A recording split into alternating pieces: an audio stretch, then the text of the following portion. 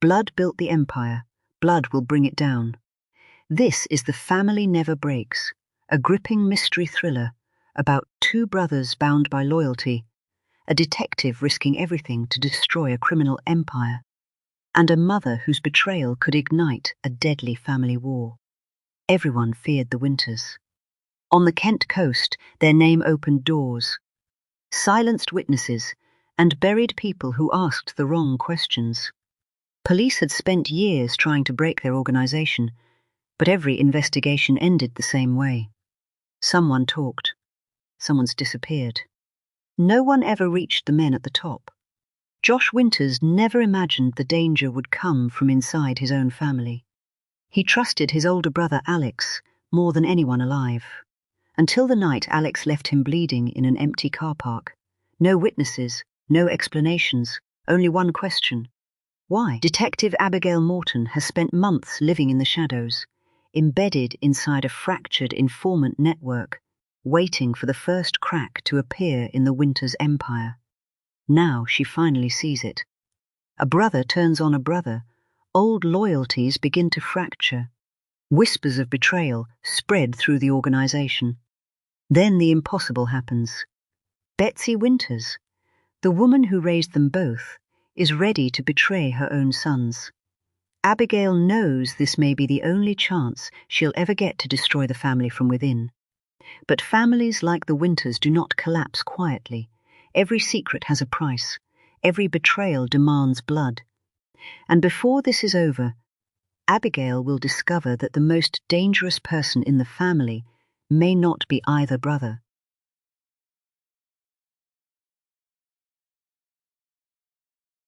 Chapter 1. Anxiety. Josh Winters knew it well. He knew what it felt like, what it looked like in people, in himself, for sure. But rarely had he seen it in his older brother. Alex Winters was driving, his grip on the steering wheel tight enough for the bones of his knuckles to flush the skin white. His eyes were fixed forward and unblinking, his position stiff and upright. Where are we going? Josh was anxious too, his words heavy with it, his throat tight, the words dug out. Like I said, bruv, we got a meeting. You did say that. And, like I said, where are we going? There was a pause, a beat in the night, long enough to give Alex away. You don't need to know too much about tonight. You're just going to have to trust me, yeah? Follow my lead even if I get out of order. Josh could choose to push it, to insist his brother tell him what the hell was going on, but he knew him well, knew how he would react to that. He also knew that the answer would be coming, and he did trust him, even if he seemed anxious. I might trust you more if you gave my phone back. The work phone, at least. Alex took them all in and swapped them out regularly. He did it for all his generals, never trusting them to do it themselves. Josh had stopped being offended by that a long time ago. He understood his brother, how he conducted business, and knew it was never personal. Alex pulled a phone from the center console to hand over. Josh took it, pocketing it without a second glance, his attention still on his brother. There had been eye contact, a stolen glance, but long enough for Josh to see something he didn't associate with his brother. Fear. And fear was contagious. You're sure I don't need to know anything about what I'm heading into here? No, his brother was firm. I'm going to make this right. Then there was cabin noise from a rumble strip that warned of an approaching roundabout. Alex needed to brake hard to make it. The tall-sided SUV they were in had a roll to it, and Josh found himself reaching for a grab handle. It was a Range Rover, an older model with the softer suspension. It was a car that Alex had loved from the moment he had first sat in it, a car that he rarely drove, and when he did it was as if it was made of glass. Not that day. That day, the normal muted burble to the V8 was a full-on roar, the automatic gearbox and its usual smooth progress shunned in favor of sport mode, Alex using the paddles to shift and hold on to gears long enough for the car he had always treated like an old friend to sound like it was shouting its confusion. Josh felt like doing the same, as if that might be the only way to get some answers. Instead of that, There was a return to silence. Finally, they rolled to a stop. Their headlights went dark in the basement level of a multi-story car park. Josh had seen black sacks pulled loosely over the ANPR cameras as they had drifted through barriers fixed in the up position. It was in the centre of Maidstone, Kent, and part of a larger shopping centre, branded as the Mall by someone lacking imagination. The darkness of 9:04 at night on New Year's Eve was almost complete, a definitive layer added by the low concrete ceilings. There were strip lights, but most were either filthy or smashed open, leaking glass and wires like gutted fish. The ambience was completed by shadows, graffiti, and a breeze laced with urine. "You bring me to all the nice places," Josh said, trying to lighten the mood. But Alex was distracted, fixated on the moving lights that had appeared, big and bright. They were from cars using full beam and coming straight at them. They split into multiple sets. Josh counted 4 separate vehicles before he was forced to look away from their glare. His brother reacted as if it was exactly what he had been expecting. He opened his door, stepped out, and hurried to the back of the Range Rover. The tailgate had a split, and he lifted the top half to lean in as if reaching for something. Then he looked over at Josh. "I'm going to need your help here." Fear had now seeped into Alex's voice, and Josh saw hurt in his eyes.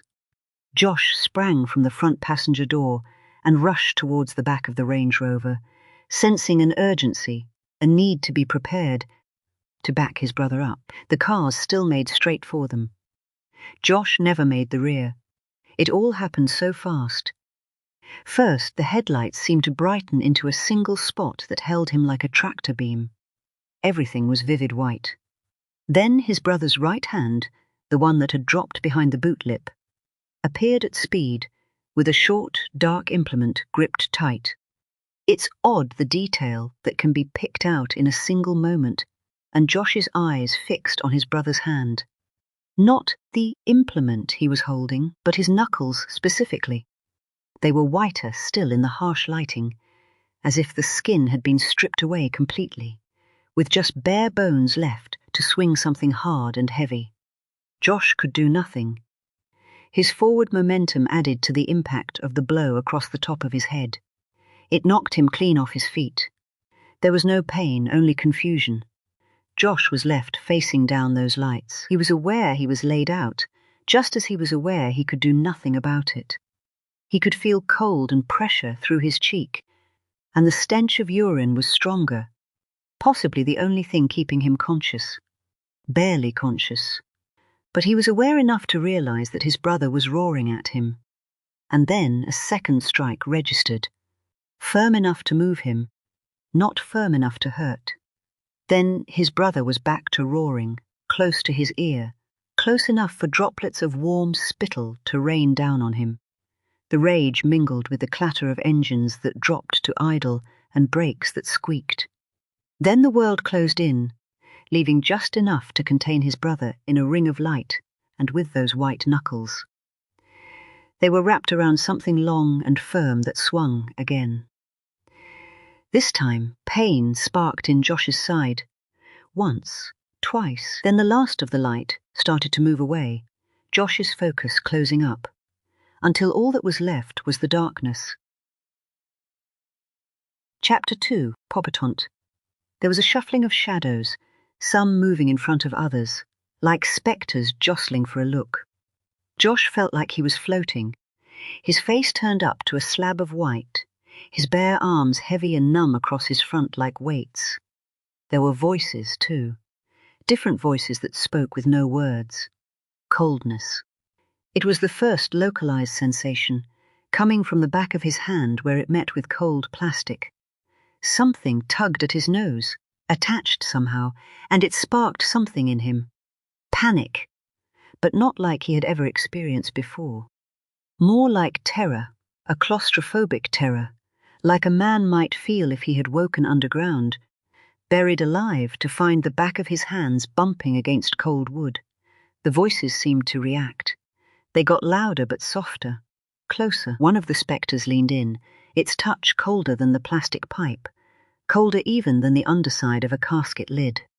A small, flat palm held down both his arms, pinning him tight. Why couldn't he fight? He was strong, he'd always been so strong. It's okay, the voice now softly made words.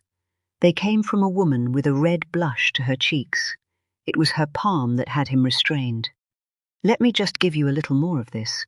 We need to get the swelling down. Swelling? She was it, all that was left. The spectres had dispersed, their curiosity sated. She raised her spare hand to fiddle with a clear bag that seemed to hold the light in its middle, her fingers coming together slowly in a squeeze. There, she cooed. Then she faded, the lights with it. Everything faded. Chapter 3. Fireworks. They were the next thing Josh was aware of. It had taken a while to work it out, to make sense of the crackles and pops that were lighting up the windows on one side. His view was part obscured by blinds that squeaked when they moved in the breeze. It was warm, not a pleasant warmth, but a constant, oppressive heat that could only come from an artificial source. The pops might have been what had woken him. The quiet between, when it was allowed to return, was a soporific hum and a subtle beeping noise whose rhythm was almost comforting, as if designed to keep him in a place between asleep and awake. But now he was awake. The lighting was low, the flashes of light against the window stark by contrast. Their sounds came a moment later. Mostly they were muted and distant, but there were larger pops that came close enough for him to feel them in his chest. Josh rolled his head to face the window. The movement tugged again at his nose.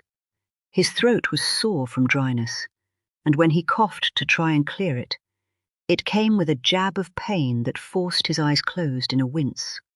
He opened them again at the sound of a door opening. Then there were voices, raised, angry. "You can't go in there. I'm calling security." Then came a reply that took Josh's breath away. "Like fuck I can't. He's my brother, Alex." Josh could barely remember his own name. He certainly couldn't remember how he had got there, or what the hell was going on. But he knew his brother instantly. He felt a flood of relief so overwhelming it made him gasp. Alex appeared as an outline, dark against dark, still unmistakable. Bruve, the voice that was so familiar, had a break to it that was not. Josh had never seen his brother cry, never seen him anywhere near it in truth, but in that moment he sounded close. Josh tried to talk. Words formed in his mind ready to go. A whole sentence, a question, but only a coarse bark made it to his lips. "Don't try and talk, bruv." Then came a touch. Another palm laid flat where his arms crossed. This time not as a restraint, but two brothers embracing the only way they could. Josh was glad someone was there with him. Someone he loved. There were others too. Josh could make out footfalls. Then more dark outlines appeared to flank his brother. They changed Alex. His demeanor, the whole atmosphere, as another firework, one of the ones that really meant it, tore open like a camera flash to briefly reveal all the details of the room. In that moment, Josh realized that he was surrounded by men, his brother the only one he recognized. His awareness was returning, a feeling of danger with it. He was in hospital. He didn't know how, but he knew that the cause was painful, sudden and violent. He was still in pain. His head throbbed, his side too, and he couldn't move his left arm. The people with his brother were not friends. He tried to speak. It was another bark at best, and this time it hurt like hell. "You know it's me, right?" Alex leaned in a little. His smile lit up as another firework burst against the window, but it was laced with doubt. Its light was gone in a moment, but it still outlasted that smile. "I just wanted to tell you I'm sorry that this all got a bit out of hand. You were right, yeah? To do what you did, to take me there, to tell them what I was up to. I don't know what I was thinking." That crack in his voice. It was getting bigger. "They can't say you weren't loyal, and I can't say you weren't right." And then he sobbed. Josh managed a single word and it took all of his strength. His throat burned, his chest too. "Don't talk, don't even try," Alex said. "They know." His Adam's apple shifted in a gulp. "It's all out there now. You had to tell them, but I think they knew anyway. I ain't gonna argue with what happens next. I can't argue. They let me come here to say." The crack was now a fissure bursting with energy. His brother took his time to get it back under control. "I'm sorry. Bruv, yeah? I let you down, let you all down. I put you in danger when you're the one with the family, with the kid. But you did the right thing and they know that." The awareness that had been dripping back now washed over Josh like a torrent from a breached dam. He barked again, tried to shift in his bed, clambering to sit. The exertion had him sucking in air that felt like hot embers. His head thumped, the pain worse where his fug was falling away. Someone stepped in close to his big brother, taking a firm grip on his bicep. That same someone spoke, the words gruff and loaded. "You said what you needed to say." Josh knew the voice and he knew what it meant. "No," his bark just managed to form a word. "This is..." He felt his strength leaving him, taking his breath with it. His chest burned like fire. "It's okay, bruv," Alex said again. "I'm sorry, yeah?" He raised his right hand to the clear bag above Josh's head, the same one that the nurse had fiddled with before. There was nothing Josh could do to stop his brother making the same squeezing gesture. But Josh was angry. The anger coursed through him, repelling the effects of what came from the bag, and he yelled out at his brother and at the men on either side. He yelled his confusion, how none of this made any sense, and he told them he was ready to fight for himself and for his brother. At least he thought he did. The truth was that there would be no fight, and there had been no words. All that came out in the room was the distant pop of a firework, a spot of light that shattered into a million shards that sparked as they sank. Then he was aware of Alex's voice, a sound that was moving away. "Oh, and bruv." Josh had no sense of where Alex's voice was coming from anymore. There were simply words cut adrift. "Happy New Year." Chapter 4, Potrolulence. 3 months earlier. Everything was in place. Detective Constable Abigail Morton was in place. She was the chosen member. The rest of the team would be bending and flexing around her. An internal joke had her labelled as the pot of gold at the end of the rainbow. The truth would fall some way short. Her task that day was a planned meeting with a local petty criminal, and it would evoke no comparisons to rainbows in any way, or pots of gold. All Abigail would be finding that day was Robert Ali Allison, who was waiting for the chance to spill his stinking guts. Abigail hadn't met Allison before, but she had taken the time to read just about every piece of intelligence they had on him, and she certainly knew enough people like him, and that was to shape her approach. Abigail was working with Vince Arnold, the newest member of their team. Vince had moved across from a uniform role. Recent events had decimated the Divisional Source Unit, DSU, which was still recovering from a proverbial hand grenade being dropped in the middle of the department, forcing members apart in every direction. Attempts had been made to bring them back together, but it was mere sticky tape, and it wouldn't last. Abigail didn't blame those that had chosen to walk, and she was well aware that the officers who had decided to stay would very likely be on their own self-imposed probation. See how this goes. That was all Abigail was doing. Right now, it was going okay. The fact that she was even acting as some sort of a mentor for Vince was the starkest indication as to where the team was. She had only been a source handler herself for 6 months, and all of that had been during what her boss had described as an extraordinary period. Talking to skags like Allison was a first attempt at getting back to ordinary. They were at least running the job in a tried and tested manner. Their bread and butter, a planned meeting with a potential new informant. Abigail and Vince were leading, and Abigail was the initial. There was no science behind this selection, beyond her being a pretty woman and Alison being a piece of shit with a history of inappropriate behaviour. This was the type of meeting that Abigail might have to wash off with numerous showers. Robert, my name is Grace. First contact was by phone, and Abigail got her first lie in straight away. You're expecting my call? Grace? Alison chuckled like he was enjoying himself. This was an early red flag, one that Abigail could bank for now. You sound a bit young to be a Grace. You don't get many of them these days. My mate had a nan called Grace. I used to nick her roll-ups. So, Grace should be nice and easy to remember. I'm going to be someone you don't know too much more about, okay? Bit like my mate's nan. The glee in his voice was increasing. Right then. So, I'm Grace, and I'm new to the area with no place to live. I moved away from some shit a few counties over. You don't know any more than that because I haven't told you. You're not vouching for me. You're just helping me find a place to live, showing me some places. There are 2 points at each end of North Down Road where the soup kitchen pitches up. Do you know them? Know them? I'm their best fucking customer.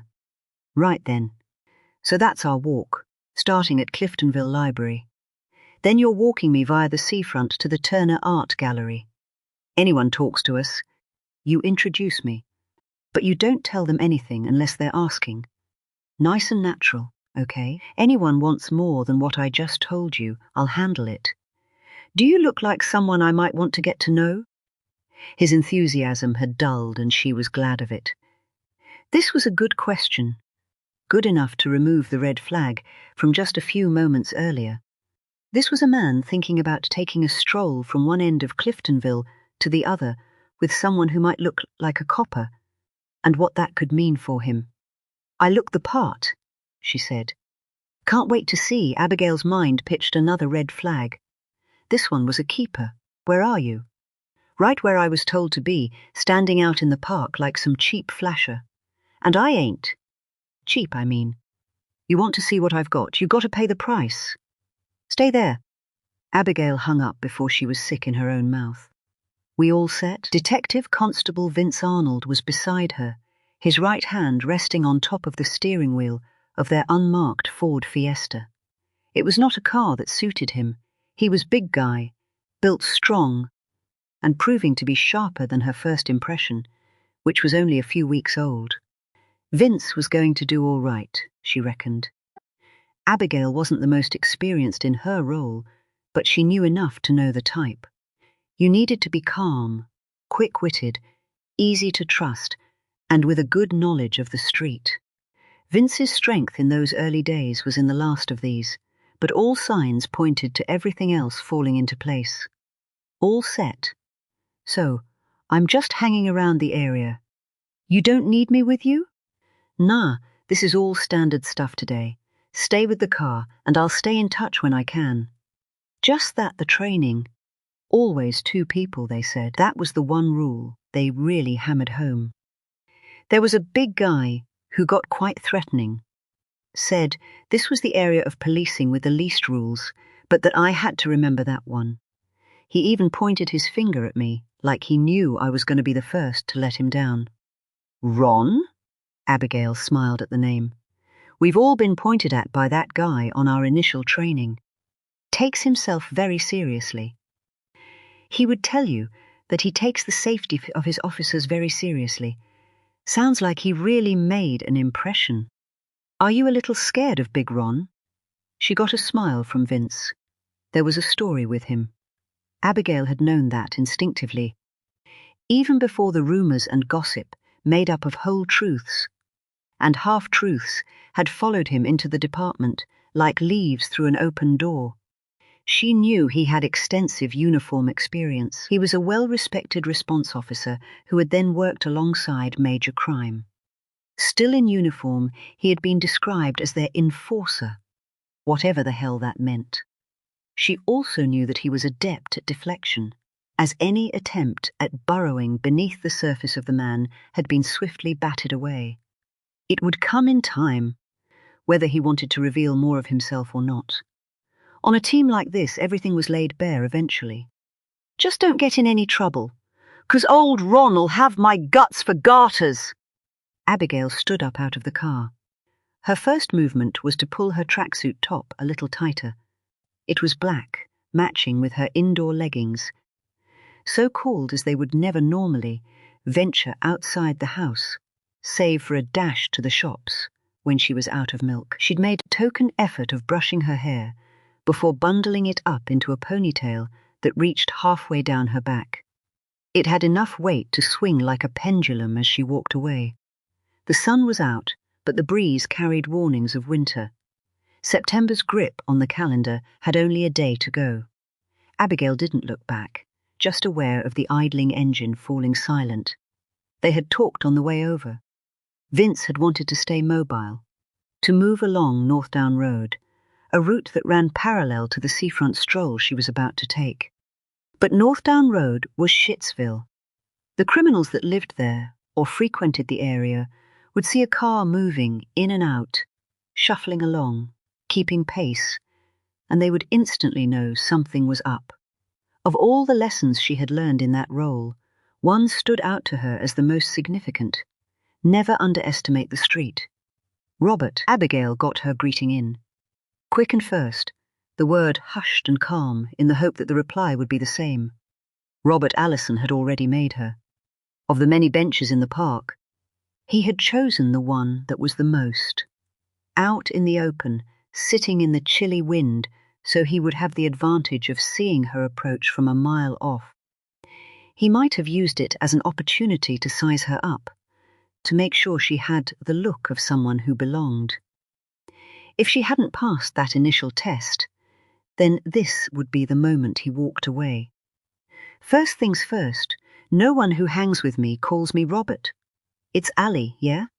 No one but my mum calling me Robert, and she ain't breathed for a decade, let alone spoke. I guess the name died with her. Ali, Abigail said. Seeing as we're going to be hanging, Allison grinned, and Abigail had to suppress a need to turn away from it. From his file, she knew him to be 42, but on seeing him in the flesh, he might have taken each of those years as a blow to the face. He had a dirty and uneven tan, the type earned from being constantly out in the sun, rather than worshipping it. He was already in a winter coat. Some of the addicts would wear one all year round. The nastiest drugs out there stripped you of everything, including your insulation. Those 42 blows might have taken a few teeth out, but his smile was still bright when it came. There was a light to him overall, a mischief that flared in his eyes as he took her in from her toes back up to her head, lingering on the side of her neck, where her latest tattoo reached up to finish behind her ear. "Yeah, you'll do for me!" His grin got wider, the mischief brighter, and Abigail let it burn, aware that this was not the time to be dousing a first impression. They were both playing a role. She was well aware of hers. "What's my name?" she said. "Grace, you said. But that ain't it, is it? It don't suit you. You don't look like no Grace I ever knew. And why are we walking together?" "I'm just showing you the sights. A few of the places to hang out. Maybe get you a sit-down with someone who can sort out a place to stay. Assuming you don't want to stay with me, that is." He winked this part, but Abigail was pretty certain it was a serious question. "We don't need to be spending quite that much time together. We're going to walk the route I described, and then, when I say, we're going to talk about what you know. Then we part. And if I think you can be useful, then this can happen again. If anyone asks further down the line, I didn't find a place to stay in Thanet. I got somewhere the next town over. But sometimes I might bunk the train to come back here to look at flats." "Which town?" "You know, for when people ask." "You don't know that. Like I told you, I'm running from some shit up the county, so I'm not giving out my address." "I get you," Allison winked again. "Vague, less for you to remember, and this isn't a game, Ali." "Okay, I get it." They walked. Allison's enthusiasm remained, his voice too loud and excited, his laughter too hard. It was small talk to start with, Abigail keen to keep directing him back to their cover story. As simple as it was. She made him use grace more than was natural, knowing that was the way to imprint it on his mind. She also checked her phone. It was a dumb thing, what the street would call a burner. Text messages had appeared on its face that told her the team were in place, that they had picked her up, and no one of interest had been spotted in the area. These were messages written in code. To anyone else it would read as idle chat. No flats to rent in that area. Gonna keep looking. With confirmation received, she could move their conversation to where it needed to go. So, what's going on? Ali? They had made it to what felt like the edge of the world. The sea was now visible to their right, though it was a thin strip, largely obscured by an expanse of grass. It was a longer walk than she had anticipated before the slope took them down to the promenade, to where the blue of the ocean could dominate. On that day it was almost grey. The breeze was unabashed. It ruffled her clothes like a constant and frenzied search of her body. She pulled her hands up into her sleeves. Ain't nothing going on for free, straight to business. What I got for you. It's at least a wunner, 100 quid. Abigail reacted like it was preposterous when it was far from it. Internally, this was called the first date, and the cost of a first date had been going up steadily. The problem with the street was that it was all connected. You paid one rat a wunner, and the rest would sense a new normal. I'm telling you it's worth that. I know what you lot have been trying to get into, and how you ain't managed it yet. You just ain't looking at the right people. And you're the right people. I can be right for some things, yeah. So I got some shit I know and some shit I heard. The shit I heard might be something you can use to get other people talking, if you get what I mean. Allison fixed a big proud of himself grin on his face. You do know what I mean! Abigail had an idea, but finding out precisely was something that would need to happen further down the line. The perfect first date was a bit of flirting, a demonstration that the potential source actually had information they could use, or at least access to it, and a clear impression that they understood the world of the grass and just how dangerous it could be. The identities of police sources were among the most fiercely guarded pieces of information, with names shared between team members only, and, in some cases, only an individual handler and a single senior officer. This worked well, and there were good systems in place to enable that to happen. But any system was only as strong as its weakest part, and Abigail was under no illusion that she was walking next to it. I have an idea, but let's not get ahead of ourselves. The copper who passed your name over, he said, you knew a little about some underground trading in the area. Tell me about that. Some underground trading. Is that what you reckon? You walk down Northdown Road now, and I bet you every shopfront you see has got themselves a little underground action going on. It ain't just who you think either. The corner shops and betting shops have had it a while, but it's everywhere now. None of them can keep up. You got tattoos, hairdressers, posh coffee gaffs, got your car in for a service? Do you want a pack of hooky ciggies? No problem, madam. Cigarettes. From Europe. Avoiding the criminal tax this government puts on a pack, so they can buy their second homes to rent out. The real criminals here ain't the bootleggers, I tell you that much. You could. Save it. She'd heard it all before. Just cigarettes. Booze and vapes, easy, he shrugged his bony shoulders. But more and more they'll do you a little medicine too. Medicine? Yeah, would have been my thing once upon a time. Been clean for 9 months now. Best thing I ever did. What else do you know? This is all free, is it? No, this is you convincing me that you're worth having on the books. So far, you've told me nothing more than you could have got from the BBC News website. Allison slowed his pace as if he needed time to think. Stash cars. He paused as if he might have expected more of a reaction. There are a few parked up around the streets. I know of at least 4. More sometimes. They change some of them out, but there are a couple that don't really move. Trading standards started coming knocking at these places with your lot on their heels. They'd come with search warrants and tear the place up. Hides were getting found. Someone had the bright idea that a search warrant covers a shop, but it don't cover nowhere else. It don't cover no car parked out on the street. You could park it right outside, and all the cops could do is stare in through the window. Alison seemed to like this idea, even though it wasn't entirely true. She did know of stash cars, and she also knew that they could be very effective if used right.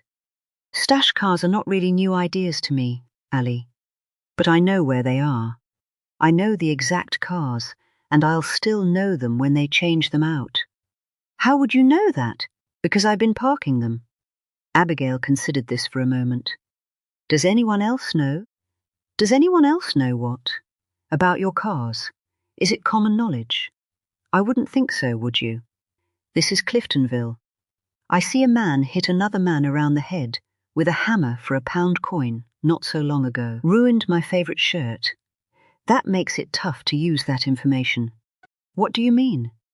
I mean, when the police rock up with a warrant for 2 stash cars out of the blue, 2 cars that maybe only you knew about, who are the people that asked you to park those cars going to seek out for a little chat? Alison's eyes widened. It's okay. I don't want to get you into a situation like that. So now I'm a bit confused. What are you here for? The bigger picture. The best way to keep you safe is for you to help me build up a picture of what's going on. The players involved, who's working for who, where the stuff is coming from and when. The more people we know about, the easier it will be for me to see what we can and can't act on. Say you tell me who told you to park those cars. We have a look at him on the sly, and we realise he's asked 4 other people to park cars, and those 4 others work as part of a crew with a lookout or 2. Suddenly you got 6, 8, maybe even 10 people that I can say know about these stash cars. Then we get warrants for 3 of them, none of them for the cars you parked, and none of them parked by the same person. So, the big boss can't say he's got a single leak. The big boss ain't looking at you. That's all I care about, really. This was a well-practised fib. Alison chuckled a little. I thought you were awful young, back there when I saw you first. I thought too young. I was going to have some fun. Reckoned I could get you to stump up some easy cash and then be on my toes. But you've done this before, ain't you? I've never been ditched on a first date, Ali. She made a show of looking him up and down. And you ain't going to be the one to spoil that. They shared laughter. For a moment, the facades they both projected fell away a little, the interaction almost human, almost equal. So that's what you want from me? The big boss, eh? The man pulling all the strings. Something tells me that's a bit more than a first date move. That feels more like 4th base. I can tell you there will never be a 4th base. I'd say that's worth a little more than 100 too. And I never agreed 100. I've got 50 and a retainer. Retainer? You tell me who your big boss man is today, and you can be on your toes with 50 quid in your pocket. We wrap this up, but we meet again a week from today. That meeting's 20 quid just for turning up. By then, I'll have done some work on the name you give me, and I'll know if you're useful or not, if you're worth talking to again. 20 quid ain't getting me far these days. Now, is it? Call it a starting point. And it's literally a walk in the park for that. 50 quid don't get a name. It's 50 today, but it could be the start of something regular. Who knows how much you could make out of this in the long run? And this is 50 quid for something I reckon I might already know. You don't know this, I'll tell you that for nothing. 50 quid says I do. Abigail took the cash out of her pocket. She didn't like paying cash. Paying a utility bill or rent was always her preference. Sums of cash could leave people like Alison vulnerable, but there was nothing like the sight of it as the final push she needed. And listen, when you take this off me and you take it home, don't be flashing it around now. You need to come up with a legit reason for having it, one that don't include a first date with a copper. Alison's eyes followed every movement of the cash, as she used it to emphasize her point. Then he licked his lips, breaking off to do what Abigail had done already. Check all around to make sure no one was taking any notice. There was no one in sight. I can manage that. Always got bits up for sale, me. So then, what you got? I got a name, sure. Might only be a temporary one, though. Temporary? What does that mean? Means I 'ear there be plans afoot, he said, with a lousy pirate accent. Mutiny. Abigail tried her best not to recoil. What did you hear? Nothing more today. You said that. But just think about that when you're thinking about seeing me again for the second date. There's more to life than just names. There's plots too. Big plots. Ain't too long before Guy Fawkes, right? Month or so. Tale as old as time. If you know someone's planning to blow up the Houses of Parliament, then that's something I might negotiate over. You might get me up to 85. If I knew someone was planning on taking out that bunch of cunts, I would give that 85 to the cause. Let's snap back to reality then, shall we? You want this 50. You gotta earn it. No tall tales of gunpowder plots. Let's start this off with that name. Chapter 5. Potter Clollants. How did it go? Vince's first question, inevitable and in exchange for the coffee Abigail passed him as she slid into the passenger seat. She had finished her date with Robert Allison, where the town's second soup kitchen would be found every evening in the winter and twice a week in the summer. The same van covered both spots at each end of North Down Road, the work voluntary and beautiful, the punters neither. After leaving, Abigail had walked a reasonable distance with her team around her. They would be hidden in shop fronts, alleys, or out in plain sight where footfall allowed. Their task was to make sure no one followed her, so she would be free to meet up with the man, still filling the interior of a Ford Fiesta. Her diversion for coffee had occurred the moment she had been given the all-clear. We really hit it off. Abigail grinned. Is he going to work out? I don't know. He gave us the same names that everyone around here knows, but he's definitely a part of it. I think he might be more important in the setup than I gave him credit for. Alex and Josh Winters, Vince said. Those are the names he has. No matter where we go or who we speak to, the Winters brothers are always what we hear. But you think he knows more. Very likely. I didn't push it today. I sensed he was scoping me out, as much as I was there to test him. I'm always happy to be told something I already know on the first meeting. Means I don't have to go out and verify the intel. He knows the boss, said Alex Winters, asked him directly, to park up a couple of stash cars. I've got the details, so we have an option to sit up and see who comes and goes. I said I'd see him again next week. I should be able to assess better after that, but I'm hopeful. You like our Rob? It's Ali, actually. He was quite insistent, and he's street smart. He's got a history of handling stolen goods for local burglars.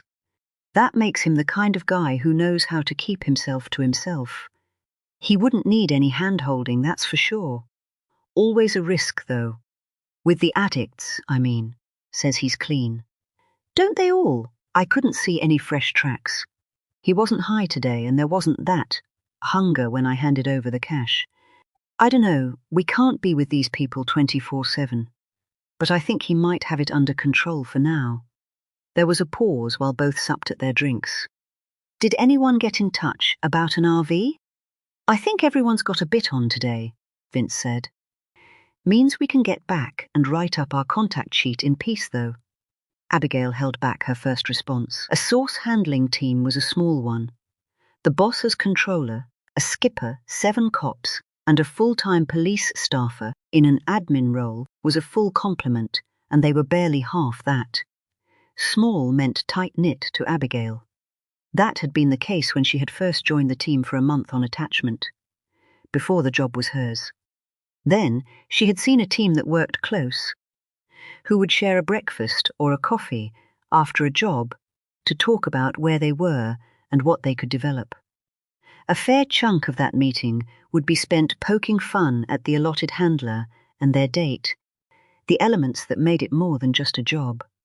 But that felt like a different time and place. That team was now fractured, more a group of people who happened to do the same thing, pulled apart by mistrust and finger-pointing, and Abigail had been thrust right in the middle of it all. That hadn't been her fault. She had just done her best in the circumstances, helped where she could, but it had cemented her as the outsider, and she wasn't sure it was something she could ever overcome. "I do like to write up my day in complete silence," she said at last. "I can sing along if you like." Vince tried, and Abigail did flutter a little smile. "It will get easier. The version I heard. You saved the day." Abigail lingered on him. Vince had joined since the turmoil, after others had left in protest. It put him on the same side as her, giving her hope that with time, the team could evolve and those old values and that old atmosphere could return. "That might not be the only version out there," she said. Chapter 6. Light-headed. It was happening more and more, and Betsy Wheeler knew it was starting to intrude. She was in mid-conversation, just small talk with Sanjay, her local shopkeeper. But it was a conversation all the same. Only she lost track of the words, his and her own.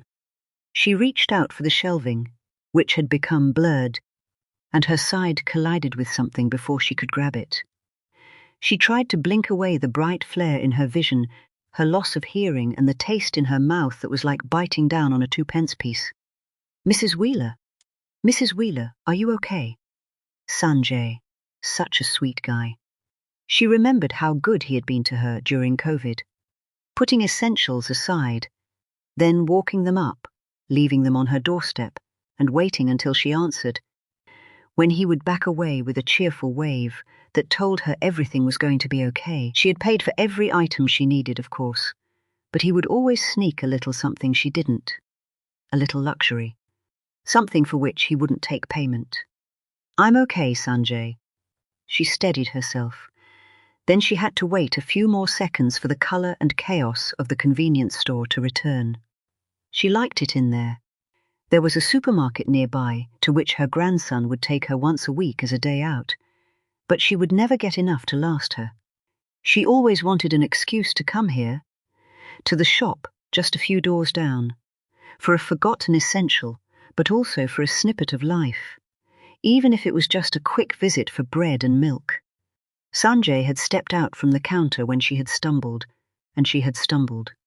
That was clear from the indent she had made in the cereal display. She gasped out her embarrassment. "I'll fix that," Sanjay smiled with genuine warmth. "It's nothing." Betsy ignored him, lining the packets back up, and then attempted to step away from the damage. But her right foot didn't move, not the way she wanted, and she stumbled again. She was aware of Sanjay and his arms as they shot out to catch her. She braced herself. Both hands this time. The same shelf, but the crash was harder. She caught Sanjay's eyes as the boxes toppled all around her. "Sanjay, I'm sorry, It's okay," he smiled assurance, then darted to where a round step-up was pushed in to blend with his stock. Pulling it free, spilled some more goods where the shop was so overstuffed. He left the items on the floor and slid the step towards her. Its squeaky wheel increased the sense of awkwardness. "Just have a seat for a moment. I'll get you some water." "No, it's..." But she did sit. She told herself it was just because she didn't want to appear rude or ungrateful. She was very grateful to him. Not for the seat or for the water that he rushed to get, and that still tasted like copper, but for noticing her, for seeing her, knowing her name, caring enough to sit down and look concerned. She was now blocking the middle aisle, and a queue of people with milk and newspapers was already forming behind him. But Sanjay was only focused on her, his eyes brimming with concern. He called towards a door down the far end of the shop, where the stock got thicker still, stacked everywhere, blocking the artificial light where the natural light from the glass frontage couldn't reach. It was dark enough that you might not know there was a door there at all. Betsy knew. a young teenaged girl emerged. She asked no questions before tidying the spilt stock and then stepping behind the counter to serve the queue. The girl was no doubt one of Sanjay's seemingly endless family. All of them rotated in the shop. Betsy once told Sanjay that it seemed to her like the entire Asian world was his cousin. She had stopped herself, hand over her mouth, like that might have been a racist thing to say. You could never be too careful these days, and Sanjay had played along for just a few moments. He had looked shocked, offended, she thought, but he hadn't been able to keep a straight face for long, and the warmth that was such a part of him bubbled back to the surface as a chuckle. Betsy had struck him lightly on the arm, and, for just a moment, she was much younger than her 74 years, and flirting with the nice man in the local shop. But it was a rare moment. Getting old and being on her own meant that life had become all about such rare moments, and she clung to them more and more. Sitting on that stool with a muzzy head and the taste of metal in her mouth, she was in no rush to get up, knowing that for her next stumble, no one might be there to see it. "What's this about, then?" Sanjay said. "Can't a woman get unsteady around you, Sanjay? I think maybe that happens a lot. Less often these days." He patted the paunch that pushed out against his knitted jumper. "You try working in a place surrounded by chocolate bars.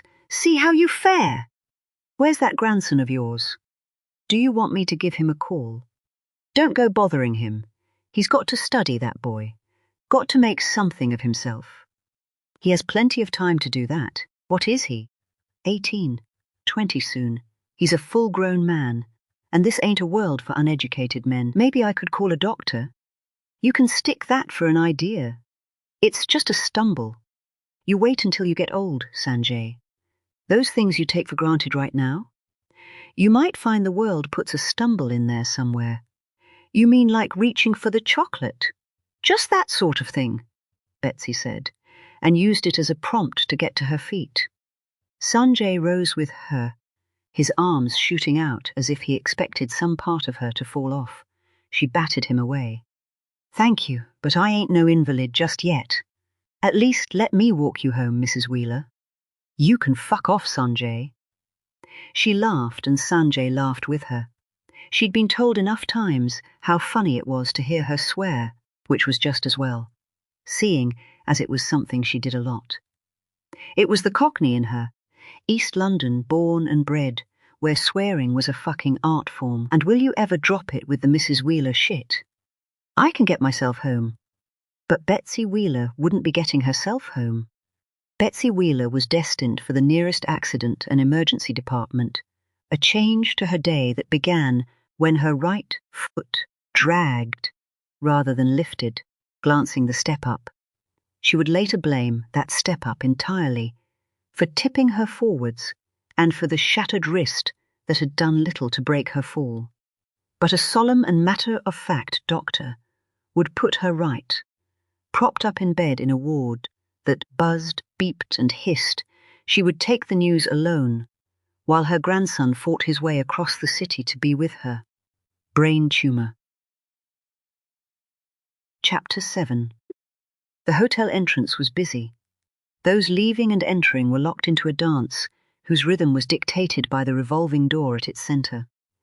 Those that came out would find their nostrils imbibing the last of the summer. Those entering inhaled the first blast of a heating system, recently modernized and stretching its legs. The lobby was expansive, the ceiling some way above the floor, its true height as inconsistent as the materials that made up the walls. Exposed brick, steel and plasterboard. Glass comprised much of the ceiling and the dome in its middle. On that day it flickered with the shadows of a silent cloth that ran over it, operated by a red-faced maintenance man, his movement mimicking the mop below, which operated in a section cordoned off by a yellow A-board. Something spilt, perhaps, or vomited more like, since the suited man doing the cleaning was smiling out and it's okay, while an apologetic family consoled a pale little boy with his palm rested against his belly. No one paid any attention to the sharp-dressed man crossing the lobby, a very slight drag in one foot. He was jacketless in tailored trousers, loke shoes and a crisp white shirt under a silk tie and braces. The braces met in the middle of his lower back, holding the fine cotton to a thin layer of sweat, the only element to upset his ensemble, and upset him it did. He pulled a large case that was so well engineered it glided silently behind him, as if it were self-propelled, the mechanism as efficient and pleasing as the tanned woman who typed at the desk in front of him. A motion she paused when he entered her space. She lifted a smile that was one part robotic, one part professional. There was no room for warmth, and yet it was still flawless. "How can I help you, sir?" The sweat had found a second place to gather, the nape of his neck. He would loosen his shirt if he were not in public, though even then it would only be one button, and only after removing his tie. A tie pulled loose from an undone top button was the reserve of the filthy drinking man after work, the sort with rolled-up sleeves, who, when he finally returned home, used his grubby fists to take out his inadequacies on his wife. "I have a room." He used the voice he had practiced, the one with no accent or lisp, no inflection or feeling, nothing to remember. The revolving doors behind him spun daily with the influx and outflux of men in white cotton and smart shoes just like him. They came to be greeted by a robotic and professional smile, and then left to the same, neither sticking in the memory of the other. She would not remember him specifically. She would never forget what he did. The woman held her smile while he gave his fake name and fake identification. In return, she offered more of her fake smile and added a fake welcome. He had the room he had requested. Room 7, first floor of 3, middle end of the hallway, left out of the lifts. Dead center. He was given passes for the separate pool and spa that he would not use, tickets to exchange for 3 breakfasts that he would not eat, and a pointer towards a document with local attractions that he would not read. They played out their game while the door revolved behind them, while the daylight flickered and strobed above, and while the little boy was sick all over again, prompting the man with no self-respect to return doggedly to his task, still wearing a smile. He also wore a name tag, Thomas. The lift took too long and spilled too many people. The first was a fat woman in a dress too tight, and it required concentration not to react. He knew that he did that. It had got him into trouble before. He was adept at hiding joy or sadness, anger or hate, but disgust was something that leaked from him like an unboxed scent. He wondered if the boy in the foyer might see the woman's armpits, trying to escape the clutches of the material, and give Thomas a third puddle to smile at. The thought of it occupied him while the people cleared, and he was left staring at himself, mirrored from the back. His lips had curled into a half-smile. Perhaps he wasn't as adept as he thought. He shuffled in, pressing the button numerous times, despite it being lit from the first touch. The doors closed in time to cut off someone calling out for it to be held. Finally, he could breathe. Inhaling brought with it the smell of new carpet and glass cleaner. His left hand rested on the suitcase he would not let them take, could not let them take. It was all that he had left. It was to be all that he would leave. Chapter 8. Pot Tumult. 2 days was long enough for Betsy to sit in hospital. As much as she liked to observe life and all of its goings-on, that was only on her terms. It was why she liked the Spark Market a few doors down with Sanjay, his wife and all of the cousins, and their chaotic fallings out. It was why, when the sun was out, she liked to walk to a bench in a park full of dogs who needed to know that they were handsome, and when it wasn't, to a cinema doing reruns of classics. But a hospital ward? That felt like a glimpse into a not-too-distant future. She had seen enough. The nurse had agreed that she could leave, but made it clear that she absolutely shouldn't. Betsy had waved her away, told her about being a tough old bird, and how she would be better off out of that place, and back in her own. Then, Just a few paces out of the hospital's bustling entrance, Betsy had been forced to consider that she might have been wrong. It was her throbbing wrist that brought her to a stop. She thought that if she could rest for just a moment, long enough to bring her heart rate down, the pain would ease. She made for a bench that was a short walk from the entrance and drenched in sunlight. She considered making a call for a lift. She had 2 sons as well as her grandson. All had visited and made it clear that they were primed to take her home, but it had also been clear that it would be an inconvenience. She understood. They all had their own lives, and she was an outlier in each of them. A visit to her was a task that needed to be done often enough to keep her quiet. It wasn't so long ago that she had felt a part of their lives, a mother and a grandmother who was listened to, who had influence over them. They needed guidance, always had. But she had failed somewhere. Police, 2 of them. Uniforms, catching in the sun, flaring their white shirt collars. She liked that they still wore them in London. Her home was just over the border in the county of Kent, where the police now dressed in black to match their military-style boots. She watched them walk into the main entrance. A few minutes later, a different one came out, as if they had passed some kind of baton. This one was a woman, older than most coppers seem to be these days. She had her hat under her arm and her hair tied up. Betsy watched her all the way to a bright police car. She watched her land heavily in the driver's seat to discard the notebook she had been holding like it was litter for a bin. Betsy recognized someone having a bad day, even from a distance. It made her smile, not out of spite. She didn't wish a bad day on anyone, let alone a middle-aged woman trying to do the most difficult of jobs. It was a contrast thing, irony. It was about Betsy, because she would swap. No matter what that woman was going through, no matter what was scrawled on that notepad or what it meant for her next, Betsy would swap. She would swap any day as an older woman for a bad day at work as a much younger one, returning home to a family that wanted to know if she was okay. She would swap for the time. Not in a selfish way. None of her friends had made it as far as she had. She knew getting older was a privilege, not a right. And if 74 was to be her number, then it wasn't such a bad one at all. But what about after? That wasn't something she had been concerned about until recently, until her sons had started out down a path that she could not endorse, and they were dragging her legacy with it.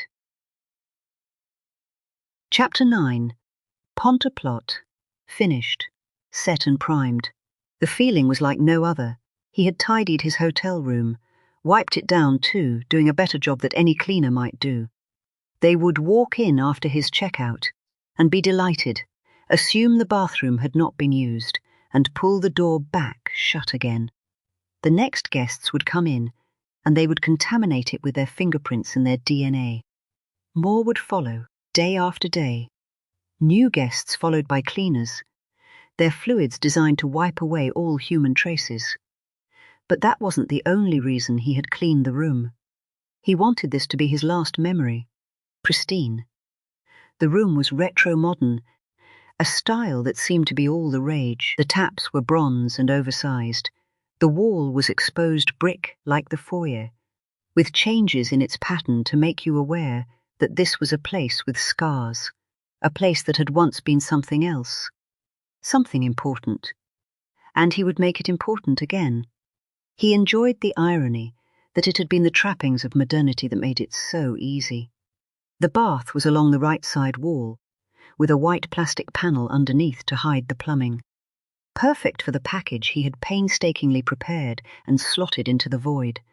It had gone nicely against the wall, behind which ran the main spine of the building. 25 pounds of commercial gelignite would be more than enough to snap that spine in a moment and bring the modern facade and everything else crashing down. Maybe the bones of the building would survive. Enough, perhaps, for people to get a glimpse of its former glory to be reminded. And then they would likely build something bang up to date, all glass and gaudy, over its corpse. He lingered on the panel, his mind's eye giving him a glimpse right through it to what he had set there, to what no one else would ever see. His long delay timer, a simple, foolproof construction using the gubbins from a video cassette recorder, had begun. He had primed a trigger switch as a failsafe. This was attached to the bath panel in a way that made it impossible to take it off without the device activating. It was overkill. There was no reason he could imagine for that panel to be removed within the next 12 weeks or so, while the timer ticked silently down. On his way out, he turned to take in the building, envisioning what it would look like at midnight, just 30 minutes into the new year, when coloured bangs and pops would light up the sky across the city. But they would be nothing like this.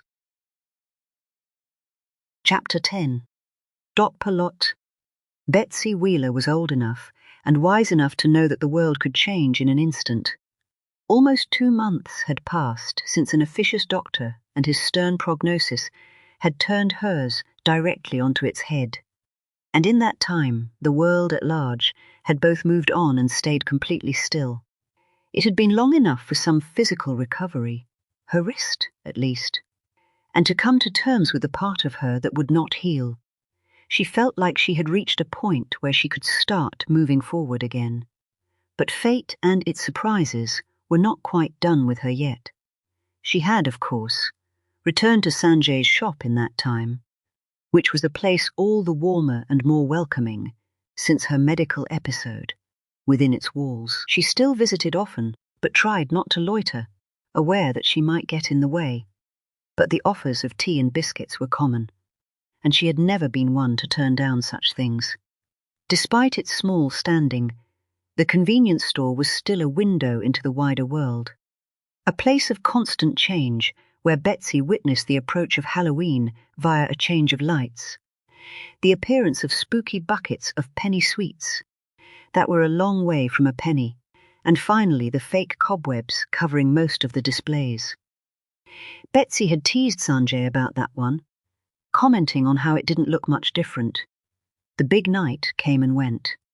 Halloween was busy on her street, as always, with Betsy choosing to simply stand in her open front door for much of it, with no time to sit back down between one knock and the next. There would be no complaints. The evening was one of shiny children with shiny smiles, and Betsy gave out 2 spooky buckets worth, a fistful at a time. Hardly any time passed, it seemed, between the sugar rush of that evening and Sanjay being out with the Christmas lights.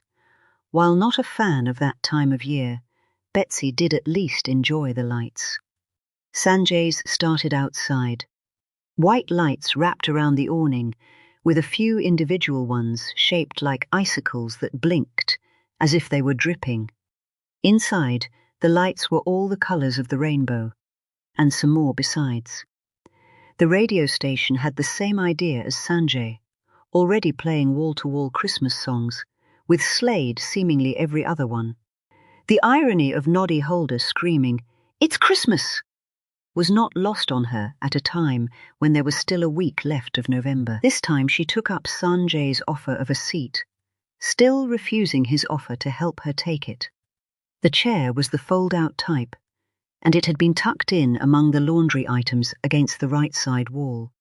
Sanjay sat with her for a while, him on the step-up she knew to be uncomfortable with its dimpled anti-slip grip.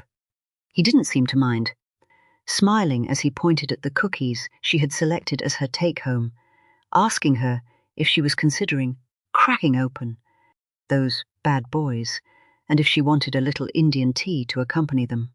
Who could turn that down? Sounds rather exotic for a late morning in Bexley. Sanjay seemed to hesitate at this, stopping where he had started out for the internal door that led to the upstairs flat beyond, and turning back to Betsy in her comfy chair. His dark hair had an orange sparkle where a Christmas light dipped a little too close. "Okay, so a little honesty here. It's Yorkshire tea that's just made by an Indian. I'll take it." Sanjay was still chuckling to himself as he went through the door. His tone changed in an instant as he yelled upwards, "Vikash! One of Sanjay's cousins appeared in the next moment. He acknowledged Betsy, just like they all did. Everyone was so nice to her. Vikash was one of the family members she had seen before, which wasn't always the case. He was younger, mid-20s, whereas she put Sanjay in his 40s. Vikash was also a lot less patient when the kids came around in bunches to cause mischief, trying to slip chews and popping candy in their pockets. On that day, there was to be a different sort of trouble. It seemed to start the moment Sanjay disappeared through the door. "My friend!" A man had entered the front of the store with his arms outstretched. Barely a man, Betsy reckoned. His hood and collar were both up, but the skin she could see was pocked and tanned, the scars of a recent battle with teenage acne. A small clump of dark hair was squashed out in a clump that hung over his cheek. He was smiling widely, but Betsy didn't see any warmth there. Her view was a little obstructed where she was tucked into the display, her feet actually resting against a megapack of fabric conditioner. Vikash didn't react like this was a friend either. He had stayed standing, his foot resting on the battered stool that they all used to rest on. It had a top that spun, albeit not freely anymore. The sound was like someone trying to start an old motor car. Vikash leaned on the pile of newspapers that padded out the desk. "Help you?" There was a shake to Vikash's voice that Betsy couldn't pin as anger or fear. The air changed, thickened. The sweet scent of sugar and mopped floors seemed to sour. The warm hanging lights seemed colder. She pushed herself quietly back a little and looked at the doorway that had swallowed Sanjay, considering calling him back down. 20 B&H, please, Squire, said the pockmarked young man. The cigarettes were in a display behind Vikash. He slid back a plastic panel, the key for which always hung in the lock. He put the carton down on the counter.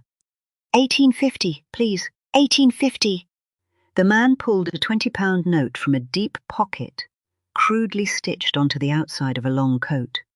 He made a show of mopping his brow with it, then placed it down next to the carton. Vikash reached for it, but the man held it in place with a stubby finger. The skin on the back of his hand was tanned too, lighter than Vikash's but not much, and the nail was filthy. It would be one of the few details she would be able to recall later under questioning. What followed was a moment where both men had a hold of the cash, a moment where their eyes met. "And how much of that 1850 do you make?" Vikash shrugged. "Not my shop." His apathy was laid bare. "I get my hourly rate. Your boss makes about 120 on these." The man lifted his finger so that Vikash could take the money.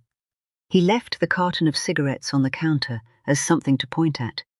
"That leaves the corporates and the government to take their 17-odd quid, and you lot have fuck all left to pay your rent. Keep the Christmas lights twinkling, pay wages. Sweep up and keep it warm enough so that Miss Miggins down there don't flake away. A quid ain't going far now, is it? And then there's me, your customer." Betsy pushed herself even deeper into the laundry goods at being outed. "I'm 18.5 quid lighter for a picture of a diseased artery." He held the carton up now to inspect it. "Not much of a reason for me to come back here, is there?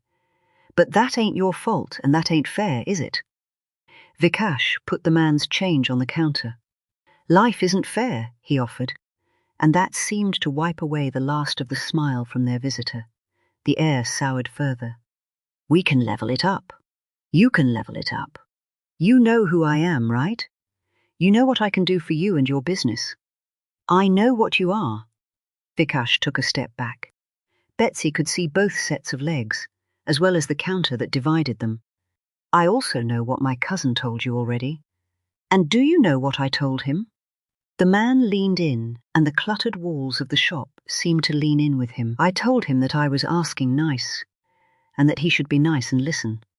I told him I'd be back, and I wouldn't be so nice when I did. I'll be sure to tell him you came back, and that you weren't nice." "How does that sound?" The man hesitated. He still had the packet of cigarettes in his hand, and he went back to inspecting them. "I don't understand."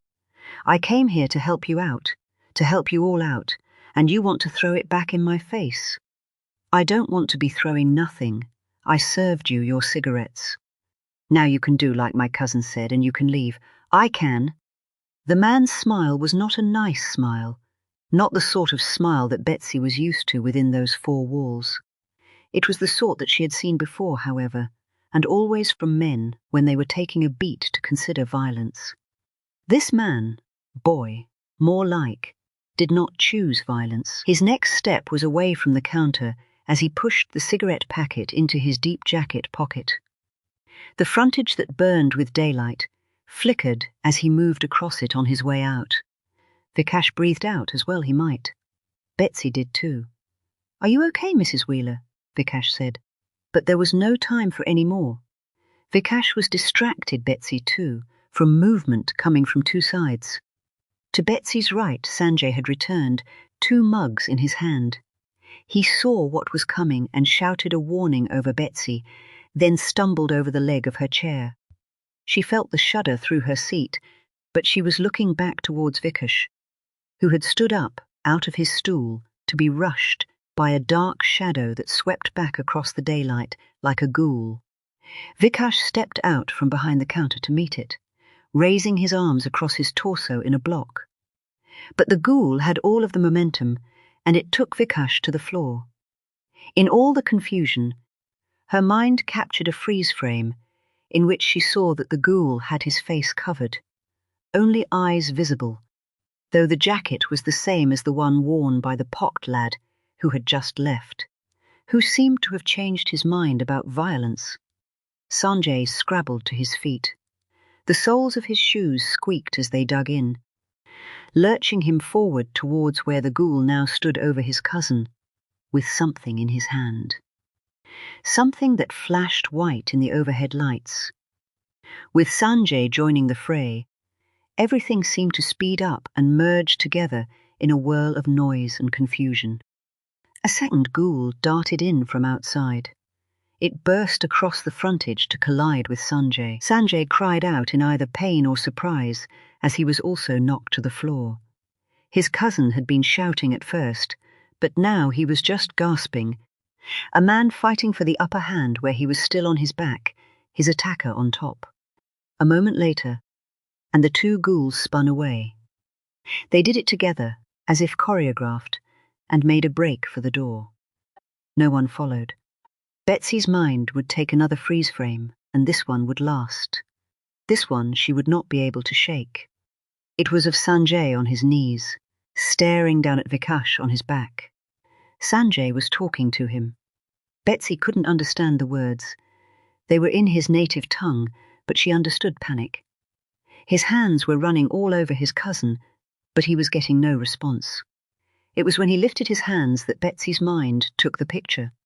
They ran with blood. The shouts were so loud after that, the commotion so much, that Betsy had to put her fingers in her ears and scrunch her eyes shut as Sanjay's family arrived one after the other, spilling from the internal door with such speed that the hanging Christmas lights swung to toy with their shadows. They shouted and swore and begged and made calls on their phones. They pulled Vikash out into the middle of the shop, pushing over stacks of whatever to clear the room needed to push him in the chest. Packets and bottles of things continued to fall from shelves as the family circled, taking it in turns, working until exhausted, crying and begging to their God. And he died anyway. Chapter 11. There were 2 police officers, detectives they said they were, a man and woman. Betsy thought the man looked tired. He arrived with the air of someone who already needed to be somewhere else. Sure enough, he led the introductions, then turned all of his attention to a buzzing phone, flicking his elbow at the poor woman sitting next to him in what Betsy assumed to be the universal sign for you deal with the old bat. It suited Betsy to get rid of him, and, as he sauntered around her living room, barking questions and frustrations into that same phone, the female officer looked just as happy to have got rid of him too. The next person she would have liked to be rid of was her eldest son, who hulked like a spectre behind them. He was out of her line of sight, but not out of her mind. She could feel him bristle. She had told him she didn't want him there, that she was quite capable of telling the police what she had seen. But Alex wasn't happy at that. Alex had told her that there were times when you didn't want to be the one seeing anything, times when you didn't need to be getting yourself involved. This was one of those times, apparently. Betsy had told him she understood, told him she would do just as he said. But that hadn't been enough. The boy she'd brought up, a lot of it single-handedly, wiping his arse, fighting for the best schools, picking him up and brushing him down more times than she could remember. That kid was now a man, and that meant that he knew better. Detective Constable Amy Morris.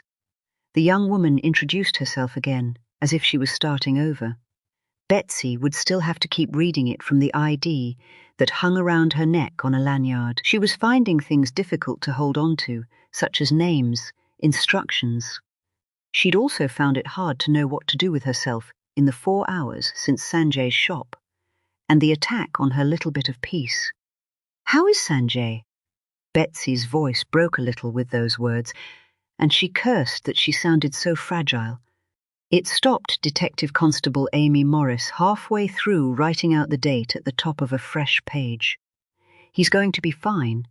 He has what we call defensive wounds, some slashes across his arms and hands, but he will heal.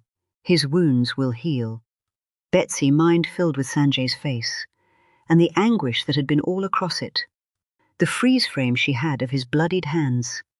She had never seen anguish in him, never even frustration, when the kids arrived in his shop, like a swarm of locusts. 20 minutes after the nearby school kicked them out, there was always a warmth and an understanding about him. He was a good man, a great man, and neither he nor his family had deserved any part of what happened. Healing takes time, and we need to do our part. We need to find the people that did this. The one thing we cannot do is bring Vikash back, but we can bring some closure for his family. We also have to stop this happening to anyone else. "Are you okay, Mrs. Wheeler?" Betsy couldn't focus, not on one thing. Her mind ran with memories, images of that morning appearing in a random order. It must have been showing. The woman's question had snapped her back. "I'm okay. I like Sanjay. Sanjay and Vikash and all of the family in there. They've always been good to me. Sanjay only left to make me a cup of tea. Vikash didn't really stand a chance, did he? Perhaps we should take this right back to the beginning, to the moment you stepped into the Spark Market. Do you remember what you were going there for?" "Biscuits. Just biscuits. You see, the thing is..." Alex's voice cut across the room. "My mum doesn't really remember anything about what went on. It was all a bit of a blur, and she was very scared. She still is. And all this commotion around her isn't really helping with that." That marked the moment that Betsy was done. From there, Alex moved everyone away from her, from anything involving her, making the point that he knew what was best for his mother, and they didn't. No one thought to ask her if this was the case, not her firstborn, and not the detective who had readied her pen for just about nothing. It was only at the end that her pen set off, scratching out contact details, and even those weren't Betsy's. She winced a little when Alex gave Winters as a surname, despite his namesake leaving when he was just 8. Betsy had dropped it shortly after, reverting back to her maiden name like it might help her make a fresh start. It hadn't. The detective underlined that surname in her book before pushing it closed. The final part of her patter was aimed back at Betsy, and she tried her best to focus. "Betsy, I know you've been through a tough time, and I'm so sorry you were there to see that. I'm sorry for your friends too. I can see that you really care for Sanjay and his family. If you do think of something, anything that might help us out, then please give me a call. It doesn't have to be a formal thing. You can just pick up the phone if you don't want us back in your kitchen." Her smile was genuine. Betsy's son's was not. He stepped in before Betsy could answer. thanked the police for their time, and assured them that he would be there for his mother. The male detective finished his call and came back to shake hands with Alex, as if those two had been the brokers of the peace. No one else got to shake hands, and Betsy's house emptied of any chance she felt she had of helping Sanjay, of describing the real madness she had seen, and of making any sense of it at all. Chapter 12. Tom Totlant's. A checkup. That was the reason for Betsy's return to the hospital early in December, when it wasn't just the radio channels and the convenience stores that were dominated by Christmas, but just about every window of every house. Even the bus that had taken her there had a miniature Christmas tree suckered to its dash, its baubles leaning into the corner. The checkup was only for the fractured wrist that was still bound tight in a plastic tube, her fingers limp and yellowing at one end. The whole purpose of the visit was to assess whether the support could come off, though previously she had been told that was unlikely at your age. There had been no more explanation than that, as if she didn't deserve any. Just a reminder of how incredibly old she was should be enough. There was to be no check-up on what was growing in her mind. She had refused all that. She could feel it now. Before, there had been no clue it was even there. All the time it had been a dormant secret, but now it had made its move, and it was free to run amok. The doctor had encouraged her to start a course of treatment. Of course he had, which would have included regular scans in order to monitor it. Betsy knew exactly what a scan would show. It would show growth. She could feel it in everything she did, in every moment of her life. It was at the center of her world, and she hated it for that, more than she hated the fact that it planned on killing her. Just that morning, she had woken up blind. She had been told it was a possibility, that she might temporarily lose her sight at times, and on one of those occasions, it might not come back. Betsy had joked with the doctor that at least she wouldn't see the end coming. Neither of them had laughed. Her vision had returned as blurred outlines of light and shadow at first, and with a thumping headache worsened by daylight. It was in that state that she started out on her journey.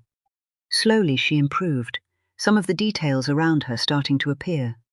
She had felt so relieved as to get emotional. Sight was a blessing that she would no longer take for granted, even if the first clear vision of her day had been of an aggressively patterned bus seat, and on a journey that was truly an assault on all of her senses at once. It rattled and hissed and stank of congealed energy drink from discarded bottles that rolled around her feet. To his credit, the brain specialist had still made it his business to interrupt her time in the fracture clinic. He was senior, not just any doctor. Betsy could tell this from the way the medical staff who had been attending to her scuttled away when he entered. He was exasperated by the responses she gave him, but she reckoned he had seen the likes of her before. His final fling had involved talk of actual treatment. Intrusive, he had said, but it might just give you another Christmas or two. Betsy had never really been a fan of Christmas. Had he gone with more summers, she might have been more engaged. His last roll of the dice was to talk about New Year's Eve, an event that was just a few days before her 75th birthday, and how they had discussed her big plans in their first meeting. "I've always celebrated a new year," she had explained. "You never know if you're going to get another one, and if this is to be my last, I would much rather spend it sat up with a gin." The doctor had been insistent that she keep her options in mind, not to dismiss them out of hand. She could still go to her party, celebrate the new year and her 3/4 of a century on this earth, and then come back to him. There would still be options. With her appointment over, she took a rest on the same bench as 8 weeks earlier. The winter still hadn't arrived with any consistency, but there were pockets of cold, and she felt like she had found one.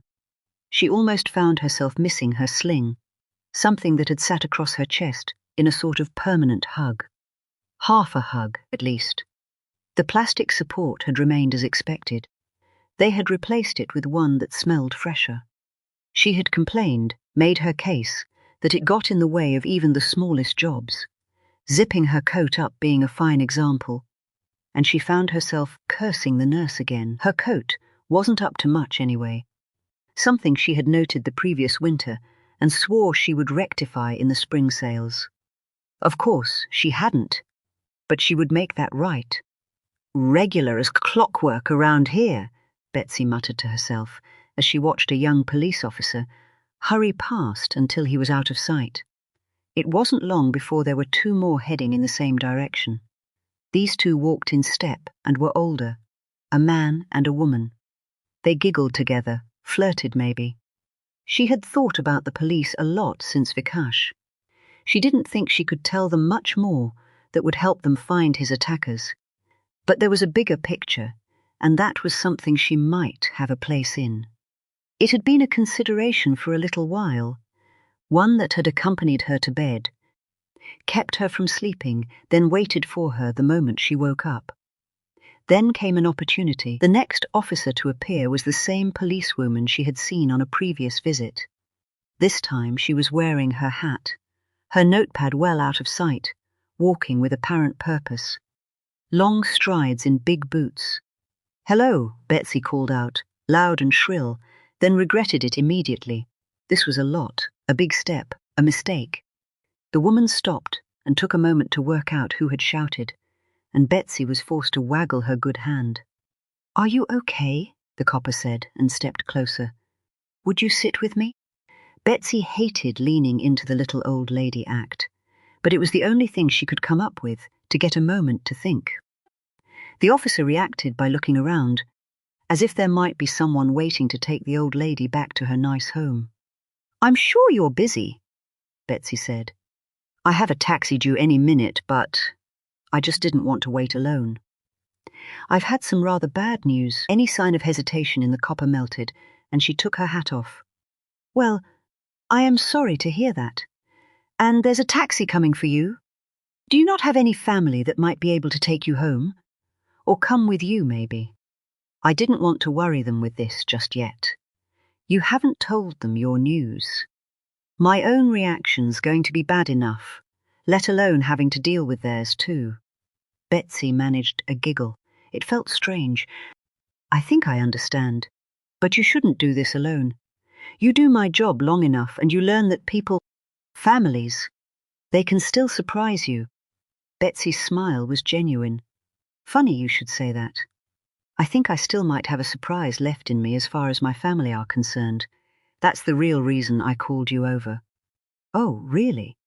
You see, my sons they're mixed up in something that you good people could stop if you knew enough about it. Only you don't. And I think you need to." The words were coming, falling out of her before she had decided it was entirely the right thing to do. Too late now. The copper played with her hat, picking at a loose thread by the rim. She took the seat next to Betsy. "And you would like to talk about it?" Betsy didn't know if that was right, whether she would like to talk about it. That seemed like a stretch. It was more that she had to talk about it. Something had to change, she knew that. She could be the catalyst, maybe. In those long nights alone with her indecision, she had practiced what she might say, how she might frame it. She could never get it right, never say what she really wanted to say. But on that day, in that pocket of cold, while that woman picked at her hat, the words came together just fine. It was only a brief explanation, some names too, and that was the point where the police officer came to life. It was her eyes first. Then her stance shifted, turning more into the conversation, more invested. Then her pen came to life, replacing her hat in her hand, and Betsy watched as the beginnings of her life and legacy were scratched out in black ink on a page marked official. It was just a taster. The woman with the hat seemed very aware that she was wading out of her depth early on. She said as much. She then explained how her job was based in the hospital.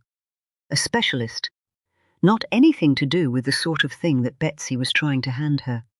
Instead, She took Betsy's details to pass on, offered a lift that was declined, and then she was gone. Betsy felt a lot of things all at once in the first moment when she was alone. Warmer, lighter, hopeful. Her hope was for her grandson. Her boys might be lost, but there was another generation now, and for him there was still time. Betsy's legacy could still mean something. Chapter 13, Potternault. She liked the leaves. A dry, sharp winter's day was among her favourites, one that involved all of the senses. It wasn't just the colours, the yellows and oranges, the light browns creeping in over the green. It was also the sounds. Betsy didn't think she knew a better sound than dry leaves picked up in a breeze to skitter across a pavement. It was all the more special with the sun out, and turned on her like a heat lamp. Betsy had a new coat on too. It was one she had picked out from a shop window, and before she could even see the ticket price. It had turned out to be 3 times what she had ever spent on a coat before. But she hadn't flinched. You can't take it with you. She now understood that sentiment far better than she would have liked. She had her flask, but this had been hers for decades. It was classic in style, a tall tartan tube with 2 lids fitted like Russian dolls. One a cup, the other the seal that kept her coffee hot. And it was effective. Worth the extra bulk she felt in her bag with every step she took to the park, to sit on the bench under the biggest, most beautiful tree she knew. From there, she had a good view of the convenience store that she had once loved for its light and its warmth. A store that now sat cold and dark with lights hanging limp, the only sign of any life their slight movement in the breeze. No one knew what was going to happen with it next. Betsy hadn't heard a word about a funeral. She had gone as far as knocking on the door to ask when that might be, and sent a text to Sanjay too. But there had been no reply. It would surely have happened by now. She considered sending another right there. And then, from where she sat peering across at his shop, the newspaper shelving was still out, with the half-bricks that had stopped the wind throwing them around. There was a box too, on the left side.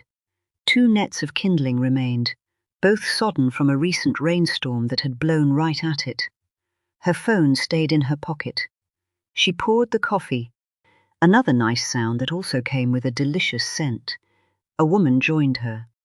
She must have come from behind, sitting just as Betsy was screwing the lid back on. Betsy knew from the off that this wasn't just someone sitting down on the same bench, perched on the other end, so that they might avoid a conversation altogether. This was someone who was there for her. I think this might be my favourite time of the year. The woman spoke first and straight away, barely letting the moment breathe. Always the summer for me. Betsy still had half an eye on the shop, even when her glasses were layered by the steam from her coffee. She found some satisfaction in watching it dissipate inwards from the edges. I thought it might be that nice detective. Betsy took her time to turn and make eye contact. From your lot, I mean, that I might see next. I was told you were sharp, the stranger said. What gave me away? Betsy smiled. She closed her eyes and allowed her face to be smothered by the sun, taking her time. I asked for it. I spoke to a nice police lady on a bench, just like this one, and she told me someone would come and see me. She told me they wouldn't do it in a way I expected. It wouldn't be a knock on the door, and they wouldn't be in uniform. She said they might be the last person you would expect to be in the police force. Is that what I am, then? It seemed the woman had given Betsy permission to study her a little more carefully, so she took in the full-sleeve tattoo on her right arm that carried on under a t-shirt, covered over by a gilet.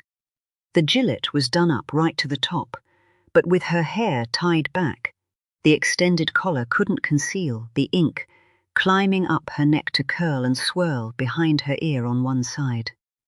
She had eyes of pale Arctic blue, a kind smile and a piercing in her nose that was so small she might have missed it, had the sun not added a twinkle.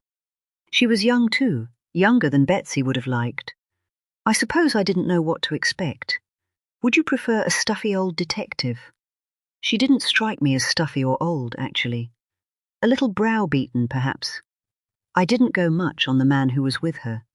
I don't think he gives a shit about the likes of me. Struck me as the sort of man who thinks he can solve mysteries without little old ladies telling him what they saw. I can't say the force doesn't have people like that. I could name you a couple right off the bat. What's it like? Like? Doing what you do, as a woman. I would have liked to, you know. I might be a silly old bat who reads a lot of murder mysteries, but I would have liked to.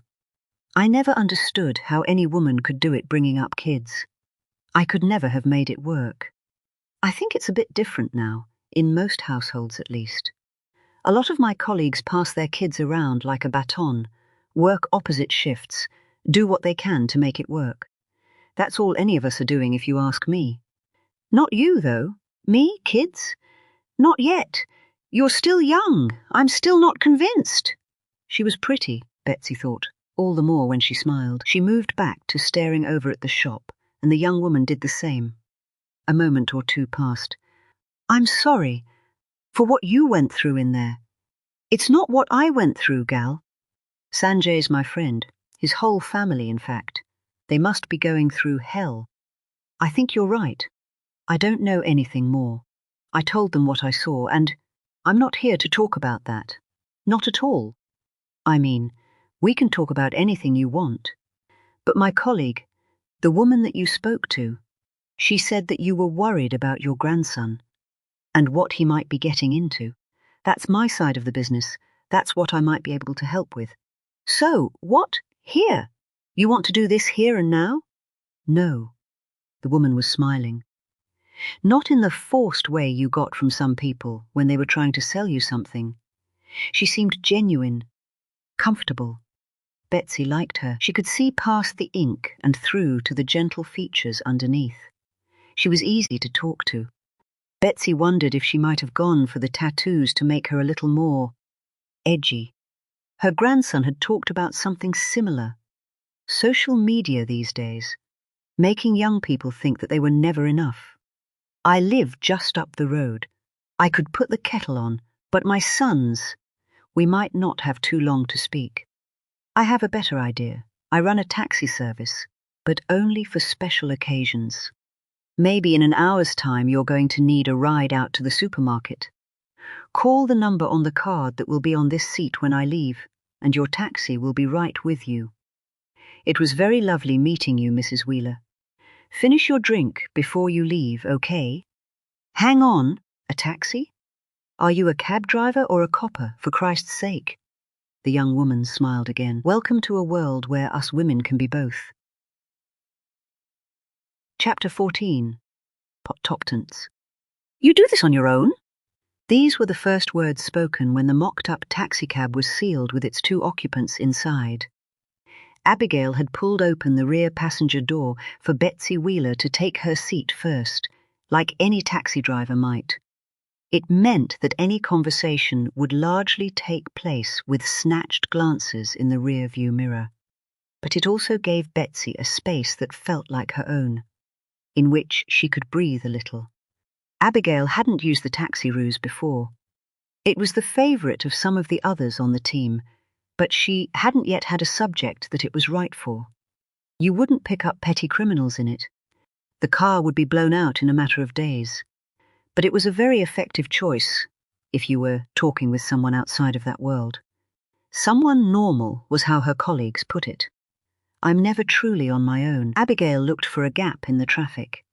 She wanted to get going. There was something about a moving car that was good for conversation. Maybe it was the fact that there was little chance of getting out. Maybe it was the cocooned environment, the changing scenery or the dynamic, where one person's primary role was something other than the talking. Whatever it was, Abigail was keen for it to work its magic. Once they were moving, she checked her mirror to note her passenger having a good look around. She didn't think it was someone looking for a way out. So, I'm being recorded then? Someone else listening in live? You're very sharp, Mrs. Wheeler. No one's listening in, and there's no recording. I can turn it on, though, if I think you're about to tell me something I just can't miss. I see. So I have to earn that? Prove myself useful? You're not here to prove anything or even to be useful. Not today. We need to get to know each other first. We have to know that we can trust each other. There is a conversation I need to have with you too. A little housekeeping, I guess you might call it. Housekeeping? I know who you are, Mrs. Wheeler, which means that I know who your sons are and how they might react to this conversation. I need to make sure we all understand the risks at play here. My boys would never hurt a hair on my head. We can tick that one off right from the start. This is bigger than your boys. Alex is the eldest, right? By 2 years. Alex is a part of something bigger, something that has lots of moving parts beneath him, but also above. It's an organization, and these moving parts are people. Criminals. Criminals don't like people sitting in the back of cars talking to coppers. One thing you do need to know right from the start is that your sons won't be able to protect you if a single word of this conversation makes it outside of these smoked windows. Do you understand what I am saying? I get you, gal. They don't scare me. No, that, but I get what you're saying. Makes life difficult for us all if this were to be known. And you have to trust me when I say that I don't want it known either. Certainly make Christmas dinner awkward, wouldn't it? She laughed. Abigail had her framed in the mirror and saw just how quickly that laughter dropped away. Betsy settled back into an expression that looked one part determined, one part scared, which was right about where Abigail would want her. To be honest, Mrs. Wheeler, if anyone was to find out what was going on here, I'm not sure they would take it up with you at all. More likely your sons or your grandson that would be targeted. The car of choice for the taxi gig was an old Toyota Corolla. The number on the top even went through an AI-powered answer machine, diverting the caller to a website booking system. This was patched into the real booking system of a local firm, meaning any request would still be fulfilled. Neither the taxi firm nor the caller were aware of the rogue vehicle that was occasionally stitched into their systems. All this attention to detail ensured the car could drift around without detection, and yet the brakes had squealed from the moment it had first rolled out in fancy dress. They squealed again now, cutting through the tension that had risen in the car. Abigail rolled to a stop at a set of traffic lights. She took the opportunity to turn and face Betsy for what needed to be said next. I want what you know. I think you can do a lot of good. Get some real bad people off the streets. But that isn't my priority. I would rather get nothing and you stay safe. And a big part of keeping you safe is you understanding what it is you're getting yourself into. You understand what I'm saying. I think you're saying I'm fucking stupid, are you not? Betsy bristled, the flushing on her chest visible where she had taken off her winter coat. Not at all. I meet with informants all the time. That's the job. Just this morning I met someone on a lovely stroll along the seafront. And this guy? Well now, he is fucking stupid. But when we started out, we didn't need this conversation because he knows the game even better than I do. He could have schooled me on the risks he was exposing himself to. Scum understand scum. But me what? You're different. You're good people, Mrs. Wheeler, and we don't often have much to do with good people. Good people tend to trust. They trust in me and believe the processes around me will keep us safe. They believe that good trumps bad and that the world is skewed to make that happen. They rolled forward a little more, but the next red light wasn't far off. It provided a natural pause. This isn't like the movies, and the police don't have some divine force field that extends to the good people we meet. You and I can get hurt doing what we're doing, and we can get hurt bad. You never worked an East London betting shop in the 80s, did you? Said Betsy. I know what it means to have your wits about you, so you don't get hurt bad. Trust me on that. Is there a point to all of this? Betsy still bristled. She had broken eye contact, her attention now outside of the window. The handbag she had put on the seat beside her now gathered up to sit on her lap. You just need to be sure that you want to talk to me. Really sure? Betsy huffed, then tutted. Signs of defiance, of interpreting what she was being told as someone calling her naive, perhaps. But Abigail also saw signs of someone wavering. Betsy had been sure, keen even. But she was rattled now. And she was supposed to be. The timing was perfect. A Tesco superstore filled their windows and Abigail pulled up, the car idling at the drop-off point. She could see confusion in Betsy. I'll set you out here. You have my card should you want to take a taxi ride somewhere again. There's also some cash in there for you to get yourself another cab home. A proper one this time. Mind. So don't think you can tell them any of your secrets. That's it? Betsy's voice combined surprise with a dose of anger. For now, Abigail tried to offer assurance in a smile. We should leave this here. Take a day or two to think about what we've talked about. You're an incredible woman, Mrs. Wheeler. Reaching out to us that first time was brave. But it's only fair you get a moment to consider just how brave before we ask you for any more. At this point, we just happened to meet on a bench. No harm done. Betsy looked like she had something to say for a moment, but she held it back, instead opting for a short nod. Abigail never mistook age for incompetence, which seemed to be the go-to reaction for some of her colleagues. The men were the worst, especially when it came to older women. Abigail reckoned on Betsy being sharp, used to being in charge. Given she made the initial approach, that she chose to be here, she might still expect a measure of control, that this process would move at her pace. This was something Abigail needed to break right from the start. Information was not something that could be controlled. The moment it was let out of its box, it took on its own form. Abigail needed Betsy to take a moment to think about that, to really understand that she was close to unleashing something with the ability to change lives. Hers included. It was a gamble. Abigail was well aware that there were others in her role that would play it very differently. Squeezed Betsy Wheeler for everything they could, confident in their own ability to control what happened next. But Abigail always wanted a different relationship with her sources. She wanted trust. She wanted something ongoing, the ability to develop a bigger picture using the informant to fill in the missing pieces as they went. Abigail's gamble was that her method would ensure Betsy Wheeler was invested, that she would buy into the bigger picture, and then there would be no stopping them. Chapter 15. Totlect. Detective Chief Inspector Paul Cotterill enjoyed the click of his shoes as he paced. He moved back and forth down one end of the office, while his gathered team of source handlers were forced to sit side-on at their table, following his progress, waiting him out. He had his head down too, his gaze chasing the floor so he couldn't know the impact he was having on the team. The rolls of the eyes, the silent complaint, the constant fidgeting. His was a team of 4. Historically, the team would have been more than double in number, and with a civilian officer in an administration role.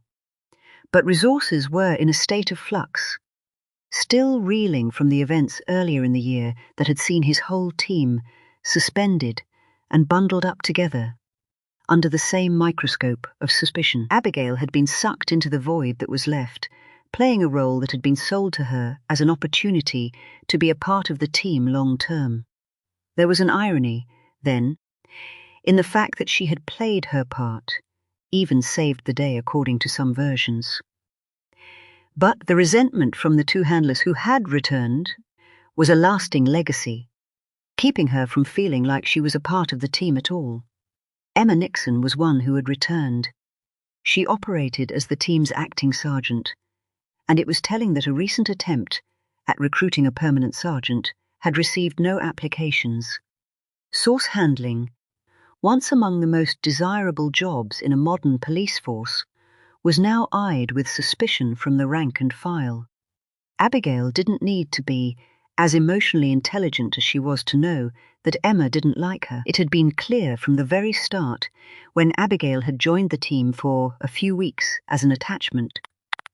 tasked with quietly shadowing, so she would be in a strong position when it was time to apply.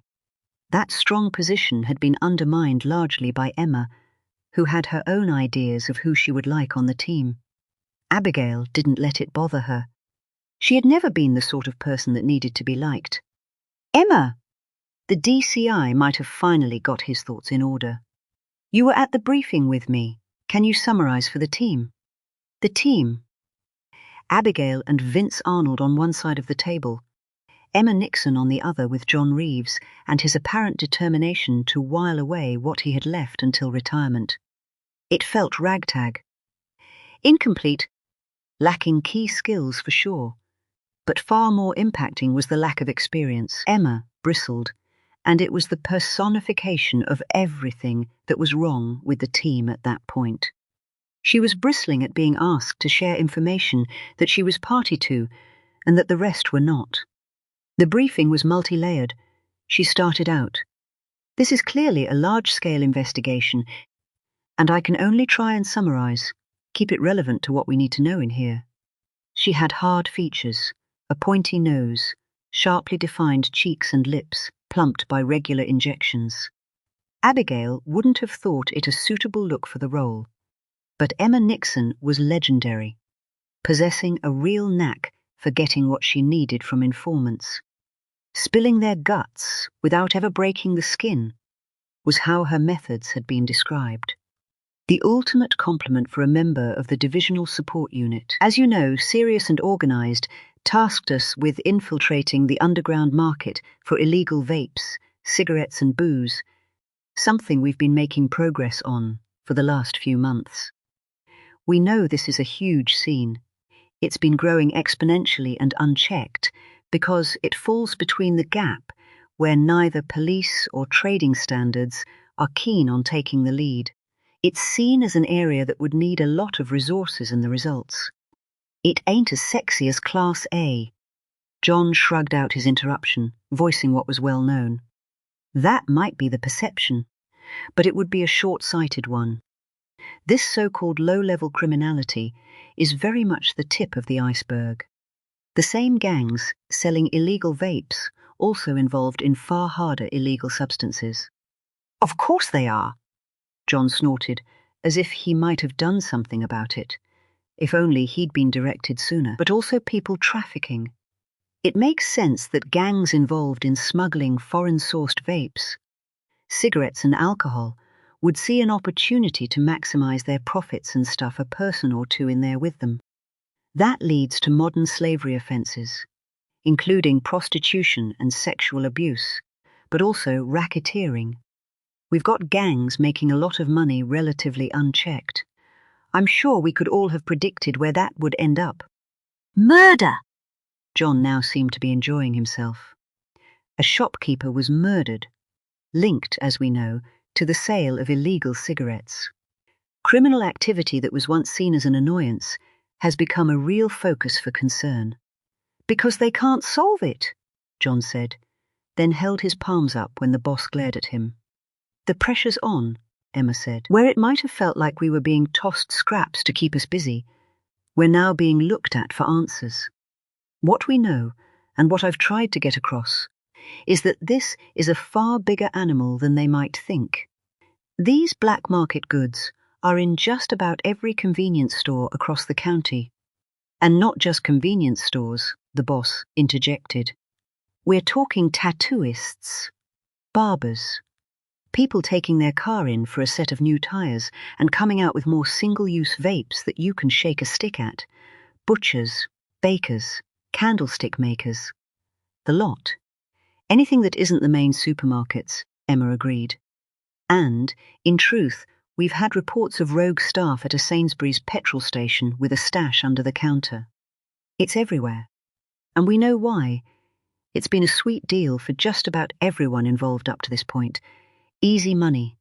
Left alone. Trading standards have responded, but it's been slow. Raids and searches are happening, but they're scraping the surface. It's also been victimless so far. The public's opinion on this type of crime is pretty blasé. A lot of them are taking advantage, getting cheap goods, and giving the government a poke in the eye where they would normally take 16 quid of their 20-odd in tax, like we don't already pay enough. But the inevitable happened. Murder. John shook his head sadly. We now know that Vikash Agarwal was very much a part of the minority, the boss said. He was working in Spark Market, Bexley, on the Kent border with the Met, which was a shop that had refused to stock illegal goods. His family members state that this was the reason he was assaulted by 2 offenders, almost 3 weeks down the line, and there's been no progress. So here we are, the forgotten team, thrown a bone to keep us quiet, and now the only way forward in a murder investigation. And of course, we will step up, because that's what we do. The DCI was just about spitting his words. It was a timely reminder that for all the frustration with the way the team had been treated recently, it was the head of the team who had taken it most to heart. Crawling back, John said.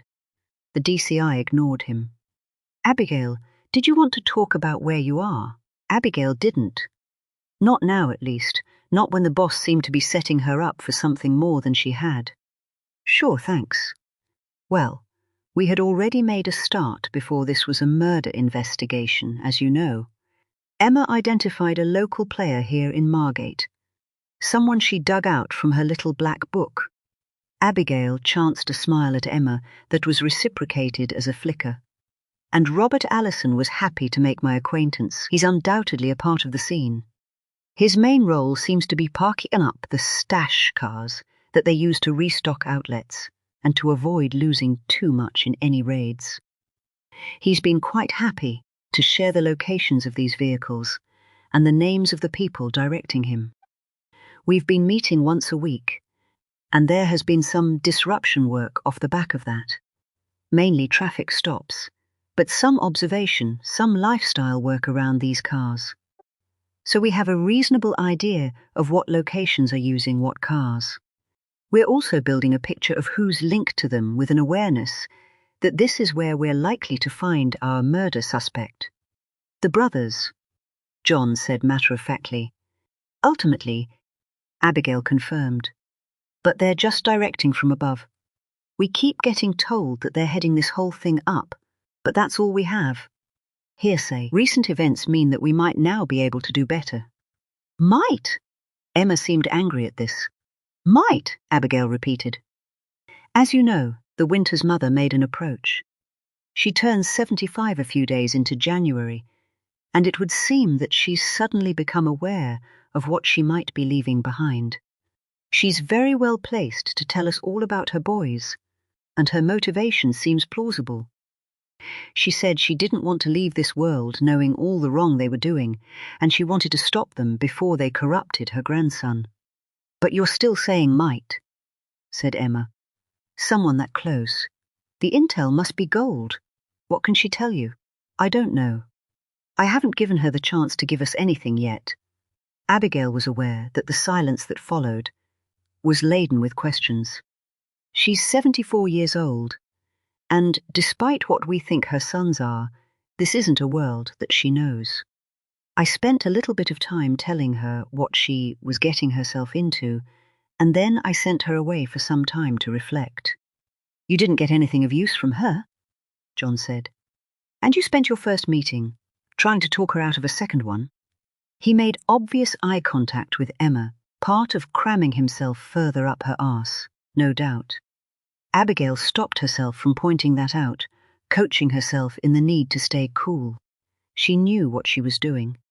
I could have got all that she knows, and then cut her free, giving her the space to consider what she'd done, space to panic, and maybe even consider that she should tell all to her sons, thinking they'll understand, or that the wider world will understand because she's a pensioner whose naivety will be forgiven. But it won't. What if you didn't get anything useful from her, and she never comes back? I think I did get something useful, the most useful thing of all. I think I got her trust, John. Someone as experienced as you will know just how significant that is. Someone like you will know where that might fit in the bigger picture. Is that what we're feeding up the line? Don't worry. Major crime. You might have 2 murderers on the loose, but we're out there building trust. What are you doing, John? Abigail challenged him directly. His smile fell away. Making my point. What point and to who? That's good work, the boss interjected. It's rare we get a source so close, and we do need to be careful. And if I am careful with her, she's sharp and she's capable, and she has a strong and genuine reason to talk to us. Abigail pushed. She could be a massive asset. How was it left? Emma's tone was non-committal. I gave her all that she needed to understand what she's about to do. She also has my card, and she knows she just needs to call a taxi to take her to the next part of her journey. The taxi ruse? John snorted. Would you have used a different method? She's a 74-year-old woman whose local shop recently closed. John gave another snort, but there were no words. And what about the stabbing, Abby? This was the boss, his hand stroking his chin. She wasn't exactly forthcoming when our major crime colleague spoke to her. Do you think she knows more than she shared? I'm not sure. I told her we wouldn't talk about that. I got the impression she was quite shaken up about it. But if she does want to talk, but that's your job, isn't it? John was like a dog with a bone. To have conversations about criminal activity with your informant? You know all about that then, John, Abigail said. Who was the last criminal you had a conversation with? Did you want the floor to give us an update on all that you've been doing to find these murderers? That's enough for now, thank you. The DCI's tone was a warning. I need this team working just as that. A team. We're low on numbers. I'm looking to build us back up very soon, and I need new members to see this as a harmonious and productive environment. Clear? Abigail had nothing to say to that. She didn't feel like she was the one who needed to hear it. She was pretty certain that John wouldn't either. Chapter 16. Potlunt. Alex and Joshua turned up looking like the plastic gangsters they had become. Betsy was annoyed from the first sign of their arrival, the sound of a key turning in the front door as they let themselves in. They had keys, like sons should for their mother's home, but they were for feeding her cat, or for the sort of emergencies that could occur in a house where the only occupant was elderly. It wasn't for waltzing in when she was sitting in her armchair with the television on, when the house was at peace. Then they carried on down the hall, right past the door that would bring them into the living room. Not even a hey, Mum, how you doing? How's the wrist healing? And what about the ticking time bomb planted too deep in your brain for the surgeons to be able to get to? Sure, they didn't know about that, but they hadn't asked either. The kettle went on. Betsy had the television paused. It was unpaused in time for Joshua to come through with a cup of tea, redeeming himself a little. What's with the posh biscuits, Ma? Joshua said while chewing. You didn't do for that us, did you? No, I didn't. I see you helped yourself, though. She tried to hold a stern face, but couldn't quite manage it. Never could when it came to Joshua. Alex was the one. He was leading her family astray, her grandson included. Joshua should stand up to him more. Tell him he didn't want his boy involved in any of this. But he wouldn't. Nobody would. Except for her. That was probably why they didn't talk so much anymore. A big, brave boy was Alex. But he was still sending his brother in ahead of him with a cup of tea and a biscuit on the side. It was probably just as well. Whenever she did see Alex in her home, she got the impression he was sizing the place up, deciding what he would do to it for a quick sell when she was gone. The value of her house had tipped over the £1, 5 million mark. She only knew that because Alex had told her. That was a figure she would never have dreamed of. But it could happen when you stayed in the same place for 40 years, quietly paying off what you owed. She'd had a fight on her hands when her husband left, but refused to lose her family home. She'd wanted that to remain stable at least. 40,000 was what they'd paid for the place, stretching themselves because it was supposed to be their forever home. Forever had been reduced to 4 years. That was how long he'd managed to stay, before needing to make a break. He'd had his reasons. Some of them she could almost understand, but it hadn't made it any easier, or the mortgage repayments any smaller. A decade later, plans were revealed for a new overland train station within easy walking distance, one that connected seamlessly into London's underground network. Suddenly, the city and all of its opportunities was 20 minutes away. Her loan-to-value changed almost overnight, and it saved her life. But the money was all tied up, and now, as she was getting older, she couldn't help but feel like she was merely standing in the way of someone else's fortune. "Are you staying in here?" Joshua said, and she could tell he was embarrassed to even ask. "Staying in here? Are you telling me where I can and can't go in my own home?" "We won't be long."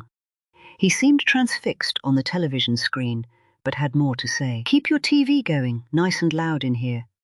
You don't want to be hearing nothing from us lot in there. Proper boring." "You're damned right I don't. I don't recall offering up my house for your little meetings in the first place." "Won't be long, Ma." Joshua shuffled away, the chunky gold bracelet that looked like it belonged to someone else sliding down his right arm as he reached for the door. "Where's Maximilian?" "It's Max, Ma. Don't let him hear you call him that." "I call him that all the time. I call my grandson by the name you gave him, and he doesn't say a word to me about it. Where is he?" "He's at his new place. He's settling in well. Nice place for a young lad. Can't say I know too many lads his age able to get a flat in the city all on his own." "He's not on his own, Ma. He's got a couple of other students in there now. A bit of company and a bit of help with the 2,000 a week rent, is it? His idea. That kid's learning to make his own way." Joshua's voice carried a warning. "That's exactly what he needs to do. Make his own way. He doesn't need to be working for his dad." "I thought you wanted your grandson to work." "That's what you said.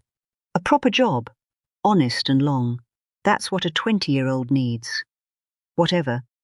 Ma, that's what a 38-year-old man needs too, if you ask me." The closing door told Betsy that no one had. Chapter 17. Abigail was sure to lift the boot, then hold open the back door. A cold front was moving in fast, blowing in on the breeze, and she was keen to get Betsy Wheeler in the back seat of her mock taxi. The heaters were on to make it a warm and comfortable space. The team cars were positioned around them, the route discussed and agreed just an hour earlier. Even John Reeves was out and single-crewed. They no longer had the numbers to be two up in cars, which had always been the preference. Abigail made a convincing taxi driver.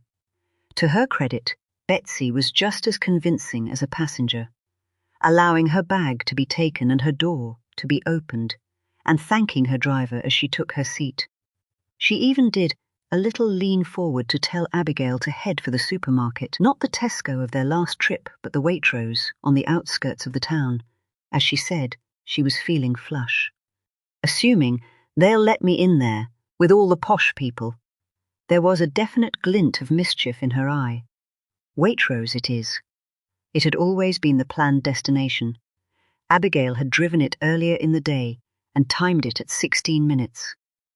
She would also be making the return journey on that day, but still their time was limited. She pulled away smoothly. The next few minutes were filled with small talk. Abigail was doing this for two reasons: to settle Betsy down and to get her talking, even if it was about nothing more than the price of biscuits, but also to afford Abigail an awareness of the traffic moving around her, to spot if anyone stood out as paying them any attention. Satisfied, Abigail was about ready to move the conversation on, to funnel it down to the reason they were both there. Betsy seemed to sense the same. "They were at my house last night, all of them, my two boys and some of their cronies. All men, all swinging their dicks about like it was some competition. You know how men get." Abigail did nothing to hide her smirk. "I know exactly what you mean. Egos. I never brought them boys up like that. I taught them to be humble. That's how you make a real difference in this world." Humble people listen, and people that listen are smarter when they do speak. And other people? Well, they listen to smart, and before you know it, you're influencing, you're in charge. And you didn't have to unzip your flies once. That's what I'm trying to teach my grandson. I don't quite know how I managed to fuck it up so bad with those boys of mine. In fact, I do. They're only half mine. Abigail allowed herself another smirk. Do they still have any contact with their dad's side? There is no dad's side. Michael was good enough to disappear. Just about the only thing he did right. He had a sister, but she was so timid, I imagine she'll have evaporated by now. Probably happened in the corner of the room at some party, and no one's noticed yet. Betsy leaned forward a little. You know when you meet someone and they're nice and all that, but too nice. You know what I mean? People like that are only being nice because they're scared to be anything else. Wet lettuce, that's what I'd call her. That's what shaking her hand was like. Like when you pick up the limp one at the supermarket. The one that got squashed in the bottom among all the condensation. Grandparents on that side, though. Aunties, uncles, no one, Betsy said, in a way that made it clear it was a line of questioning too far. That's not to say there won't be people coming out of the woodwork when I find myself being lowered into the ground. Always someone after your money. I imagine your boys will have something to say about that. They'll have something to say. All right. Right about the moment they realize they're not getting a penny of it. Betsy started to fidget. She had taken up the rear left seat, but undid her belt. A red light and a bonging sound erupted from the dash. The car was annoyed. She moved into the middle, fiddling again, as her fingers tripped over the belt, her strapped wrist, no doubt, making it more difficult. She swore under her breath, and the cussing got a little louder as the bonging sound sped up. Abigail was just about to offer to pull over when it stopped. Don't get old. Betsy was now able to fix on Abigail with a lot more intensity from the middle seat. She grimaced, too, and lifted her good hand to her head like a headache had come on all of a sudden. Are you okay today, Betsy? Don't you worry about me, she snapped back. I'm not here for me. Why are you here? My grandson.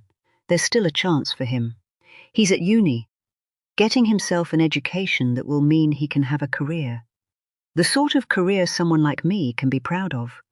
The sort of career he can be proud of. What is he studying? Economics. Got a mind for figures, that boy. He's always been keen on maths. Not my thing. He says he likes that there's always an answer. I can understand that. A lot of these wishy-washy subjects out there are all talk, no answer.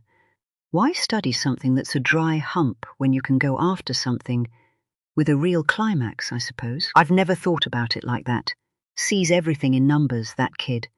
I reckon it might make life simpler for him. Maybe that's a part of what makes him good. He is good, too. Believes in fairness.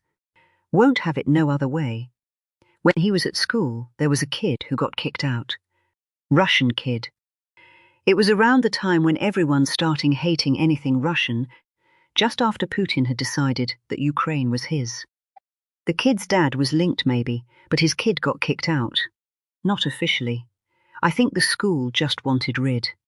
The thing is, this kid's dad had left, gone back to the homeland, leaving his family to pick up the pieces here. And my Maximilian, he wasn't happy about that. Said it was nothing to do with the kid. I don't even think they were friends. But Maximilian still got himself involved. His dad's got contacts when it comes to lawyers. So Max used my Joshua to get one into the school. It was nothing formal, just a few words of advice. But that kid came right back the next day. Finished his studies there. That's a good thing he did. Fairness. That's all he's ever wanted. I could tell you more stories. Maths can be his base, but I hope he goes into politics, maybe becomes Prime Minister. You could do a lot worse than having someone smart in charge, who just wants things fair. Mind you, he'd have his work cut out for him. This world ain't fair. Your boys. They came to your house for their meeting. Is this something they do often? When it suits them, they have other places. They had some place on the docks, some office in a warehouse or boathouse, something that made them feel gangster. But I think the police got to know about it, and they got all paranoid. They think my house is just about the safest place.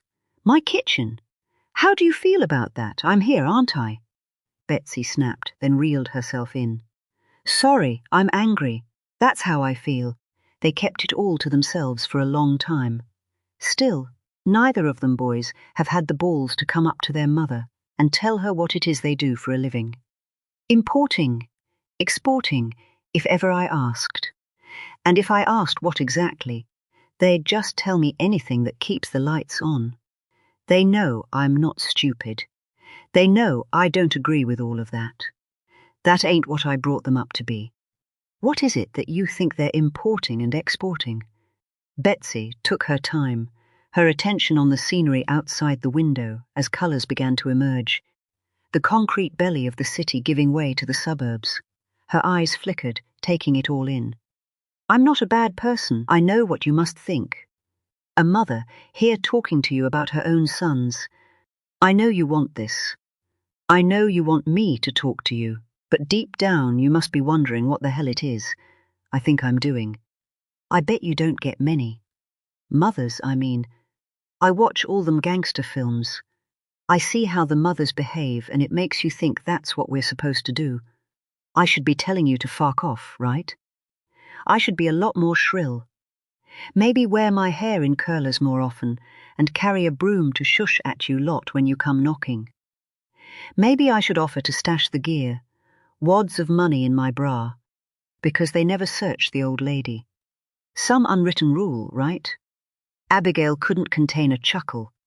We speak to a lot more mothers than you realize. Though, for the record, I think you could be a great gangster movie mother if you wanted to be. Oh, you rest assured I could. I can shake a broom with the best of them. Betsy laughed along with Abigail this time to lift some of the tension. I never wanted to be in a gangster movie. I never wanted any of this. But I let it happen. I let it get to the point where my first generation, my boys, are corrupting the next. My legacy, as of right now, is giving birth to 2 criminals. But I can't have that becoming 2 generations. My boys can cope. Alex, at least. And Joshua? Well, he's been quite happy to lie in the bed his brother made for him.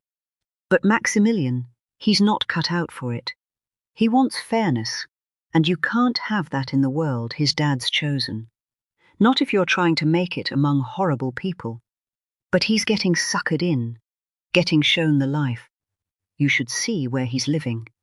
The sort of place someone like him has no right to be. His dad's paying the rent, and Max is loving it. Of course he is. He gets to take his mates back, gets to take girls back, and everyone likes the kid with the place in the middle of the city. But then what? When his studies are done? I don't know. Well, he's out, ain't he?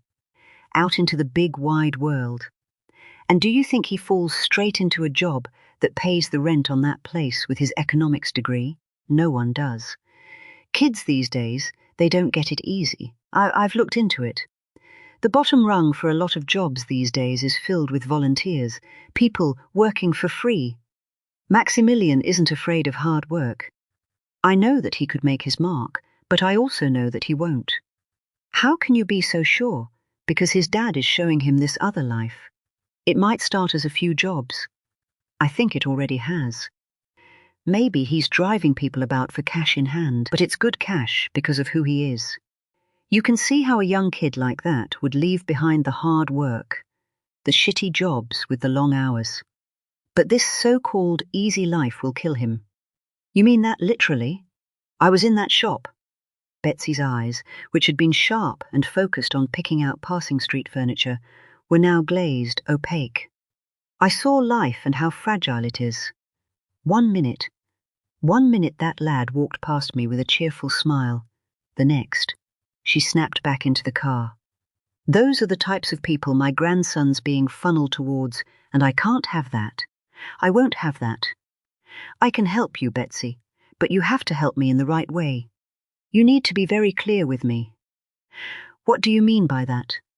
I will talk to you, tell you what I hear. I hear things and no one even considers I might. No one sees the silly old lady watching her stories on the telly. And in return, you stop it. You stop all of it. But Maximilian, you have to promise me from the start that he's off limits. Off limits? You know what I mean. Betsy was back to tutting. If I hear about something and I pass it over, some bad behavior or something in the works, and then you swoop in and do what you do, I think I know what that looks like. I think I know how that ends. And it's with people in cells, right? None of them can be Maximilian. Is that clear enough for you? That boy stays out of trouble, and that's all I'll ask of you. I think that's fair. Abigail hesitated.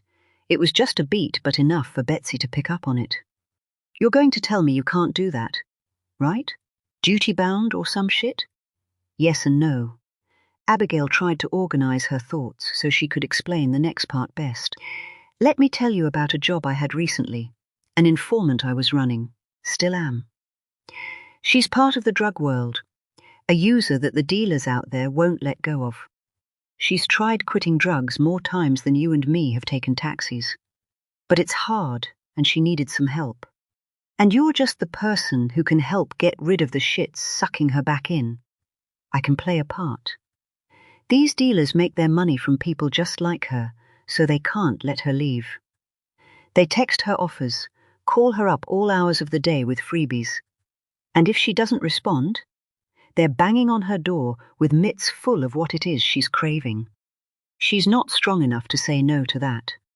In this case, they even took over her place, started dealing right under her nose, paying a sort of rent by giving her a taste for free. I'm assuming there's a point to this. There is. This woman, she talks to me. She tells me that there are 3 drug dealers in her home, that there are clumps of heroin hidden in her cereal packets, and amphetamine cut into slabs in a turkey Twizzler box in her freezer. She tells me that they're dealing right from her front door. People knocking day and night, a living nightmare. So I ready our tactical team. We swear out a warrant, and at 5 a.m. that front door gets taken right off its hinges. The search teams sweep through the place, and they get a hold of everyone in there. Then they start looking for the drugs. It's methodical, every room and every inch. At some point, they get to the kitchen cupboards, and then to the freezer compartments. They start finding heroin and amphet, just like they knew they would, and everyone gets taken back and put into our cells for dealing. So that's the scenario, Betsy. And this is the point. My informant, the woman who told me what was going on there, she was asleep when the door was smashed in, and she didn't know it was coming. She was handcuffed just like the rest, and she was arrested for possession with intent to supply, just like the 3 dealers. What do you think would have happened if she hadn't been? Well, Betsy started out. Well, I suppose it would have looked odd, wouldn't it? And the tactical team, the officers going through that door and shouting, "Police!" at the top of their voices and being aggressive, getting control of everyone in there. Do you think they went easier on my informant because of who she is? Well, no. I mean, do you think they even knew she was the informant? I would think they would, yes. I mean, you're all on the same team and... No. Abigail shook her head. That team had no idea. Not a single member. Not the sergeant leading the team. Not the magistrate signing off the search warrant. Not the governor on call for any issues. No one but me. She got nicked. She got treated rough and cuffed up just like everyone else, and I told her that could happen. But them men didn't know, Betsy said. Them horrible men in her home had no clue who squealed them up. Could been anyone. People coming to and from that place all day. Any one of them could said something, maybe a neighbor sick of the noise. So your grandson, if we act on your information and he's caught up doing errands like you said he might be, then we won't be cutting him any slack. The cops doing the enforcement side of things, they won't know. And Maximilian? He sure as hell won't know either. It's to keep you safe, like I said at the start, but I also need to keep him safe. Safe, she said the word as if it might have been the first time she had really considered its meaning. Employment and criminal records don't go together so well, do they? She said, like she was thinking out loud. They don't. I can't promise that won't happen. If it was him in the car talking to me about what was going on, then I might be able to do something after the event. A word in the ear of CPS or the investigator before it even got to that point. But it's not. Your grandson isn't helping us as it stands. You are. Helping you, then, don't help him at all. It depends what you really want. I know you're talking about his future, about him becoming Prime Minister, right? Abigail smiled, but was careful not to laugh. But I think we both know he's some way from that, and he might already be on a path that's taking him further away with every day that passes. The real reason you're here is so he doesn't wind up dead. Dead, the echo carried a quiet melancholy. You said that yourself, Betsy. I'm only repeating it back to you. So, this is the future for my grandson? Alive and in prison or dead? Those are not the only futures. You just need to be aware of what we're doing here. It's quite possible Maximilian won't get caught up at all. Another outcome is that we start disrupting the organization, and Josh sees the wood for the trees and moves his boy well out of the way of it all. If he still has a brain cell left in his head. So, while I can't make any direct promises to you, I can assure you that I will involve you as much as I can. If some enforcement action is planned that I can tell you about, then I will. And if I think you're in danger at any point, I'll make sure you know about it and what's best to do next. How does that sound? But if my Maximilian is in danger, if he's out doing something that could get him hurt, you won't tell me about that. I can't promise that. Because what if you told him? What if he reacted to that, changed his behavior? What if he asked you how you knew, or just put two and two together? Even if he did, he would never put me at risk. Yes, he would. Even if it was just a change in his habits. He'd only have to do something different enough for someone to notice. These criminal groups, they run on fear and anxiety. They're actively looking for different. Okay then. Assuming the idea of this meeting was to put me off, you're doing a fine job. Anything else you need to make sure the silly old woman understands? Abigail allowed herself another smile. Now then, Betsy, if we got a little further down the line and something happened that you weren't fully informed about, I reckon you'd make your feelings quite clear. I certainly can't say I wasn't informed. So, on that note, and another thing I'd like to make clear, anything I hear from you won't be used until I can be absolutely certain it won't blow back onto you. That's not always easy, and it can take time. I've had people in the past frustrated because they think I'm not doing anything. Sat on my hands back at the office. But say you give me something only you can know. If I act on it, if I show my hand, then I'm also showing yours. Does that make sense? As long as it makes sense to you. You seem like a clever gal. I've done this before. Abigail tried to sound reassuring. Now, I need to ask some stupid questions. Not a reflection on you, just questions that I ask anyone I speak to. Are you ready? Go for your life. Betsy, if you work with us, you cannot tell anyone else. Not a word. Not your closest friend. Not your family. Which is probably more important in this case than in most. Does that make sense? You seem to assume I have friends. Do you understand? Yes. Blimey, you really want to hammer this home, don't you? And you're not being tasked with getting me information, Betsy. That's the next thing for you to understand. I'm not? No. What I do not want is you stepping out of this car with the idea that you need to start snooping around. I don't want you going through their stuff, asking them questions or speaking to anyone in their inner circle that you wouldn't normally talk to, or their outer circle, for that matter. You cannot act different. You cannot talk to people different. If you didn't ask questions before, then don't start asking them now. Not of your boys. I don't need to ask them questions. The answers are written all over their faces. I prefer to give them advice. A piece of my mind is another way to describe it, but do they listen? Okay, so nothing out of character. You can't start acting like you suddenly want to know their business. You are not my spy. You are not anyone's spy. You're just reporting back anything of interest, as and when you may come into contact with it. Does that make sense? Betsy shrugged like a scolded child, as if she might have built up a different idea in her mind. That's the most important one, Betsy, Abigail said. I can't really put enough emphasis onto that one. You're doing nothing different, just feeding back what you hear. I get it. So, let's try this out. I've got something to tell you. Something I heard, and I think people might get hurt if you don't listen. Abigail peered out through a screen that had started to mist where the aircon was playing up. She could see enough to be able to head for the bright green Waitrose sign. I'm going to drop you here. I'll wait around for 20 minutes. The meter will be running. You hold that thought. But you also take a few moments in there to think about what I've just said. Then I'll listen to what it is you wanted to tell me today. Betsy tutted. Abigail took it as directed at her, but she was also back fighting with her seatbelt. Betsy's fingers looked swollen, clumsy, brittle, a little arthritic, for sure. The motor skill needed to press the button was clearly too much.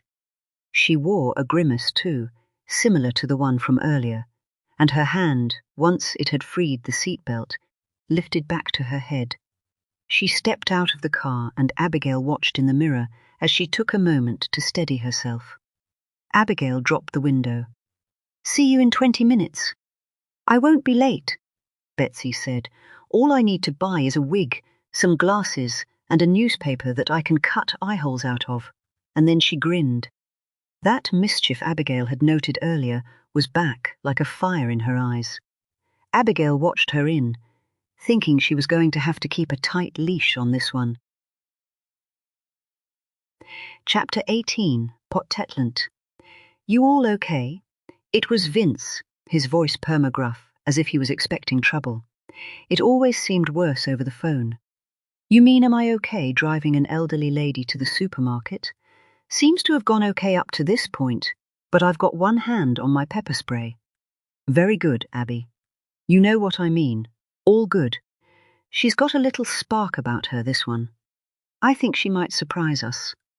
I'm already surprised with a mum looking to shop her sons. There's a little more to it than that. We all have our backstories. Did she tell you anything yet? I wouldn't let her.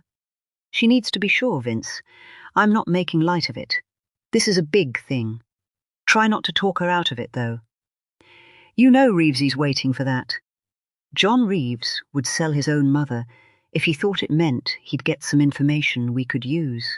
In fact, he'd rather sell his own mother than go out and do some actual police work. You might be right about that. I think I see her, though. She's coming back out. Catch up later. Vince was gone. His angle on the main entrance to Waitrose must have been better than hers. It took another 10 seconds before she clapped eyes on Betsy Wheeler's tiny frame. She wasn't moving easily, less so than when she had walked into the shop, and the weight of her bag pulled her a little too far to one side.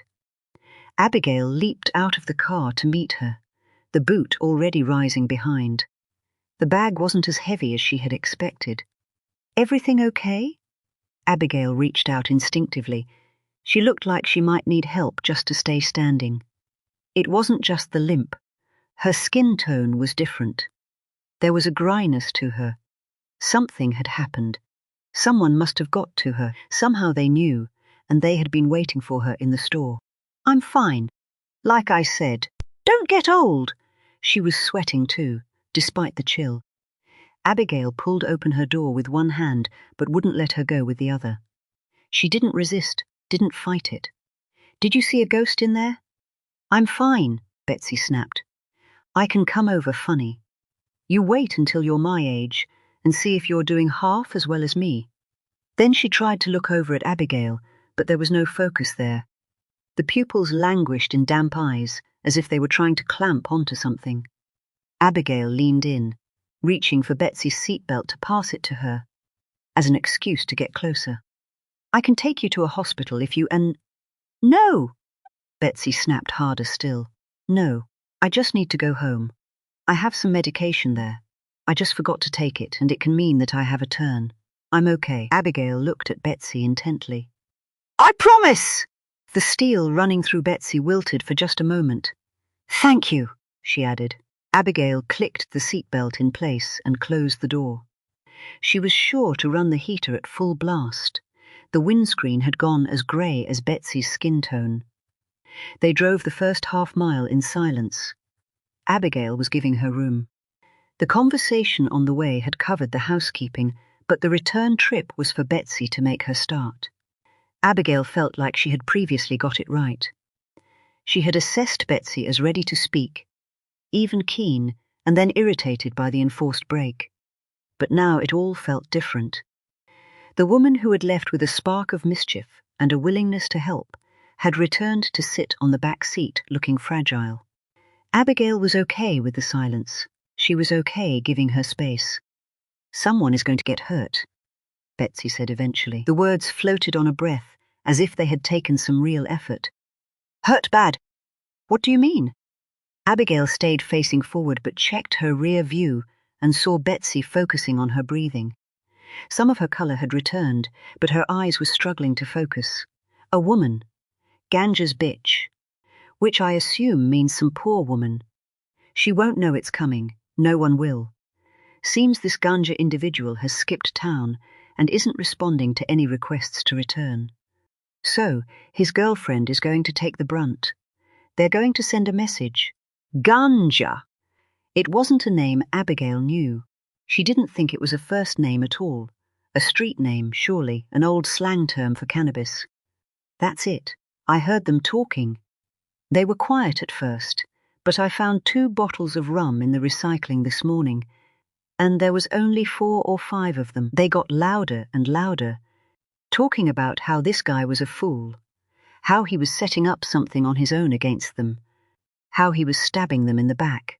It all got too much, and I had to stick my head in there and tell them I was going to bed and they needed to leave. Did you hear anything more about who that might be? No, Betsy snapped. Her hand lifted back to her forehead and she grimaced. I'm not the detective here, and you just told me I can't be asking for clarification on this stuff. But definitely Ganja? Definitely. I may be old and prone to the odd turn here and there, but the hearing and the memory are still sharp as a tack. Ganja, that's all I've got for you. For now. They sent a message to someone on the phone, dictating out loud and all laughing like they were some king and his lords at the round table, directing their armies, men and their swinging dicks. A message. And you don't know who it was to. I don't. I do know that they used a code word, though. They change their phones a lot. To keep you lot guessing, I suppose. Or because it's something they saw in a movie. It means they need to use this word so people know it's a new number. I don't know the word, and I can't see how it would help you anyway. Now then, you said a lot today. Gave me some stuff to think about. I had a moment back there in the refrigerated aisle where I made a decision not to do this. Not to speak to you again. I was going to come right out here and get you to drive me home, nothing more. But this woman, the way they were talking about her, they don't care. None of them. I never brought my boys up to talk like that, to think like that. I should have recorded it, played it back to them on their own, when they weren't in front of their baying mates. They'd be ashamed, I know they would. I was. Can you help her? I'll do what I can. Did they talk about timescales? Any idea when they might pay this woman a visit? Tonight. That's what they said. Said they were going to cross over tonight after last orders. They talked about how there might be a chance that this Ganja man could be there, that he might be going back there late at night. But one of the men, I only heard a voice. I couldn't tell you which. Betsy raised her eyes to the rear-view mirror, pausing long enough to lock on to Abigail. He said that, with what he had planned, he'd better hope he wasn't. "Okay, Betsy," Abigail said. "I'll get onto it straight away. You have to help her. I know you want to. I know a good heart when I meet one, and you've got a good heart." Chapter 19, Pontland. Gunja MC, John Reeves said. He's a bit of a name in the underground music scene in the city. The Met have also shared some intel that confirms he's previously been linked to the supply of drugs. At one point, he was running a line, and he was a bit of a bully to get there. It didn't last, though, the DCI said. It seemed to Abigail that he was skipping ahead, and judging by the reaction from John, who was giving the presentation, he thought so too. No, it didn't last. I guess that's the problem when your only tactic is to be a big bully. Someone bigger comes along. It might be that the bullies in question were the Winters brothers, seeing as we have some further intel that has him falling in line behind them. Still dealing drugs? Just says working. There's no mention of vapes or tobacco, specifically. I guess it's all selling something illicit on the street. There's some lifestyle stuff on here too. He's suspected of having chronic OCD. He dresses smarter than you might think, and there's some hint at him having PTSD from time served in the army. Ex-military? The boss was back to interrupting. And a bully. Let me guess. A para? Royal Logistic Corps, apparently, John said. Ammunition technician. Intel says it's a skilled job, but that don't mean he's smart. Seems he got kicked out when he was convicted of GBH outside a nightclub on some Saturday night, nothing or other. What a wasted life! John shrugged with a nonchalance that rankled with Abigail. People like John shouldn't act like that. Like they had seen it all before, and they knew everything about everything. That summed him up. Relying on seen it all before, rather than getting off his arse and going out there to check. MC? Emma, Nixon said, and judging by the way the DCI's head jerked up, it was a question she was asking on behalf of just about everyone else. Mic controller. At least according to Google.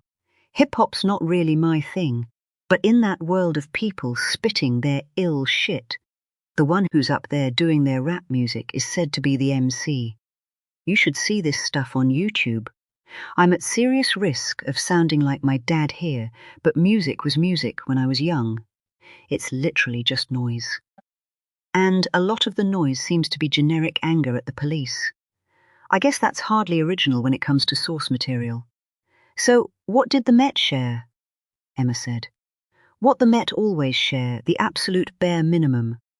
I have the name Joseph Allen, which I guess he didn't think was quite ill enough to use as his MC name. I have a last known address, where he's said to live with his 23-year-old partner, a young woman called Becky Forster, and I have some conflicting intel that he no longer lives there at all. All I know for certain about Forster is what we have on PNC. They wouldn't provide anything from their local, but I did get the impression the Met know her as a victim of crime at the hands of her MC boyfriend. She is on PNC, though. So she is known, barely, a bit of shoplifting, not recent. And she has a speed awareness course coming up in 9 weeks' time. She ran a fixed camera at 60 in a 50. We're not talking about a bad kid, from what I can see. More like someone who stole some baby formula from Boots. Because I guess she really needed to. The Met suggested that Ganja MC's been making money with his drug dealing, but it doesn't sound like it's always filtering down to his partner. Or his child, Abigail said. Quite right. Father of the Year. He took a moment to read more of the information he had in front of him. To a 4-year-old boy, does she live on us? No, address is over the border. So how do we get her safe? Abigail wanted the question out there. She wanted it known that this was what the meeting was all about, that they were here to do something about it, and not just to summarize intelligence. You're Mrs. Wheeler, the DCI said. She was there on her own last night, or at least the only one that wasn't a part of the conversation occurring in her kitchen. She was. So, we need to assume, at this time, that she's the only other person who has any idea that Becky Forster could be expecting a visit from people who mean her ill this evening. We do, Abigail confirmed. She said there were other people in that kitchen apart from the Winters brothers, but we don't know who or what part of the conversation they were involved in, or even if they're the same people that will be going to visit Forster as part of bringing this plan to its conclusion. We don't, Abigail conceded. Then we've got a real problem here, the boss said, and Abigail read something in his tone that she didn't like. We could sit up on the address. Then, when we see the approach, we make a call to uniform to get them stopped. Whoever's heading for that door is going to be a shit. Someone used to getting stopped for no real reason by patrol cars, especially if they're walking a street late at night. Stop who? Emma said. Whoever's sent to knock on that door. What I mean is, we won't know who that is until they're doing the knocking. They'll be through the door long before anyone arrives, and then we can only get them stopped coming away. By that time, they've done whatever it was they were sent to do, and we haven't stopped anything. I don't see that as worth the risk of exposing Mrs. Wheeler. We would need Met buy-in as well, the DCI said. They would need to provide a resource. Even if they didn't smell a rat when they were stopped, it would stink to high heaven if it was a Kent uniform. The Met won't help, John said. I don't see them giving a shit about some shoplifter and her loser boyfriend, and we can't tell them any more than that. I think we might have to let this one run. Emma's words were directed at the DCI. We can't do that, Abigail cut in. Rebecca Forster's in danger, and we know it. We can't just sit here and wait and see just how much danger. What if they kill her? Well, said Emma, I think it would be quite a leap to say that. Why? Abigail pushed and Emma flinched like she was being attacked. Rich just said it himself. We don't know any specifics, but we do have a bigger picture. There's a dispute involving an OCG in Kent that we strongly suspect was responsible for a recent murder on our ground. They're now heading into the city with violent intent towards a woman who has no involvement, has no idea of what's coming, and who lives with her child. We can hardly. We also have a new informant on the books. Abigail cut back in, who might just be close enough to this OCG to bring it down, given time. That means we have to nurture this relationship. We have to earn her trust. She expects me to do something. She asked me to do something. So, when she hears that I didn't, that I let this young woman get assaulted or burgled or far, far worse, how does that start us off? We'll lose this before we even get started. Or we could get her killed before we're even started, said Emma. Or someone else on her behalf, seeing as she's, 80? We can't do nothing. Abigail made a noise like a chuckle, like the very idea was ridiculous. The suggestion is that someone's going to this address to ask this woman for the location of her boyfriend, the DCI said. My expectation is that she'll tell them pretty damned quickly. Ask, Abigail spat. Is that what you're telling yourself? Already dusting your hands of what could actually happen here. What if she doesn't tell them? What if she digs her heels in? What if she doesn't know, and they don't believe that? What if? The DCI snapped back, his neck flushed in anger. We can't deal with what ifs. We have to deal with what we know. You're running a new informant, someone we don't know, who hasn't provided anything verified yet. Someone who's telling us about a conversation she overheard about men being sent to ask questions of a woman. We have no understanding of that intelligence, no idea who else is aware, and we'd have to presume that acting on that information exposes our source. Exposes us. The shoplifting. Vince's voice was a new one, and it had the effect of focusing everyone's glare on him. What do we know about that? John was reanimated, realizing it was a question for him.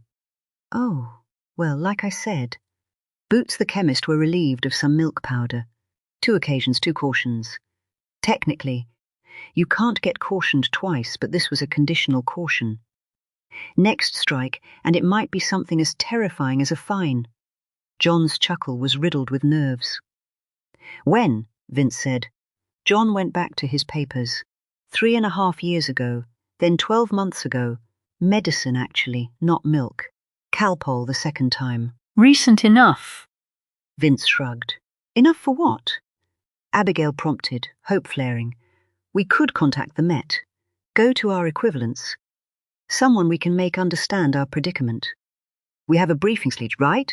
Caught on camera? So? The DCI was impatient.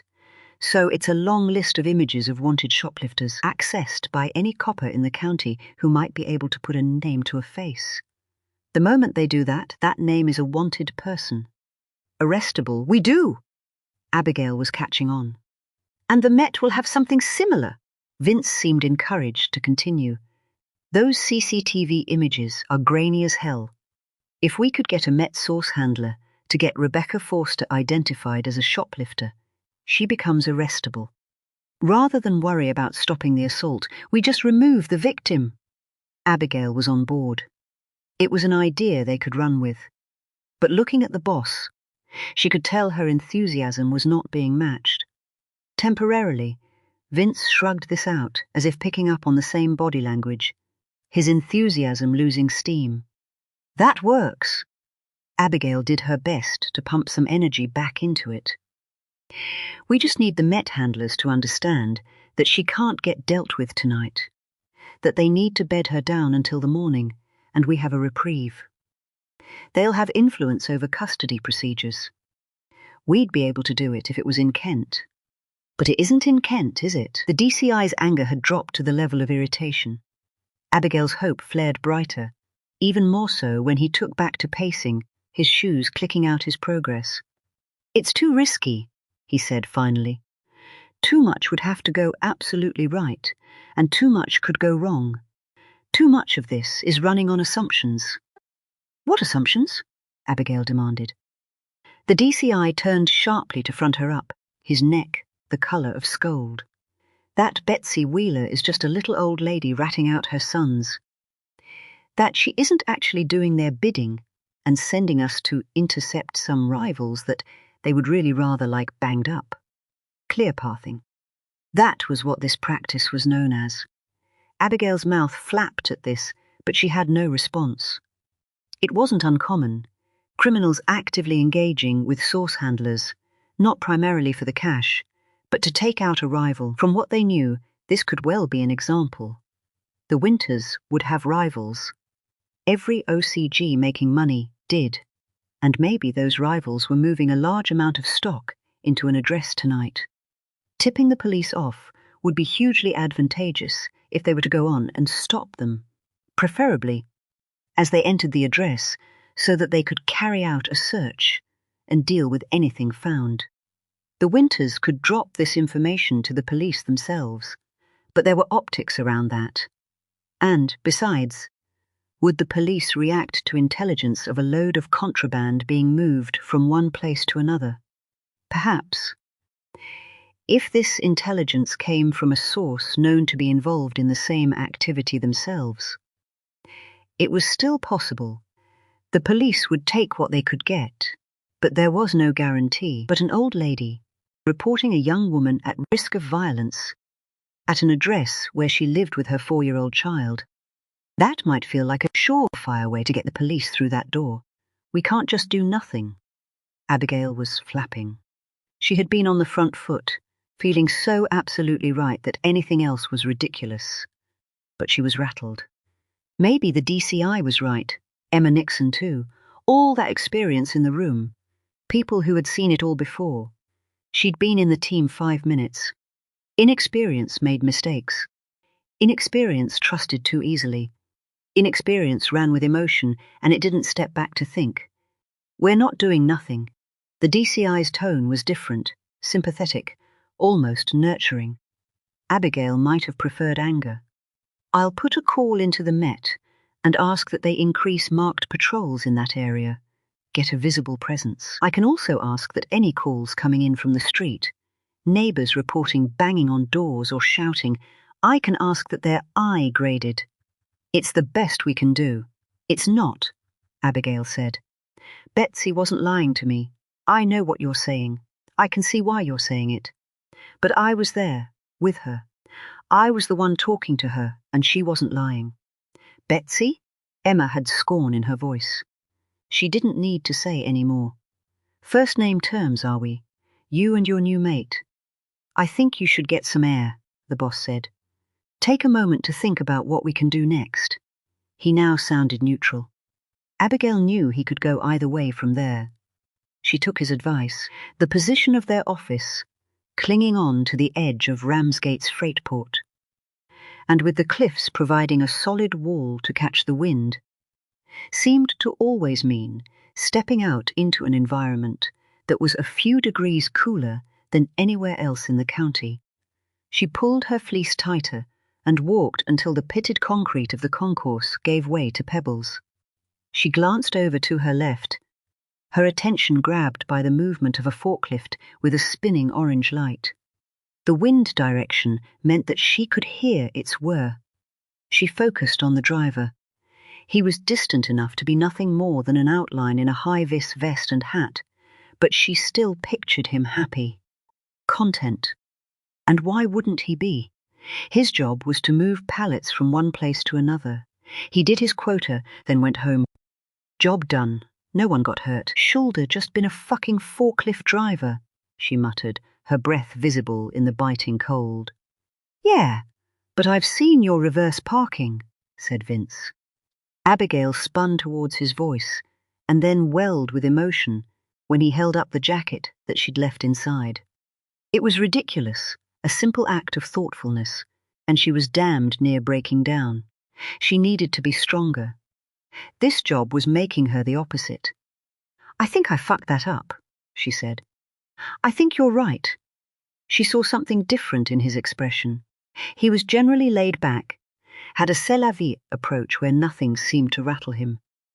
But now there was determination in his eyes. I have a contact who has good links with the Met, people she can trust. People who might be able to help us out.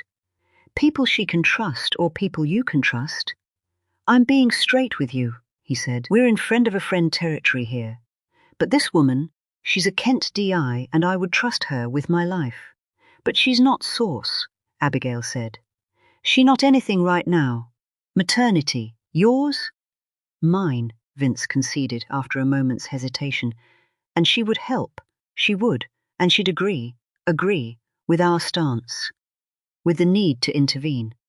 With the need to go over our DCI's head and put everything and everyone at risk, including reputational harm to the organization where she has a career? Jesus, Abby. No. The strength in the word was a surprise, even to her. It wouldn't be fair. It isn't fair. Not on her and not on you. This is a move that could cause huge damage. This isn't like uniform. You can't be a maverick here. Vince left her statement hanging, seemingly waiting for eye contact before he replied. Maverick.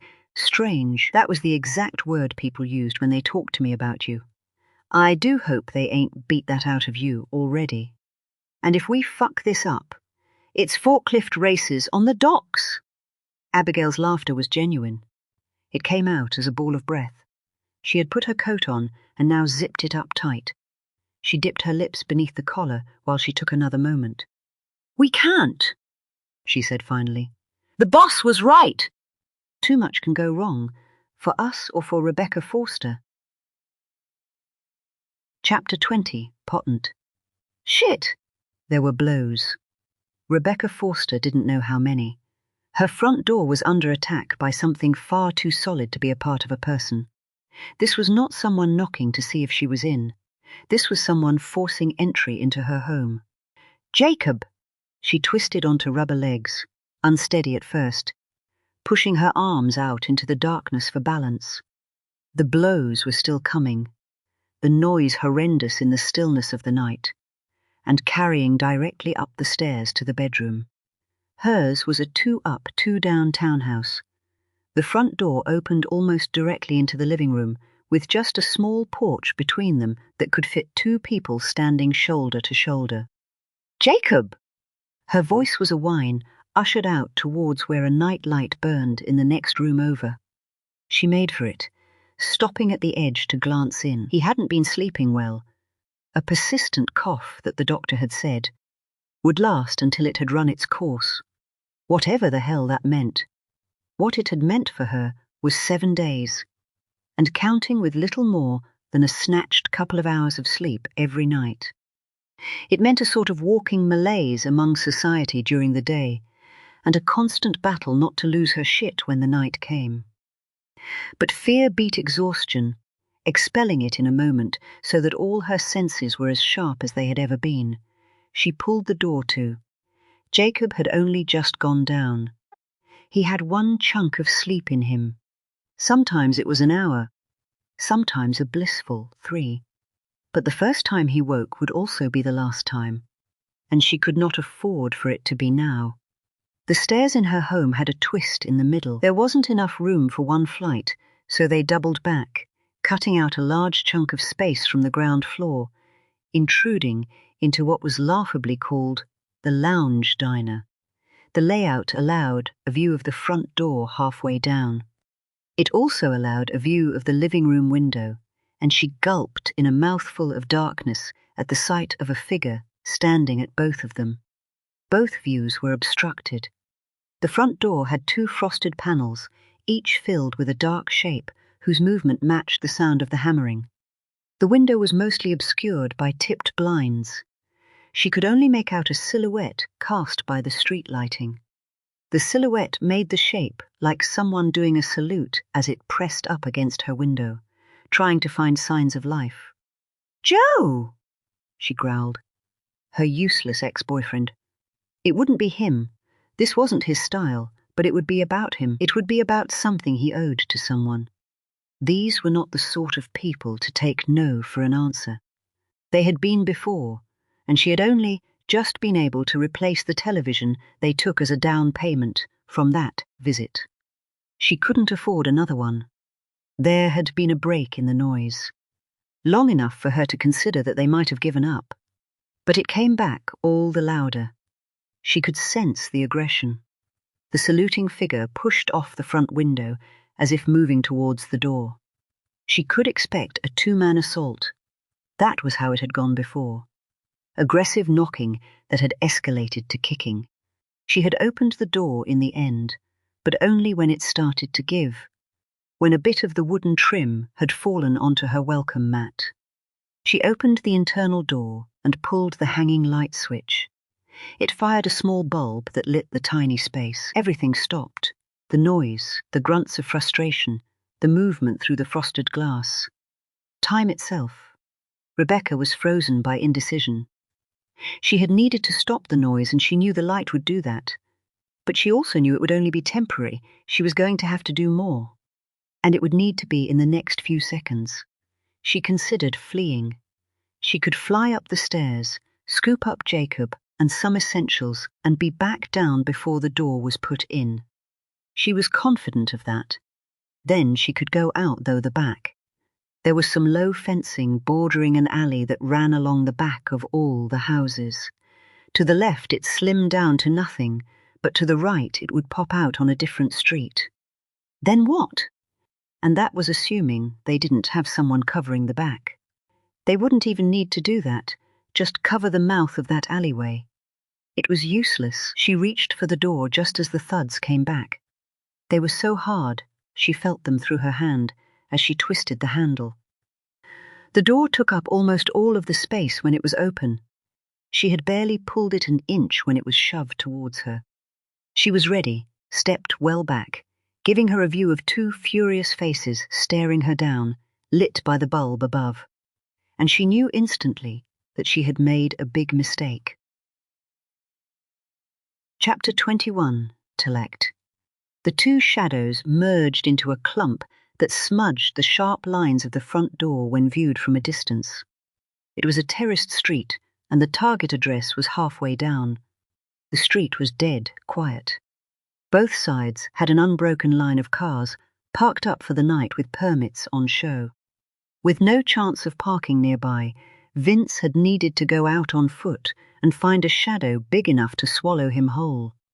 It had come in the shape of a tall tree in a park at the end of the street. It was too far from the target address to offer a clear view, but it was good enough to pick up the approach of two men. They had also come on foot. Vince had known instantly that he was looking at the right people. He had called it in as soon as they had walked past, making the Met officer covering the other end of the street, and the only other approach, aware that he was starting the follow. Vince had good instincts, honed from almost 2 decades policing the streets, watching how people acted, how they betrayed their intentions, even in something as simple as a stride down a darkened street. It wasn't completely darkened, though, and he found himself moving between shadows, having to work around streetlights and the aura that they cast. But the men who had prompted his movement were not looking back, and there was nothing to suggest they had any suspicion of someone falling in behind them. Vince tried to peer ahead, to see if he could make out the Met officer who should be coming from the other direction. It wasn't someone he knew, always a risk, especially when carrying out foot surveillance, but he had been assured the officer understood his predicament, that he would know to keep in the shadows and that they were not there to get involved, that they shouldn't be there at all. Vince was glad that he was. The men stopped at Rebecca Forster's door, and Vince took cover behind a parked van, watching through the front side windows. The two men split just a few paces, one of them stepping to the left to try and get a view in through the front window. The man at the door was clearly not the patient type. He waited just a moment more, then took a sizable step back. Without breaking stride, he surged towards the door, his movement faster, his boot raised.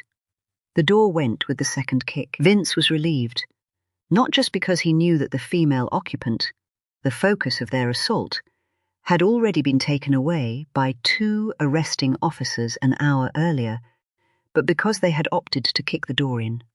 A silent lockpick would have made the next part of the process a lot more difficult. The Met officer arrived, his approach deft enough and silent enough to give Vince a start. The officer pointed at his phone, signaling that he was sending the message. Vince nodded, then waited. They both did. It was 6 long minutes before a marked police car pulled up outside. The occupants were quick on their feet. Vince knew that another patrol would be covering the back, just like he knew that first car hadn't been 6 minutes away, but had been parked up just around the corner with instructions to wait long enough to make it look like they had responded to a call from a concerned neighbor. That was to be the legend, which fitted well with the door being kicked in. It was just the first of many elements that needed to go right, and even if the rest did, Vince knew he was in trouble. But he also knew that Rebecca Forster was safe in a cell, pissed off and inconvenienced, but alive and well. After that, Vince would take whatever was coming his way. The rest almost went to plan. The men were still inside the house for a starter. The arrival of the police prompted an escape attempt into the tiny back garden, where an officer was positioned in a rear alleyway. He was able to grab a hold of one of the men to hold on to him too, despite a decent scrap. The second offender took this as an opportunity to escape, making off on foot into the part-lit streets of midnight suburbia. Vince had hoped for a quiet arrest, 2 men realizing their situation and holding up their hands, claiming confusion, maybe being pissed up and trying the wrong door. Bullshit, of course, but something that could be worked out in interview later without drawing any more police attention than was necessary. Instead, they had opted for a loud scrap in the garden. Someone had pressed for assistance, prompting 2 more marked units to slew past Vince, their blue lights making mincemeat of the shadow that was his hiding place. Neighbors came to windows. Some stepped out onto the street to ask questions. Vince accepted that he would be facing many more. After the arrest came the searches.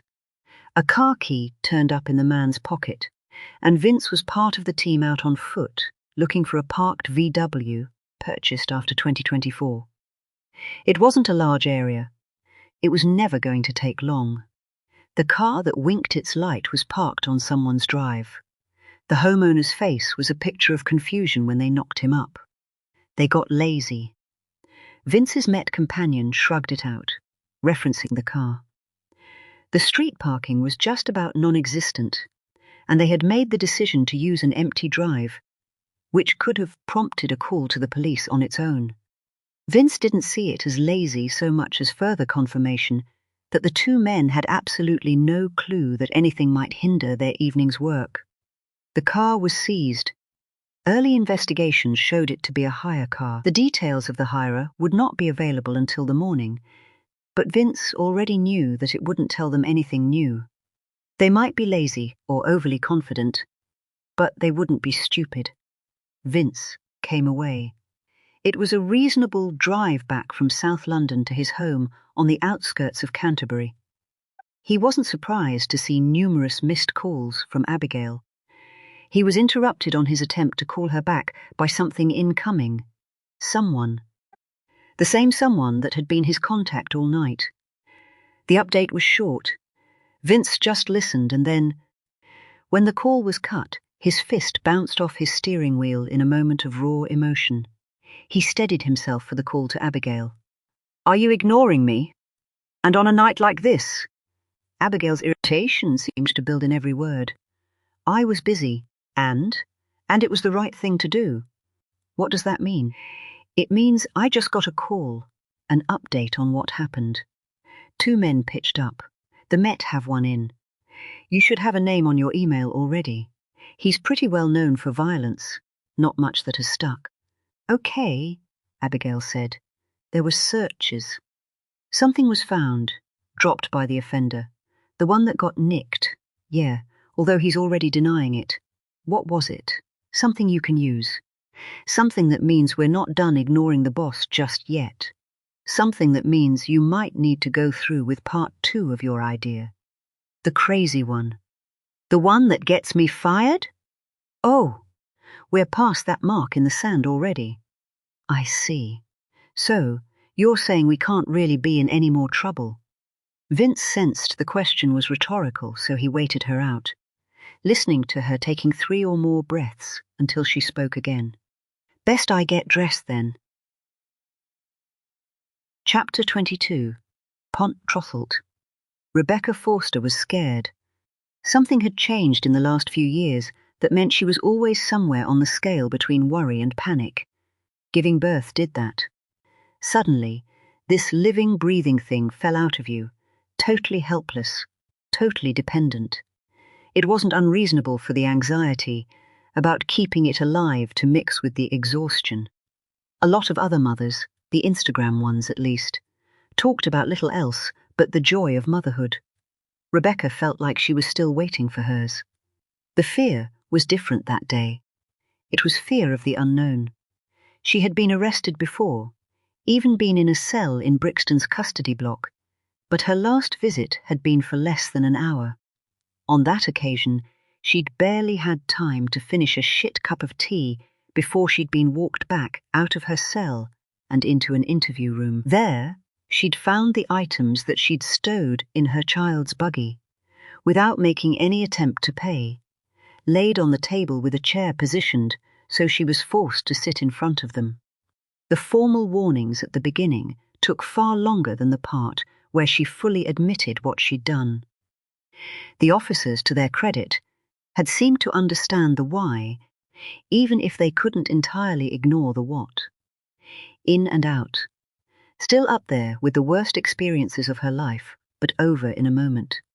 On that night, however, she was told she would be bedded down. She had begged and pleaded, told the pointy custody sergeant about how her son had been snatched out of his bed and taken to her mum's house, appealed to her as a woman, even asking her if she had children of her own. She got no answers and short shrift. She was told that she needed to be given a rest period, told that it was the law, and neither of them had any choice. Rebecca sulked down the hall to her cell. Then she found herself sitting bolt upright, her hands on her lap, her eyes running over each of the grey-flecked walls of the box that contained her, the camera in a plastic bubble, in the corner over the door, and the sorry-looking toilet that merged into the bottom of her bed, which was more like a solid shelf.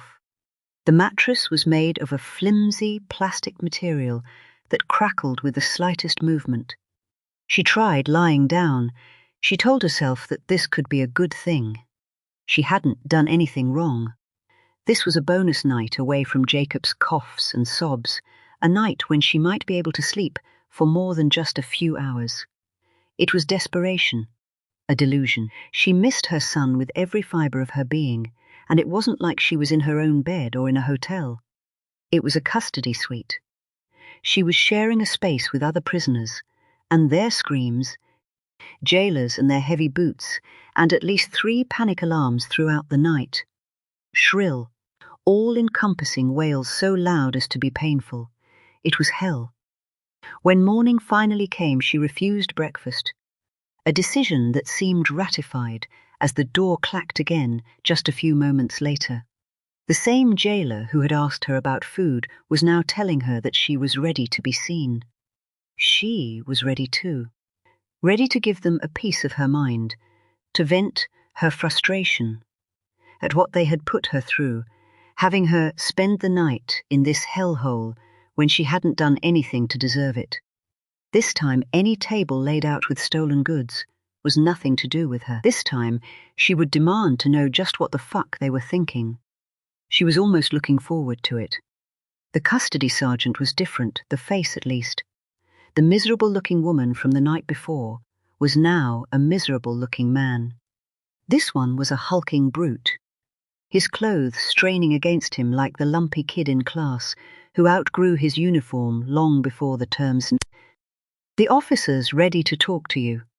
I just need to sign you out to interview. His voice was that of a lumpy kid too.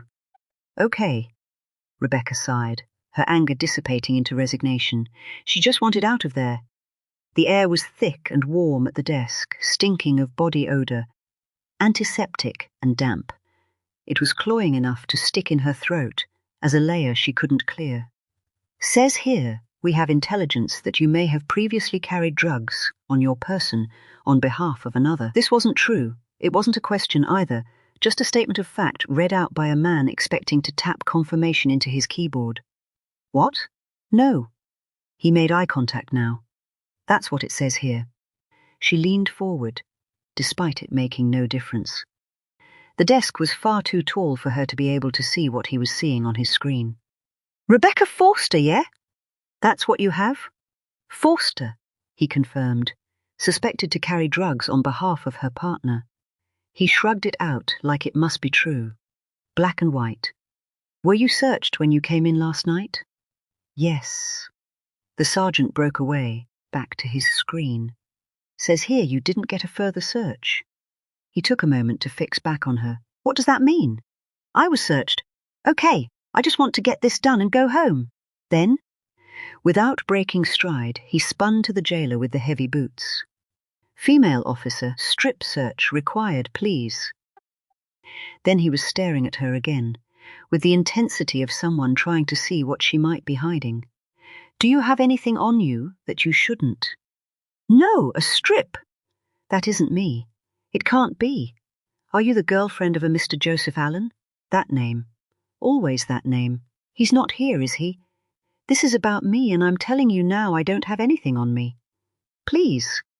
The anger was gone, only desperation left. The idea of being here 1 minute longer than necessary, and the idea of being stripped. I just want to go home, she said again, sobbing the last word. She didn't want to cry, not here. Not in front of these bastards. They had made a mistake. This was so unfair. This wasn't who she was, and she wanted to be strong and angry when she told them that. Instead, she was sobbing, reduced to begging. Someone else arrived to stand next to her, a female officer, blue gloves already sticking out from a long-sleeved white shirt. She was older, in her 50s, her features sharp right down to the fringe that sat at the top of her face. I don't want to be doing this any more than you want me to be doing it, yeah? Let's get this done. 2 minutes of your time. The woman's tone was cold to match her exterior. Get what done? They called me up as a female officer for a strip search. Just me and you, yeah? The jailer's gonna hang around, but I'll have him turned away. Just need to make sure you haven't got nothing on you that might cause someone some harm. Something you shouldn't have. Rebecca didn't have a reply, and she couldn't manage words anyway, with the bile rising up in her throat. This wasn't her. This wasn't her world. This was about her ex-boyfriend. This was all about him. She had carried things for him in the early days when he had fooled her into believing that he was being targeted, that the cops wouldn't leave him alone. It might have been drugs. She could remember how it was when she was young, not asking questions she hadn't wanted answers to. She couldn't think how the police might know about that. What if I promised to warm my hands up? Would that suit the little princess? The woman's tone was colder still. You ain't gonna cry all the way, are you? Just a little show. That's all I'm asking for. She smiled. She actually smiled. Cell 1, you said, Sarge? Rebecca's eyes still brimmed with tears. She could only just make out a dark figure appearing behind the female officer, wearing the same blue gloves. She was in the same uniform, too. First time? The second woman's voice was instantly warmer. Rebecca brushed the moisture away with the back of her hand and nodded, shaking out fully formed tears. It's okay. It's nothing to worry about. The woman came into focus a little. She was leaning on the desk and writing in a notebook. Beside her sat a mostly clear bag with what looked like paperwork in it, the word evidence stamped across it in blue writing, the top sealed as if someone had wrung its neck and goose-tied it with a blue zip tie. Rebecca sized her up. She was much younger, slim and pretty. She didn't seem to be there for her or even to have anything to do with what was happening. She took in the woman who was ready to search her with a look of disdain. Can't say that helps me much, Rebecca said. I don't have anything on me. I'm not that kind of person, but no one will believe me. I believe you, the younger woman said, getting a huff from her colleague, to whom she then spoke directly. I tell you what, you look busy. Do you want me to do this one? The older woman huffed again, then curled her lips into the beginnings of a sneer. She ripped her gloves off with such vigor that they made a snapping sound. Help yourself! Chapter 23, Pontalant. Rebecca Forster leaked fear from every part of her, but no matter how scared Abigail thought she might be, it wasn't nearly scared enough. Not for what had been coming to get her. There was no update from any interviews yet, but Vince's call had been enough. The bag that had been dropped, had seized, had gone with Vince to book into special property as evidence. He had taken the time to describe a number of the items individually, but it was the name he had given it overall that had really struck home. Torture kit, hammers, a chisel, several blades, pliers. They did get someone detained and arrested for aggravated burglary. It was the most serious offence that could be put to them, without including information that they couldn't know. Not without involving Betsy Wheeler. Abigail wasn't complaining, however. The result could hardly have been any better. The bag of implements enabled the investigators to assume they were breaking and entering into a property with the intention of causing violence to the person within, hence the aggravated element. And the fact that it was Rebecca Forster's property meant that she could now be spoken to as a victim and officially warned. But that was not for Abigail to do. That said, Abigail wasn't particularly good at doing what she was supposed to, as that would have her still in Kent, not in a Met custody area. She was there on the back of a phone call from a detective inspector on maternity leave, who happened to have strong links with the Met's major crime team run from this building. She had one chance at this. One chance at getting something that might justify ignoring direct orders from her own chief inspector. That meant continuing with her ruse. Something that she had pitched to Vince on the beach, just outside of the Kent DSU office. A place where she had been told to walk after her team, had stopped listening to her. But Vince had listened. And then he had told her that it was crazy, that she was upping the risk to them, and to Betsy Wheeler all the more. Abigail had agreed. She had backed down, dismissed the idea, accepted that it would be enough to go against the direct orders of the chief inspector, and make their own arrangements to get Rebecca Forster safe. If they could just do that, it would be enough. But then Vince had called. Torture kit, and Abigail couldn't be sure that they had made her safe at all. She had then travelled to London, time enough to convince herself that her crazy idea was not so crazy after all. What she couldn't convince herself of, however, was that everything would fall into place to make the next part possible. She started strongly. The first requirement was to insert herself into Rebecca Forster's bad day as the ray of warmth in a cold and harsh environment. That was as far as she would take it on day one. She just needed to bring about an interaction such that she'd be remembered as someone for whom Rebecca could let her guard down should their paths ever cross again. And Abigail planned for that to be soon. She also planned for it to be a part of the reason why her DCI couldn't sack her off the team. It was a big gamble. For a source handler, just interacting with someone in custody was controversial, and controversy was something that the DCI had seemed keen to avoid of late. It had once been common practice for source handlers to make approaches to someone who was under arrest. Called a cell intervention, or cellie, it had once been very effective. The dynamic of someone being held, vulnerable and forced sober, desperate to be anywhere else, was ripe for exploitation. But legislation had caught up. Defense and human rights lawyers had chipped away at it, and it was nearing the point where it was too much hassle. The tightening of legislation meant the tightening of records, and in a place that was under audio and video surveillance 24/7, it was not the place it once was, where certain visits could be missed from the prisoner's cell log. It was also a direct breach of process to speak to a prisoner in custody before they had been interviewed, or after they had been charged, meaning the actual window for a conversation was very small. But Abigail was running this one differently. This was not to be a cell intervention or an approach. It was the beginning of a confidence trick, rescuing Rebecca to conduct a strip search that started out in silence, then moved into small talk. Before long, Abigail was able to bring out some jokes that were a long way from funny, but that took a sledgehammer to the tension. She was warm and kind, gentle and patient. She explained every step of the search before it happened, making sure Rebecca always knew what was coming next. And she didn't let the jailer in the room, not even turned away. Instead, she had told him to shut the fucking door behind him. They bonded. Abigail felt it.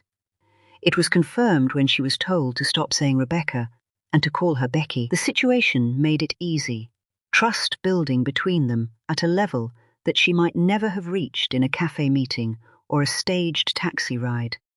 And it was a bond that Abigail felt strengthen in the moments after Rebecca removed her shirt. How did that happen, Becky?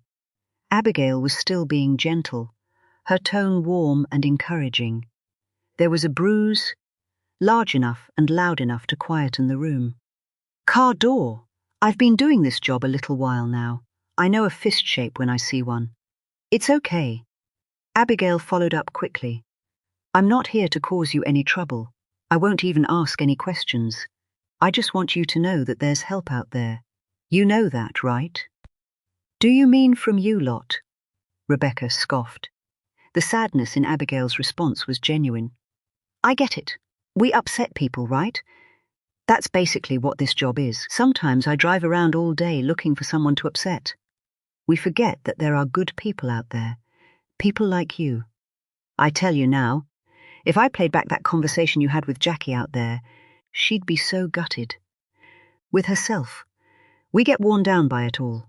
Jackie is... That's her name, is it? The rude one? Yeah. Been in a while. Maybe too long. Abigail snorted a laugh and got a smile in return. It was all made up. Abigail had no idea what the female officer's name was. But whoever she was, she had played the part Abigail had described to perfection. She's seen it 1,000,000 times, done 1,000,000 strip searches, and found 1,000,000 things stuffed in places you wouldn't believe. She might have missed something that was then used to hurt her. But people like you, good people, this is a first for you, and, well, you don't have anything stuffed anywhere, but you do have a bruise shaped like a fist. And you need to feel like you can talk to us about those bruises and feel that when you do, we'll help. I think you would help. I would. I tell you another thing. If you came in off the street and it was Jackie who was sent to speak to you, she would help you too. Blinkered, see. You come down to custody and you see a prisoner, and you just think, wrong. Human nature, perhaps. Or just someone been in too long, like I said. I'm sorry about her. She'd be sorry too. It's fine, I get it. You know what? Even when I was saying about how I wasn't carrying anything and how this wasn't right, I was thinking that you must hear that all the time. Whether people are carrying or not. It was just a bit of a shock. Of course it was. You can put your top back on. I'm not going to search your bottom half, Becky. I'm not going to ask you to take anything else off, okay? Put your stuff back on and get yourself comfortable. But if the custody sergeant asks... Rebecca smiled. Oh, don't you worry. I'll say you had your hands absolutely everywhere. Okay, well, don't say that. They giggled together, the dynamic different again. The mood was as high as it was going to get, and Abigail had done what she needed to do. I'm going to hand you back over to someone else now. You need to be interviewed. I've got my own job to do. Is it Jackie? No, actually. She was just down here because she's got tits. They don't let the men search the women, despite their protests. More giggling. I don't know who it is, but just get it done. Listen to your solicitor. Have you got a solicitor? I said no. The sergeant said it would cause a delay. He shouldn't say something like that. Get a solicitor, okay? Whatever you've done. Whether you've done anything at all. If nothing else, a solicitor gets something called disclosure. It's a meeting before your interview, where he's told what we have on you. He might be able to come back from that, tell you it's nothing, and put your mind right at rest right from the off. Even if it takes a little longer, get a solicitor. Have a cup of tea in your cell. You'll be okay now. No thanks, I tried the tea down here. Tell you what, I'll go upstairs and make you a proper one from my own stash. None of that powdered milk shit. But get a solicitor, okay? Okay. Abigail nodded and smiled. She got the same back, and then something she hadn't been expecting. Becky Forster stepped in for a hug. Next, she would attend a formal interview about a shoplifting she did not commit. After that, she would be handed over to a major crime team, who would ask her about why 2 men had been stopped entering her home with the clear intention of causing her harm, a major crime team that would also be tasked with keeping her safe. But Abigail was of a mind that she was safe already. It would be madness for Alex and Josh Winters to go back to her now. They would find another way to smoke out Ganja ME. And then, when the dust had settled a little, a desperate and anxious Rebecca Forster would cross paths with Abigail, a woman she would remember as the only warmth on one of her coldest days. And that chance meeting wouldn't be in a cell. It wouldn't be under such strict legislation, and no solicitor would ever question her approach or what had been discussed. As far as perfectly executed plans went, Abigail might have just pulled off another. The last part involved leading Rebecca back to the custody desk, where they were both eyeballed by the miserable, lumpy kid in a sergeant's outfit. She's good, Abigail sang, enjoying the scowl she got in return. Oh, and Sarge, she's decided she might be better getting a solicitor. She added that last part under the cameras to capture the request and instigate the legal obligation that went with it. Custody, being such a restrictive and highly monitored area, did have some advantages. Chapter 24. The next meeting was in a hotel restaurant, and it seemed that Betsy Wheeler approved far more of her surroundings than when she had been coaxed into a mock taxi. It was far plusher, no doubt about that, across the border in London, where hotels generally needed to be a cut above, or they wouldn't survive. Abigail got there first, and was shepherded to a table near the window. She had remained standing, explaining that she was meeting her Nan, who had recently had an operation on her cataracts. Then she'd asked if there was somewhere a little darker to sit, somewhere that might suit her Nan's sensitivities. The waiter was eager to please, leading her to a table as far away from the glass frontage as possible. "Perfect," Abigail had said. "My Nan will definitely moan, but it's for her own good." Betsy was right on cue, her sharp wit and observation arriving ahead of her in a few barked words. "Do they not have a darker table?" The waiter pulled out the old lady's seat, offered a wink at Abigail, and then returned with 2 large candles stuck in wine bottles, leaking wax over the sides like dipped toffee apples. The 2 women peered silently at each other as he fussed over lighting them, the flames warming their corner, banishing some of the shadow, but with lighting that was soft enough to be acceptable. Despite its warmth, the light offered no glow to the cheeks of Betsy Wheeler. Instead, the candles served to show up the moisture that clung to her like an extra layer. "That is some fucking tree!" Betsy expelled air and twisted a little in her seat, in the direction of the giant Christmas tree in the foyer. "How the fuck did they get that in her in the first place? The magic of Christmas. Fuck that noise," Betsy muttered. "One thing people are good at is finding something fun, then sucking all of that out of it. Not a fan. Not anymore. Call me rose-tinted. But it used to be simple, and all the better for it. I got a nice meal and some chocolate when I was a gal. The best thing was seeing everyone together. Everyone happy. Now, ain't no one happy. Not unless they got the latest farsampant gadget." Abigail suppressed a laugh. "How are you feeling, Betsy?" She made no attempt to conceal the fact that she was looking her over. "Old. You look more than just old today," Abigail said, and got the reply she might have expected. "You angling for a slap, gal?" She stood down pretty quickly to shrug. "Touch of something, maybe. Sorry I made you come out this far. You should have said. I could." Betsy was waving her away with obvious annoyance. "I'm not some child.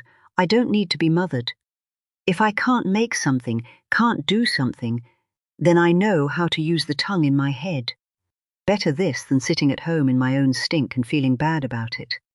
Abigail could do nothing to stop the smile creeping out. "And besides, you promised me afternoon tea at some upmarket joint. I suppose this is it, is it? They have candles. What more do you want?" "True. And I do believe the waiter was wearing a dicky bow. Can't say you get many waiters in dicky bows around my way. I thought this was your way. That's why I brought us over the border. I thought you might like a trip to your old stomping ground." Betsy stiffened. "You don't say that to an East Londoner. This is South London. Wrong side of the river for a start." "It's all London, though, isn't it?" Abigail said, and then felt like she was being studied in the moments that passed in silence. "You're winding me up, gal," Betsy said finally. "And you're taking a big risk doing it. I know you see a little old lady sitting here, but get me angry and you might get something you didn't see coming." Abigail couldn't hide her smile any longer. It was contagious, spreading to the woman opposite. "You just bring me here to wind me up, then?" "No, I shouldn't have brought you here at all. I can promise you this isn't the sort of place I normally spend my time. The boss only authorized a waiter in a dicky bow because of what you did.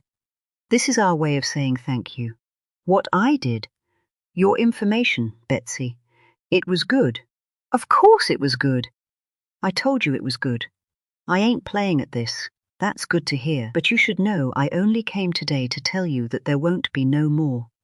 Best do that sort of thing face to face, I find. I've had some time to think, took some time for myself, had a good think about it all. My boys and me. I thought a bit about you too. Her eyes had been watery from the moment she arrived, but right then they were just about treading water. You're a good kid. I can see that. I think you're doing a lot of good with all this, with what you do.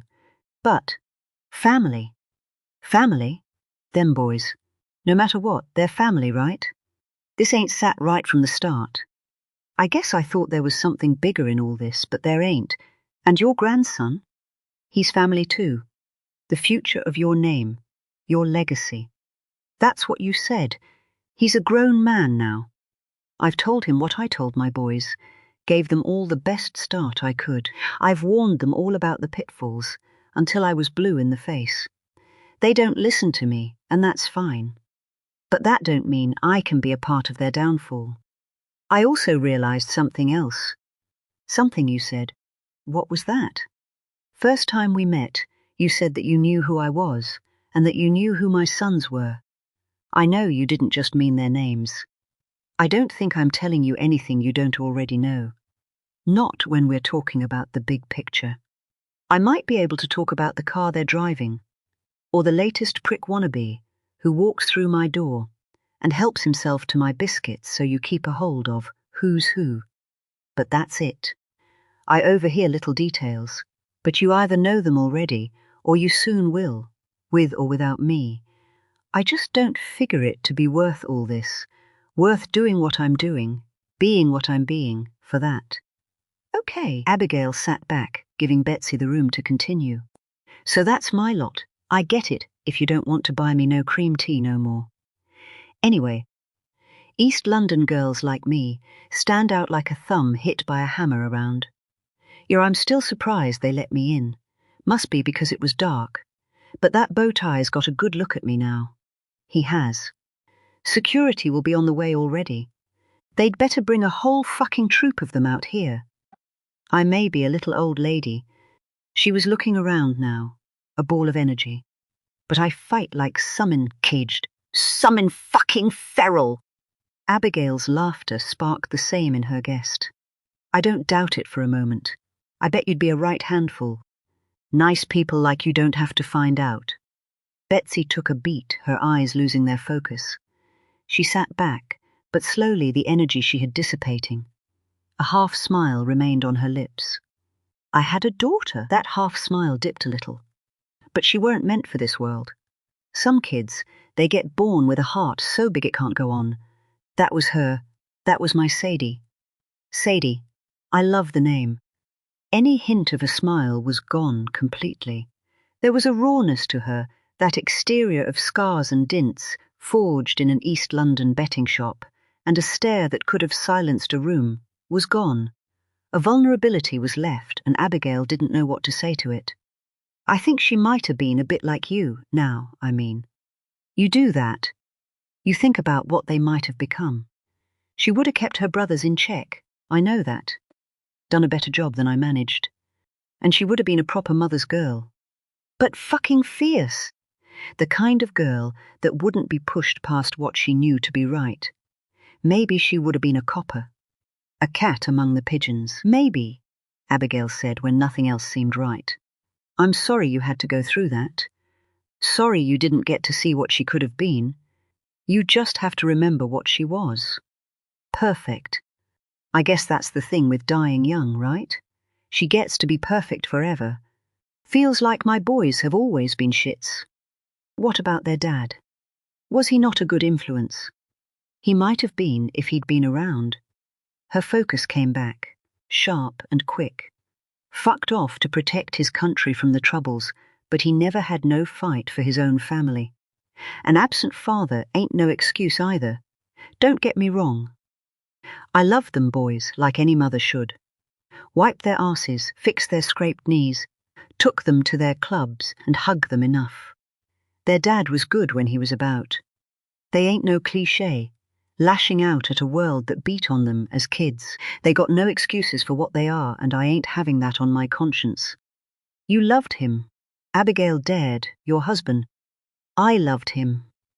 First sight, I reckon. Abigail pushed, judging by that reaction. Betsy looked like she was considering this. Maybe, then she sniffed, like it was no big deal. First time I ever saw him was when he came into the betting shop where I worked.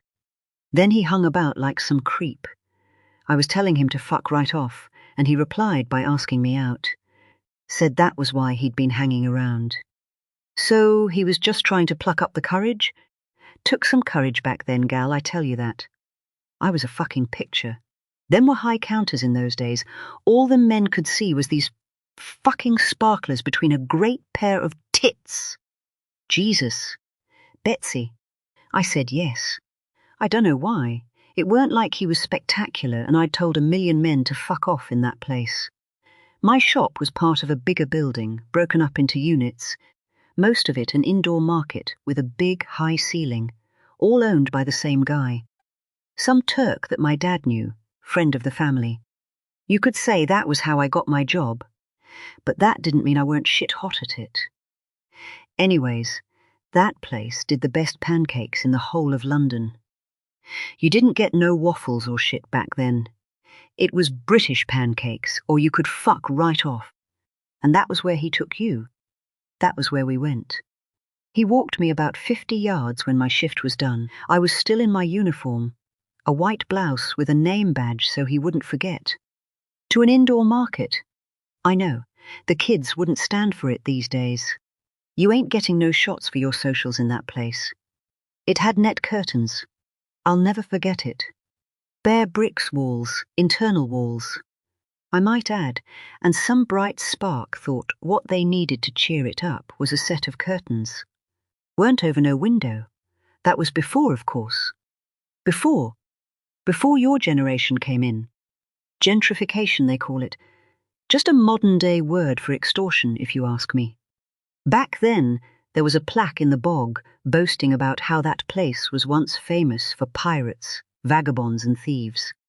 I came out of there like a thoroughbred released with a slap on the arse, demanding to know what he was doing taking me to a place like that. I used to like to challenge them. You got to be able to hold your own if you want a woman like me. I thought he'd wilt away like bread in the rain, but he burst out laughing. Laughed so hard it was catching. Caught me, at least. We couldn't even talk to the poor girl, trying to know what we wanted on our pancakes. She had to leave us to get past it. Betsy's smile was big and broad at this, her eyes shiny, cheeks suddenly full of colour. It was the best Abigail had seen her. I knew from that moment that we had a connection that don't come along often. And I was right. It never came along again. Betsy dimmed. A sluice gate opened, the memory washed away by the onrush of sadness. She seemed to check herself, snap back in her seat to move the subject away. What about you, anyways? Pretty young thing, like you must have a disorderly queue, all wanting to see the rest of them pictures you got drawn on you. One of them must be good enough to keep close, surely. Not yet. I'm staying covered up indefinitely, the luck I've had. Men, eh? Betsy tutted. Wankers. Every one of them. Their shared laughter brought some of Betsy's colour back. Family, though.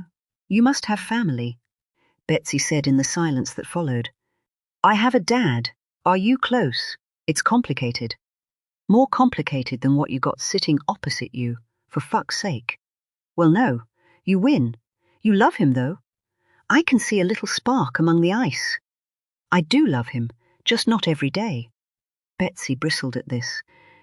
I tell you, Summin, there ain't nothing in this world you can love every day.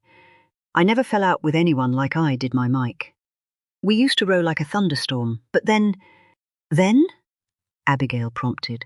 Well, let's just say the making up part used to be just as stormy. That's how you know, I figure. I loved him hard. That's high emotion, so falling out was a long, long drop. But we would always get back up to where we'd been before. Fine line between love and hate, right? I never hated anyone who didn't mean a lot to me first. He's dying.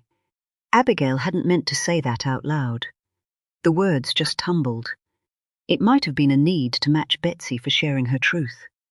It might have been that Abigail felt comfortable enough to say something for the first time since she'd found out. It was likely a combination of both of these things. It caught her by surprise. "Your dad?" "Yeah," she shrugged. "I mean, he's getting what he deserves for the sort of life he's lived. He was never going to make old age." "We're all dying," Betsy said. "Just some of us get told it by some fella, wearing a shirt and tie with letters after his name for it to feel real. To get a timescale. Until then we think we've got forever. Soon? I think so. He's keeping me away. I think he sees that as a way of protecting me. But if we don't have much time," Betsy sighed, "you might be a parent one day and you'll know what it's about. The moment I gave birth I didn't feel like I mattered no more, not who I was or what I did. It was just about them kids. You do get some of yourself back, but you'll never put yourself first again. You probably think that's bullshit, seeing that I'm here talking to you. You're here to protect them from themselves." Betsy nodded her approval, as if she couldn't have put it better herself. Afternoon tea arrived, the timing perfect for Abigail to bring the conversation back to where she needed it. It was 2 silver cake stands, sandwiches on the bottom with their crusts cut off, scones making up the middle layer, and a trio of colourful puddings on top. The tea came out next. 2 ornate pots in bone china with matching cups. Betsy gave an incredulous laugh, picking up the delicate china and inspecting it like an ape handed an iPhone. Her East London twang seemed heavier than ever when she said, "This stuff just don't suit me, gal. Just don't fly right." And she was right. Can't say this place suits me either. Abigail was suddenly aware of herself, looking around to where the room had busied behind her, but not the tables either side or the one right behind. "You notice how there's a sort of force field around us?" "You mean around the bit of old Ruff and the painted lady?" "I did, yeah. I'm a long way from that betting shop and curtains on a brick wall. A long way from my people." Abigail poured the tea, prepped a scone, cream first then jam because that was just the right way to do it, and then stopped, aware that Betsy seemed to be studying her close. "They mean something, right?" "Mean something?" "The ink, tattoos. I don't think a girl like you covers herself in something that don't mean nothing." Abigail shrugged, wordless for a moment. It was a question so well framed she couldn't do her usual act. Shake it off and just say that she liked tattoos and had picked them out of a book at the ink factory. At the same time, she wasn't about to admit that every one of them was a meticulous response to something in her life. Her body was a story she was telling, and there was still a lot to say. But it wasn't a story she was ready to say out loud. "Maybe a girl like me just likes the look. They are pretty. I don't like them. Tattoos, I mean. But you're different. These are different. I never understood these tattooists calling themselves artists, but it makes more sense now. You look like something hung up in a gallery." "Thank you," Abigail chuckled. "A lot of plants and flowers, some ferns." Abigail smiled, referencing the 2 matching either side of her chest that ran across her shoulders and onto her arms. "And a butterfly on the back of your hand there. A bigger one on my stomach. And a bird there on your inner arm." Abigail lifted it. It was partly covered, her long sleeves pulled up just enough to hide all bar a spread wing. "Yep. So, plants on your chest and neck, butterflies and flowers elsewhere. Soft images, drawn soft. And then there's this." Betsy reached out, her finger pressing down gently on Abigail's left bicep. "That's a snake wrapped around a knife, if I'm not mistaken." She was not, despite it also being partly obscured. "So that's the one I want to know a little more about." Abigail started on her scone. "Why would that be the one with the story?" "Because it's different. I'd say that everything else makes sense together, some sort of earthy shit, all gentle. And then there's that. It was just in the catalogue. I liked it. Bullshit." There were more smiles passed between them, but Betsy's was now tinged with expectation. She was serious. "I feel like you know everything about me and my family. You've been the one asking all the questions. But before we part ways, and seeing as this is the day I walk away for the last time, I want to know something about you. That tattoo, the story behind it. That's fair, right? I tell you what, Abigail said. I'll tell you 2 stories, this tattoo and its origin story. But first I'll tell you a story about last night. All you have to do is listen. How does that sound? Betsy leaned in, her face suddenly swamped by candlelight. Just make it quick. I don't know if I can be here with you no more. Her eyes had a shine to them that wasn't just reflection. Why not? Because you've got a whole afternoon tea ahead of you there. You're supposed to work your way up, girl. And look at you. You've gone in at the scone course.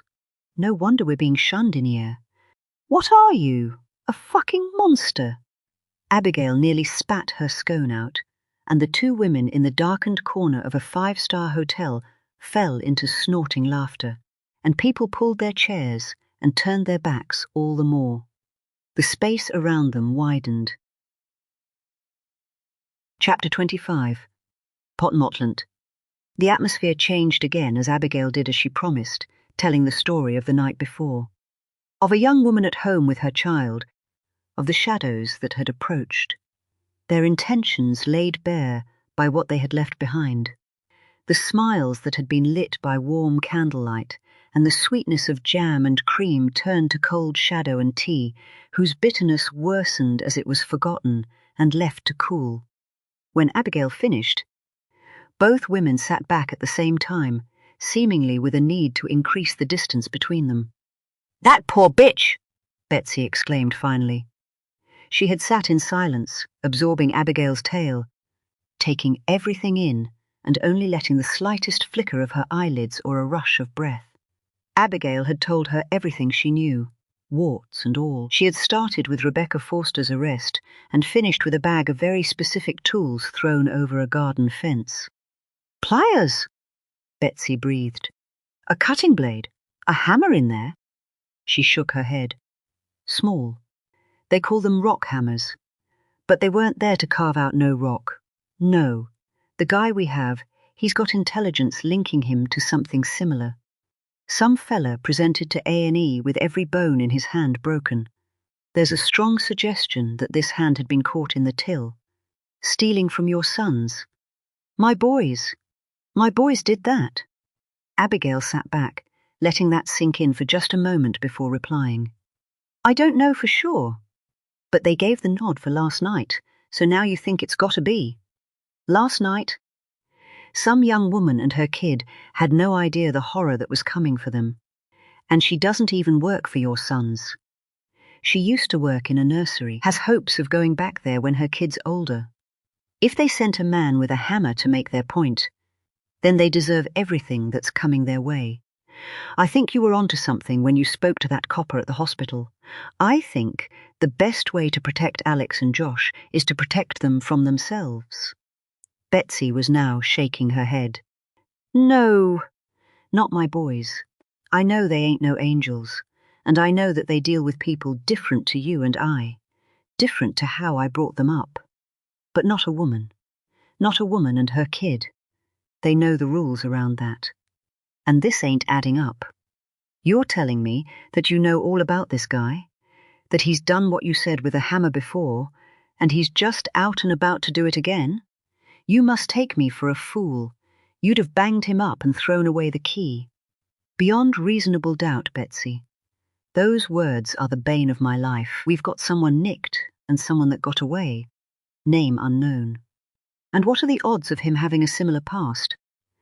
But linking either of them to the earlier incident, or even pinning anything on them for last night, it's not going to happen.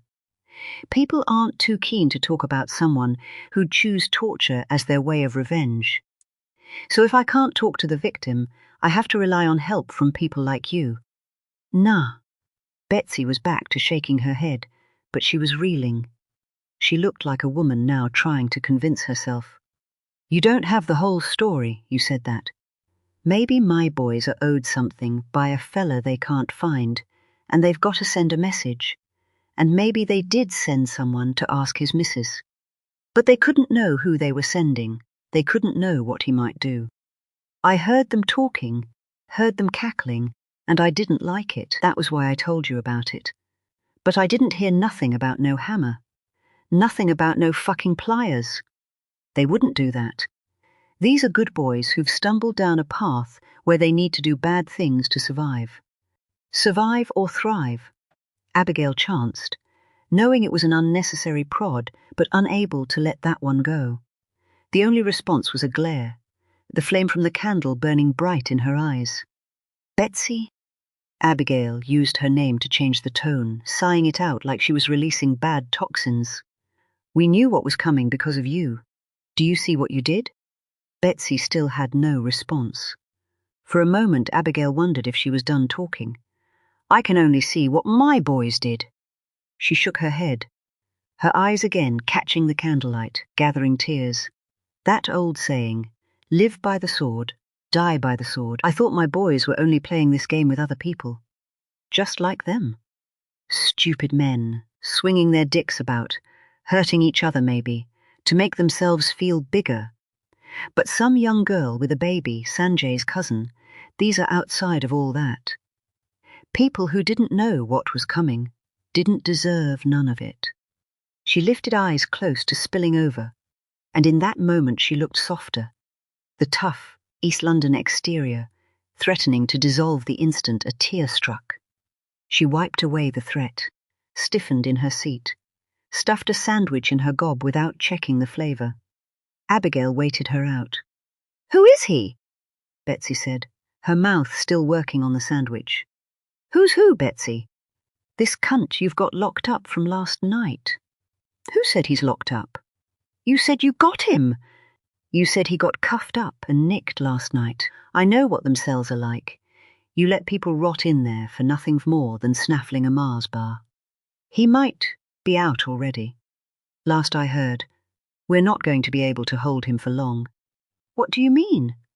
Those eyes flashed with anger now. You got a man kicking his way into some woman's home, a hammer in his hand?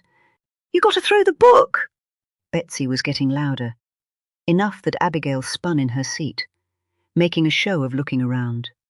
They were attracting some eyes, and Abigail couldn't be sure they weren't also attracting ears. Betsy took the hint, coming back far lower. You just been buttering me up, telling me what I stopped. Praising yourself too, I might add. But we ain't stopped nothing. What's she got? A stay of execution? This last word was hissed, attracting no less attention. It's more than that. They'd be mad to go back after her. She isn't who they want to speak to, and they'll find another way. And we won't be able to remand our man, not with the way prisons are these days. They're so chock-a-block we let serial killers roam about, as long as they promise to be good boys. He's getting out, Betsy. He's walking free. Abigail paused for effect. Betsy saw right through it. And maybe if I stay helping you out, then who knows? That's right, isn't it? That's what your story was all about. Look what you did with one conversation. Look what you stopped. Very good. Betsy had a slow clap, the first one so firm it made Abigail jump. Shit! Did you practice that on the way over? I've been manipulated in my time. It was one of my first lessons growing up. You have to be able to see something before you can stop it. You're on another level. Manipulation to me always sounds like it's underhand, like someone trying to trick someone else into doing something they don't want to do. I'm not trying to trick you, Betsy. You know exactly what I'm asking because you're supposed to. And you can say no. I can say no to that, can I? After what you just told me? You were pretty graphic. That's the manipulation part. You had me picturing that mother and her baby upstairs. Had my mind wondering what would have happened in that house if you ain't known it was coming. You're very good at this. You said that I know a lot about you, but that's not true. Not really. But the one thing I reckon I do know is that you're straight talking. And I don't reckon you suffer people that aren't. You wouldn't want me to come here and dumb it down. Miss out anything you needed to know. And you do need to know what you stopped. And you need to think about what else you can stop if you decide not to walk away. You don't let go easy. I want those fuckers in jail. both of them. You can walk away. I'm done with my manipulation. But if you do hear something about what happened, something you think I can use, you have my number. I don't have a starter. A starter? I need to know when to listen and what to listen out for. I need to know the name of the arsehole you did get. Abigail considered this for a moment. She wasn't comfortable with giving out names of accomplices. In normal policing, it was an absolute no-no. But this was another instance where source handling and the rules of engagement could be so different. Danny Aziz was nicked. Our intelligence has him referred to as Z out on the street. If you hear that name, I'm interested.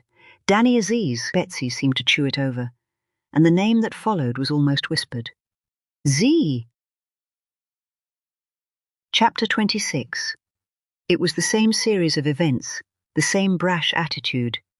Alex bundled through Betsy's front door first, chattering over his shoulder to Joshua behind. Close behind. Always the same. Wherever Alex led, his little brother would follow like a little sheep. She had her television show paused. A new drama she had been watching over a few nights. She had got right into it, watched 4 episodes the night before, until she couldn't keep her eyes open and was forced to wait to see what happened next. But that night, she was struggling to concentrate. The sound of her boys snatched her away from her television, set in an instant, her mind switching to a true story she had recently been told, one about a hammer-wielding madman known as Z, who had rampaged through the house of an unsuspecting mother and baby. She held her breath when Alex appeared with her tea. He was different, or maybe it was Betsy, but the atmosphere between them was charged, and he seemed in a rush to leave it. He balanced a biscuit on the arm of her chair, one she recognized from her own cupboards. He could always be relied upon to bring her a new packet, something nice, an unspoken tax for being there in the first place. That day he must have been stuck for time, or had other things on his mind. "You okay, son?" "Yeah, Ma, you? What's this?" "One of my own tonight." She held up the biscuit. "You holding out on me, boy? I knew you'd pick me up on that." "Busy day, Mum. I'll make it up to you. I'll make it up to you." Betsy wasn't sure why that hit so hard. Maybe it was because good people did that. They did something wrong, something they didn't mean to do, or something thoughtless. But it was okay because they could make it up to you. Betsy couldn't imagine what in the world he could do that would make up for what he had become. She was losing sight of her boys. It had been happening over time, their cheeky little faces fading like an old photo left in the sun. Now she could only see what they had done.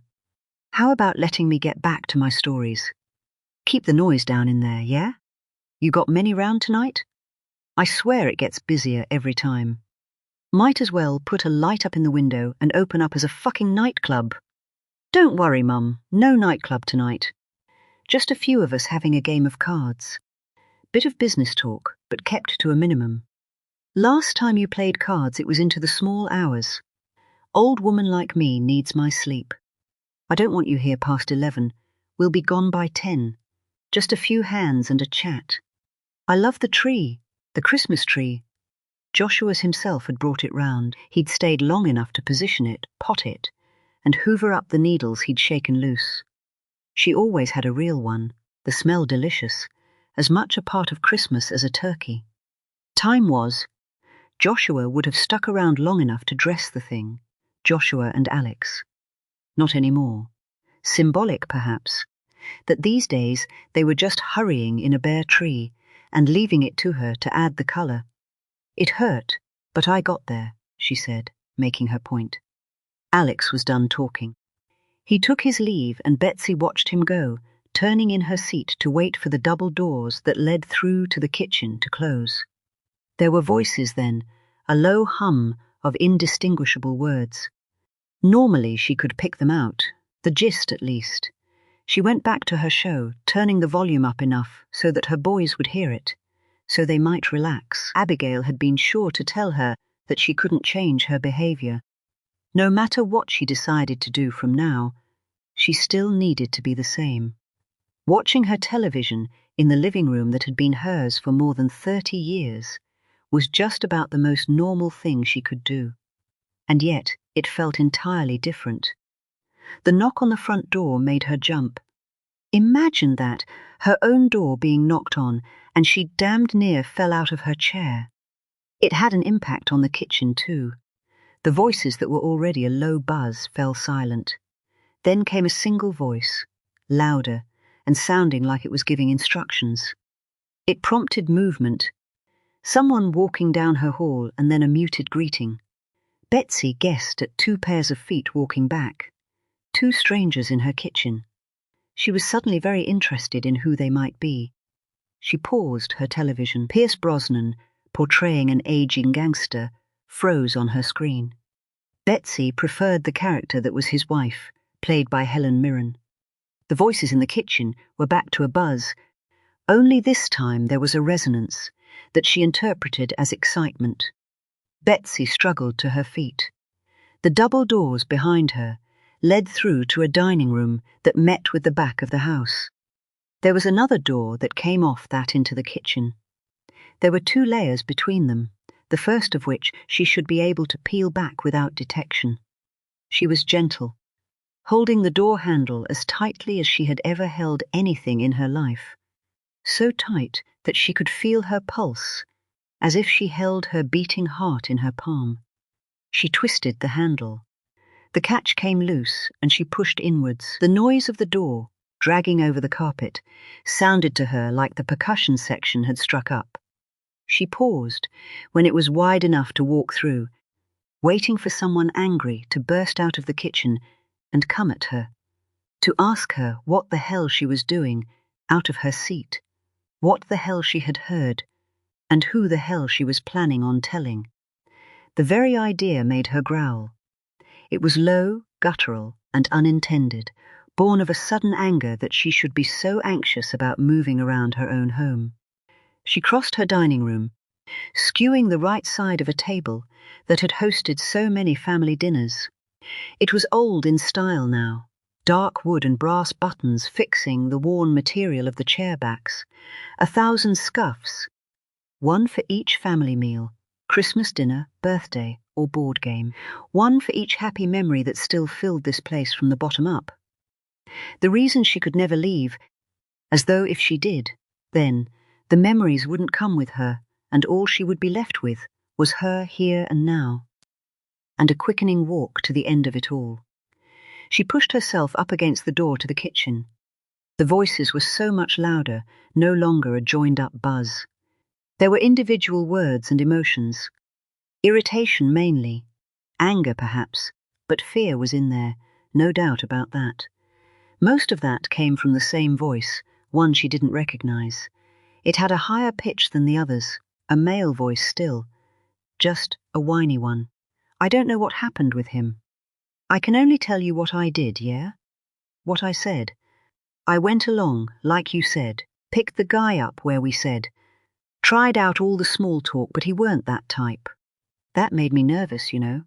I got a vibe, so I go back over what we were going to do, what we were there for. I tell him that I know the guy well, and I know his missus well enough that I was going to knock the door, and I know she would have let me in. It would have been nice and quiet.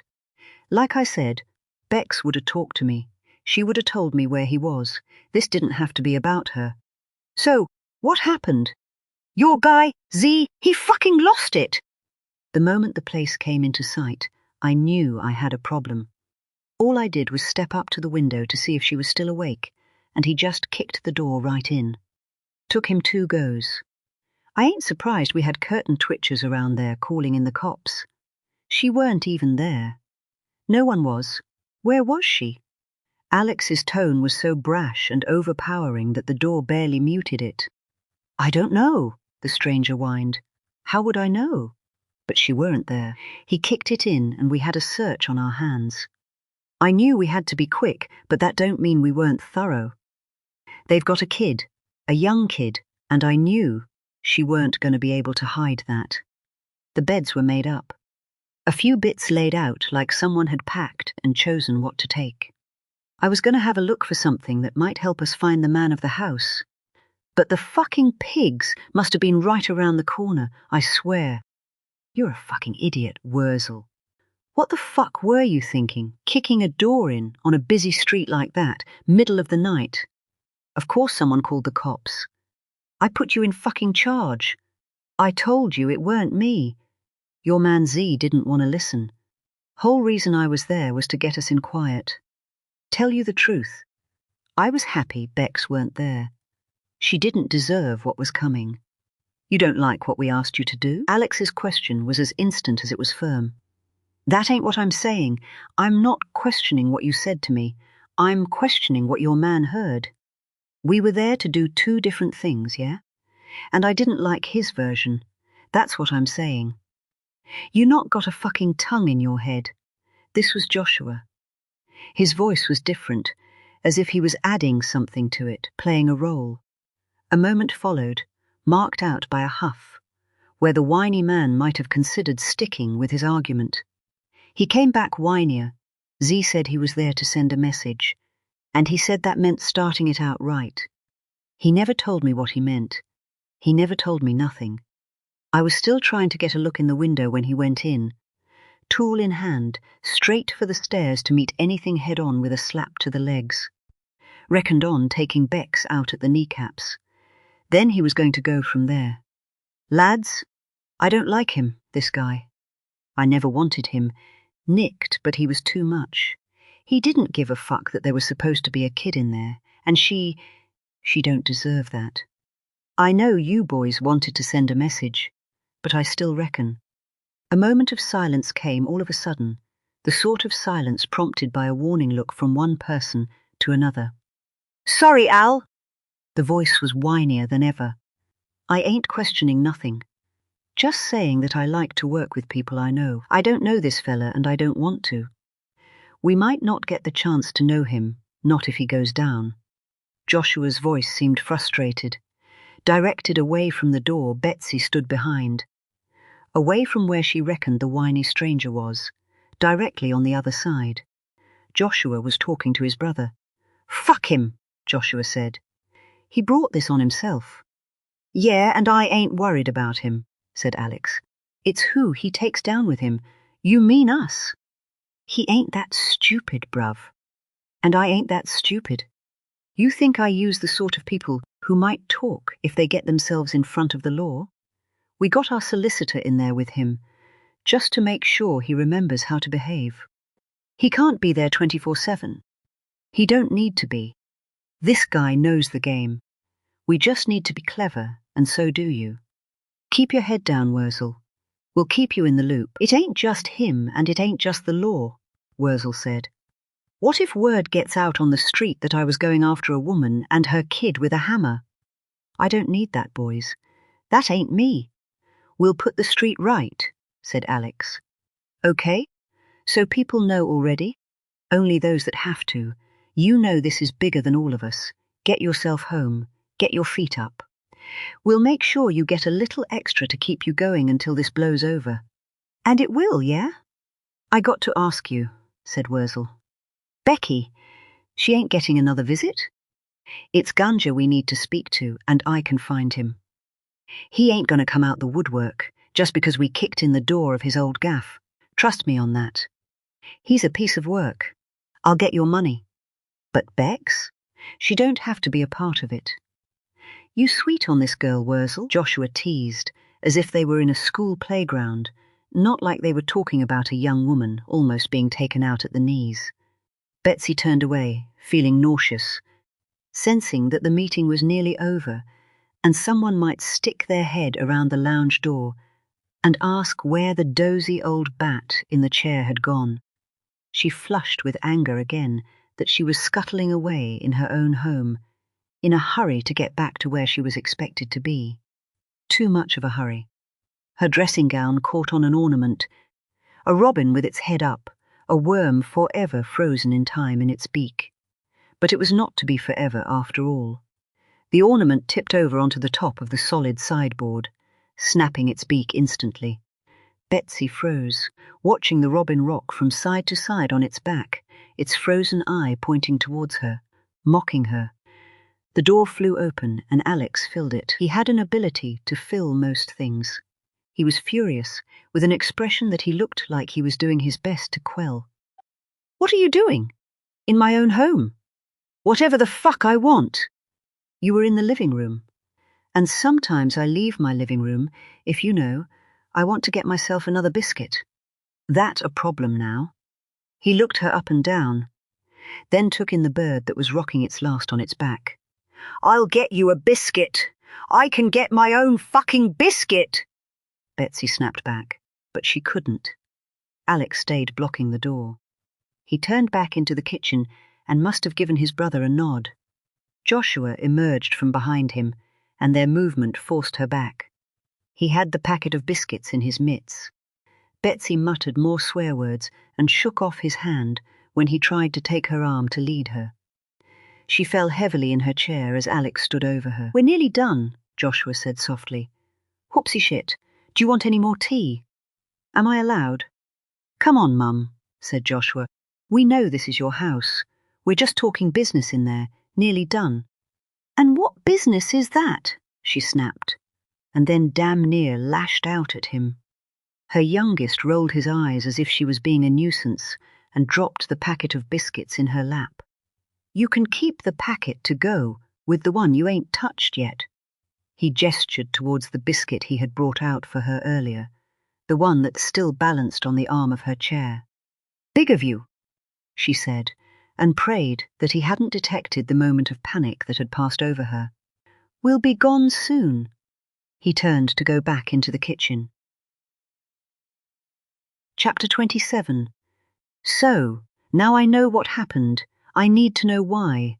Detective Chief Inspector Paul Cotterill's words were still level, flat almost.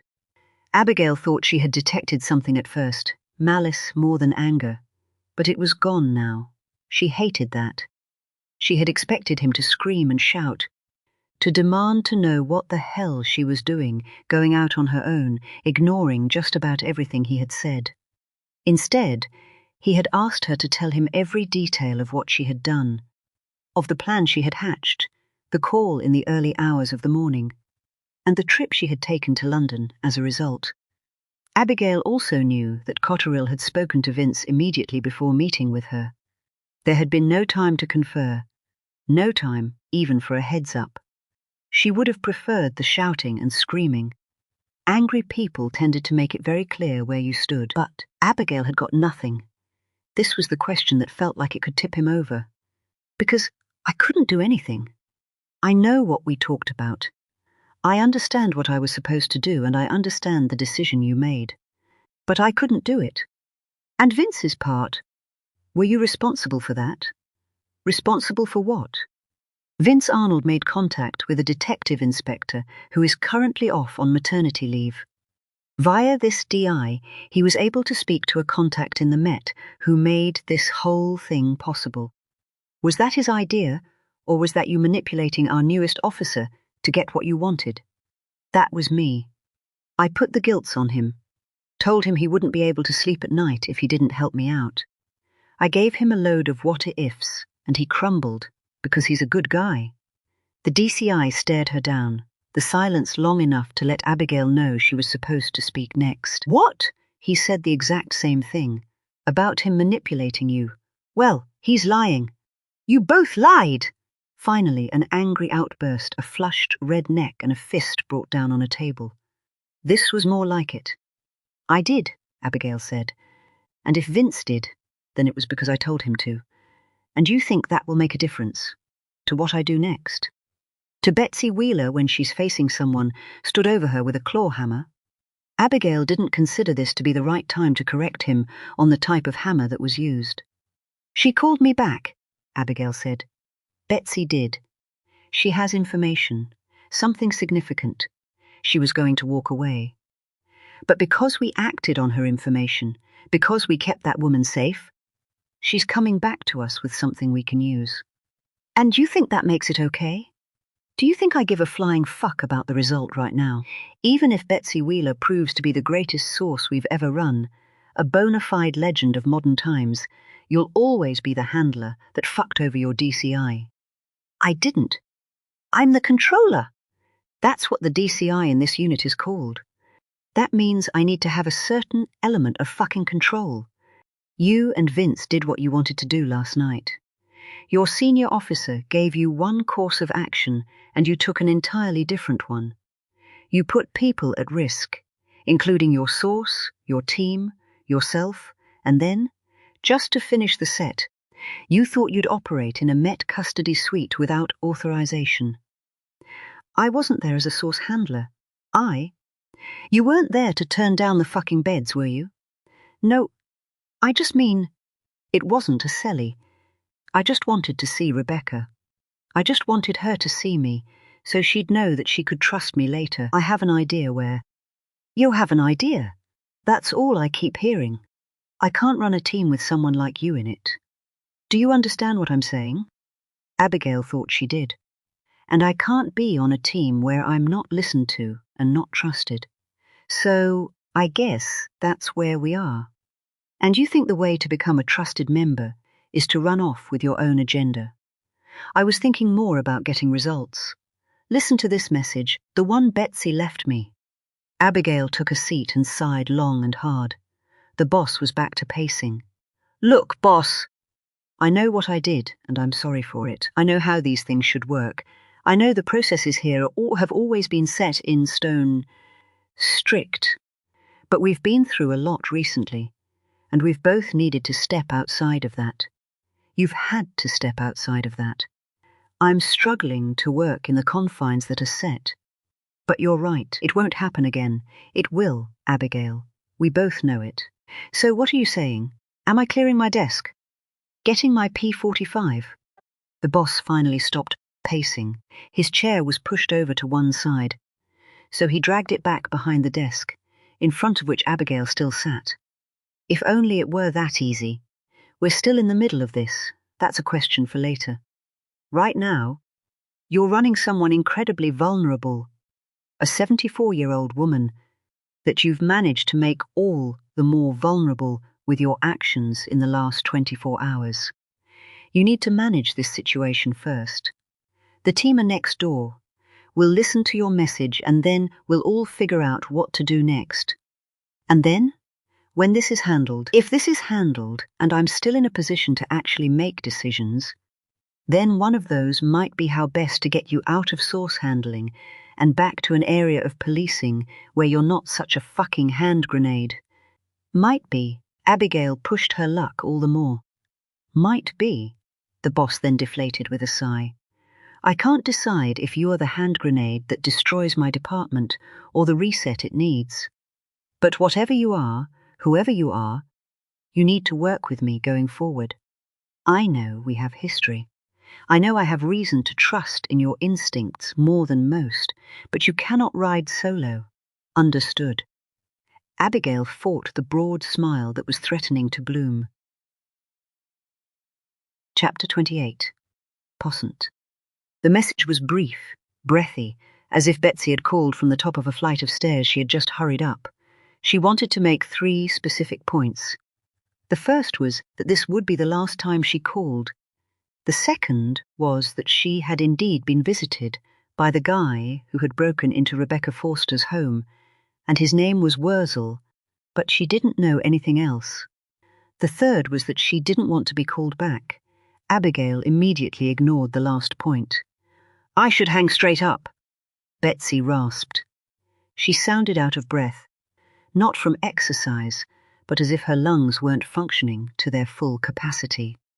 Abigail was aware that Betsy had started looking unwell, even in the short time they had been seeing each other. With only her voice to focus on, she was now starting to sound it. Can you talk? I can. I just don't want to. Abigail took a risk and giggled at this. What if I promise you can hang up at the end? Really slam the phone down to teach me a lesson? Is this on a speaker? There's an echo. Yeah. Got my hands full. But we're okay to speak. Abigail raised her eyes to the entire source handling team, gathered around the square table in the middle of their office. She met with a picture of fresh teas. expectant faces and an undercurrent of contempt.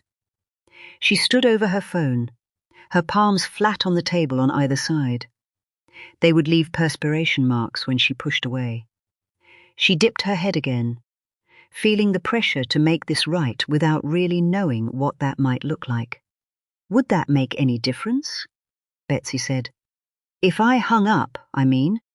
I don't work with people that don't want to work with me.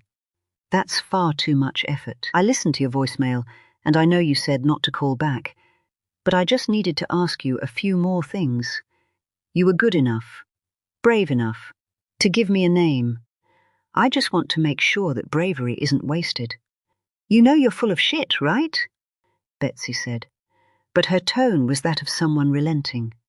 That might work on the kids on the street, the down-and-outs and the filthy skags, but it don't work on me. Abigail found another giggle, despite the attention of an entire room burning into the top of her head. Noted, she said. Wurzel. That sounds like a street name to me, and it might not be enough. OCGs use them a lot. OC what now? OCG. Sorry, it's what we call it internally. Organized crime group. Betsy snorted at this. I don't know about organized, gal. From what I've seen, it's all swinging appendages and reacting when things go to shit. I guess we have to call them something. You said in your message that he was there, this Wurzel. He was in your house. Yeah, he was here. The whiny little fucker was in my kitchen crawling up my Alex's arsehole, just like they all do. Did you see him? Can you give any sort of a description that we might be able to mat? No. Look, it was you that said it, right? I ain't no spy. I just sat in my chair minding my business. My boys turned up, let themselves in like they always do. They brought me a shit biscuit and a cuppa. My TV show's got quiet bits, can't all be gunshots and car chases, and in those quiet bits I picked out what I told you. A name. 2 blokes turned up a few minutes after I got my tea, and they talked in the kitchen with my boys. Wurzel the whiny was one of them, and he was making his case after fucking up what he was asked to do with this Becky. They weren't there long, 20 minutes I reckon, the time it took to do half an episode. The boys stayed on, made me another cuppa that they know I can't drink or I'll be up pissing all night, and then they left. Alex didn't even say goodbye this time. That boy's getting worse, I swear it. But you didn't see the others? I already said no. But you said it was 2 people, both males? There was a pause, a few seconds that smacked of indecision. I did say that, but I don't know the other one was a fella. Not for sure. But they're all blokes, ain't they? I got you the name. That was what you wanted, right? I didn't get to see him, and I didn't try. For the record, I didn't hate him, this Wurzel. He might have had a whiny voice, but seeing as you lot were only able to catch one of them, I reckon you got the right one. The right one? What does that mean? Wurzel, he didn't like how it went. Didn't like the guy they sent along with him, and he said that. He might have been weak about it, but he said it straight. Most people don't seem to do that with the boys. Most people seem scared of Alex. Fuck knows why. I've smacked that boy's bare arse more times than I care to remember. He might be bigger now, but he's still shit scared of his mother. What did he say? This Wurzel? Do you remember exactly? Fuck's sake! Like I said, I ain't no spy. He thought he was there to get them through the door. He said he knew the guy that lived there. Said he knew the missus too. Bex, he called her. I think he thought that she'd see his face and let him in for a chat. I think he thought that was all they were there for. Instead, this piece of shit you got in custody went rogue with a boot to the door. He had a mind to rush the stairs and meet that poor woman with a hammer to the knee. You got the right one. Let me tell you that. Whiny Wurzel sounded as disgusted at the whole thing as I am. The only difference was that he said he was sorry for raising it. His backbone backed off. But he did raise it. Sounds like this is someone who feels like he knows your sons well enough to voice a complaint. If only for a moment. That's great, Betsy. That's so helpful. Thank you. So now you can leave me alone. Just one last thing. and this is just about keeping you safe. When they talked, was there any suggestion that he was well known, this Wurzel? Do you think other people involved with your sons know that he was there? I don't know that. How could I know that? You're right, and you're a smart woman, Betsy. If there had been any mention of other people being aware, I think you would have picked up on it. There was someone else in that kitchen. I said that already. Whoever that was, they never felt the need to say anything, and no one felt the need to talk to them either, but they would have heard what I heard. Okay, so that must have been someone trusted. Maybe someone who's been there before. Maybe you've heard other names before, even nicknames that they call each other when... And maybe I haven't, Betsy cut in. And maybe I've done what you asked. More than you asked. Maybe now it's time you went and did your part of this and made sure that girl's safe. And then Betsy took Abigail up on her promise, cutting the call suddenly. Abigail straightened up, facing out over her team. Emma Nixon was the first to break off, spinning away to open the nearest computer. They waited in silence, the sound of her keyboard clacking and mouse dragging amplified 100 times. Wurzel? Emma said eventually. It's not coming up on local, even when searching it as an alias. He has to be known, the DCI said. We know the Winters use people that are already a part of the scene. He might be from across the border, Vince offered, and the DCI nodded.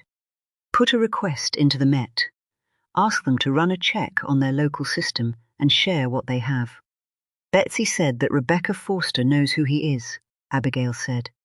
She did say that, the boss agreed. Abigail lingered on him until he made eye contact, and by his expression he knew exactly what she was going to say next. I can ask her. Risky, he said, but it was almost sighed. Like he was past thinking he could make a difference. I've done the groundwork. I helped her out. She'll remember me, she'll remember that. You've met her. Emma looked from Abigail to the DCI, suddenly aware that she had missed out on something. I made a point of it, Abigail said. Did you want to update the team on that point? Said Emma. Or, I'll bring you up to speed, the DCI said to Emma. Her expression soured at being effectively waved away. He turned to Abigail. We don't know this woman. We've not done any due diligence for an approach. For all we know, she's an integral part of a criminal organization, and approaching her puts a source, and you, at considerable risk. From what Betsy overheard, it doesn't sound like someone who's part of their organization. This was about her boyfriend and what he owes. We think he might be key to this whole thing, that he might even pose a threat to life. What we don't know is who to or how. Speaking to Rebecca is the next logical part in that, surely. I have her trust, I can. You can what? The DCI snapped, his patience wearing thin again. Build a relationship with someone who can further our cause, tells us something we don't know. A fishing trip. Emma scoffed. Isn't that what we do? It has to be worth the risk. And sometimes we can't know what's worth the risk from the start. I think there's a way we can make this natural, Vince said, just like Abs did for their first meeting. The gesture of support wasn't lost on Abigail. Natural for Rebecca Forster, said the DCI. After her chance meeting in a cell, she may already have questions over the timing of that, especially with the shoplifting case being a crock of shit. And now you think there's a natural way for a second meeting in the same week. Yeah, Vince sounded sure of himself. He had to. We can wait. Maybe we all need to take a breather.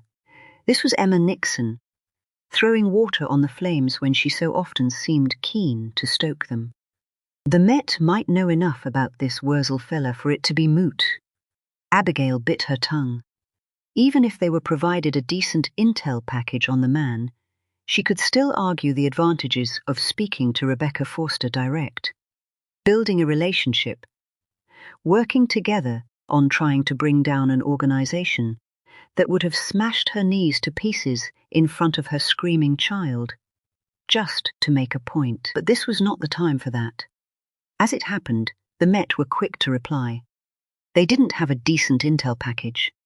They did have someone of that name found in the passenger seat of a stopped vehicle, the driver of which had links to the Winters. Wurzel had been clever enough to refuse his full details. The driver didn't have that luxury.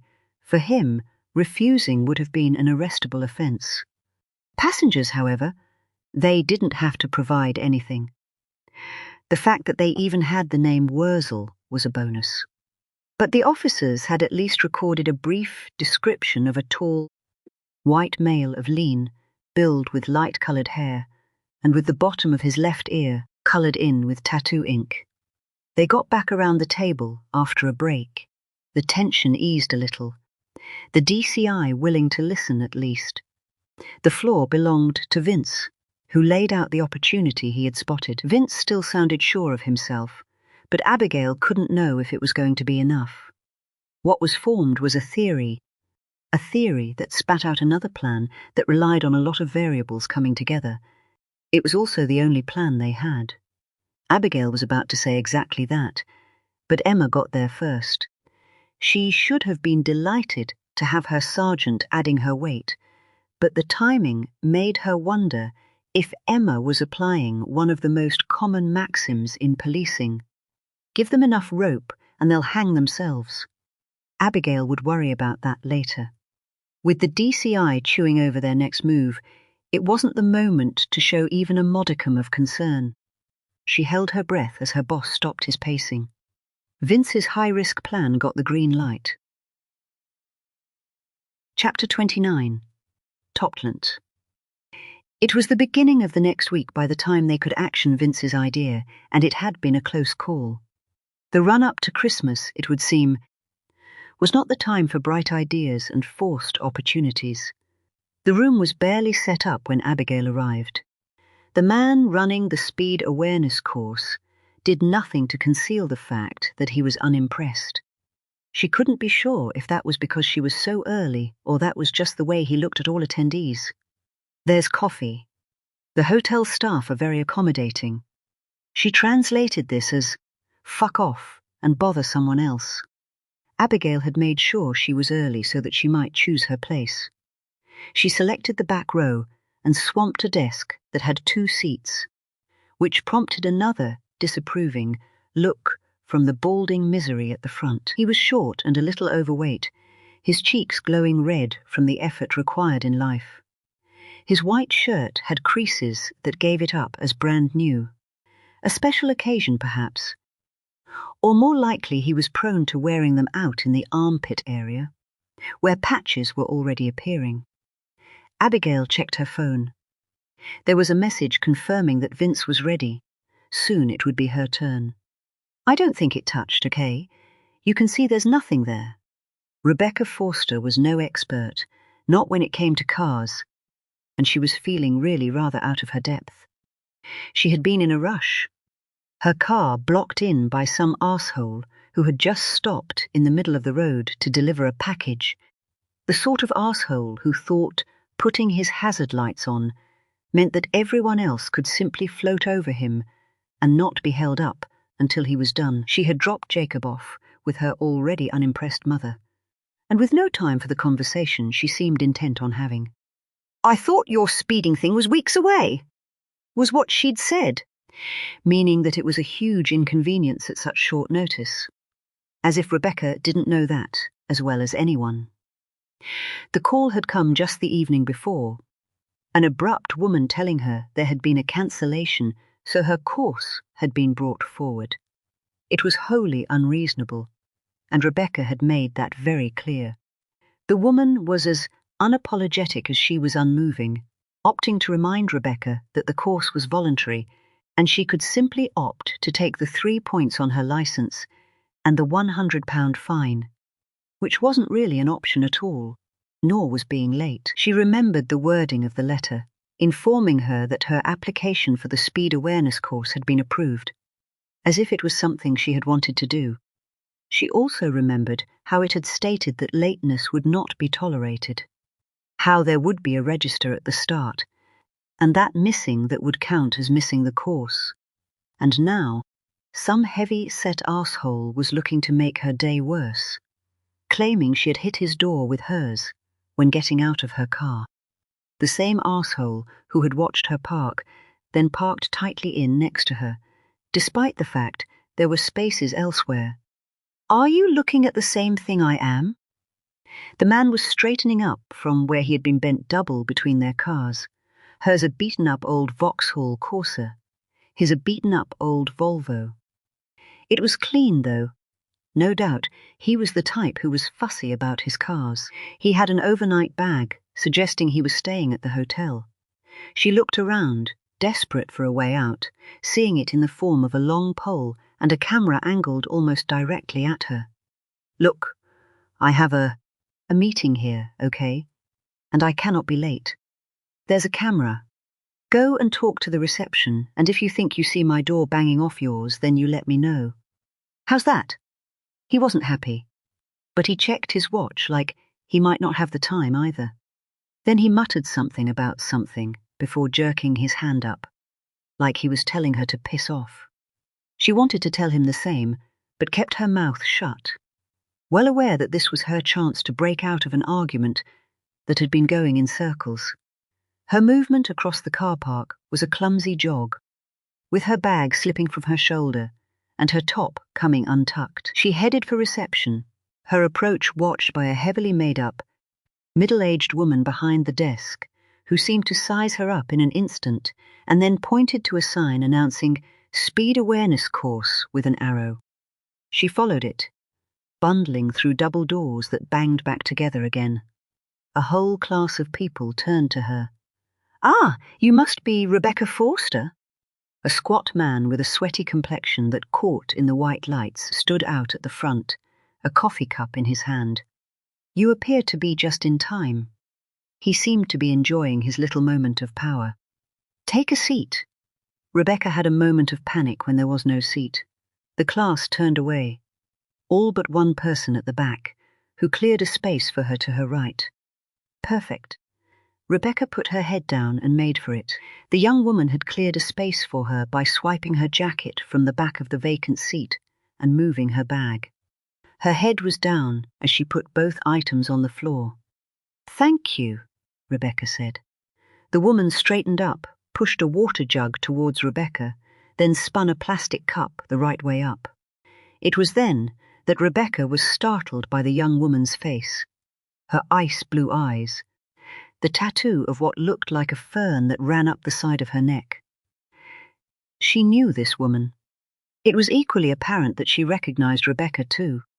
There was a very brief but obvious look of shock and embarrassment for a moment before she seemed to pull herself together. It took Rebecca only a couple of beats to place her. The memories of her stay in the cells and the strip search were still very raw, memories that had this woman as the only warmth on that cold day. She looked different, but then, of course, she would. On that day she'd had her hair tied up, a pen jabbed through an untidy bun, not to mention the police uniform, something that Rebecca found could dominate, the only thing you saw. Now she was in a hoodie and jeans, her hair down to cover much of her face, like she might have been trying to hide. There was an uncomfortable spell. The female copper was obviously as embarrassed and caught out as Rebecca was. Rebecca didn't know what to say, and it seemed that the woman next to her didn't either until she broke the silence. "This guy's an arsehole," she whispered. Rebecca shot her an awkward smile. And he was an arsehole. Her whole morning had been full of arseholes, but she had made the course in time. And now she just needed to sit through it. There was no exam, no criteria to hit, no interaction required, and the woman sitting next to her would hardly be looking to make small talk. She would let the sweaty man have his 4 hours on his pedestal, and then she could put this shitty day behind her. Chapter 30. Top-Toplant. The first break couldn't come soon enough. Rebecca felt that she had to acknowledge the young woman next to her, admit to remembering her and her kindness if nothing more than that. Moreover, it hadn't taken long for Rebecca to become tired of the patronizing slides. giving her the same message in more ways than she thought was possible. Speed kills. She got it. There were also the images. Mangled wrecks. Cars reduced to something where she could barely tell if she was looking at the front or the back of the vehicle. Their roofs sliced off, bloody puddles left in the seats, and a recurring image of a white teddy, its face splattered red. It was horrific by design, but it was also unnecessary. Rebecca Forster hadn't driven too fast out of ignorance. She'd done it because life demanded it of her on regular occasions, the irony being that there had been no better example than that very morning. "There's coffee," the young police officer said. "You might have missed it when you came in. I could see you were in a hurry. Can I get you one? I'm going." "Oh, shit. Honestly, that would be amazing. What do I owe you?" Rebecca sank her hand into her bag, starting an urgent rummage for her purse. "It's free. It's shit, but it's free." The hotel put it on. "Actually, it's not free at all. It cost us £100, right? Might as well drink as much as we can." When the woman brought back the coffees, Rebecca thanked her. "And thank you for helping me out last week too." The young woman said. "Last week?" Rebecca was starting to wonder if she shouldn't have said anything, but decided to plunge on, regardless. "Last time we saw each other, I was half naked." Shit, it wasn't the response that Rebecca had been expecting. "Yeah, I remember. But I was kinda hoping against hope that you wouldn't. It's kinda embarrassing, to be honest." "Embarrassing? I was the one in for a strip search." "Sorry, I don't mean then. I mean now." The woman checked around like she was looking to see who might be about, who might be listening. "Obviously I'm a copper, okay?" Which was kinda something I was definitely hoping to keep to myself in this place. Right up until I saw you walking in and the only free seat was the one next to me. Sod's law. No offense, but you were kinda the last person I wanted to see. Rebecca felt half guilty and half nonplussed. "Well, I hope I haven't spoiled your morning too much. For the record, those searches are not my favorite part of any day. I just didn't want to leave you with that other officer, Jackie," Rebecca said. "Yeah, she wasn't having one of her tolerant days. I thought you said that she doesn't tolerate scum like me on any day.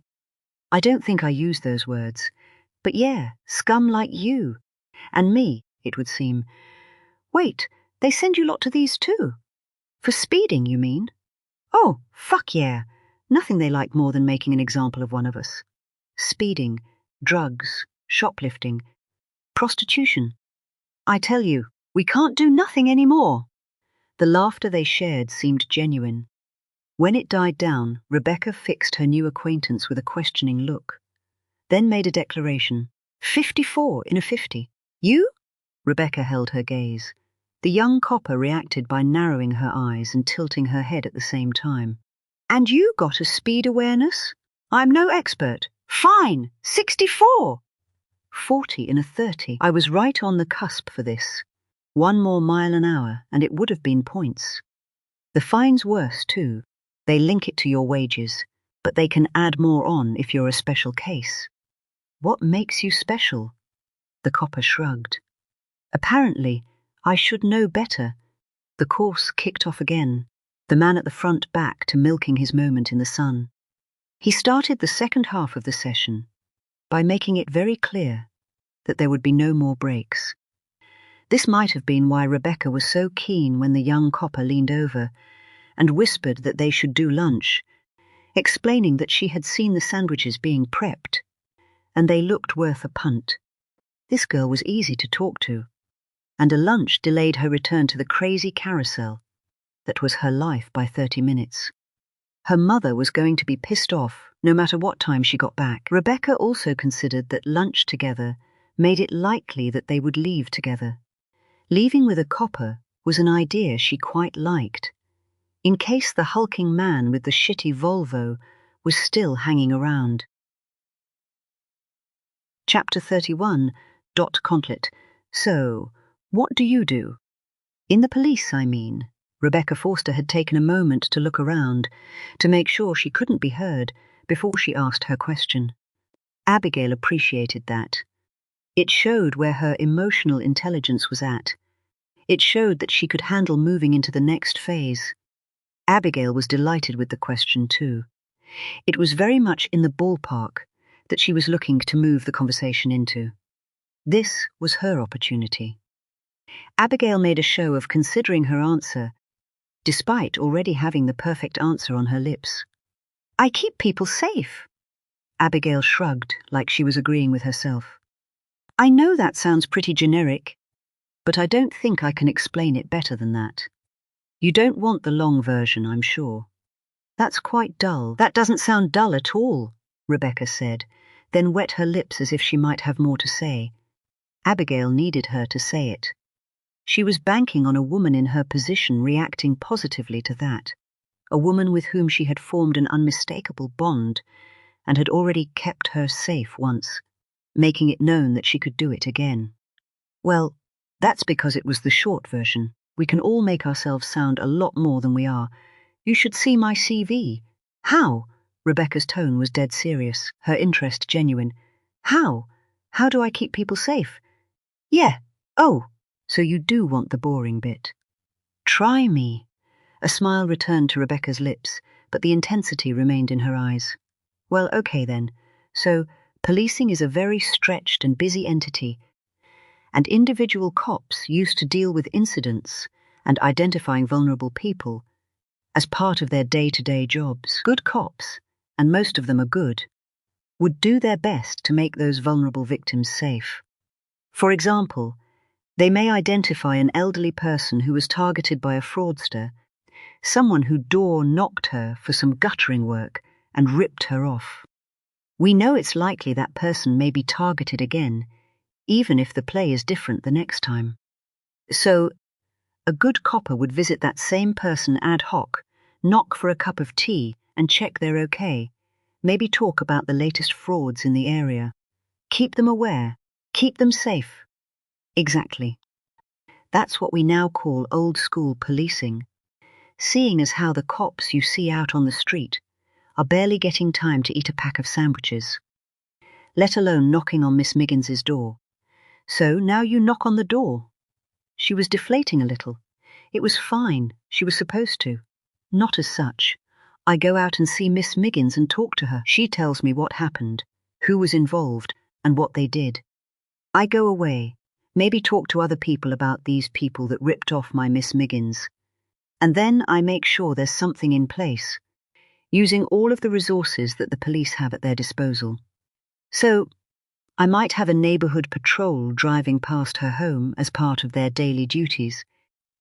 I might task others with stopping white vans in her area, or anyone near her home that look likely. I might assign specific intel officers to work on the gang that targeted her in the first place, or have traffic officers monitoring ANPR for vehicles we know to be targeting people like Miss Miggins. Abigail stopped herself and shook her head like she was clearing the idea away to make room for the next. You know what? Abigail said, Miss Miggins isn't the best example. I had a young woman who was being threatened. Her fella ran up a gambling debt with the sort of people that you would not want to be borrowing money from. Then he got nicked for something else and went to prison. The poor woman had no idea, not until someone came knocking at her door demanding the cash. They cleared out half her house, took what they wanted, and told her they'd be back for the rest. She didn't want to talk to the cops because of the types of people they were. Fair enough. But she talked to me because I can do it off the record. She told me what she knew. From that, I got a name for one of them, the reg number of their car from her Ring doorbell, and we had a start. Turns out this was what they did. Went around collecting debts, effectively burgling houses. So, I had them followed, then had a marked car stop them coming away from one of the houses. Random stop. The dozy fuckers hadn't taxed their car, so we had a perfect excuse. We searched the car, found some stuff, and they got nicked for burglary. Prison time for one. And the other? He knew better than to go back to that area of the country again. They thought they were just unlucky. They had no idea that it was a young woman 6 victims earlier that had started the ball rolling. I had a chat with housing too. Got her moved to a place they didn't know, a place her ex didn't even know. Belts and braces. There's keeping people safe, and then there's people knowing that they're safe. Rebecca had brightened. That's a better story than Miss Miggins. Well, you gotta look after the Miss Migginses too, right? So, yeah, I'm like a coordinator. I get the impression you really like it. I'm passionate about it. Feeling safe is a basic human right. Too many people out there living in misery. Trust me on that. Abigail filled the natural pause by poking the sandwich she had ordered. It had come with a side of salad and crisps, an odd combination that smacked of hotel. Rebecca still hadn't touched hers. She hovered over it now, a picture of contemplation. Don't you want to know why I was there? Rebecca said. In that place? I mean, being forced to strip naked? You never asked me. It didn't strike me at the time, but I thought about it after. I know why you were there, Abigail said. Rebecca's eyes snatched up to meet with hers. You learn very early on that you don't just go and search someone, not without knowing a little bit about them. Some minor shoplifting incident, previous intel that you might have once carried something illicit for your boyfriend. Ex-boyfriend. Abigail had taken a bite, and she raised her hands in surrender, her mouth full. She pushed her food enough to one side to get her words out. Sounds wise. I was a little surprised to be searching you, to be honest. Some custody sergeants are more finicky than others. He had the right to ask for it, but most wouldn't. It wasn't me, by the way. The shoplifting thing. They had an image of someone on CCTV, and honestly, it could have been anyone. I wasn't even in town on the day. I proved that. Showed them pictures on my phone where I'd taken Jacob. The timing made it impossible. That's all, I said. The solicitor said not to say anything else. He also said that making a complaint about the whole thing wouldn't have got me far. I still think about that.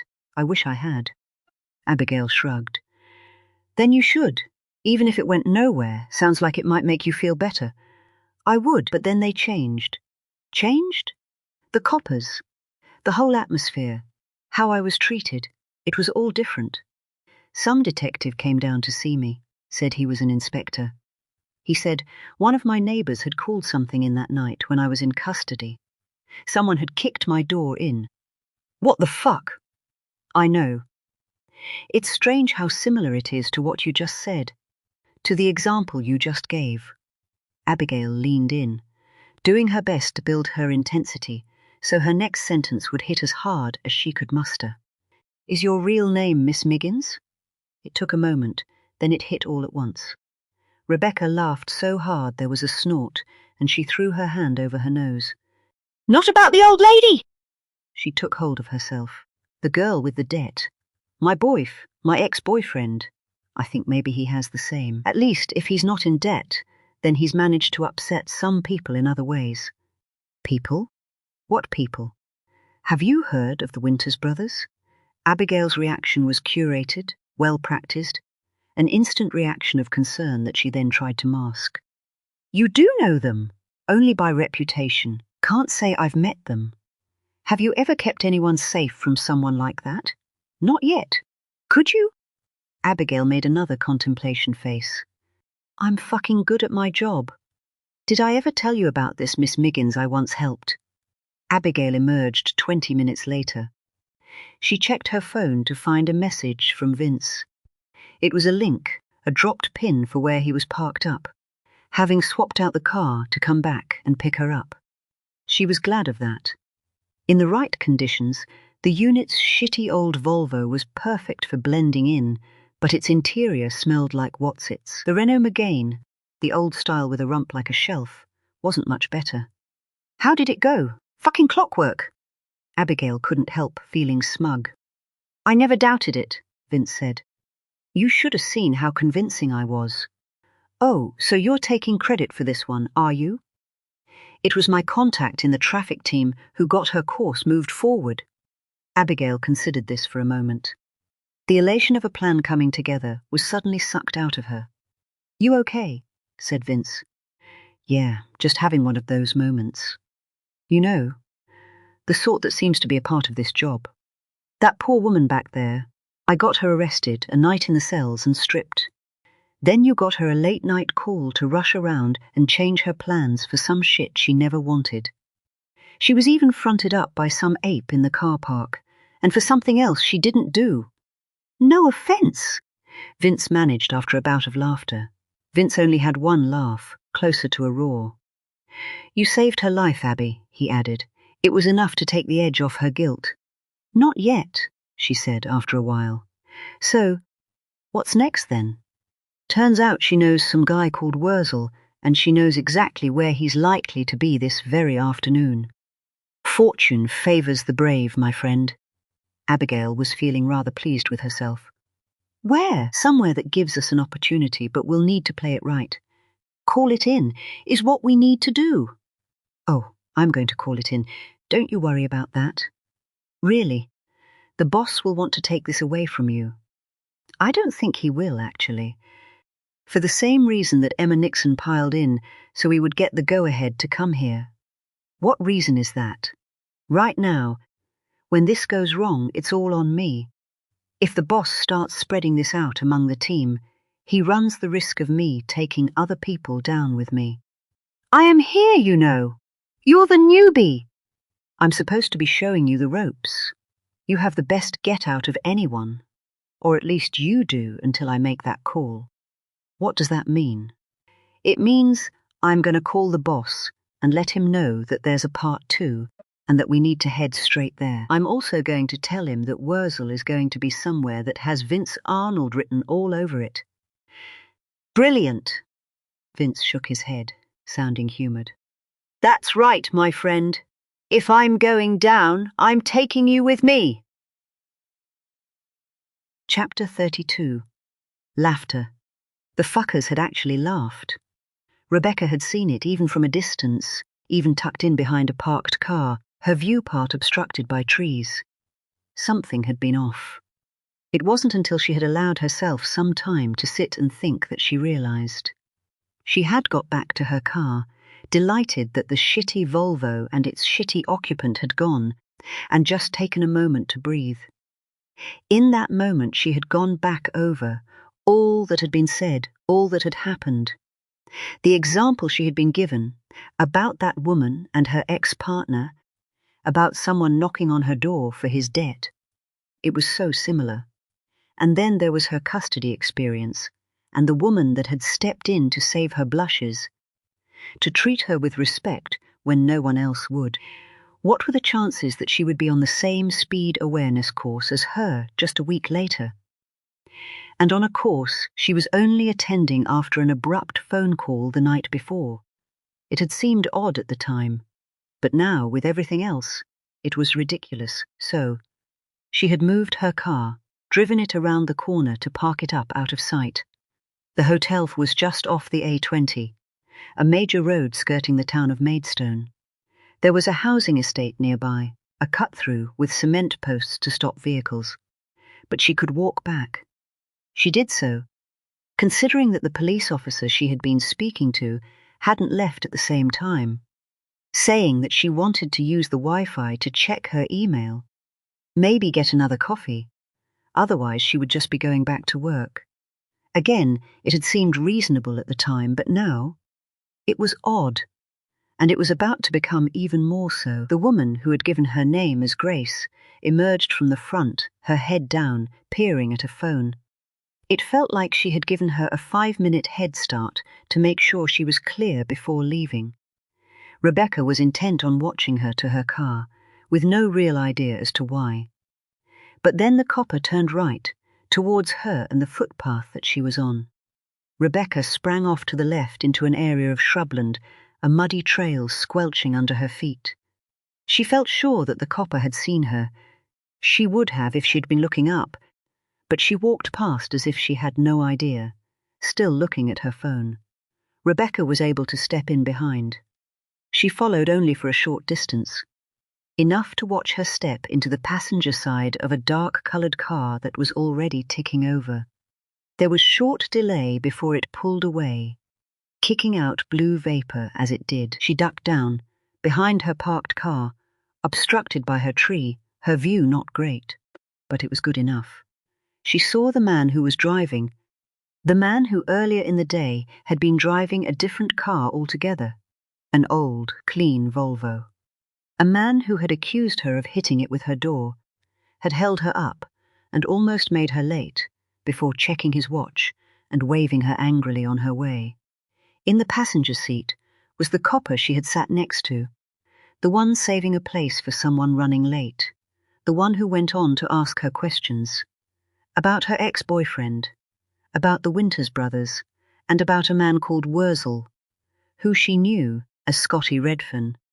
The two people who had each played a part in her morning were leaving together in the same car, and they were laughing. Chapter 33, Popticlant. The sound of the soft play centre was instantly piercing.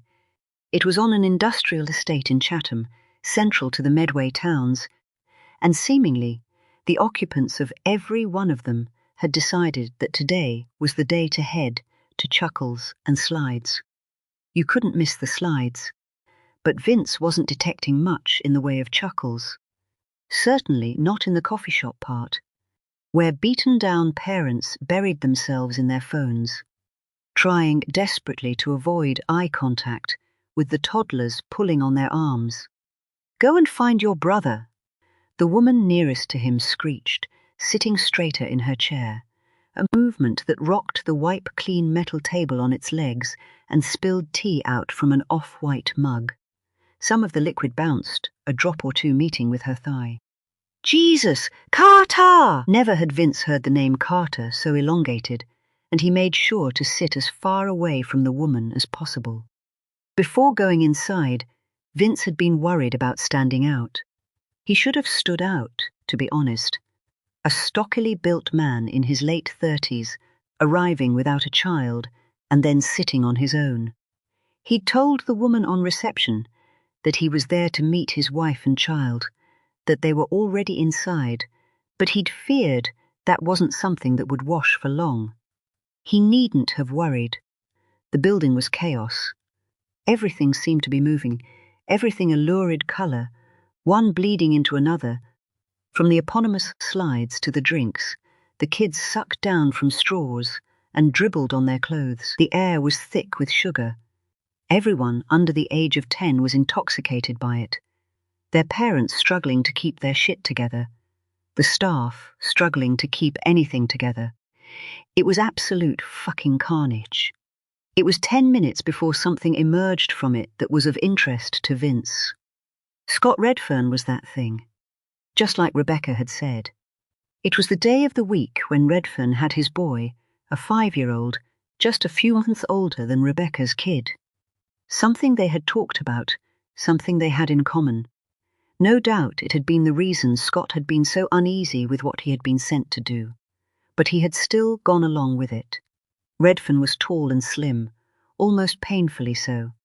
His cheeks had hollows, and his bare forearms were like sticks shoved inside a t-shirt.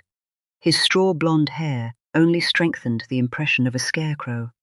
"Ah!" Vince followed up his realization with a chuckle. Never had a nickname been more apt. Wurzel! The walking, talking scarecrow in question was oblivious. Vince watched him to a nearby table, where a couple had stood up with empty cups in their hands.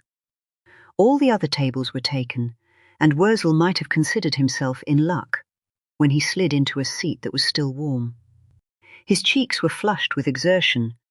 His t-shirt looked like it was sticking to him across his chest, and he sighed out a large breath. He turned to his boy. No doubt it was his son, the hair and the build being so similar. Wurzel's sigh turned into a big smile that Vince could see was genuine. He was side on to Vince now, showing off the terrible tattoo that looked like he had let his son have a go on his ear with a black marker.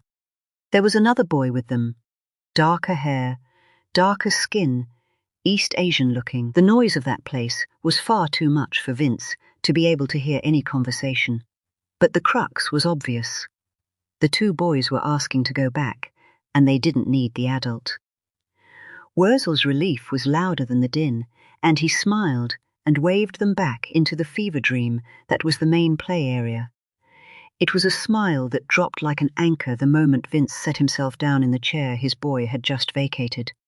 "You're wanted, Scotty, me ol' son."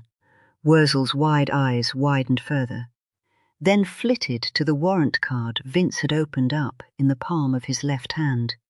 It was only for Wurzel, his hand big enough to make sure no one else would see it. "But we gotta do this sensible, right?" It took Wurzel a beat or two to conjure a word, and then it was just repeating one back. "Wanted." He stuttered when he tried to come up with something more, something original. "Aggravated burglary is what I heard," Vince said. "I hear there are teams out looking for you. Big kudos to the one that manages to get there first. Vans of M out checking all the farmers' fields. And here I am, minding my own business at a soft play center. And who should I see?" "Aggravated burglary," Wurzel said, still unable to say something Vince hadn't. "I ain't done no aggravated burglary. Unfortunately for you, Scotty, I don't give a shit. See, I'm what you might call a grunt. There are other people in suits and ties who are cleverer than me, and they go out and investigate stuff. They get evidence, enough for reasonable suspicion, and they put a name and a picture up on a briefing with a reason for a nicking next to it. That's where I come in. I go looking for that person. The reason I'm looking ain't all that important to me. In fact, it ain't important at all. As long as the custody skipper's letting me through the door, I'm having a lovely day. So then, I've got a car on the way, seeing as how I ain't taking you in mine." "A car? I can't leave now. Nor can you, right?" "Where's your kid?" "Sent them home before I popped over here. Didn't fancy you getting a look at my family. Call me a worrier, but I didn't think that would be a good idea." "My boy, I can't." "You can't take me away from him. It's not just him. I got another kid with me. I told his mum it was a day out. Said I would get him back at 4. What's she gonna say?" He was a picture of panic. "What do you mean?" "Ain't no safer taxi home for her little boy than one with blue lights on top." The wide eyes that had glazed over at the chaos around them snapped back at this, fixing on Vince, who had put his warrant away and was now leaning forward on his forearms. "You're fucking enjoying this, ain't you?" "Nothing personal, Scotty. Me ol' son. I'm just thinking ahead to the glory. Me bringing you in on my day off. I can't tell you what this will do for me back at the ranch. I'm going for promotion, see. I can promise you your name's going to come up in my interview." But Scott Redfern was not thinking about Vince's interview. Scott Redfern was now moving past the shock of the big man sitting at his table and telling him what he knew. Scott Redfern was also moving past the shock of what that meant, of facing being arrested and taken into custody, while his 6-year-old boy and his friend were taken home by cars liveried up with the word "police." Scott Redfern might have been weighing up his options. Those eyes that had come back into focus were now looking beyond Vince to the exit. Vince himself had noted 3 fire exits in total, one each in the 2 far corners of the building, and one almost directly in front of him. Scott Redfern might know this building well enough to be aware of them too. Now he was scouring the chaos, trying to pick out his own child, his mind maybe running over images of him making a run for it, scooping up both kids, maybe even just his own if that was all he could do. "Listen, I'll hand myself in, yeah? I got problems right now. I only just got back in touch with my boy. Family court said I could bring him here one afternoon a week, and that's about all I get." Vince knew this already. He was relying on it. "Family court say anything about you bringing someone else's kid?" He tried to keep fueling the panic. "It's no skin off your nose, right? This is going to be a problem for us both. You said you weren't even at work today, so you don't want this. Look, I can hand myself in. Or, better than that, I'll tell you where I'm going to be next time you're at work, and you can pick me up." You can still take me in. Still be able to say you did. His nostrils flared, his eyes wide and unstaring, as if all that mattered in the world were the words that were coming in reply. Maybe I have a better idea, Vince said.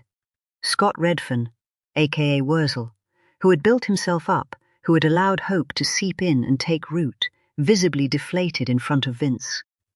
He already knew the next thing the copper sitting in front of him said wouldn't be what he wanted to hear, but it would be the only option he had. And he was right. Chapter 34, Potfocalant. How did it go then, rookie? Abigail had seen Vince emerge alone, which had given her the first part of the story. Then she had watched him walk towards her, rating herself enough to pick out a positive result from the nature of his walk, the expression on his face, and even down to how high he held his head. That said, Vince was a tough man to read. Not just on that day and on that walk across a busy car park, but in general.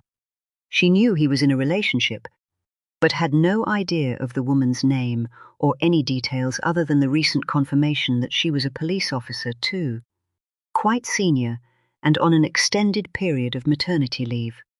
That meant Vince had at least one child, but unlike the typically tedious new parents in the world, he didn't talk about it. Not about his child, nor about his partner, nothing about his personal life. And on that day and with that walk, he was still telling her very little.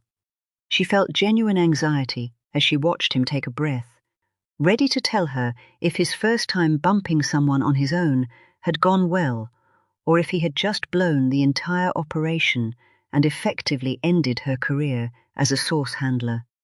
Betsy Wheeler's grandson was one of the kids. The kids! That stabbed the shopkeeper. Shit, Abigail hadn't been expecting that. Not any part of it, not the name, or even a positive ID. She had allowed herself to hope for something to work on, but nothing more. You mean murdered, she said, once the initial shock passed. Okay then, murdered. Shit! Abigail couldn't quite process the ramifications. For Maximilian Winters, for Betsy Winters, for her. Can we use it? That was always the big question in source handling. No. No further explanation was needed. That one word told her that the information was tight, that Scott Redfern was unable to come up with any other people who knew that Betsy Wheeler's grandson was one of two young men they should be looking at for murder. It felt a little like one step forward and two steps back. They could still make Major Crime aware of the ID. This would be done at a senior level. The source unit, DCI, in his capacity as the information controller, would pass it over to someone of equal rank, along with a long list of caveats. Major Crime would then turn a lot of focus and resources onto Betsy Wheeler's grandson, working backwards from that name, finding evidence that linked him to the murder in a way that made it look like it had evolved from an investigation rather than falling from the lips of a rat cornered in a child's soft play center. Simple. Except it was anything but, because there was Betsy Wheeler. This would surely be the element that would take her over the line of too close. Betsy's motivation was solely to keep her grandson safe, away from the lifestyle of his dad and uncle. Betsy had this romantic idea that with her help, the police would be able to shut it all down, and her grandson would realize that all that was left for him was to buckle down into his studies, to pursue a long and successful career in economics, pushing his vision of fairness. One of the kids, Abigail said. There was only one name, but they're mates. In fact, he said that offender number 2 is living at Max Winter's place. Major Crime will get the name pretty quick once they start work. They will, but that's a lot of trust to hand over. Something like this. Major Crime will be desperate for a breakthrough. There's coverage in the news. People are calling it a hate crime. If we give them a name, there's a chance they go too hot and too heavy because they need a result. Abigail was thinking out loud. The sort of hot and heavy that might get Max wondering why he's become a person of interest all of a sudden. Not Max so much. I see him as green. He probably doesn't have a lot of his own ideas at the moment. But his dad and his uncle, not so green, Vince agreed. They'll be looking at it through a different lens. Any attention around Max is attention around them. They'll be a lot keener to understand how we got to the name Maximilian Winters. So, it has to be us getting the second name. I think it has to be me. You mean Betsy? She's the best option. It's a relationship we already have, and with someone who knows Max. She'll know, I'm sure of it. Betsy Wheeler, whose entire motivation for talking to us is to keep her grandson away from the criminal lifestyle, a grandson we now suspect to be involved in a murder. That Betsy Wheeler, Abigail said. How would you approach that? Just try and steer the old girl into some small talk about her grandson's living arrangements. Why do you have to put it like that? You mean how it is? Vince had a grin on his face.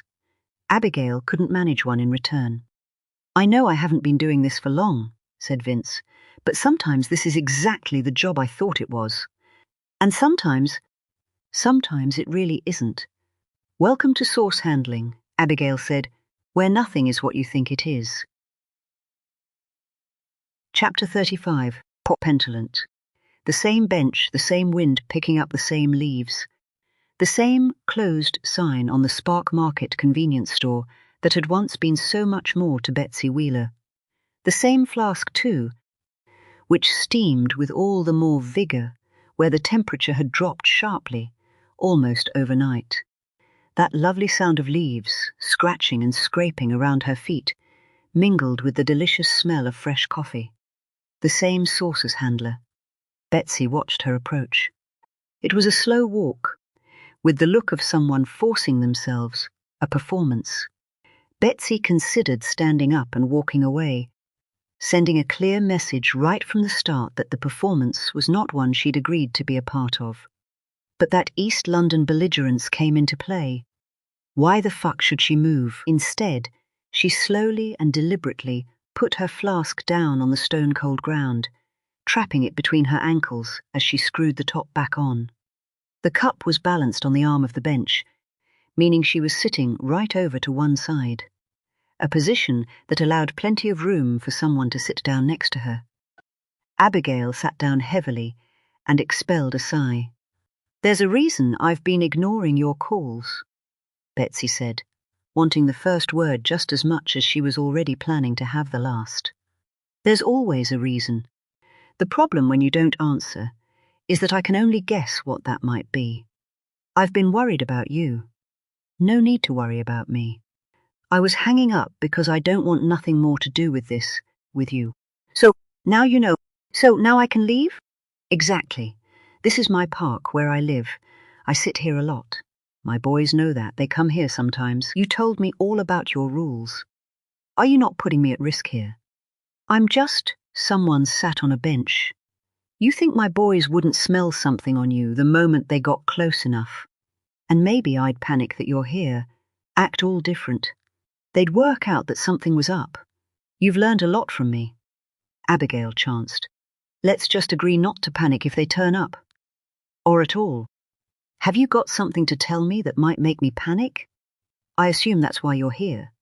"No, actually. I was genuinely worried about you. The last time we did speak you sounded like I was dying." It was for the shock value, but Betsy also liked the idea of concealing her truth in plain sight. The copper didn't react like she was shocked or humoured. "When I said what I did about my dad, about the fact that he really is dying, you said that we were all dying. But you also said that some of us have a guy in a white shirt and tie make it official. Is that what happened to you?" It was Betsy who was shocked. She looked over at the young copper for the first time since she had sat down, searching her eyes for the motivation behind the question. She thought she saw compassion, someone genuinely concerned. But she wasn't about to let her off that easy. She took a swig of her coffee. The lenses of her glasses steamed up entirely, and she waited for it to shrink away before replying. There's a tumor in my brain. It's causing me a few issues, but it's going to get worse. The biggest issue will be when it kills me. I see. Shit. I'm sorry, Betsy. Sorry, why? Like I said, we're all staring at the same barrel. I just know there ain't no slack left in my trigger. That's still a tough message to hear. I've always been that way about death. Makes no sense to me to be scared of something you can't avoid. That's the sort of shit you can waste your life worrying about. But my boys even fucked that up. How so? I still ain't scared of death, but now I get to be scared of what I'm leaving behind. And what are you leaving behind? A legacy. Another thing none of us can avoid. I never wanted to make a big impact. I don't need to be remembered as no saint or martyr, no fucking hero or some woman that changed the world. All I ever did worth talking about was be a mother, right? A mother to a little girl and 2 boys. Somehow, I fucked all of it up.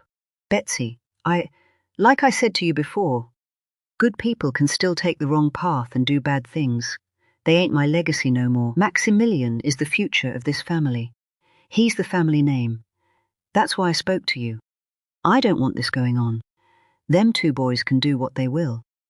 They can live by that sword, and we know how that can end. They chose the lives they made. Maximilian has chosen what he wants.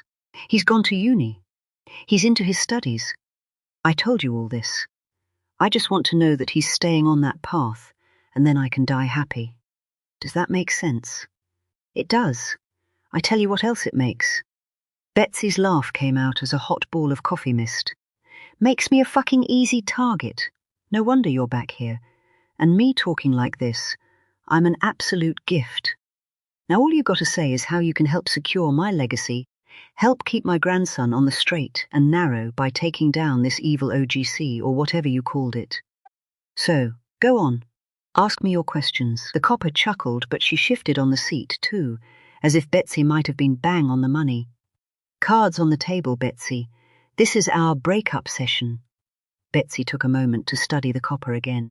She was still getting compassion, but there was honesty in there too. This was no joke.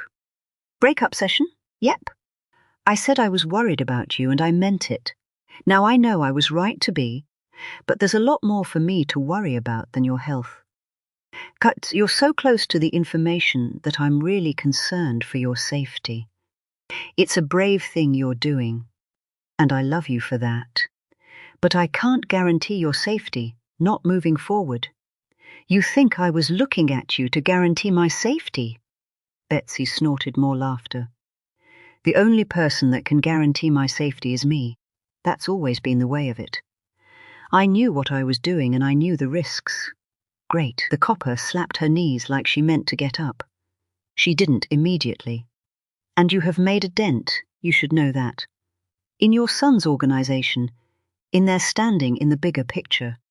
You might have started something here, pulled thread that unravels the whole thing, and your grandson won't have the option to follow his dad into their world. Just like you wanted. The bigger picture? She did stand now. Everyone's working for someone, Abigail said. It's effectively a big corporation, run pretty much the same way at least. Your boys have a patch. It's a big patch, and they have to keep making money to pass upwards. So, they're answering to someone? They are, yeah, and you know who that is. The higher you look, the more murky it gets. So, I have an idea, but it could very well be wrong.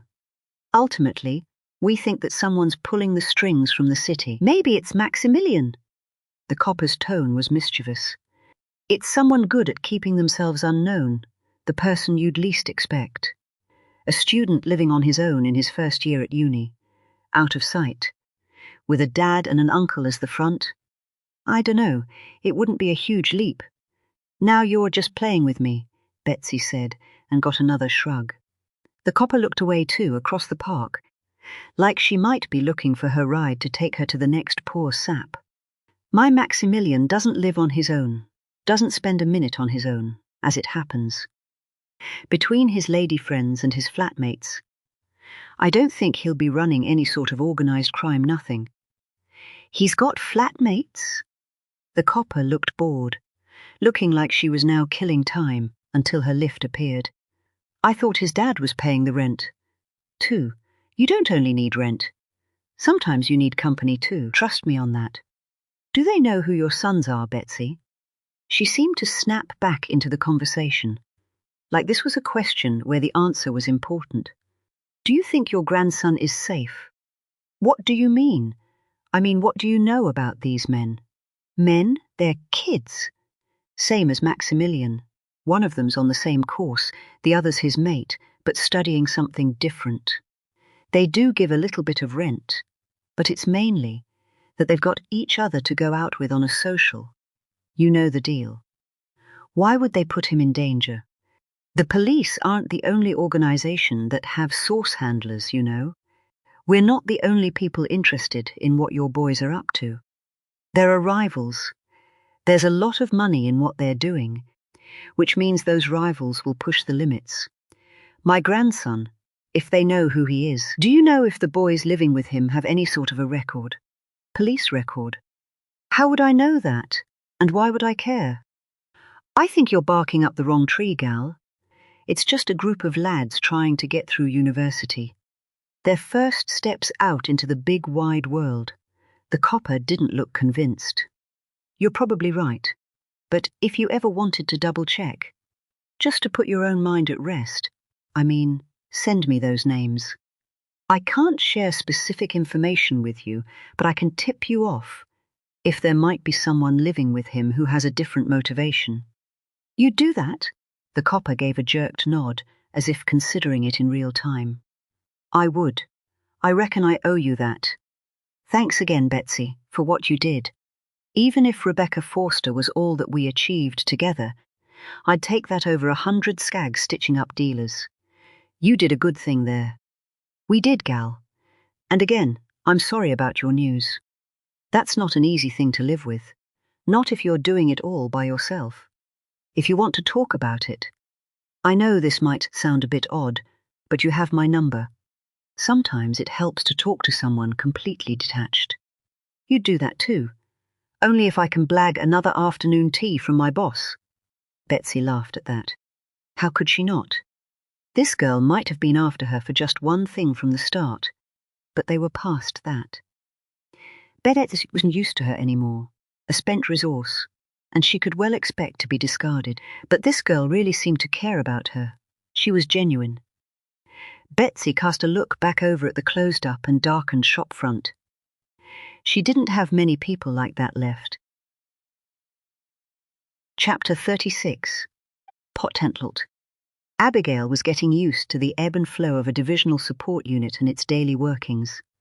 It was true to say that no 2 days were quite the same. But there were still patterns. They generally met at the beginning of a shift. Teas all round then, a conversation where everyone would lay out what they were looking to achieve that day. The DCI would attend when he could, sending his team out 2 by 2 to tickle their rats, before all would head back to the same square table to sift through what they had been told. The exception to this would be when one of the pairs were involved in something that could be a major breakthrough. The sort of thing that might need all of the team's resources pointed at it. On that day, Abigail and Vince should have been that pair. Abigail was excited, despite everything, despite the thin ice on which she was very aware she was operating, despite Betsy Wheeler and the lies that existed between them, and despite the risks she was managing like a row of spinning plates. They had made progress against all odds. Plans that needed to go right. That had gone right. Perhaps it was because of this general feeling of satisfaction that she was caught so off guard by the DCI's reaction.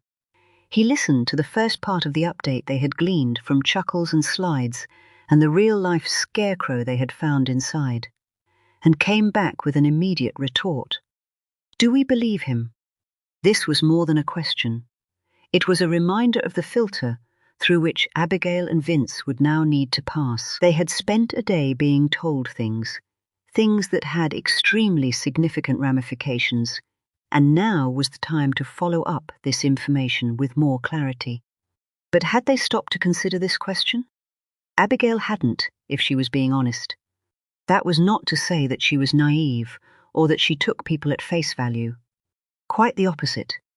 Abigail was a natural cynic, well aware of the games people played with the truth in every facet of life. She was still in the early stage of her career as a police officer, but already she had a general understanding that there was no such thing as a pure truth. Every account, every allegation, every alibi, denial, and even admission was a truth mixed with lies. Her job was simply to try and pull those two things apart. He believes it. Vince spoke for them both when Abigail froze for a beat. Abigail considered this. Vince was talking about a man with the street name Wurzel, who had done what was demanded of him in order to avoid being arrested in front of his son. Or had he just said anything in order to prevent that arrest? Vince continued. And then we went to Betsy Wheeler with the information he gave us. And I did. Abigail jumped in as the DCI swung to fix on her. It was my idea. I know I need to cut her loose. So I thought maybe I could kill two birds with one stone. I told her that it was our breakup chat. And as part of that, there was some small talk. It's easy to get Betsy talking about her grandson. What he's doing, what he's going to do, where he's living and who he's living with. So you got a name. I got two names. Max Winters has two flatmates. Oscar Hans is studying politics and something else unpronounceable, while Tyrell Caddy is supposed to be studying business, but so far has an attendance rate of around 30%. He also has a police record and a father who owns a chain of Turkish food outlets. A chain that's had a rather rapid expansion over the last 5 years or so. Considerable investment. They're in London. Vince took up the story. South London specifically. So, we appealed to the Met for their local knowledge. The Caddies are well known but not very well convicted. Lots of intelligence around them. And their shops related to drugs, money laundering, immigration and trafficking issues with their workers. And illegal vapes. Okay? The boss was still not sounding convinced. Abigail knew this was good. She had known that on her way back to their office, but laid out like they just had, it sounded even better. It needed further investigation. The intelligence developed and ratified, but that was what they did. She was pretty sure he was testing them, waiting to see what she had planned for the next part. So that's where we are, said Vince. It's a start, maybe nothing more. But we have intelligence that Major Crime will be very interested to hear. As to how we present that intelligence, that's why we're here. We know we will need to be careful. So, 2 separate meetings today, both of which were linked to a live murder investigation. What's the protocol for such a thing? It all goes through the controller. Abigail cut back in. Full risk assessment and full agreement to initiate. The controller assigns the resources and is kept informed of any changes to the risk. Like reading it from a textbook. You can always tell someone who's not long out of their training. There was an air about the DCI. This could go one way or the other from here, unless there is an operational need to react to information when it would not be practicable to inform the controller prior, Abigail said. This can be on grounds of safety, of an informant or of an officer, or, in some cases, to prevent the loss of evidence. Okay, good, the DCI said. But his smile was not that of someone who was pleased with the answer. So that must be where we were, with this one. What was the imminent danger or potential loss of evidence that we were facing here? We became aware of new information that Max Winters should be treated as a suspect for a live murder investigation. This felt like a significant change for me, seeing as I'm running his grandmother, and I'm aware that her motivation for sharing information is her desire to get him away from criminality. I knew I had to cut ties, so that was my next action. Cut ties while getting more information out of her? Small talk. Every meeting with Betsy involves small talk. I didn't want to be different, to act out of character so that she might concern herself that something had changed, the DCI called it. You're full of shit, Abigail. She had wondered how long he was going to wait. I am, but I'll be writing up what I've done using that justification. I'll get on to that right away. I have other plans for right away, the boss said. You need to run another meeting. This time we'll have a team around you, as is protocol. Another meeting? I guess this is what happens when you set so many plates spinning. They can all start to wobble at once. Someone's wobbling? Abigail still couldn't read her DCI, his expression all gone. Robert Allison, your friend in Margate, called the team phone to leave a message. Something about Turks. Turks, Abigail repeated back. Sounded very pleased with himself. I had John working out a plan of action. He came up with a very effective meeting place and reason, but then had to bump it twice, seeing as you were out enjoying yourself. The DCI spoke directly to John Reeves. Is this meeting still viable? 6:30, John said. I've definitely pissed a load of people off, but someone's going to be there. 6:30, the boss said, and Abigail bit back her response about how it had been a long day and how tired she was. It wasn't the time to remind anyone that she was due off at 3 either, seeing as the rest of the team were on the same shift pattern, and they would all now need to stay on to support. John will go over the play, he said. Should be nice and easy, but she didn't believe that for a moment. Chapter 37. Pontant. The train squeaked and squealed to a halt at Margate Seafront Station. It was a place Abigail had an affection for that she couldn't really explain. She had always liked train stations, the feel of them, the idea of life constantly passing through, of opportunity. She had spent some of her youth sitting in them, just watching it all. They might be even more special on a crisp winter's evening. The artificial lighting was harsh, but it washed over brick buildings, catching on exposed steel and iron.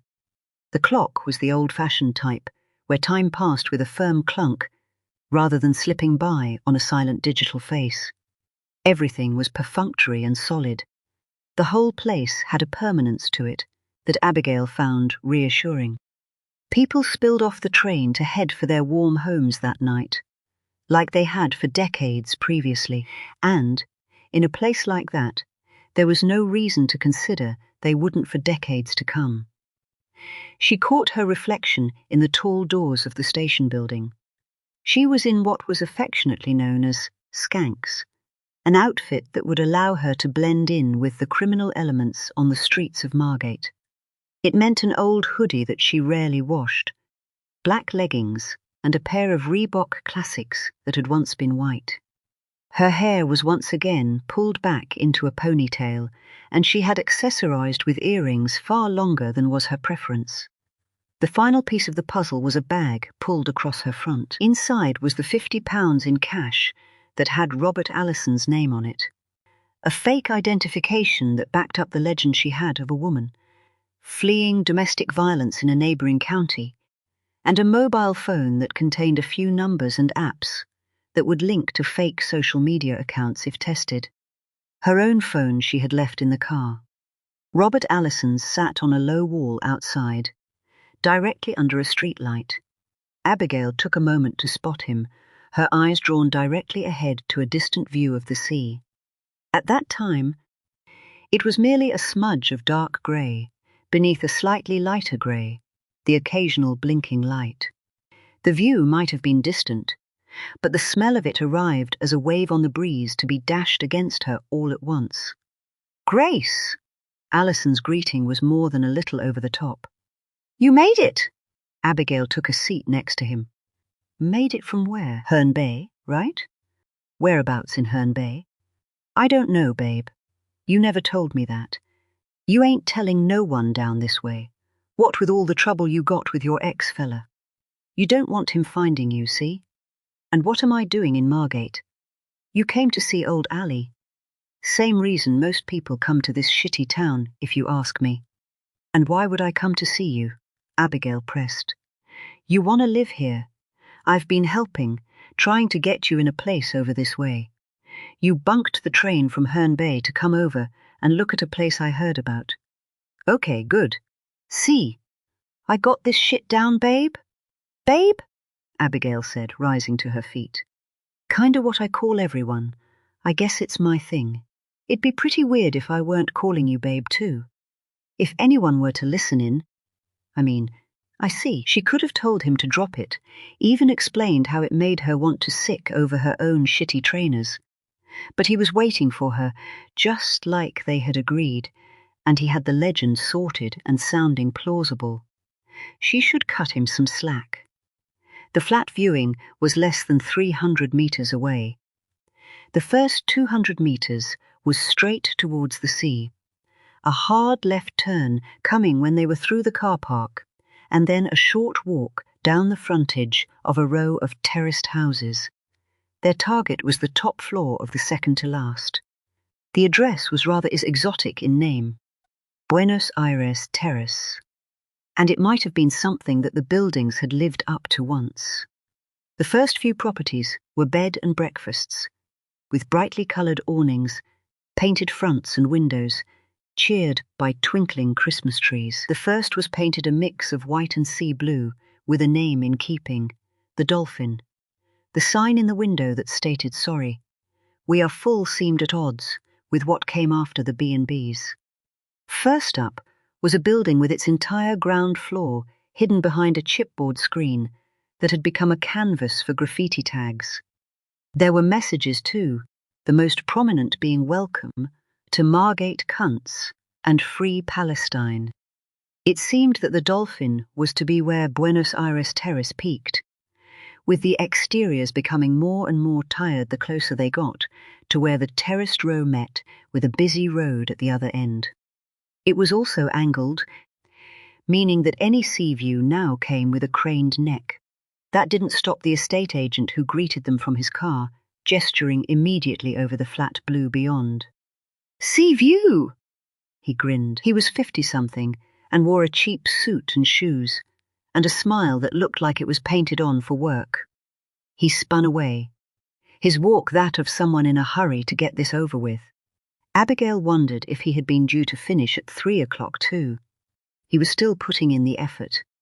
He stopped dramatically at the bottom of the 3 cracked steps that would take them to the communal door, his face a picture of pride, and his arm outstretched like he was showing the way into Narnia. It wasn't Narnia. It was a double door in peeling white, one of which rattled against the other. The canopy that was the choice for the hotels was missing here. The alternative, a glass-roofed porch, the 2 panes frosted and filthy in equal measure. John Reeves had chosen the place because it was advertised as sitting empty. He had stated on the phone that the couple would want to look around it on their own. Abigail was expecting some resistance on this, the estate agent wanting to point at the sea view again and use words such as light, airy and well-appointed. There was none. Instead, the agent handed over the keys, told her it was the top floor and that the lock could be sticky. Then he said he would be waiting by the car. He had a packet of cigarettes in his hand by the time she made the first step. The stairwell smelled odd. It was steep too, which meant that Abigail reached out, grudgingly, for the banister on the way up.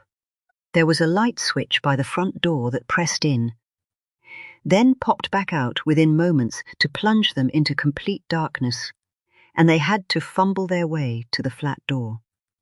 The lock was sticky, as promised. The smell that rushed at her when she finally pushed it open was unexpected, clean. She did a quick tour of the whole place, all 4 rooms of it, in case there were questions, then moved into the living room where she had told Alison to wait. She leaned against the window to glance back down at the street, where she saw the dark figure of the estate agent bent over a lit-up phone, his attention somewhere else entirely. "Here we are," she said. "Here we are then, babes," Alison grinned, showing his lack of teeth. "We can probably drop the facade all the while we are up here. I think the floor's thick enough. Sneaky idea, this one. I can't take credit for this, and it doesn't mean we have the luxury of time. 15 minutes would be more than enough time to have a look around. More than that, and I reckon our friend will be up to join us. 15 minutes. Normally I like to take a little longer. Abigail had no reply to that. So, what's been going on? Straight to business. I like that. I got something for you, sure. Have you got something for me? Depends, Abigail said. I got 50-somethings if you're about to be of use. And there was me thinking you were just paying me for my time. That as well. But that ain't something I can take back to my boss, is it? I got something for you, yeah? You know I said to you that I was parking up the stash cars? I do. Well, I still am. But the other night I gets a call to tell me where to go, and it weren't like normal. Normally I get sent to some side street, walking distance from the train station. Been to Dover a couple of times, but I've been uptown too, Medway towns, Gravesend. I bunk the train to wherever, find the car and then take it where I'm told. Easy peasy. But something changed. Abigail guessed. Someone did. I guess the guy that normally does the loading and parking of them cars called in sick. Another grin. Whatever it was, they called me up and said they needed me at an address this time. There was a car down here I could take. I was nervous, yeah? I ain't got no license. Bad enough driving them back from wherever. But I feel like I can blend in. I take it easy. Never jump the lights. Proper good citizen, you know what I mean? But this car I was driving was one I'd already parked, one I'd told you all about already. And I was told that I'd be running it all the way up to town to fill the boot with the booty and then drive it back. Parking up back in a place I'd told you all about. Do you see my point? You thought you were going to get tugged. I thought you might have taken away what I told you and tipped off the uniform. So yeah, I was convinced I was going to get some attention. I told myself it would either be straight away or when I got back. Like your lot might follow me about. I thought I was done for. Driving with no license and no insurance, car taken off me, and then you fuckers would have lifted up the boot. But it didn't happen. Didn't happen. Was that you? Did you tell them to leave me alone? It didn't work like that. But Abigail was never one to miss out on scoring points that might just keep her ahead. I don't share your name with anyone, Ali. Not even with colleagues. But that doesn't mean I'm not doing what I can on the quiet to keep you out of trouble. I can't guarantee it, of course. If you choose to involve yourself in criminal activity, then you run the risk of getting caught. I'm not telling you to do that. In fact, I'm telling you not to involve yourself in criminal activity. Of course you are. Another toothless smile. Are you also telling me that you don't want to know where I went for the stock? This weren't like normal. Like I said, this was full access. I pulled up at this place like I was told, and I see it's a restaurant. I get told to go behind. Some fella comes out and greets me like he knows me, gets me to help, leaves the door on the latch so I can follow him in. And when I do, floor to ceiling, Aladdin's cave. This guy even asks me for a hand loading up. I thought it was a bit off at first. It was just a stack of plastic tubs. Looked to me like big paint pots. Only this was labelled as cooking oil. It's what they use in the restaurant, see? It might be how they get it in the first place. Ain't no one looking twice at a restaurant taking in a load of tubs marked cooking oil. Who was this man who let you in? Alison shrugged. This ain't exactly that sort of thing. Ain't no one telling you who they are for free, just like I didn't tell him nothing. There weren't no real conversation. I took my stash and I parked it up where I was told to. Didn't make a dent, though. I took a good stack of them pots, but there must have been a ton or more left. What did he look like? Another shrug. He was a Turk. I know you ain't supposed to say it, but they all look the same to me. Tanned like he'd been away. Moustache that was black with grey. His hair the same. Body hair too. Long and black. You know how they get. Looked like he needed a wash, said Robert Allison, without a hint of irony. And was it him that told you where to park the car? Once you'd driven it back to Thanet, I mean. Nah, he never said much, to be honest. Did he know where you were going to be parking it? I don't know. He didn't strike me as the sort that gave a fuck, you know what I mean? So, who else would know where you were going to be, parking that car? And who else would know about that address that you went to? About where it was and what was there? You lost me. I can only tell you what I know. I can't say nothing about what other people know. But I wrote it down, nice and clear, so there wouldn't be no mistake. I copied it over from the message, what was sent to my phone. The message they said to delete. I did delete it, but this is yours. Abigail reached out to take a piece of paper from him. 2 addresses? 2 for the price of 1 with me. 2 gaffs, both restaurants, Turkish restaurants. Both the same family. Apparently, this is a family with a few places up in the city. They're working with the Winters. I think their part is the importing, but I've heard of places like that doing the dirty laundry too, if you know what I mean. I know I'm here to stick to the facts. But you can have the opinions for free. Very kind. So then, Allison actually licked his lips. We calling this 50 quid, or what? Abigail sniffed. It was good information, first-hand and up-to-date. It also tied in with the information she already knew about the Winters working with the Caddy family, meaning she was as certain as she could be that he was telling her the truth, or at least, he was telling her a version of the truth. Even if he might have been a little choosy about what he had left in or out, it was easily worth the outlay. The fact that she wasn't sure they could use it at that time wasn't his fault or his problem. It's a good start. He suddenly looked a little panicked. Start? We talked before, and you said the Winters had one eye over their shoulder. Did you hear any more? That's not my side of the business. That's just people talking about people. You said you didn't want rumor. You've given me some decent facts today. I reckon we can take a few minutes to talk about rumors. Okay. But if this ain't a thing, then it don't come out of my cut, yeah? Agreed. Okay, so the Winters are still spooked, more so. Word is they've been out looking for someone who means them harm. They went heavy on trying to find them, and I hear it backfired.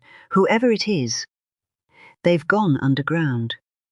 Someone who used to be one of their generals is the word on the street. The brothers are so spooked that they ain't meeting in their usual places, swapping out their cars every few days. No one knows where they're spending their time. That's it? What do you mean? That's it for rumors, but let's not be forgetting all them lovely facts from earlier. Abigail handed over the money to a cavernous smile. The interaction was well timed. The money was barely stuffed into Allison's pocket before the estate agent announced his arrival at the door with a stifled cough. Ah, admiring the sea view, are we? Can't say I blame you on that one. So, what do you think? Light, airy, and so very well appointed, wouldn't you say? Abigail replied with a full smile. I just said them very words. We just have another couple to look at. We'll let you know. Chapter 38. Pont, Tont. A female voice. It had Betsy sitting straighter in her chair and dropping the volume of her television program, trying to be subtle when her first instinct was to mute it completely. The meetings were becoming far more common. This was already the 3rd that week, when previously there might have been 3 in a month. She didn't know what this meant, only that they had probably lost somewhere else that they had been using. Her boys had bundled in. The younger had stopped for his usual greeting, then made her a cup of the usual tea. On that day, the biscuits were better, posh ones, Marks and Spencer. She made a point of not commenting, not even looking at what they'd brought her, but she'd been inspecting them closely when that female voice punctured her living room. It wasn't just the fact that it was a female voice that marked it out as different. The people who were usually in that kitchen, the people that weren't her sons, typically paid lip service, apologized a lot. They whined. Not this voice. Even when she was unable to pick out the words, she could hear the strength in it. Betsy lifted herself out of her seat. Her head thumped in time with her pulse, and she had to pause for a moment. Her wrist throbbed, and she had to pull herself out of her chair with one hand, rocking into a sort of twist. But she was unsteady and had to throw her broken wrist out for support too many times.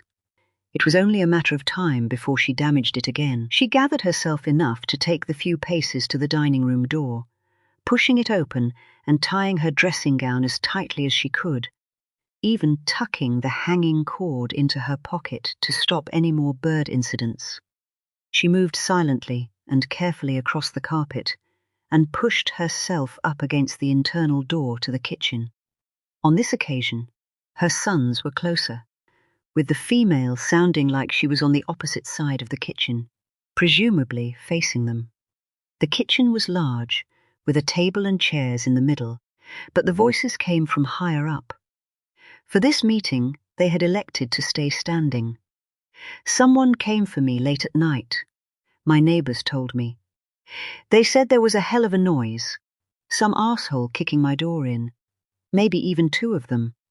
Kicking my door and rushing my house, my home. And you come to us about that? Well, I suppose we're in the protection racket, if that's what." It was you. Just like that, Betsy knew who this was, who it had to be. Rebecca Forster, the woman that Betsy had made sure was out when being in would have meant a very bad night, was standing in her kitchen and having it out with her sons. Betsy already felt for this girl, but now she respected her all the more. "Yous, what?" Alex said. "The gutless fuck! You sent someone. I don't reckon you got the balls to come out yourself. You got lackeys for that, right? This is about Joe, isn't it? He doesn't live with me. He hasn't lived with me for a long time. He walked out on me and our baby, left us nothing but debt. We have debt too. Not from me, you don't. That's why I reached out. That's why I came, so you know that whatever issue you have with Joe is nothing to do with me. See, I have got the balls to come to you. I don't send people to do my shit, and I don't have anything that would pay off no debt. Not a fucking penny. Where is he, Bex?" It was Joshua's voice now, appealing to her like he had any right. Rebecca Forster was quick to seize on it. "You ask me that now? I know who you are. I know well enough that you could have come knocking on my door at a reasonable hour to ask me that question. I would have told you too. No issue. I would have told you that I don't know, because I don't. You can believe that too, because if I did know where he was, I would tell you in a fucking heartbeat. Worst mistake I ever made getting involved with that piece of shit. And he's never left, has he? Because people are still going through my door. I'm still getting nicked and put in cells. I don't want it. Not any of it. You and him, you can all leave me the fuck alone." Betsy damned near punched the air. There was now complete silence in her kitchen, until Alex's gravelly voice broke it. "This what you came to say?" There was a mocking in his tone. "To tell me what to do, and with nothing to offer me in exchange? That's why you came here?" His voice was raised, angry. Betsy spun to peer over at the door she had come through. At the sofa she could just make out as an outline beyond. Someone might come and check if she was disturbed, if she was hearing all this. She stayed still. "Yes," Rebecca said. But some of the strength had gone from her voice. The anger that had got her so far starting to wilt, perhaps. Alex was a big guy, and he flared bigger when he was angry. Betsy was never bothered by that, of course, but she could understand the impact he had on other people, how he got his way. But this felt like more. It felt like a 1980s East London betting shop, when you were fronting up something big and dangerous, and when backing down only made them more dangerous. The woman on the other side of that door needed to come back at him strong and call his bluff. "And how did you think this would end?" Alex's voice dripped with menace. Betsy sensed violence, sensed an escalation, sensed a man who had forgotten where he was. This was her home, his family home, his mother in the next room, and he was thinking about bloodying the place up. No doubt about that. Betsy twisted the handle and coughed as she entered. Her head was down, her slippers catching on the carpet runner. 3 people spun towards her. Too familiar, even from the back. The other, a young woman facing her straight on. She was thin. Too thin for Betsy's liking. Probably a fine-looking woman if she held herself upright. Instead, she was slumped like a jumper in the wardrobe, with a hanger snapped inside. Betsy imagined she had come in there taller, stronger, her feet apart, chest wide for both fucking barrels. She had come there to give her boys what they deserved. She'd started well, but her momentum had stalled. The tension was heavy, too much for the space. "Them biscuits are a load of shit, Joshua!" "Them M&S fuckers saw you coming." "Oh," Betsy made a show of noticing the woman. "I am sorry, missy. I wouldn't have such a foul mouth if I knew I was in the company of a woman. It's fine." The woman waved her away and pulled her shoulders back a little, her eyelids fluttering like it was part of a reset. "I was just leaving. Don't have to go on my account, gal. I only came in for a proper biscuit. Can't even trust these two with supper." Rebecca Forster now fluttered a smile. "I really was just leaving. It's nothing personal, yeah?" "Oh, don't you worry about me, gal. I don't take nothing personal. I also don't blame people for leaving a room when I walk into it. Just means they're a good judge of character." Rebecca seemed to relax a little more. "Can I show you out? These boys won't offer. They were brought up with basic manners, but at some point chose to throw them out the window." "I was gonna offer," said Alex. "I'll do it, Ma." His voice was brighter, but the effort involved was hard to conceal. Betsy shrugged. A mother shouldn't have to remind a son of the basics. She meant it, and her reminder was about far more than just manners. She was stepping in to make sure Rebecca Forster stayed unhurt. After stepping in once already, she was getting rather good at this. Both of her boys walked the poor young woman down the hall. There was a porch on the front of the house, one of the few upgrades she had made. It was just about big enough for three with the door closed. Betsy watched from behind the frosted glass for a moment or two, then took a few more steps, close enough she might be able to hear what was still to be said. Fuck it. She was a part of this now. She could field the questions if her boys stumbled back through that door to see their mother making sure they'd remembered their manners. "The police. They spoke to me." Rebecca's voice carried easier from behind the door than those of the two men. "About us?" This was Joshua. "Not at first. First it was some detectives. 2 suits warning me about the sort of people that had kicked my door in and what they might have been there to do. But then there was someone else. Someone else. She went to a lot of effort. I got done for speeding, got sent on a course at short notice that should have been some way in the distance. There was a woman who basically saved me a seat. She was a copper. Said she was there for doing the same thing I had. She told a good story, believable. But she was asking you about us?" Alex this time, his lack of patience clear. "Not directly. She never used your names, but no doubt she knows them. That's why I came here. You said I had nothing to offer, and maybe you're right, but I wanted you to know what I could have done, what I still can do. There are coppers out there doing what they can to find out about you. I still have her number. I know you wouldn't be so stupid." It was Alex again. "Al, let's hear her out." Betsy hardly needed a reminder that Joshua was the smarter one. "We appreciate it, yeah? I think we misunderstood this situation. But you came here to tell us the cops were sniffing about. That they spoke to you, asked you for information. And I didn't give them nothing." The girl was coming back stronger, doubling down. She was getting out of there alive. "Good girl. I don't want nothing to do with the cops, and I don't want nothing to do with you either. Never have. Me and my little boy left alone. That's all I want, and that's what I came here to tell you. Do we have an agreement?" Another silence, this one longer than the first. "Sure," Joshua said. "I mean, you still ain't offering us a whole lot, but I can't see no reason for anyone to kick your door in." "Again," Rebecca snapped. "Some cop asking about us is nothing new." Alex's anger might have dissipated, but his arrogance was still strong. "This don't make you special. This ain't no agreement neither. This is me telling you I don't need to be kicking your door in. This is your opportunity to not do anything to change that.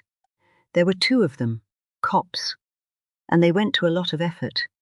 And it wasn't you they were asking about, it was Wurzel. I told them to fuck off. But the questions, the way she was talking, she weren't just chucking her net in the water. This was fishing with bait. What does that even mean? It means they already know something that could bring your whole world tumbling down, and now I do too. And I've shared it. Not with the cops, but with someone I trust. And should anything ever happen to me, or my boy, this friend has the contact details for the sneaky pigs that tried to get me to talk, and this friend of mine will have a far looser tongue. Alex laughed at this, more arrogance. Listen, Bex, they don't know nothing, okay? It's the oldest trick in the book. It's what they do. The cops tell you something to get a rise, a reaction. It don't mean it's true, but they see your reaction and see if they're looking in the right direction. So, it wasn't your son, Max, that stabbed up that shopkeeper. There was no answer, only a dense silence, but it went off like a bomb, the shockwave moving outwards to consume Betsy a moment later. To take her off her feet. She didn't know she was down, not at first. Somehow it had been a silent fall among the units, ornaments and key bowl that lined the hallway. Forwards, into the sheepskin rug that was more grey than white these days, and smelled like shaken vac. She fought herself not to cry out. It took a few moments to figure out which way was up, while the thudding in her ears ran with her pulse, her eyesight closing in from both sides. "You've got a leak, boys!" Rebecca Forster's voice was sharper now, sharp enough to cut through it all. "Forget me and my door. You got somebody else out there talking, telling all your dirty secrets." I always knew Joe was a fucking shit show. I never could understand why you trusted him, but now it makes sense. This whole thing's a shit show, and if you don't plug that leak, it all comes down around your ears. And I'll be here for it. The front door swung open. It had a distinctive sound since it had been replaced, like it was sucked inwards, a noise Betsy always found disconcerting. It gave way to something else. Raindrops. They beat down with a distinctive resonance on the roof of the car in the drive. Duller thuds where it hit the concrete step, and more high-pitched where it bounced off the metal plant hanger. Betsy focused on those sounds as if they were a harness that might hold her back from the darkness closing in. It was a battle she was losing, but she was still lucid enough to hear Rebecca's closing words. "I'll be dancing in the fucking rain." Chapter 39, Pot Totowance. The square table was once again the centre of Abigail's world. It was the standard start to a working day. The team all together, the teas made, the boss pacing his office on the phone, his voice not travelling enough for the words to be deciphered. But there was no doubting his tone. The whole atmosphere was edgy. Some conversation fired up. Short stories of people's evenings, of getting to bed early after they had all been off late, of spin classes cancelled, and TV shows left recorded for a binge later. Abigail didn't feel that any of it was aimed at her. In other teams she would have been looked at negatively, the reason they were all late off, but in this one it was ingrained as a part of the role. The chatter fell silent when the DCI finally walked in, bringing his tension with him. Overnight and into this morning, I took some calls from Major Crime, who have had a morning of action. The first call was to warn me it was happening. The second to tell me it was done. The DCI's body language screamed that this was not good news and that it was about to get worse. This action took the form of numerous dawn knocks, simultaneous and with the intention of disrupting the Caddy family. This included 5 restaurants and linked accommodation, as well as 3 other domestic addresses. I'm still awaiting results, but it would appear that a large volume of illegal vapes and tobacco have been seized, and they've made numerous arrests. Offences range from smuggling-related charges to tax avoidance issues and modern slavery and immigration offences. There was also an arrest for an assault on the police. The boss focused on Abigail for the last part. Your friend Maximilian Winters was the individual arrested for the assault. Abigail stood up. She didn't know what else to do. For a moment she couldn't speak. The DCI held his palm out to tell her she didn't need to, that he knew exactly what she was trying to say. She managed 2 words. Robert Allison, who you met with yesterday, and yes. His intelligence was part of the package that informed these warrants. But he's safe, Abigail, okay? I squared it away. How is he safe? It was last night. She struggled for words, struggled to breathe adequately to be able to say them. They'll know by now. I need to. She didn't know what she needed to do. There were plans already in place. The Caddis are a London-based family, but they have a place across the border in Kent. Kent and the Met have been in talks about a joint operation. There's been intelligence sharing. But, well, now we have a murder. And that was enough to add a bit of urgency. Why? Abigail spluttered. So they could try and prompt another one. I know it's not ideal, Abby, but we can manage this. I've started already. Last night when they called, I said it was a bad idea. They called me for my input, but they'd already decided. That was very clear. But we talked it out. I pulled up your contact sheet. Exactly what we'd been given by our friend Robert Allison, and I used that. Used that for what? He didn't actually give us much, not in the grand scheme of things. Not enough to prompt 5 simultaneous raids.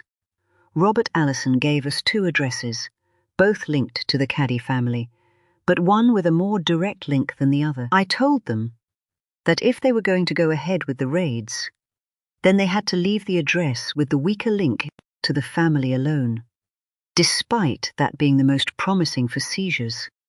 Is that going to be enough? Emma Nixon took over the questioning while Abigail's mind was still whirling. I think so. Had we gone through that door, we could have had a far bigger haul. It will look like we missed a trick, something we wouldn't have done if we were getting information direct from a source. You think so? Abigail managed. Anger was now flushing out her initial numbness. It was her job to keep her informants safe. She had been told that often enough, told how she needed to take individual responsibility for the ramifications if she messed it up. But this wasn't her. She had been out doing her job, talking to her sources. The team around her had done everything necessary to make that a safe conversation. She had got good information, something they could develop, and she had fed that back in. All I heard in my training, all I've heard since I've been here, is how we shouldn't underestimate these people, these criminals. What if they see through this? What if they can see we're bluffing? Abby. The DCI adopted his appeasement tone. Bluffing, she said again, not quite able to get her head around it. With the risk we run in here, do you think it was right to go when they did? To go this morning? They could have waited a week, even a few days. I could have spoken to Allison, managed him. I asked them to wait, but we don't always get to know the operational pressures that are being endured in other areas. We know we have a murdered victim from a minority community, but even without that, knife crime, it has a massive political. I don't give a shit about politics, Abigail exploded. The DCI might have exploded back, but he didn't. That was telling. He didn't agree with the actions that had been taken. He agreed entirely with what Abigail was failing to articulate. The realization took the wind out of her sails. I need to speak to him, she said. I need to go out this morning. He needs to know that there's been some police action, and he needs to hear it from me first. What if he's challenged out of the blue? He might fold. With a bit of prep time, I agree. Get a hold of him on the phone and set it up. That's today's job for the whole team. Emma, can you take the lead on where this happens? And we need to be more careful than ever. Abby, your job is to get him to meet you as soon as he can. without telling him why. I can't tell him over the phone. What if the next call he gets is someone asking him just who the fuck he's been talking to? No, the DCI said, but then paused in consideration. We need to manage his reaction. You can't do that over the phone. Get him face to face. Tell him what you need to tell him, and then take your time. He needs to leave that meeting calm and ready. There's no reason anyone should challenge him directly. He just needs to not be the one standing out. Call him, then tell him to ignore his phone. Ignoring his phone is one thing, boss. Ignoring a boot through his door is something else entirely. Then I suggest you lot get moving. Chapter 40, Botatlants. It'll take more than a packet of biscuits. You know that. Betsy felt sick, and not just because she was facing up to her eldest son. Her nausea came on suddenly, perhaps from the effort required to speak, or perhaps after 12 hours of blackness. Most of that had been induced. The paramedics saw an old woman bleeding from a head injury and decided they didn't like it. They deduced that it wasn't the reason she was on the floor, any more than it was the reason she was staying down. They had been right about that. Betsy's stroke, as she had just been told, had been a mild one. In someone else, the doctor might have called it a warning, a kick up the arse to change your lifestyle, to choose better foods and reduce stress. It was still a warning for Betsy, but only that worse was to come. She could feel it now, the growth pushing on her mind, on the back of her eyes, on the sinuses in her ears, on the edges of her skull. She had said that to the doctor who had just left, and he said that he understood what she was saying. He had told her that was impossible, but he understood. He also asked if she had been doing anything that could have brought it on, such as strenuous exercise or experiencing stress. He gave examples of walking up some stairs, or maybe that she had been out on a fun run. He had dared a smile at that point. You'll be my age one day, son, and you'll know there ain't nothing fun about fucking running no more. The doctor had left shortly after, the flea still in his ear. Betsy had wanted out. She had implored him to discharge her there and then. But it would have sounded as ridiculous as it would have looked, with her voice cracking and failing, and the hand she had chosen to gesture with flopping about with no real control. Your son is here, the doctor had said instead. He tells me that you live alone. I wouldn't be a very responsible man if I was to send you out to fend for yourself now, would I? I may live alone, but them boys, they'll step up. They can stay with me till I'm better. There was a moment of change in the man standing over her. A moment when Betsy realized that she shouldn't rely on recovery, that getting better might not be an option. The doctor was replaced by her eldest son and his packet of biscuits.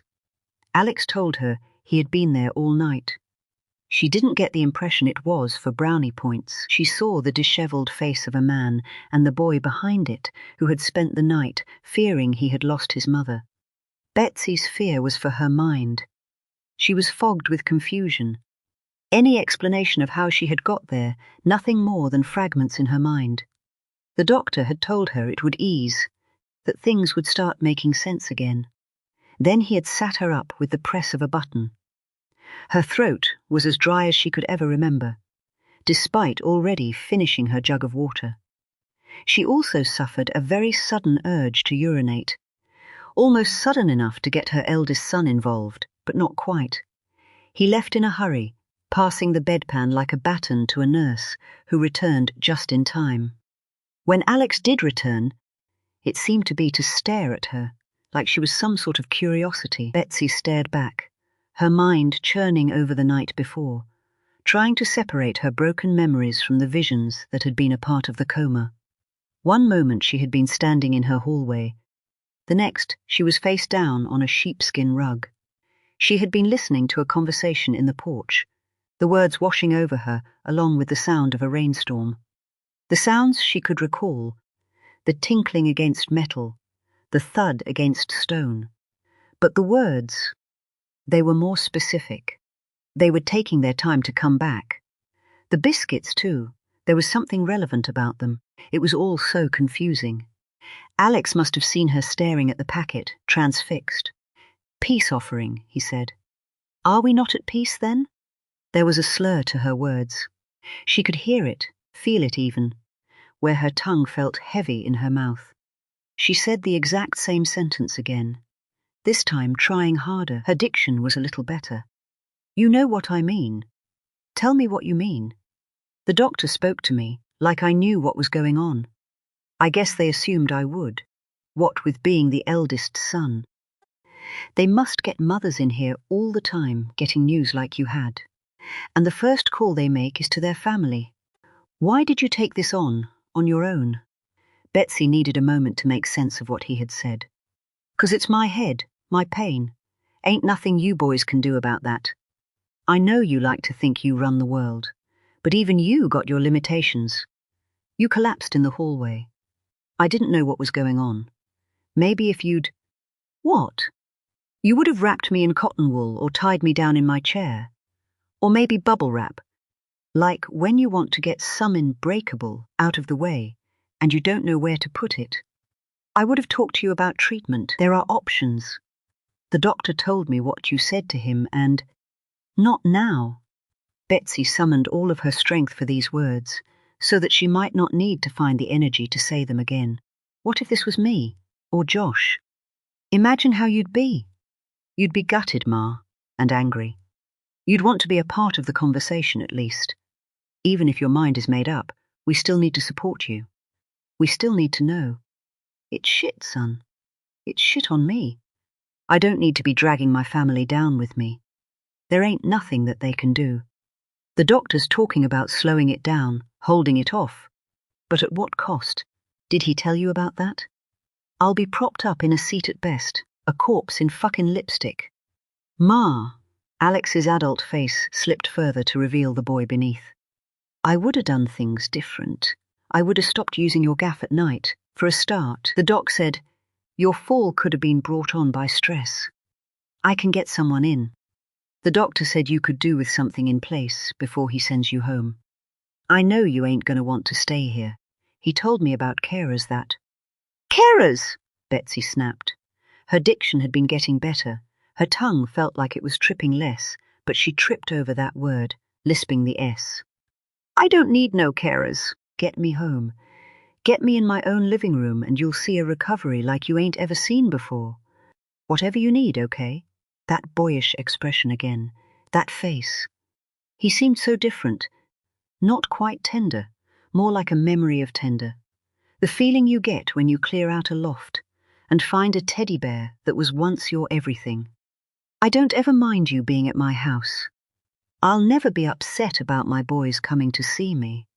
But that's not what you've been doing, is it? You come in, you talk all quiet and hushed, and then you leave. I get a cuppa from Joshua, a biscuit, and then you're gone. That's no way to treat a mother, to treat the woman who brought you into this world. I know you're right. I've been wrapped up, been busy, and it made me forget. You don't forget how to treat people. Not when you've been brought up, so that treating people you love in a certain way is a part of who you are. That's what I did. That's what I thought I did. We don't have long. It's fine to say that, and it's fine to remember that. You're right, Ma. Okay? I can't say you're not. I know I've been busy. It's not been easy. Have you spoken to Josh?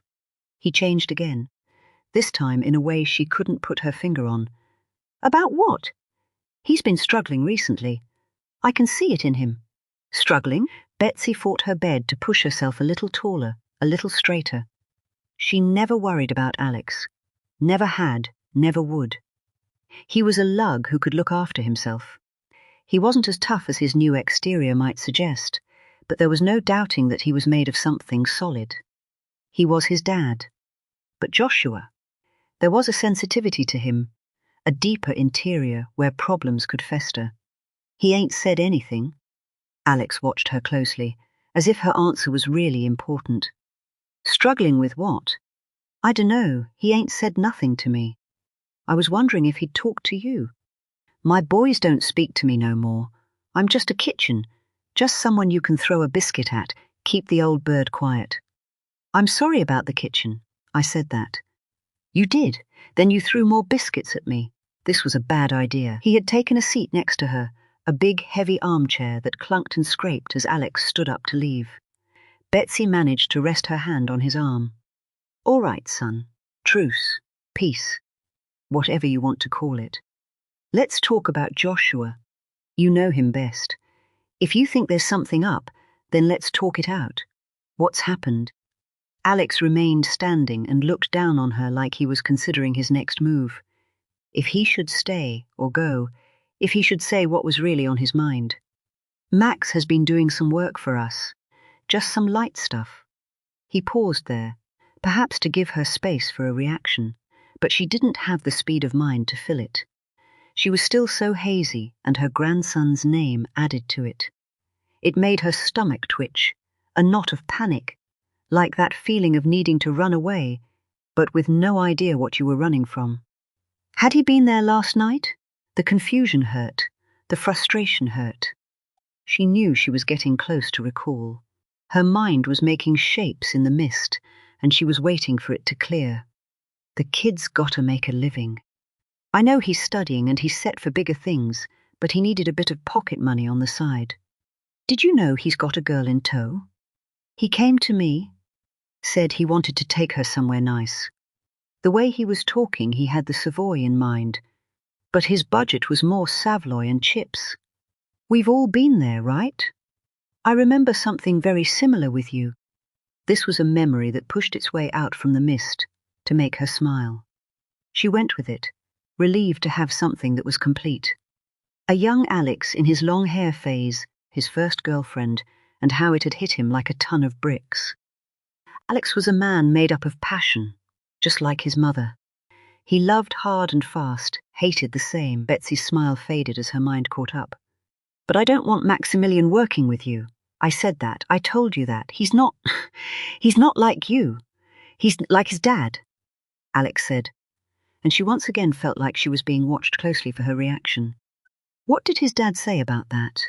About him doing some work for you? I didn't run it past him at the time, but he knows now. I figured his boy had come to me for a reason. I don't know if him and his dad are okay at the moment. It's got to be difficult. Bringing up a kid don't always mean getting on with them. I see that. Maybe you'll have kids of your own one day. A whole new perspective. Maybe you'll realize you need to provide something stable to grow into a life, a home, something that's yours. I have things that are mine, Ma. You have things you bought. That's a very different thing, and those are only yours all the while you can stay one step ahead. That won't last forever. I've told you that enough. And the more you get, the more other people are going to come for it. It's not sustainable. These things, they don't ever end well. You been watching Narcos again, Ma? He laughed, but it sounded forced. That's what you see yourself as, is it? It was a joke. When it does come crashing down, ain't none of us going to be laughing. Do you think they'll stop at you? They're going to want a piece of everything you've got. I'm sat on £1 million+ house, and one day soon I'm going to fall off of it. What then? What happens if they come for you and the judge throws the book? Orders that they take everything, and you pay back every penny you took outside of the law. That's my legacy, my past, everything I've got. I had to fight hard to keep that house. I knew it would get easier. I knew that if I could just cling on, then I'd have something to pass on to you and your brother. My whole life I've been clinging on to that, and for what? For the law to come, take it off you both. And you know what? You'll deserve to be left with nothing. Alex sighed. It was long and slow, his stance changing like someone had picked a tiny hole in a blow-up mattress. Ain't no one taking what's rightfully mine, Ma. They can't take my inheritance off me. That's rightfully yours, is it? Another sigh. I didn't come here to talk about inheritance. Josh is worrying me. I said about Max doing some errands. Josh got to hear about it and he didn't like it. We've been arguing a lot since. Josh can be headstrong. I don't know where he gets that from. Betsy didn't give him the smile he was after. He's said things in the heat of the moment, things that have worried me. Like what? Stuff like what you just said. Like doing something silly and stitching me up. Like talking to the wrong people. Maybe even doing what he can to bring it all to an end so that there's nothing left for his boy to work with. You don't think he's got a point? I don't think he knows what end means. In this scenario. Alex's next sigh was longer, readying to explain himself to someone stupid. This ain't a career you just up and leave. I know what you're going to say. Something about us making our bed and lying in it, right? You don't need to. You would be right. But that's where we are. There might be a way out for one of us, for him, but we'd need to be smart. I just worry that he's not being smart. Am I making any sense? No. Betsy's head was hurting. She'd had a dull ache from the moment she'd woken, putting it down to her head clearing. But it was getting worse. I'm worried that he thinks he can walk away, and maybe he's got ideas on how to do that. But he ain't being careful enough. And he ain't talking to me no more. And you think he's talking to me instead? Has he, Ma?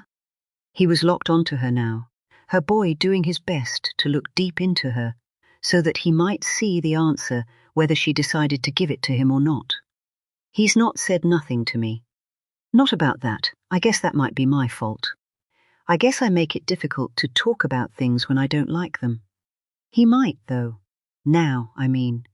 He might talk to you. We've got a few issues. The cops know more than they should.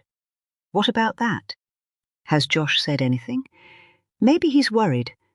Maybe he said something to you that he wouldn't say to me. Nothing. Not to me. Joshua brings me a tea and a biscuit, tells me I look like shit, tells me a bit about what Maximilian is up to, asks about my arm and whether I'm back dancing yet. I don't get no more than that.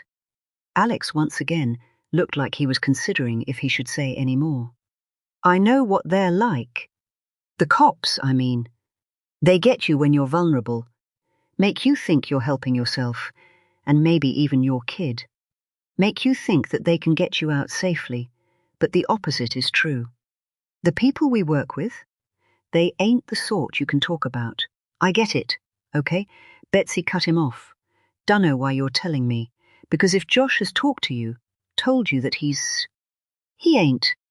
Her irritation was more than just frustration at being asked the same question twice. Her head beat a solid rhythm, and she could see her pulse in her eyes as flashes of white. She took some deep breaths, trying to lower her heart rate, trying to stave off anything more. She pulled at the bedsheet to get it higher. It took a few goes where her fingers lacked the dexterity. She was in a nightdress, hospital issue, no idea when it had been applied. It was white with blue dots, the neckline showing enough of her torso that he would see she was flushed. The heat in her body was sudden, her back clammy, her chest too. She guessed it might have taken a hold in her cheeks for Alex to notice. But he would have to look at her first. Instead, he was looking away, over the top of her to stare at the machine that was keeping time with her pulse. That was snitching on her by quickening. He might not have said it direct, Ma. Maybe he was talking to you about something that seemed odd at the time. A little off. I dunno, you're sharp and you know your boy. I just need to know I'm right. I need to know it's him that's my leak, so I can make sure he doesn't get hurt. Betsy stiffened, sat straighter. The heart rate monitor quickened all the more. He'll get hurt? She was trying to breathe slowly and deeply, trying to calm down. But she was spiraling. She could feel it. Alex had his palms out towards her now. It's okay, Ma. I'm sorting it, yeah? You don't need to worry. Take some breaths. He fixed on the machine. Its display had changed from green to amber. She closed her eyes, took some deep breaths, conjured the image of the tree in the park, of her sitting on her bench with the sun on her face. It worked. Her BPM dropped enough to go back to green. Alex dropped too, back into the heavy seat, his head in his hands. What are you going to do? Betsy said. I have to do something. We've got rivals, any business does, but these, they mean you harm? Betsy hardened, That protective instinct sitting her higher in bed, threatening to raise her BPM again, this time in readiness. They ain't said that to my face, he forced a chuckle. The accompanying smile was barely a flicker. But word gets out. So, me and Josh, we need to be. Alex scrubbed his face with a big hand. It has to be him. We keep it tight. It's all so tight. You don't trust no one. Can't trust no one. And I struggle with that. I miss just working with people, you know, where there ain't nothing more invested in it than food on the table. He's the only one I trusted. The only one I always knew would have my back, no matter what. And now you don't think he has? Max, that's what's changed. And I get it. He's got to do what's right by his boy. And if he sees that as him getting out, which means getting them both out, then I can still do that. There is a way. Betsy felt sharper, the confusion clearing. There were still gaps, details missing, but she had never been one to let an opportunity pass her by. This felt like one. This was what she wanted. Maximilian out. And Joshua, too. And she could see a vulnerability in Alex she hadn't seen for a long time, linked to Joshua, linked to losing him as his sidekick. Maybe that copper had been right. Maybe she had been the spark, starting something that would end with her getting what she wanted. He's been different, she said. I agree with you on that, stressed out. Talking about moving his boy away so that he don't follow his dad down the same path. This part was true, even if the timeline was off. It was a conversation that had happened a year before. Back then, Betsy's enthusiasm might have put Joshua off bringing it up again. Maybe someone got to him. He can panic, make snap decisions. He's always been easily led too, especially when he's vulnerable. That was how you got him working for you in the first place. She regretted that part. There was no need to end with a dig at Alex. He took it on the chin, a slight flinch so she knew it had hit. What was he thinking? About his boy, his child. I tell you now, Alex, you never stop. Your children become all that matter the moment you clap eyes on them. You'd do anything for them. Anything at all. Even talk to the old Bill? Put everything at risk? Alex lifted his palms as Betsy snatched to him. I know he ain't doing this easy. I know he's thinking of a bigger picture. I know what he's trying to do, but it won't work. It just won't. What are you going to do? That swagger, that hard exterior, the arrogance that came back to her as a memory of the way he had challenged Rebecca Forster in her kitchen the night before. It all fell away in an instant. More might have come back if she had let it, but she was fixated on her son, on his next words, trying to focus. The only thing I can do. He smiled at her with a sadness she hadn't seen in him before. This time when he stood up, it was so he could lean over her, his arm coming out to wrap her up tight. I love you, Ma. You know that, right? I know that, son. I've known it all your life. The biscuits were a fine reminder, her boy smiled, still laced with sadness and something else that she couldn't describe. Acceptance, perhaps? He hugged her again, tighter this time, enough to fire up the pain in her wrist. Not that she minded a bit. I got you this too. He reached down like there was something under her bed, producing something in neat parcel paper, the size and shape of a small book. Wrapped? It's your birthday present. Well, give it to me on my fucking birthday then, she said.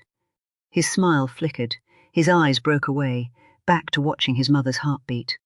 I'm around the houses at the moment, all over the place. This way I don't forget it. We always do this New Year's. Always have. What are you doing, giving this to me now? I'm still going to be there. You know that, right? All this? She flailed her hand out with no real control. All this ain't shit, son. I ain't Mr. Knees Up yet. I know that, Ma. So give it to me then. You can open it then. I just need you to take it for me. I know it's cheeky, asking you to take your own pressy.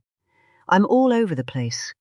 I need to sort my brother out, and I just don't need something else to think about. Typical man, Betsy snapped. Capable of only one thing at a time, and not even capable of that. She huffed, but she understood. She was used to being the pain in the arse, an additional thing to remember on top of their busy lives.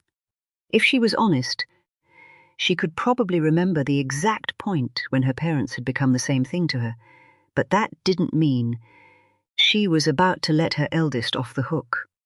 "You're right about that? So, you're dealing with Joshua? I can talk to him, I can ask." "No," Alex snapped, but came back softer. "Leave it to me, yeah? I'm handling it. You are?" She watched him closely for his reaction. What she got was another embrace, the weight and the warmth of her eldest son, and then a serious expression that settled on her. "You can't mention none of this to Josh. That's really important. If he gets wind, it'll only make it worse." "He won't get nothing from me," Betsy said. Alex lingered on her for a beat, long enough to satisfy himself, it seemed. Then she watched him leave. He didn't look back, and even from behind, she got the impression he was having to work hard not to. Betsy didn't think much about that at the time. It wouldn't be too long until it would be all she could think about. Chapter 41. Top Potlet. Robert Allison was rightly nervous. It was obvious to Abigail, and for the first time she considered that he was all too easy to read, which was not ideal. The cocksure leer and swagger were gone. The eyes that had greeted her each time by running up and down her body and lingering on her chest instead seemed set on making constant surveys of the interior of a cafe that was a quarter full at best. This was a place of Emma Nixon's choosing, a place she had used before for rushed meetings. It was on an industrial estate, and the clientele was mainly tradesmen in trousers with built-in knee pads, toe protector boots and dusty-looking t-shirts, several engaging in or chuckling at misogynist banter. Abigail was nervous too. More so, perhaps, because she knew she couldn't come across as such. She needed Allison to believe her when she told him everything was going to be okay. She needed him assured, for his walk back out of there, to have the swagger his criminal associates had come to expect. He spoke first, his opening question making it clear that Abigail had some work to do. "What the fuck's going on?" He bared his teeth in something like a grimace. "Something's happened," Abigail said. "Tell me about it, like you don't already know. That's why you got me here, right? I got a call earlier, out of the blue. Fucking sun weren't even up. I thought I was busted, yeah?" This voice on the phone weren't making no sense. Took me a minute to work it out. They wanted me to move some gear, and they were saying that it needed to be right now. I ain't long back. I also gets told to keep my head down. Word is that the cops have moved against some Turkish family who are in bed with the Winters. Seems a lot of very dangerous people are very fucking rattled. They're worried you lot might go through a few more doors and find more gear. Worried that their organization has sprung a leak. Which gives me a big fucking problem, don't it? Ali, seeing as I'm it. His words started like a lisp, where they were forced through the gaps in his teeth that he bared in a grimace. He had been scared when he had first arrived. Now anger was taking over. She could hardly blame him, but she didn't like it. Angry people stood out. They made mistakes, and they were prone to panic. She took a moment to take a big breath on behalf of them both. "It's okay. There's no way this blows back on you. The intel you gave me was good. But there were already moves against the family in the pipeline. That association is well known out on the street. This is a family running an operation out of a chain of restaurants, moving contraband across 2 counties. If they've got a leak, they won't have a clue from where. If. I just mean that's what they'll be thinking. It could be any number of people. It could be the guy they sent to meet and greet that family for the first time fucking yesterday. It's okay, Ali. Calm down and let's stay hushed, okay?" His loudness was drawing more attention than she would have liked. "It's not quite how it might seem. We're still protecting you. You gave me 2 addresses, okay? The 2 that you visited. This morning there were raids on 5 addresses, but only one of them was one that we got from you." "What do you mean?" We only hit one of those places. This family have 5 restaurants registered to them. But one of the restaurants that you went to isn't. Not directly. It's registered to another company. A look on Company's House tells you that a senior member of the Caddy family is shown as a director, which means we could have got a warrant for that place, no problem at all. But we didn't. It will look like we missed it, made a mistake. And that was the place that you called the Aladdin's Cave. So, we deliberately passed up on a big opportunity. You didn't touch that one? No. The bosses weren't happy about that, but we insisted. Our priority is always to keep you safe, and we told them that this was the way to do that. These were the key words. Abigail had foreseen how important they were going to be, and, even more so, her delivery. She would need to sound confident, despite having a hard time believing it herself. Alison seemed to chew it over. We disrupted them, Ali. That's good enough. We put a shot across their bows, reminded them that we're still about and took a load of stuff off the street. That's a good result. But it's not one that's worth putting you at risk for. I didn't. I thought that was how it would go down.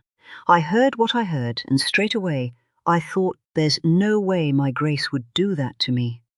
You could have let me know, though, yeah? That was a call this morning that had my arse going 20 pence, 50 pence. You know what I mean? It was an expression that Abigail had heard before, which meant it conjured an image she would have to work hard to banish from her mind. That's my bad. I didn't know they were going so early.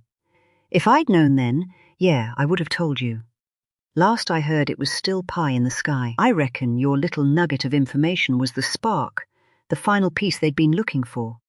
But, like I said, no one's going to be looking in your direction. We just need to make sure that remains the case. What do you mean? His eyes widened a little and he leaned in. What do you need me to do? Nothing, Abigail said, and she meant it. At least nothing that isn't what you're told, okay? If someone's called you and told you to keep your head down, then you do that. If they get you moving more stuff from one place and into another, then you do that. Just do what you're told. Do what they expect you to do. And you're going to want to know where. Abigail shook her head. We'll talk again, and you can tell me. But I don't want you writing any more addresses down. I won't be passing on any specific information from you anytime soon, just in case someone from my place wants to act on it again. We need to keep you out of the game for a bit. Out of the game? Alison licked his lips again, and Abigail recognized the tell for him thinking about money. Don't worry. We can still meet and chat. And I know that your time isn't free. I'm just saying that anything you pass on I will be banking for now. Does that sound okay? Sounds like you know what you're doing. Sounds like I've done this before. Abigail finally relaxed enough to grin. She checked around, satisfying herself that they were still hidden among shadows. Her next course of action was to take out the 2 20-pound notes she'd folded up together, as small as they could go, into her back pocket. She held them in the middle of her palm, subtly checking around before sliding them towards Alison. He was getting slicker and slicker at taking them up. Can't say I'm too bothered about being out of the game anyways. Word is that the Winters ain't just worried about you lot. I told you about how they had a general go missing. Seems he's popped up on the other team. Other team? Don't ask me no more than that, 'cause I ain't got nothing. But there's some suggestion that this former general is the other team, and he means to make a dent, means to hit hard. Maybe he saw something in them Winters boys, some sort of a weakness. Maybe he sees them as easy to take out, and once you done that, take them out? That's what I heard. They're making money at this, them brothers, and whoever it is that's above them. And when you get someone making money, that always comes with a lot of attention. Don't take much for attention to turn to something else. Violence. Alison paused, relishing his moment, enjoying the impact he was having. Got me reconsidering my New Year plans. I tell you that much. You have plans? Abigail noticed the reaction of a man who had let something slip. Everyone has plans for New Year, ain't they? I bet you got something going on too. He was backtracking, stumbling over his words. But you're spending New Year with the Winters? I never said that. Look, I reckon I'm just about done for information today. I've been good for it. Good value, I reckon. And now you're holding out on me? I never said that either. Yeah, you did. Just not with your tongue. Where's the party? What's the guest list? Wouldn't you like to know? Alison chuckled nervously. Must be a long one if you're on it. I'm thinking everyone together. Bit of a thank you for your work. Like some company Christmas party, you mean? You think that's what happens in my line of business? I think that's exactly what happens. I also think you want to be safe at your party. Maybe telling me what you know about it means I can keep you safe. Maybe telling you gets it fucking raided. Maybe telling you means the one night I get to relax ain't so relaxing no more, you know? Based on recent events. Come on, Ali. You need to help me to help you. I don't need to do any fucking thing more for you. There was something in this malice. Abigail backed away from it. She had a good sense of when to do that. You're right, Ali. You're doing great. You've been great, and I won't forget that. I want this to carry on, and I want to prove to you that this can carry on. I think maybe I need to build that trust again, yeah? So, no more questions today. Her step away was effective. Alison did the same. There was even an opportunity for a little more flirting before they parted, and Abigail felt like any damage had been repaired, even if she left with unanswered questions. Fortunately, Robert Allison wasn't the only person she could ask. Chapter 42. Fuck! And then it was a foot chase. Abigail could do little but watch from a distance through a window, already starting to steam up from cutting the engine and air conditioning, just a few minutes before. Scott Redfern was not a natural runner. From a distance, it looked more like an artist's interpretation of running. Certainly, his pace didn't correlate with the amount of effort it looked like he was putting in. Vince, on the other hand, was surprisingly fast for his size, and it was all over before it had even started, and so commenced Plan B.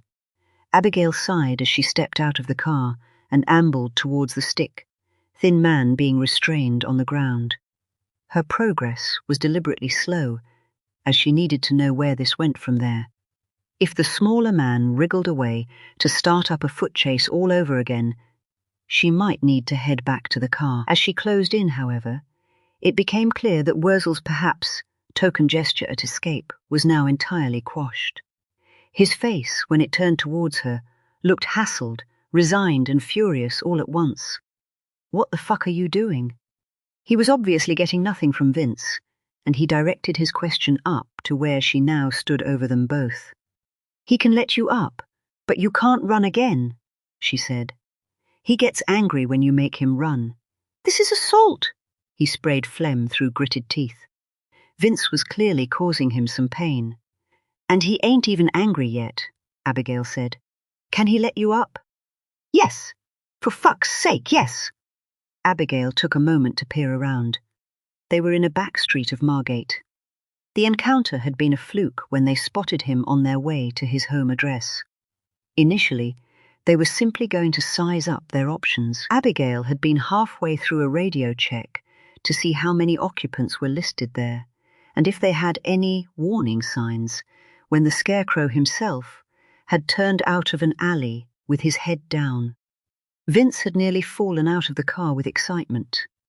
Abigail had been a little more measured, enough to keep the car drifting past, without doing anything to draw attention. She'd then dropped Vince ahead of where Wurzel was walking, and taken 4 consecutive lefts to come back up behind. It had been a massive stroke of luck, but they now needed Wurzel quiet, or their luck would almost definitely run out. Let's have him up, then, Vince obliged. The dynamic was important in meetings.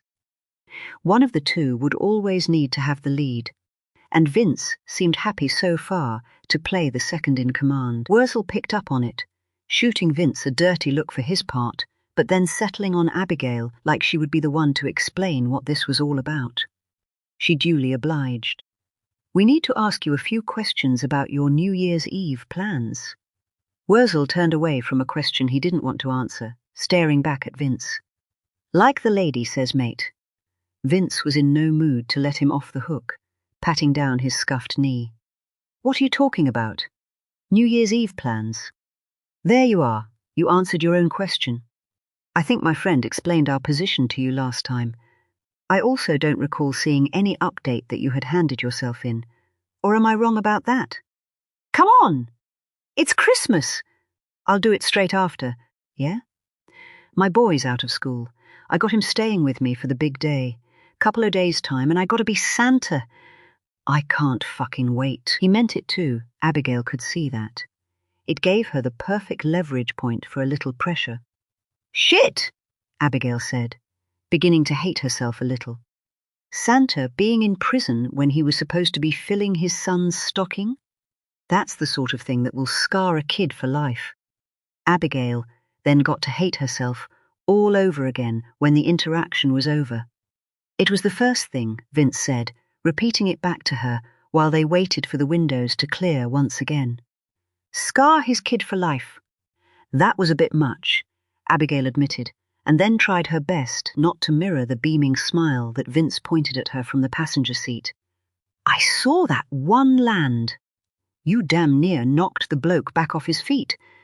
This job, Abigail peered through a cleared patch in the windscreen at the distant frontage of Scotty Redfern's home, where a 5-year-old boy's presents were wrapped and hidden for the big day.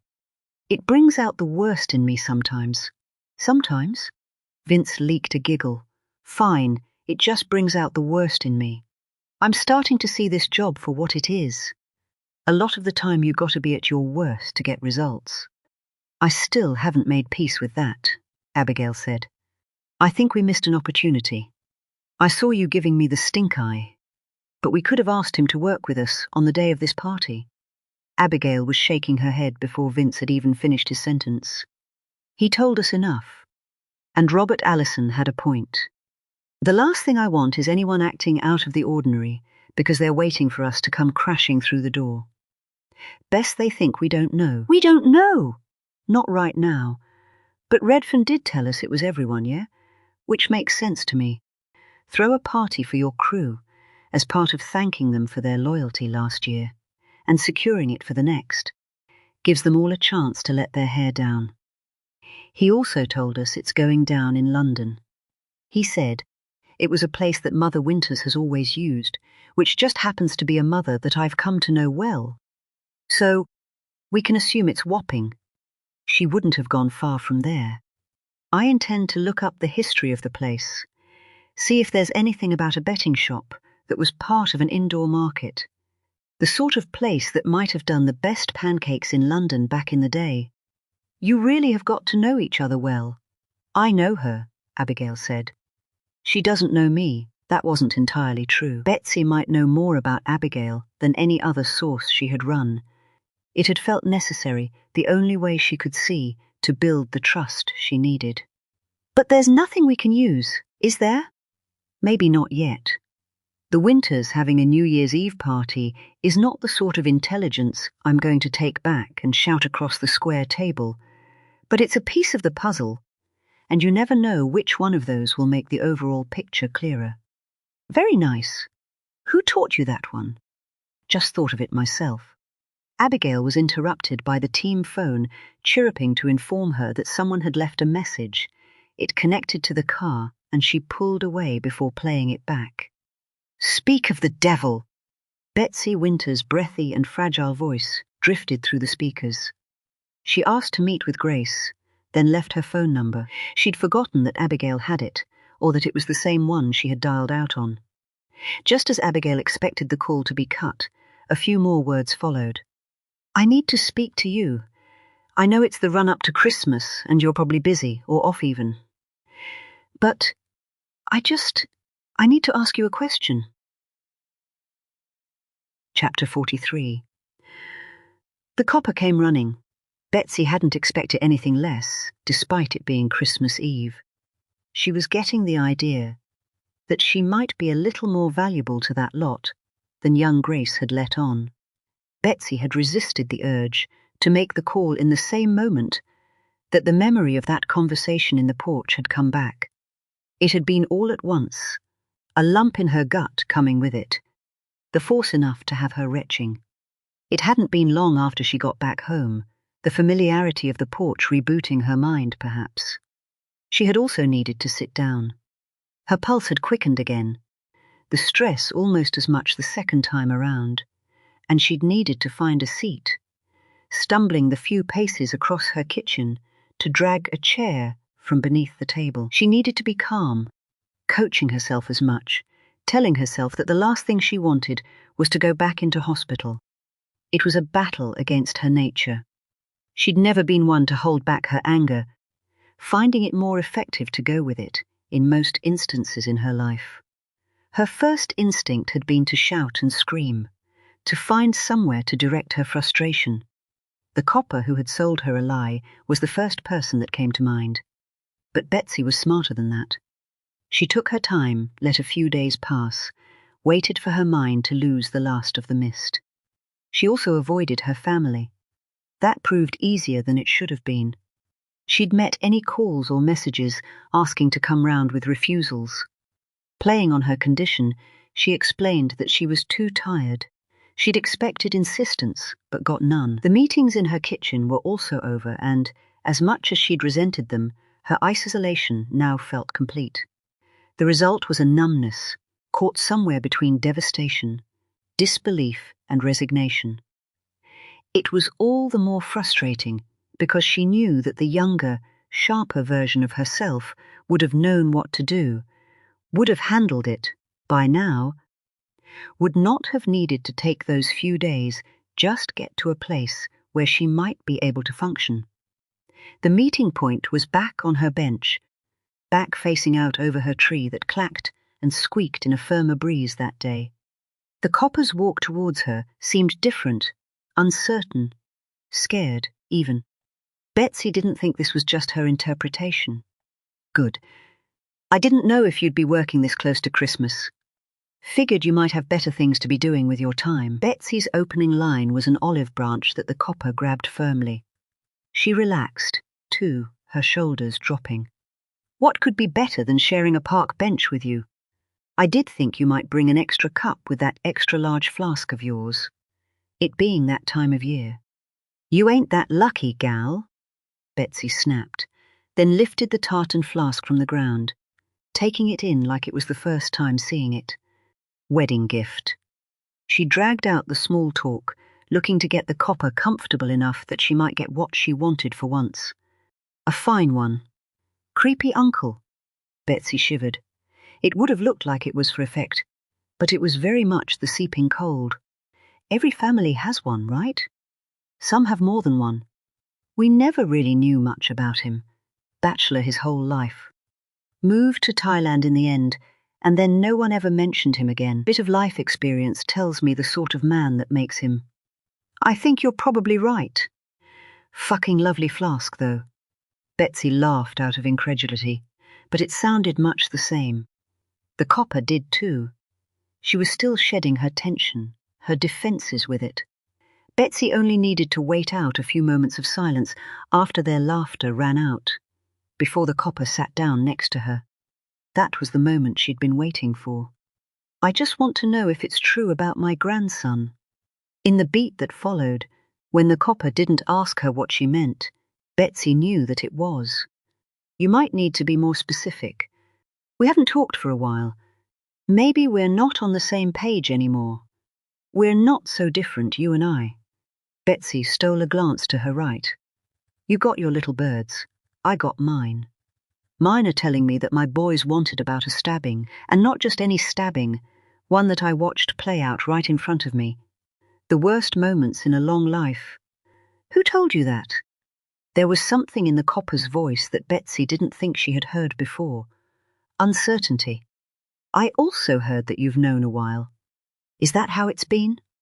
Who have you been talking to, Betsy? I called you here because it's my turn to ask the questions. That's not how this works. You told me how this works. Day 1, when you were playing at taxis, you said that you go around getting information from people in exchange for something. Money, a lot of the time, you said, which makes sense. It can be something else, but whatever it is, it's always an exchange, 2 people getting what they want. That's pretty much, well, I never asked for money. Money weren't what I wanted in exchange. I just wanted Maximilian's safe. Out of all this, and you said that you could help with that. So, I gave you what you wanted, and it was good. We both know it was good. That Miss Forster, she'd tell you it was just about the best information you ever got. Now I'm asking you for that exchange, and you can start by telling me if what I heard was true, if my Maximilian. She stumbled to a stop, emotion finally breaking through. Do you know where he is? Do you think I'd give him up? Betsy snapped. The copper had no answer to this. Betsy didn't either, in truth. She suddenly didn't want to be there, in that place, in that moment. Considering questions like that, she might have waited to be sharper, but she hadn't waited long enough for that question. Betsy didn't know if she would ever be sharp enough again. Do you know what I saw on that day? Betsy's eyes had lost their focus. The town around her dissolved into a block of shuffling grey, and the sound of passing traffic. But she snapped back to fix her eyes on the cold frontage of the Spark Market convenience store, with its limp Christmas lights and damp nets of kindling. What did you see? The copper's voice drifted over her. There were bits I didn't tell them detectives what came out, only because I didn't think it mattered. But now, when I think back, with what I've heard since, I think it might matter more than anything else I've seen in my life. The images that had played over and over in her mind lined up for another run-through. I saw that boy come in, and I saw him give it large. I saw him act like the world owed him a living, like he was entitled to take what he wanted. I hated him then, and I hate him now. He pulled out that knife like a coward, and he used it. Sanjay's cousin went down from the first dig. You would, wouldn't you? Betsy paused. Her tree caught the wind, the branches clacking together, and she wanted to take a moment to hear it, to just listen. The copper let her breathe. He tried to get up. Vikash. She shook her head. It moved the tears that had formed, and she felt their warmth on her cheek. He got back into like a sit, and that little coward, that piece of shit, he went for him again. And Sanjay, this time it was not a sound that stopped her, but a well of emotion. He came past me like a cannonball through that shop. Sanjay's a good man, brave. And do you know what happens when a brave man runs at a coward? She made damn sure she left it long enough that the copper would have to say something. What happens, Betsy? Brave wins out.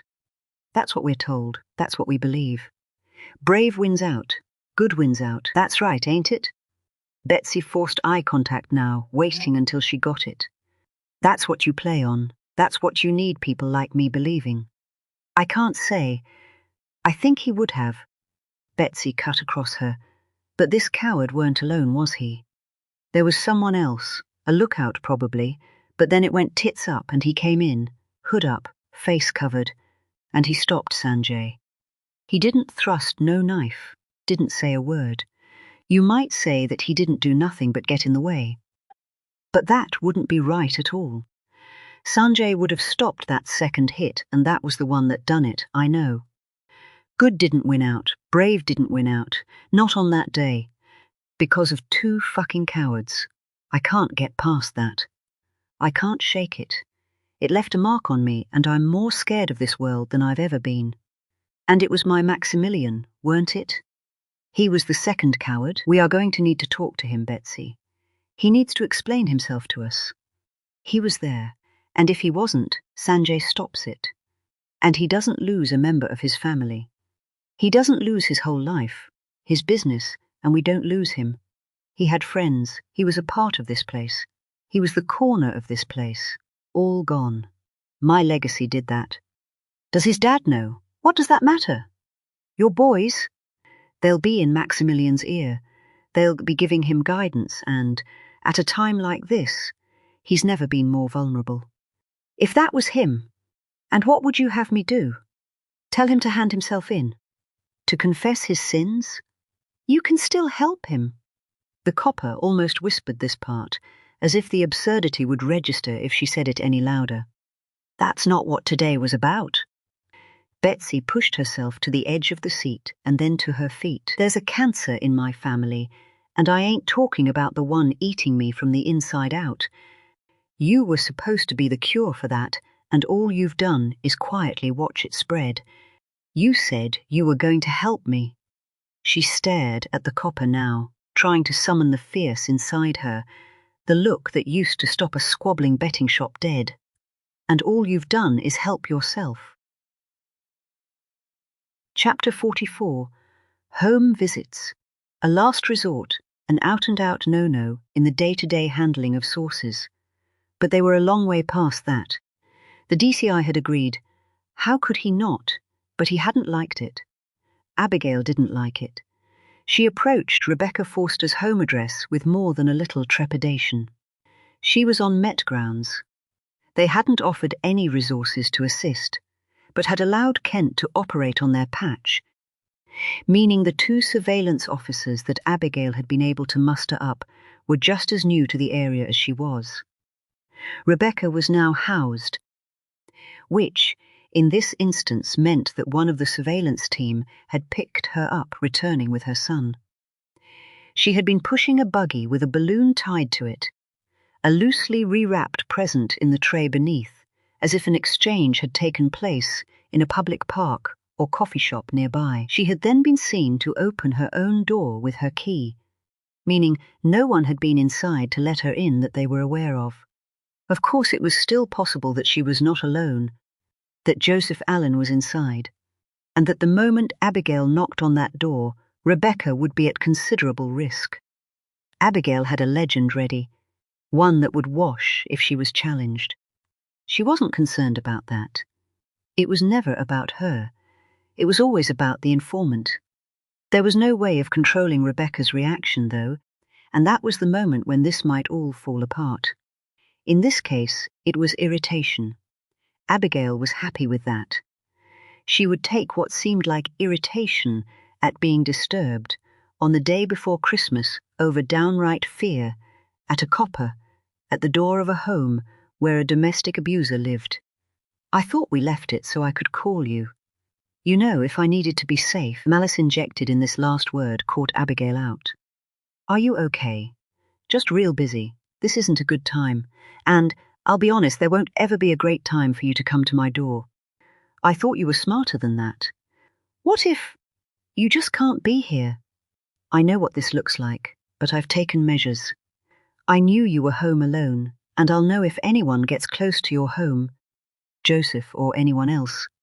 What, you got the big man sat up in a Volvo somewhere? Is that supposed to make me feel safe, is it? She left a beat to take in Abigail's reaction, seemingly pleased with what she saw. That's right. I made him. I made you both. I saw you laughing at me too. I have to say, you sucked me right in to start with. I really thought you were there to help me. Turns out you were just there to get me nicked, stripped, and fucking tortured. I was keeping you safe. You don't understand. There's a bigger picture, okay? I can exp. I got myself safe. And I didn't need you. I didn't need another night in the cells thanks to you either.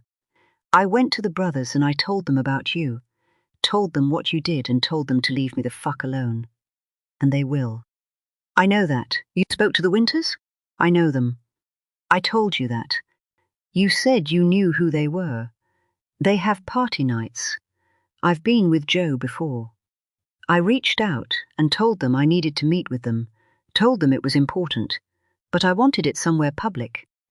Seeing as the last time someone came here to talk to me, they dropped a bag of hammers. They weren't having that, but they sent me their mum's address, told me she'd be in. She was, too. I think she's losing her shit. She didn't recognize me. Should she? We've met. I guess it weren't for long. One of the parties was a New Year's thing and the mum was there. That's me done, though. That's why I'm telling you, so you can see that I'm no good to you. The boys are done with me. They know I can hurt them, and they're backing off. And what about Joe? Is he planning on hurting the Winters? You'll have to ask him that. I ain't seen him. Since he gave you that bruise? I ain't seen him, her reply came through gritted teeth. Do you think it's possible he might hurt the Winters? Not for a moment. Joe Allen ain't nothing. I don't go much on them Winters boys either, to be honest. But Joe wouldn't leave a mark on them. People still talk to me like I care. I heard the rumors that Joe was trying to start up his own thing away from the Winters, but it was never true. He just spent some of the money he owed them and was running scared. I asked about before I went to the brothers. I was trying to find out what he owed. From what I hear, the Winters were looking for peace, and he snapped their hand off. Probably couldn't believe his luck. But, like I said, I couldn't care less. She moved to close the door. Abigail stretched out her foot in time. Becky, please! Move your fucking foot! This doesn't make you safe! Just because they said they'd leave you all. Rebecca wrenched the door back open, her face glowing bright red as her anger took over. She leaned out, pressing her face up close to Abigail, who knew better than to step away. They will leave me alone, because I know what happened in that corner shop. I know who that was, and I know the connection. It was just a rumor to me when I stepped in that house. But the moment I said it to them, I could see it was bang on. If they touch me, if they so much as look at this house, or at my little boy, that connection is out. I'll tell you personally, and you could make me strip again while I do it, and I'd still tell you with a big fucking smile on my face. But they won't. So I won't ever have to speak to you again, or to them.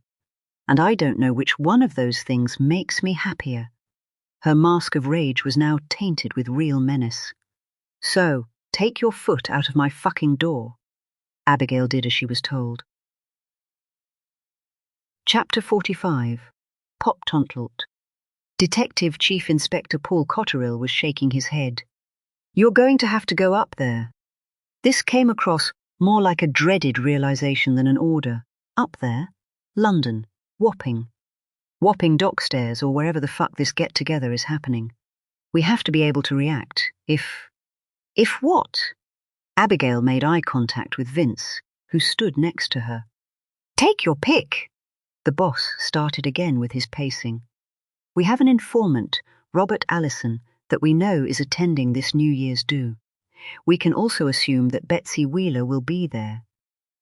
Added to that is the suggestion that a potential rival will be there who, recent intelligence tells us, means the Winters' harm. And, similarly, they may well be planning something unpleasant for him. If any one of them was to get hurt, if I could talk to... Oh, yeah, I forgot to mention the murder suspect who has put notice in on his flat, making him a flight risk. And, no, Abigail, there will be no talking to any of them. Not to anyone. Not before this thing plays out. We're not being told the whole truth. We know that now. Betsy Wheeler knows who Rebecca Forster is. But she didn't tell you that. She also knows what her little shit of a grandson has done, and she only told you that for confirmation. We also have two brothers who are now very aware that we are sniffing around their organization, and all we can do is bring paranoia into a room that's already a powder keg. I agree. We need to be ready if anything comes out of that gathering, but we don't actually know where it is. Robert Allison does. If I could... No, Jesus, Abby. For once in your life, listen to me.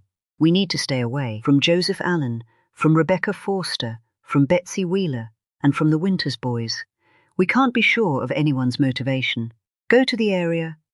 Do some soft inquiries. You know, policing. We have a week until New Year's Eve. If you haven't been able to find anything in a day or two, then we think again. Take Vince with you. That should be enough. We're not there on a job. I just want you to get the lie of the land, and that means low-key. Do a little more digging. See if you can get more of a clue as to where this might be happening. I'll make a call to the Met's handling team. See if I can get someone with local knowledge. Someone who isn't already in the boozer. It's desperation time here. If nothing else, you'll have to be in the area at the material time. Close enough so that if this thing goes off, you might at least be within striking distance. It's Christmas Eve. Boss, this was Vince. Abigail didn't care. She had no other plans than a takeaway and the most anti-Christmas movie she could think of. But Vince? His time off was precious, the sort of precious that came from having a family at home. That gonna be a problem? The boss stuck a pin in any chance of a complaint. Only, this is the job. Sometimes you work an idle Tuesday and you go home early, and sometimes you get stuck in another county on Christmas Eve. No problem, boss, Vince said. But, difficult, as Abigail sometimes found Vince to read, that was an out-and-out lie. Chapter 46, Dent. Christmas Eve. Once upon a time, this had been his favourite night of the year. When he was younger, he was touched by the energy of the occasion, an energy that could almost be mistaken for the magic of that day that he heard so much about. He may not believe in the magic, but there was no doubting the energy in the air. The streets were busy, far busier than the last time he had been here on some idle weeknight at the end of September. Now, revellers streamed past him in both directions, taking no notice of the sharp-dressed man standing straight, arms by his side, his fine dress loque, shoes together at the heels, like a soldier awaiting orders. His white cotton shirt was tucked into formal trousers, the crease sharp down the front, starting at the top of the thigh. His shoes were bulled to the point where they not only reflected the net of white lights shaped into a flurry of angels above him, but they could almost be mistaken as the source. He stared straight ahead at a building that had for so long been a key part of this area of London, part of the original network of oversized warehouses where ships were built, ships that would serve the British military. Just like he had done, this whole area had been built for war, just like he had been. Now it was a hotel that he visited, stayed within its walls for 2 days, sealed in a single room, dinners left at his door, the bed slept on rather than in. 2 days of solid work, 48 hours for one single moment. He would be leaking his disgust. He knew that he did that, but out there, on that busy street with streams of people walking past, it wouldn't matter a jot. No one was looking at him. It wasn't even dark yet. Mid-afternoon, and already a procession of barely dressed youths moved from bar to bar, chasing cheap cocktails and even cheaper gimmicks, plastic flowers and ice cubes shaped like anchors, and with no idea why, no idea of the history, of the reason, no idea of this area and its place in the world, and no desire to learn either. But they would know. This was a building that was counting down to a whole new moment in the limelight. Its proud history, once again brought to the fore, reported on 24-hour news stations, delivered to each and every person via their social media feed. The irony of a modern world that had forgotten its past was that it had evolved to become the perfect environment for a reminder to be instantly delivered. And he had delivered. Chapter 47, Tot-legged. Jesus, Abby, you can't move up here. Vince wasn't built for busy, which meant he wasn't built for central London on Christmas Eve, mid-afternoon. The train up had been standing room only, the tube more akin to a rugby scrum, and the streets on which they had poured were so crammed that it seemed impossible to take more than 2 steps in the same direction. Abigail wasn't built for cities either. Physically, she might be far more suited for blending in, but she was in a constant battle with her own anxiety, her fight-or-flight instinct always bubbling just below the surface. They looked like they belonged, at least. Abigail in a long dress, tight across her chest, under her arms and around her hips.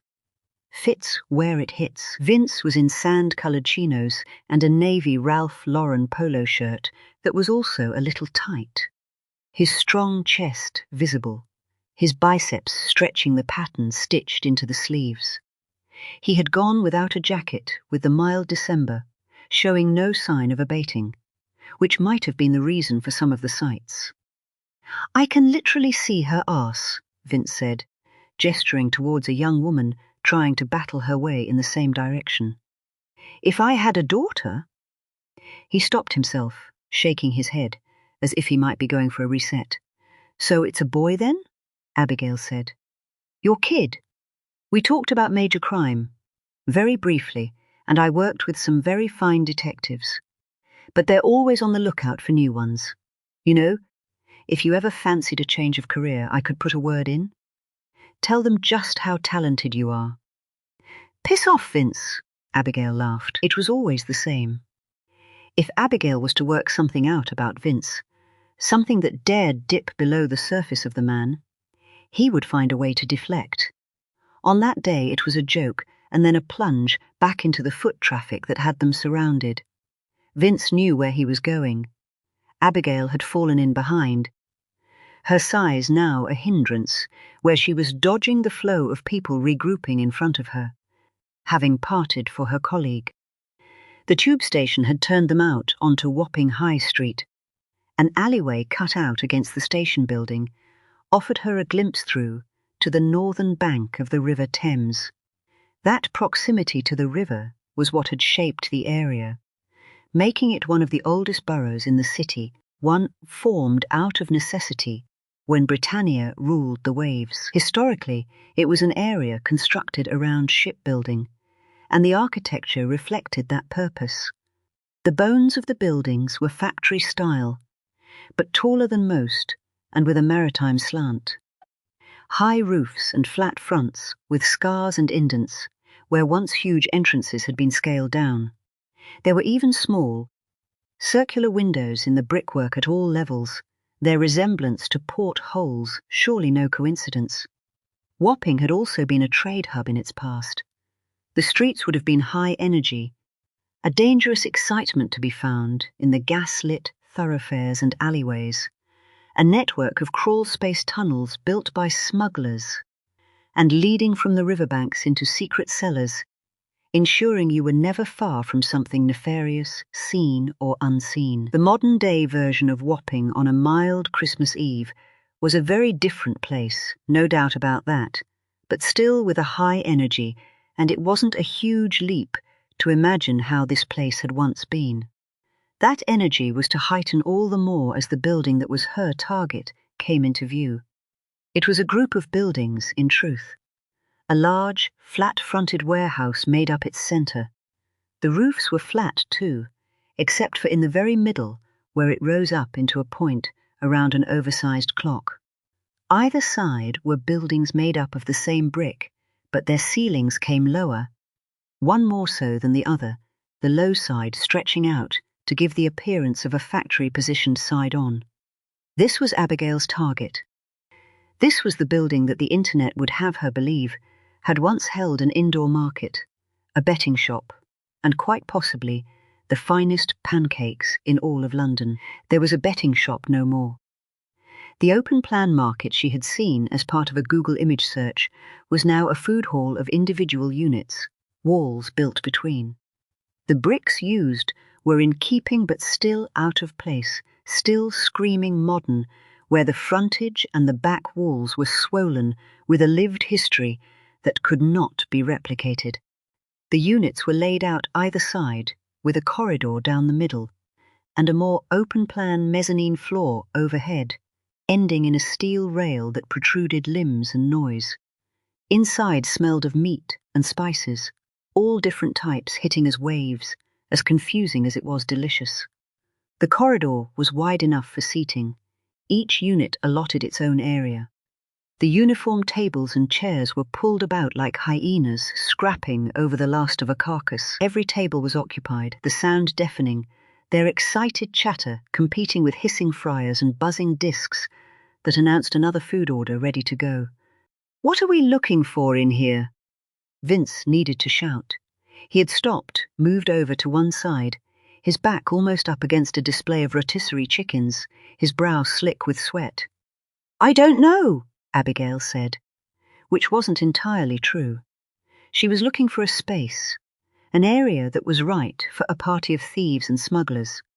For nefarious goings-on, she had considered it would be obvious that all she needed to do was head for Wapping. But now she was here. It was becoming clear that this was an area that was much used to swallowing such a gathering, an area that had proven itself adept at doing so over centuries. They made the far end of the hall. The units ran out for the space to open up into a larger seating area. There was a stage, a band setting up, a DJ booth to their right that Abigail imagined would strike up later when the mood changed from guitar to techno. No part of her wanted to be there for that. Not in here. She struggled to be heard where the sound of people was at a crescendo. This isn't right. They're going to want somewhere more private. I don't see them sitting out amongst this lot. New Year's Eve will be even worse than this is. Vince took a moment to look around. Shame. This would be an easy spot. It would, and it wouldn't. Easy to blend in, to get close. But to get close enough to have an understanding of what was going on, of what dangers were present, that would not be so easy. So where? Vince said. There's a hotel, the building on the other side. They might know what function rooms are taken if we pose as someone on the hunt. Vince shrugged. Worth a try. Chapter 48, Touchlamont, Room 7. The fourth door of 8 on that floor. Angela Sax's floor. She was working alone on that day, working alone most days, to be honest. Lena had called in sick again. She'd started out looking like she might be one of the more reliable ones, but that hadn't lasted. Problems at home, Angela had heard. Fist-shaped was the rumor. There had been a time when Angela would have asked about that, stepped in even. But you learned your lessons. Now she just got through her shift, cleaned what she was told to clean, and took her money. They didn't offer sick pay. They didn't provide holiday pay either. And they didn't pay any extra just because it was Christmas Eve. There had been a time when she would have asked about that. But she was still a perfectionist. There was something about her had mother said. That meant she was always going to make a living cleaning. She should have been offended by that. She should have yearned for more. But yearning didn't pay the bills. One day, for now she was chasing stains. She had an eye for them, for things that stood out as different. Even when she hadn't worked the hotel she had been assigned to that day for some time. Her company provided a cleaning service to a number of the smaller hotels across London. It was mostly the same ones. But Christmas Eve seemed to be the day when a lot of people were suddenly a little under the weather. She liked this hotel. Not the usual cookie-cutter box rooms. There were some character features, something to look at, even some challenges. Exposed brick, for one. You had to be careful with that, careful what you used. Angela knew exactly what was best. She also knew when something was out of place. It was the screw to the bath panel. It was at an angle. Barely. Most wouldn't notice, but Angela wasn't most. A paying guest would certainly notice if they caught a bare ankle against it, clambering into or out of the bath. Then the manager would notice when they complained. Following that, there would be a whole list of people who noticed. A baton would be passed up, and then be swiftly passed back down when it came to apportioning blame, stopping only when it reached Angela at the very bottom. She tutted, then grunted at the pain that ran through her knee. It was no wonder, she reckoned. She spent 9 of the 10 hours of her shift on her knees. It certainly felt like that. She gripped the screw, her eyes moving over the panel. There were 6 in total. 1 for each corner, and 1 halfway along the top and bottom. The middle bottom one was out of place. The others had a plastic cap, the colour the same white as the panel, so you wouldn't notice. But that of the offending screw was missing. This wouldn't be the first time she would wish she hadn't seen it, but it was her job to notice. And she was good at her job. "Mum?" The word was delivered in that whiny, questioning voice 6-year-old Sebastian Sachs used when he was talking to his mother. Always. "Seb, what are you doing here? Where's Nana?" "I'm right here." And she was. Her mother-in-law floated in behind. She had a whiny, questioning way about her too. She also had a shrug, like she knew she wasn't supposed to be dropping Sebastian off for another 20 minutes at least. "But what you gonna do?" "Ah, Seb, you have a lollipop, I see." Angela felt mild panic. The lollipop in question was hanging out of his gob, but there was residue on his face and fingers in equal measure. One flop onto the freshly changed bedsheets, and they would be fresh no more. And then there were the freshly wiped surfaces. They had them on reception, handed one over, called him a sweetie pie, and sent us right up. The mother-in-law shrugged again, as if she had just been following orders. That was good of them, wasn't it? But, Seb love, please don't touch anything in here, okay? Mummy's cleaned this room and there's not time to do it again. "But Mummy, I'm an aeroplane." "That's great, Seb. Can you go be an aeroplane in the corridor? It's just like a runway, maybe Nanny can show you." The mother-in-law actually tutted. Like that was an unreasonable thing to ask. She did leave, taking her grandson with her. But there was still time to cast her eye around the room, with an air of contempt. It was a look that finished on the still kneeling Angela. "These rooms are lovely," she said, in a way that told Angela exactly what the next sentence would be if she said it. "And you're only in here because you clean them." "Thanks. I do try." Angela waited them out, waiting for the excited aeroplane noises to move into the corridor and away. There were gun noises too, always gun noises, and another tut. Angela worked from a trolley. It had a small toolbox shelf with a flat-headed screwdriver that would do the job. She just needed a few turns, she reckoned. That should get it flush. Then she would list the cap as missing on her inventory. The toolbox spilled out, and it was Angela who tutted now. Everything had its place, clipped in so nothing moved. But someone hadn't put it back right. They never put things back right.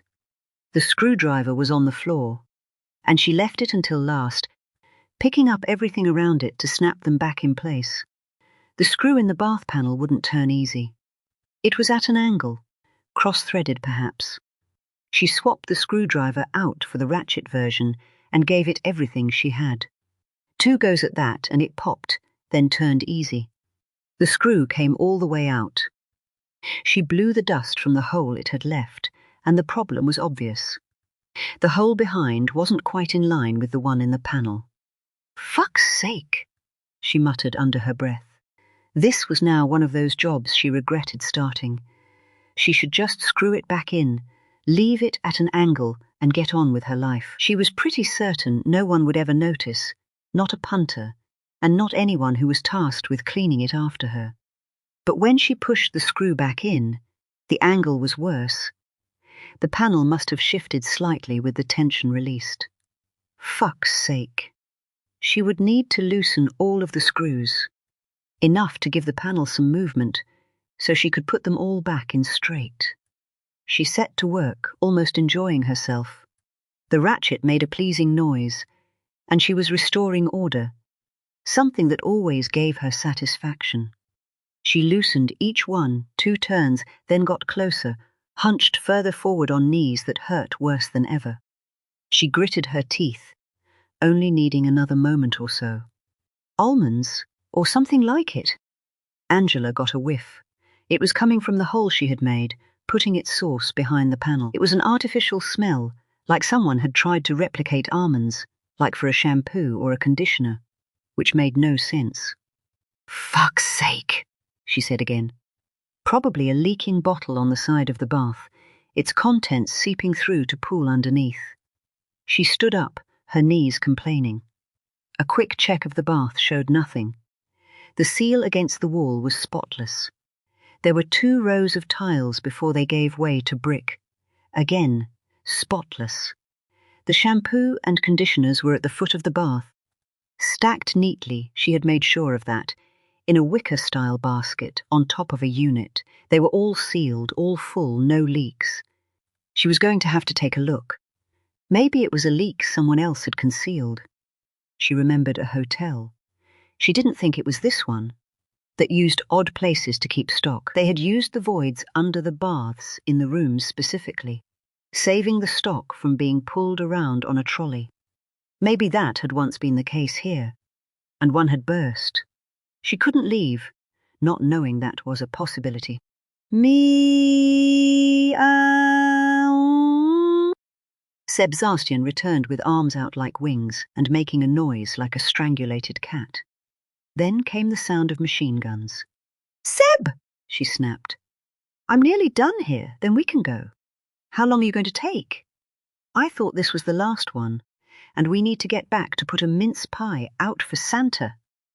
His whining was as bad as ever, and Angela looked past it for any sign of the mother-in-law. She appeared a few seconds later, her eyes down at her mobile phone, a smirk as if she was enjoying the content. She broke away to speak. "I do think you need to hurry, dear. I detected a little discontent from one of your guests along the hall. Opened their door specifically to glare at Seb. I mean, have they nothing better to do? They're not my guests, Sylvia. They're the hotel's guests, the hotel that employs me to clean their rooms and to do it quietly. Could you just take Seb outside a few more minutes?" "Outside? In the cold? The foyer, then? Maybe another of those lollies. Have a look at the giant Christmas tree. Just so he's not upsetting anyone or losing me my job." We looked at that already. Sebastian was not impressed that the presents were fakes, I'm afraid. Sylvia raised her hands to Angela's glare. "Okay." She then took a moment to peer around.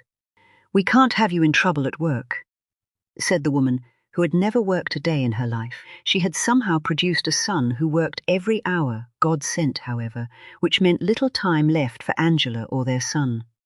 Angela turned her back to set to work, hoping to send a strong hint. But the ratchet sound just dragged Sebastian closer. "What you doing, Mum?" "Just fixing this. Can I fix it?" he said. "Not really, Seb. This is my job, you see, and I have to be the one doing my job, in case my boss comes in and tells me off. But I'll just say, I'm doing it for you. 2 minutes and we can go home, Seb." "But I don't want to go home, I want to fix this." He reached for the ratchet screwdriver and tripped on the toolbox as he stepped forward, spilling the contents she had just put away. "Seb!" She hated shouting and regretted it instantly. It snapped Sylvia back from where she had drifted into her phone again. "Oh," Sylvia said, then tutted. "I'm not sure he deserved that. Come on, Seb. Mummy's got better things to worry about." Angela turned away, her son crying. She was back with the screwdriver, her movements furious. She just needed to get this fucking bath panel off, to see behind, to know there was nothing there and she was done. If she could just be left alone for 2 minutes. But no, even that wasn't good enough. It was still 10 minutes from the end of her shift. 10 minutes from the time she had specifically agreed that Sylvia would bring her son back. They didn't leave. Seb was starting a meltdown. It might have sounded like a full-on tantrum to anyone else, but Angela knew it was just the start. She had 2 screws out completely, middle top and middle bottom. She started on the corners, top right then bottom left, to avoid one side falling and cracking on the tiled floor. This job was already going badly. 2 more to go. The first came easily, the second not so. All the weight was on it now, making it tough to turn. She had to get in close, back on her knees. Seb joined her again. His tantrum hadn't materialized. His curiosity the stopper, so she let him stay, even though he was close enough to be in the way. His little fingers reached for the screwdriver, and she let him, taking advantage, squashing the panel flat so that it wouldn't fall to the floor, while he made a mess of the turns. "This is fun, Mummy!" Seb's wet eyes now sparkled with excitement. "I want to work here." "Well, okay then. So, we have to get this finished." "Oh, Seb slapped his own forehead like he always did when he was silly. Something he had picked up from somewhere and had done consistently since it had got a big laugh the first time. Doh! And he was back to work, like Bob the Builder, on a mission to remove the final screw. Chapter 49, Tentalent. The hotel foyer was sweet relief. Still busy, but nothing like the food hall they had just left. The contrast was bliss. Vince might have felt it too. He seemed to pause for breath the moment he came out of the revolving door and into the foyer. It was wide and open, exposed brick the surface of choice. The ceiling some way above, and with an orange glow like a setting sun where warm lighting had been positioned to take advantage of a glass dome. It felt premium, the rooms probably beyond the reach of a mere detective constable. "Can I help you?" The man's English was good, but it was not his first language. Abigail guessed at Eastern Europe. He wore a fitted white shirt with the hotel branding in small lettering on one side of his chest, Wapping Wall. He had a name tag too, Thomas. "You might be just the man, Thomas," Abigail sang, lifting her hand to shake out her hair. He was tanned and had a black beard that was just beyond stubble, but neat with sharp edges. His haircut was similar. Abigail put him at a little older than her. He looked her in the eye at first, but his eyes moved around her body, over the bare arms that showed off her ink. His smile seemed genuine, a man who liked what he saw, perhaps. "I will try," he said. "I might have lucked in here. I came as a favor, you see. A friend of mine is looking for a space to rent, a social space. She wants to put on a party, but it's a private event. Mainly women. A lot of them." Abigail dipped her head like it was to be their little secret. "A lot of them very attractive, if you catch my drift. They're basically into fashion. A good number of them are actual models. So when they have a get-together, they have to have a space that's a bit out of the way. Do you know what I mean?" "I think so," Thomas was beaming. He licked his lips. "We're talking a private room, access to a bar, not overlooked.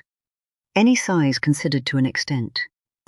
She's looking at running something scaled down outside of the usual places in London. Somewhere a bit up and coming, you know. So, Wapping's high on her list." "Seeing as I was heading out this way," I said I would ask. "And you... Well, Thomas, you look like a man who might be in the know. Hotel people always know their area, right? I guess you could say that. So, what you got? You are talking about here?" His tone was low, his expression knowing. He had stepped away from the desk to point at the ground, a move that only added to the confusion. There was something missing, something lost in translation. "Yes," Abigail said, now considering she hadn't been understood at all. "Basement or no, the basement here." Abigail had researched this place. She'd researched every place in the area, in fact. She knew this hotel had a small bar attached to a breakfast room, no evening restaurant, no doubt due to the all-you-could-ever-want food hall that was adjoined. She also knew there was a separate spa and swimming pool out the back, as part of an exclusive members-only gym complex. But she had seen no mention of a basement in any context. With a bar and tables? She now wondered if she had teed him up for a fashion show, rather than a place for hosting a criminal organization's private New Year's Eve party. Bar? Tables? Old smuggling tunnels encased in glass. You tell your lady boss that this is the coolest place for a party in the city. Abigail narrowed her eyes. "Have you been holding out on me, Thomas? And by you, I mean you and your naughty website. This sounds like the perfect place. And it's not mentioned online. You did not know of this." He suddenly looked panicked. Abigail was quick to react. "I heard rumors and whispers. But I didn't believe them. Secret place." He was enjoying himself now. "Exclusive, see?" Abigail pouted, her faux distrust. "I don't believe it. Not until I see it." Chapter 50. Angela. The screw fell out at the exact same moment, as though the shrill voice of Malcolm Grant had pushed up and out of the hole. She was now bearing the weight, the panel trapped under her fingers, making it a very difficult moment to turn and take in her boss, hands on hips. "Hey," she said. "Hey, is that all you have to say to me? What the hell are you doing? There's a smell. I think I've found where it's coming from. I just wanted to make sure it wasn't something that was going to get worse." "A smell? What smell?" He then took to sniffing with exaggerated gusto. Everything he did was exaggerated. Angela's fingers were aching, and she wasn't sure she had the time or the energy for this conversation, but she couldn't let that panel fall. Not now. Not while he was present. She just knew it would break right in front of him. Almonds? She was unsure of that as soon as she said it out loud. "Almonds? Sweet almonds." She tried to sound more assured. "Oh, well, that sounds just awful." He flounced this last word, a waft of his hand, a twist at the hips. "You are due to be out of this room by now, and I find that you are delayed by a mysterious, pleasant smell. Taking apart fixtures and fittings and doing so with the assistance of a miner. Have you any idea the issues we would have with our insurance if that young man was to injure himself within the confines of my hotel? This is not bring your kid to work day, Angela. We will need to talk about this when your son is not present." His hotel? He was the manager, a jumped-up caretaker at best, and one day Angela was going to say that out loud. "He's being babysat." His nan is... Angela realized in that moment that his nan was nowhere to be seen. She'd taken the opportunity to sneak out. No doubt she'd be in the foyer with a coffee. The last time, she'd bullied her way to a free one, using Angela's name to do so. "You cannot babysit him here," Malcolm said. "He cannot be here." "I know. I didn't mean. I'll just finish this and then I'm done." "You are finished?" Malcolm was not hearing what he wanted to hear, and Angela knew what that meant. He stepped in, taking the screwdriver out of Sebastian's hand. Sebastian did not want the screwdriver removed from his hand, and she also knew what doing so meant. A full-on tantrum. The tears came thick and fast. Malcolm's face blackened more and more. His hands were a blur, screws pushed in and spun in almost the same movement. She waited until she could be certain. There was enough to hold the weight before she let go. She swept Sebastian up first, swaddling him tight to stop his tears. She still had a hold of him as she packed up her trolley. "See you in a couple of days." She hurried out of the door. Knowing the best way to manage her manager was to give him the space he needed to calm down. And on her return, if he was still angry, she would remind him of the 27 rooms she had cleaned in a 10-hour shift across 4 hotels, and on Christmas Eve.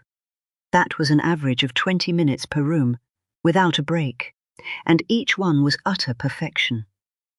Despite some starting out looking like a bomb had gone off. Chapter 51, Pontonault. Thomas backed away. Not literally, but Abigail witnessed the moment the young man realized he had got carried away. "I'm afraid no. This is not a place for hire, not without an invitation to hire. I should not tell you about things that you cannot have. I am sorry for this. You said secret. How secret?" She leaned in, biting down on her bottom lip. Thomas looked uncomfortable. He peered beyond her, looking around, either for help or for someone that might be witnessing this conversation and could get him into trouble. But there was something else in him, something stronger. "Secret," he said. "Secret enough that no one has it booked for New Year's Eve?" Thomas laughed at that. "Booked for every New Year." Then he was back to laughing, like it was the most ridiculous thing he had ever heard.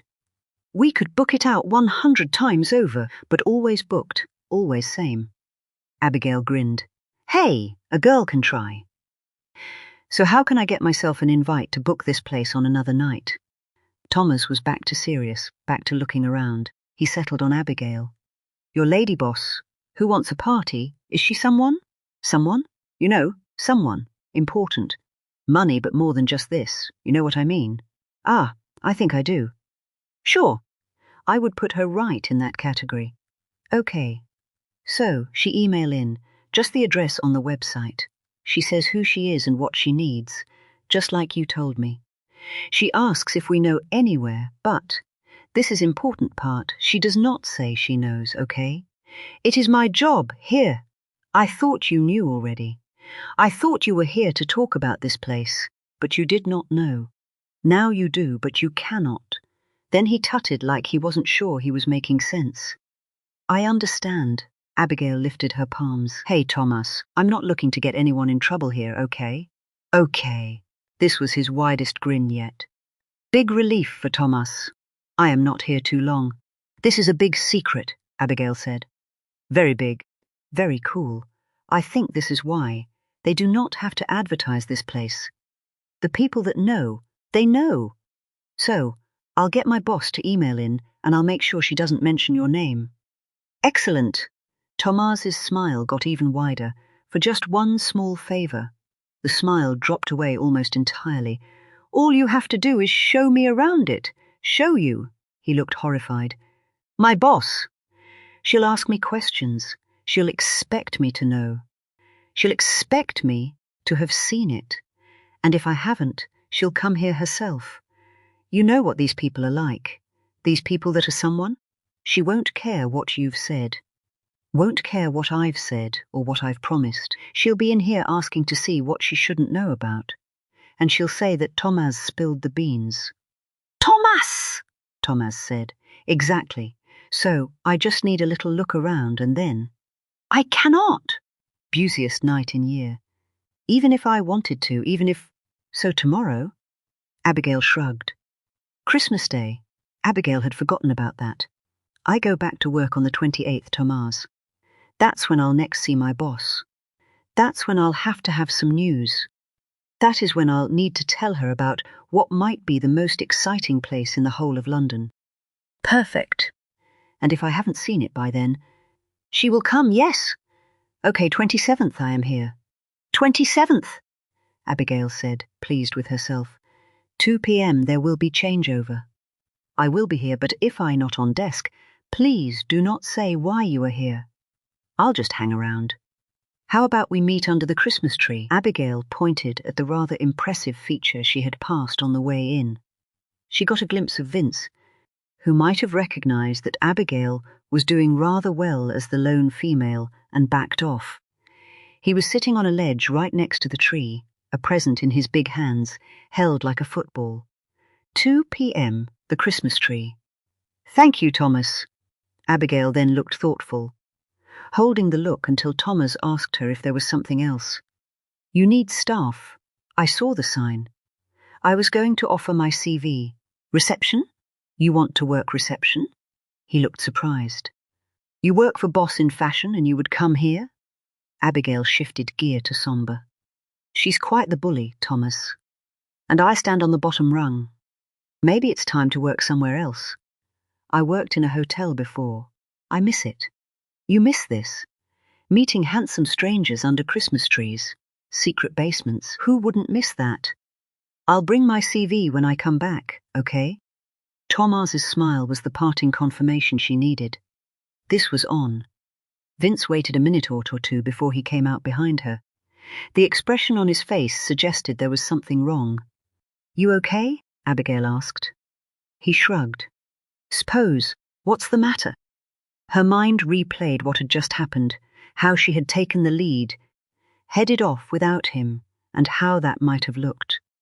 She was ready to explain, ready to share her result, and explain that sometimes she was going to be the right person to lead, just like he would be the right person at other times.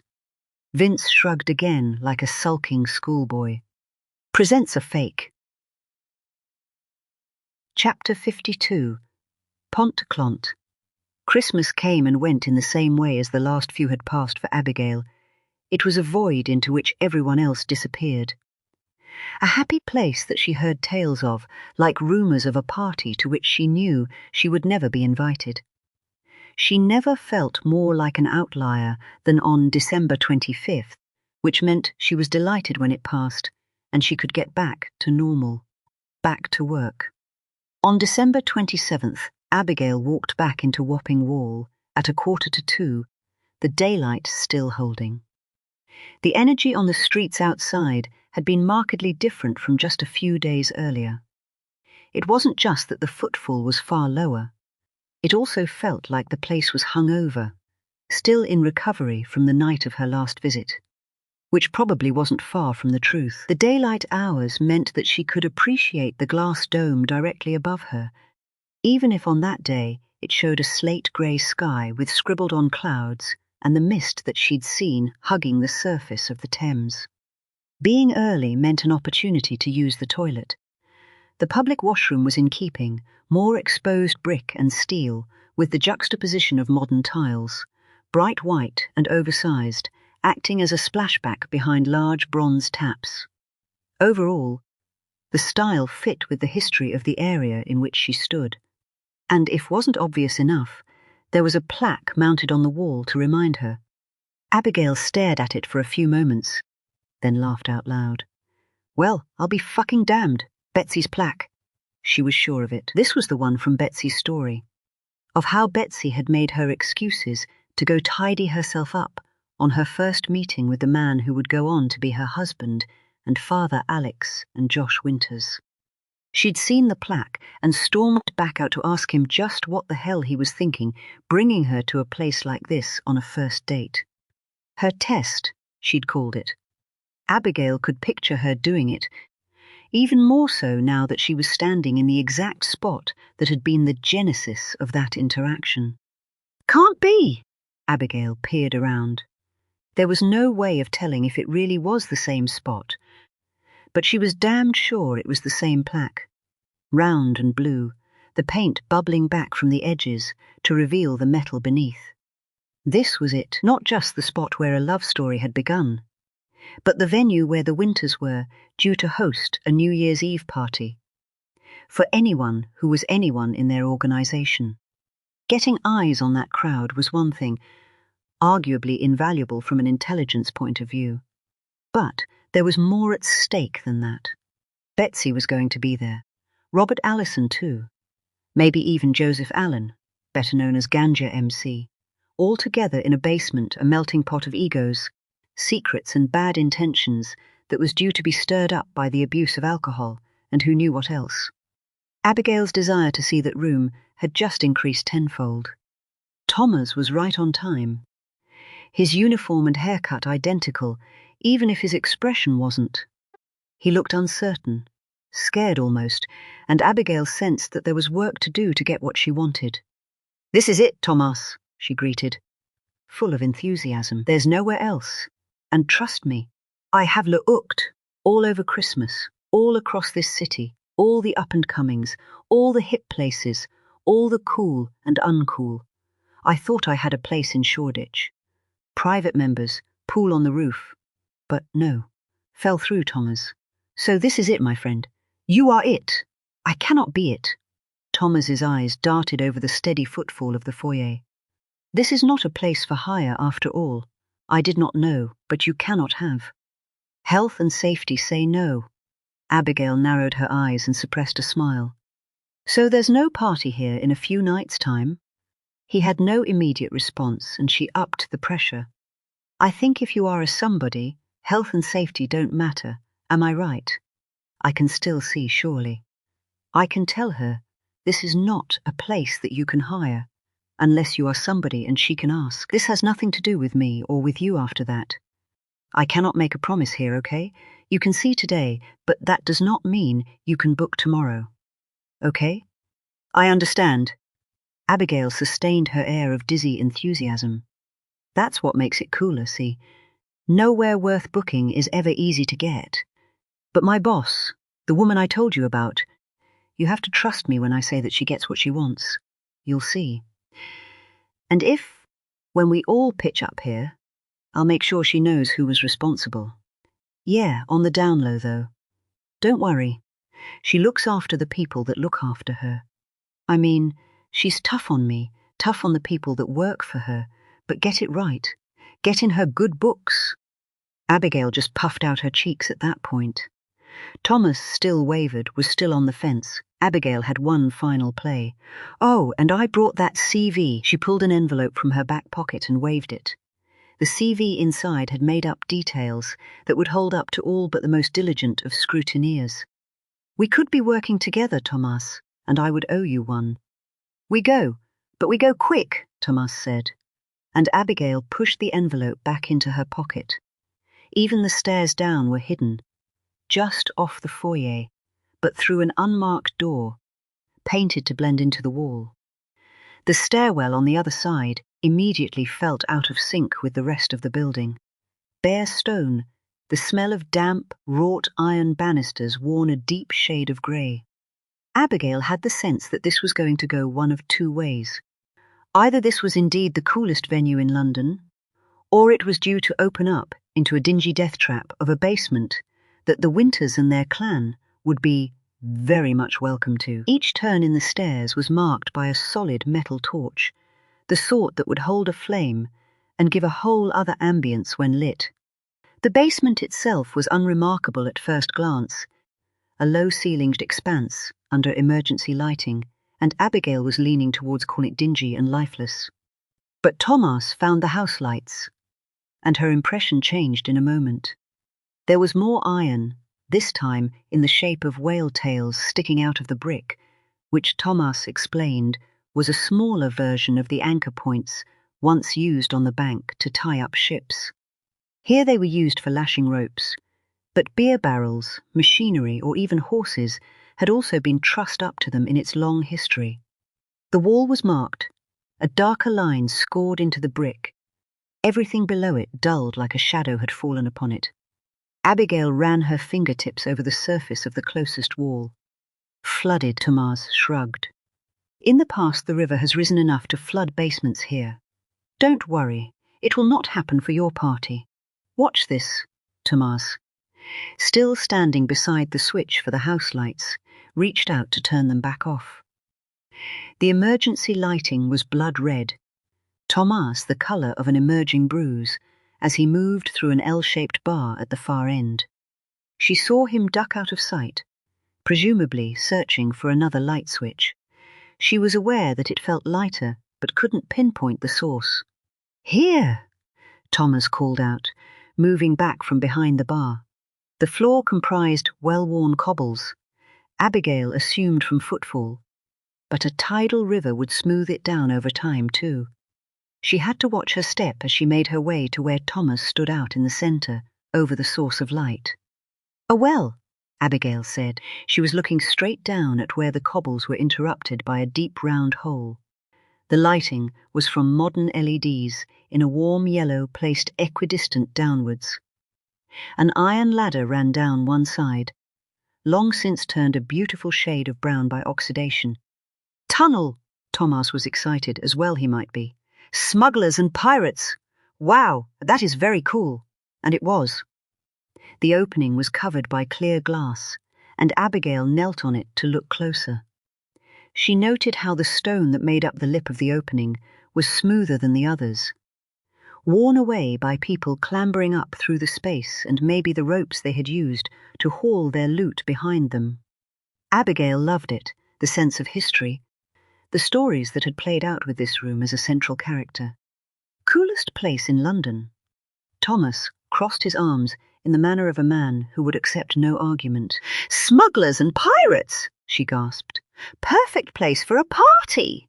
Thomas beamed his approval, but for all his evident delight, pride and enthusiasm, he had a limit, and that was it. Abigail was barely able to get another glimpse of the bar, the stacked tables and chairs, and an opening marked up as a restroom before being whisked away. She was sad to leave the cobbles, the feeling of hundreds of years of illicit deeds and bottled secrets, back to where a modern-day reception was juxtaposed with the brick and beams that were the bones of the building. Abigail had thought it well done when she had first entered, but now the modern fittings stood out as the opposite. Any part of the hotel now felt like concealment, suppression even, of a place that should be something else, that had been so much more. So, Thomas seemed a little awkward. You will send email and it will have no detail. Just asking if this place happens to know of a network of tunnels that might assist with smuggling goods from the docks on the River Thames. How's that? Thomas smiled. Very good. You can trust me, Thomas. She hoped she'd built enough rapport for that to be the case. She still needed a little more from her new friend.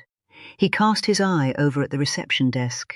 His replacement was female, officious-looking even from a distance. Abigail would need to get past her too. I believe, he said, and seeing as I already owe you a favour, I might as well rack them up. Can I ask you about the booking system? I've used a couple of them before. Is it Cloudbeds here? Abigail already knew that it was. It hadn't taken too long going through Cloudbed's sales website and their socials to find a link to the group that owned Wapping Wall. Helpfully, their sales website also offered a sample of the system so that potential customers could see just how easy it was to navigate. Easy it might be, but getting access to Wapping Wall's version of it was going to be far harder. Cloudbeds, yes. You have used this? It might be a previous version. Can I see it? Just so I can know for sure, Thomas crumbled. Abigail was starting to see a pattern. A man who reacted with an instant no in his mind, but who could be easily persuaded against his instincts. Most people were like that, in truth. They had the right instincts. They just never learned the need to trust them implicitly. She was led to the back office. She wants to be the new Debbie, Thomas offered to his colleague by way of explanation as they both swept past. Abigail just shrugged. The back room was small. There were 2 more terminals to go with the 2 that were customer-facing. Thomas's fingers were a blur logging in. The system instantly looked different, something Abigail had been expecting from a live version. The basics would be the same. So, if I choose a day when the hotel is full, New Year's it must be full here, right? Do you still have to go through manual checks of each room, or does it now come up as full when you put a date in? You mean for walk-in? People, they book online these days. Their phones. No one walks in. Okay, so say someone walked in now and wanted a room for New Year's Eve. Say I did. So yes, this is easy. I put date and it says no. He did put the date in. It did say no. 14 rooms, all numbered, all greyed out. The name of the person booking through the middle of each. The same name? Abigail said, but her tone was wrong. She was confused when she wasn't supposed to be, even a little rattled when she had no right. Why should she be bothered if just one person had been able to book out an entire hotel on London's busiest night? Thomas stopped to look at her, those questions in his eyes. Someone's got some cash on the hip, she said by way of recovery. Thomas seemed satisfied. Different world. The things you see in this city, the things people have, couldn't agree more. You will pass that on to your manager, won't you? Personally. Thomas's beaming smile was back, and Abigail was delighted to see it. Good man. I said I was in your debt. But I've sunk much deeper, my friend. Are you working New Year? Seems like it could be a crazy night. Not me. Tips are good, so I would, but... He looked around as if to make sure that Miss Officious wasn't about to walk in. Skeleton crew. The party people, they insist. And everyone finishes as the bells strike. Crazy, but they pay their money and they insist. Even the clean-up will be the morning crew. Fuck, Abigail said. The party wraps up at midnight on New Year's Eve. Wrap up? No, this is the time that the party just gets started. Just that we cannot be there to see it. Whatever they are doing, they do not want us to know. Chapter 53, Fontrate. The hangover vibe had spread to the nearby coffee shop. The music was very much chilled Ibiza, the interior busy but muted, and the man in the nearest corner epitomized the feel, slunk over his empty coffee cup with his hood pulled up. Heavy session, was it? Abigail called out towards him. Vince snapped up to grin his grin. Top up? You know it, he said. When she joined him a few moments later, he asked how things had gone. Abigail puffed her cheeks. I don't really know what to make of it all, if I'm honest. It's the place. No doubt we've found it. Okay, so that's good. Is the bar ticket only? The bar's closed. Closed? What? Refurbishment, on the busiest drinking night of the year. Maybe that's what they would tell you. It's pretty small. Maybe it closes for every party that goes on in the basement, but the whole hotel, every room is block booked. 14 rooms. 3 floors of a premium hotel booked out on a night when it's got to be 500 a room. The Winters are bringing in some serious cash. I think they can afford it. We know enough about their lifestyle to support that, but Abigail leaned back and offered her thanks as their drinks were delivered. She then peered down into the gloom of her black coffee, watching the surface shift and flinch like it might merge into some sort of an answer. Why would they? Exactly. Pigeon Maths has me at 15 grand, just for the venue. That's before any compensation for closing the main bar above it. And now I've seen the location, I wouldn't flinch if you told me it was 3 times that. But it can only be hired once. The clout you'd need to secure it. The whole thing. Having the money is only the half of it, so they're bigger players than we thought. Maybe it's as simple as that. You don't sound convinced. We were put on the Winters because they were small time. The force is trying to keep us out of trouble until they work out what to do with us. Until we can get back up to number, was what I was told. Same. Abigail waved him away. Nothing we know about them tells me anything different. These are 2 lads running meetings out of their mother's kitchen, stumbling over how to deal with deserters, crashing through doors they shouldn't be and sending angry kids out to expand their reach. An outfit like that, like them, they don't secure what I just saw. They just don't, but they have. You said you were sure about that. Totally convinced. So, what are we saying here? I'm saying there's something not right about all this. Something we're missing. Something we need to know before someone gets the party started. 3 full days and a bit. Vince suddenly looked and sounded tired, and while the rest of the world's asleep, Abigail grinned and then slapped him on the arm. Best we get to it then. Chapter 54. Tot. Alex took a moment before starting up his Range Rover. Fuck, he loved this car. It was old now. The first major thing he had bought himself, when he reckoned he was on his way up. Young, dumb, and full of himself, he would go on to make mistakes, from which he would need to learn quickly. He would not learn quickly enough. The engine fired. The idle had a distinctive throb, a little higher pitch to start with, while the block was still cold. He had taken it out for a run a few times in the summer, just enough to get all the parts turning, to move the grease, as his dad would say. One of the few things he had carried over from his time in the army. Working as an engineer on the armoured Land Rovers used to patrol the borders. Alex reckoned the old Rangy wasn't too dissimilar to one of those. Only his had a full leather interior and a heated steering wheel. He ran his fingertips over the stitching where it met with the dash, inhaled the smell, shifted in his seat so it made that lovely creaking noise. And then he rolled out into New Year's Eve. The sun was long down, but it was far from dark. The towns were lit with life.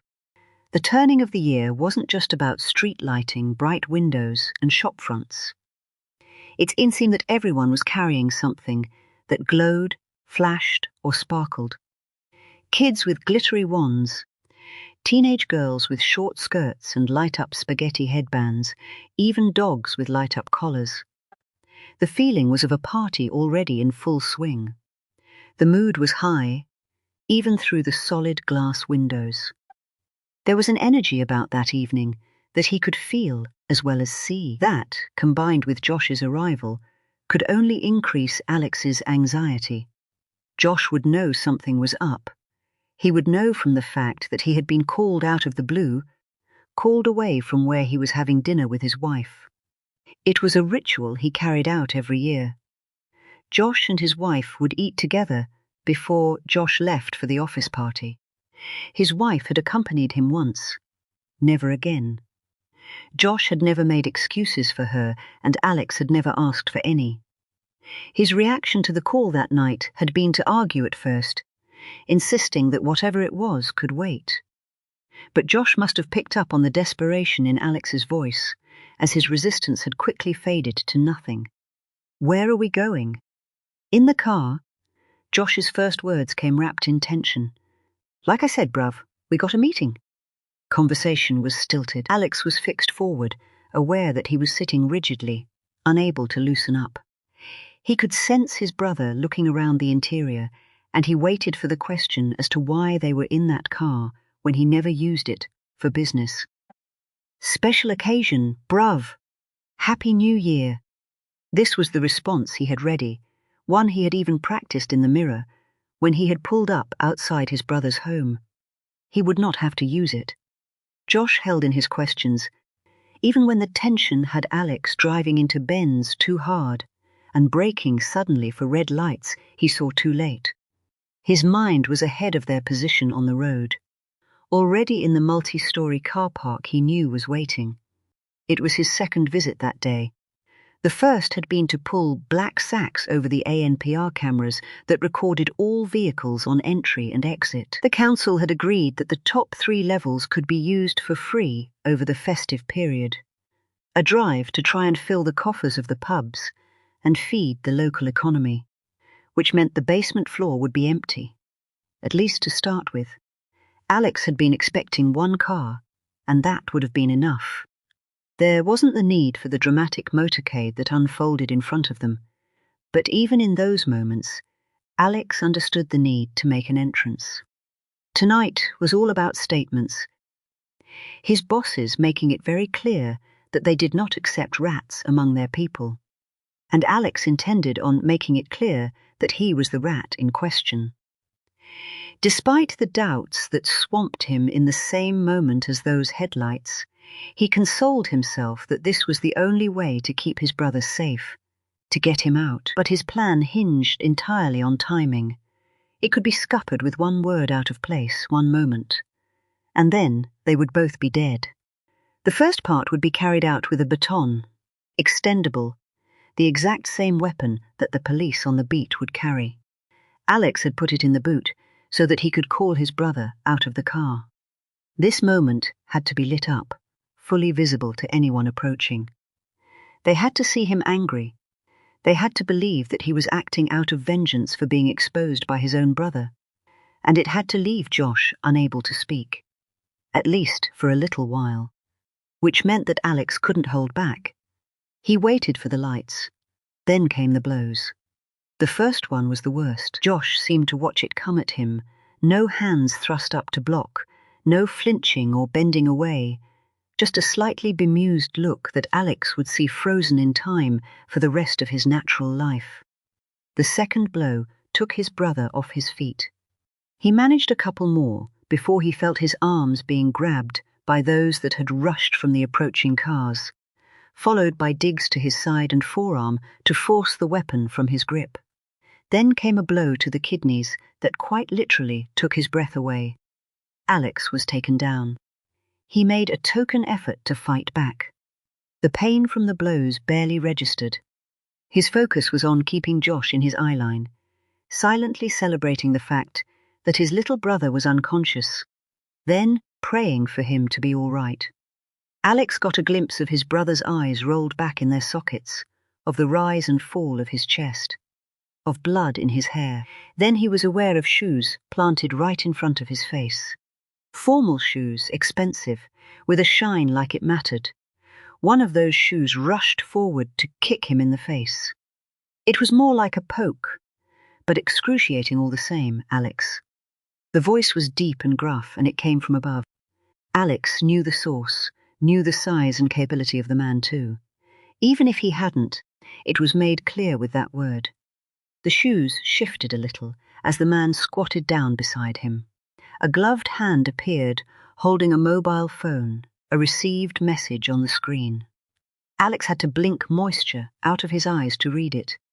He only needed the first few words. It was the message that he himself had typed and sent. He had done it from his brother's phone, Without his knowledge, Alex had lingered over pressing send, knowing the gravity of the action, that the following sequence of events became unstoppable the moment he did.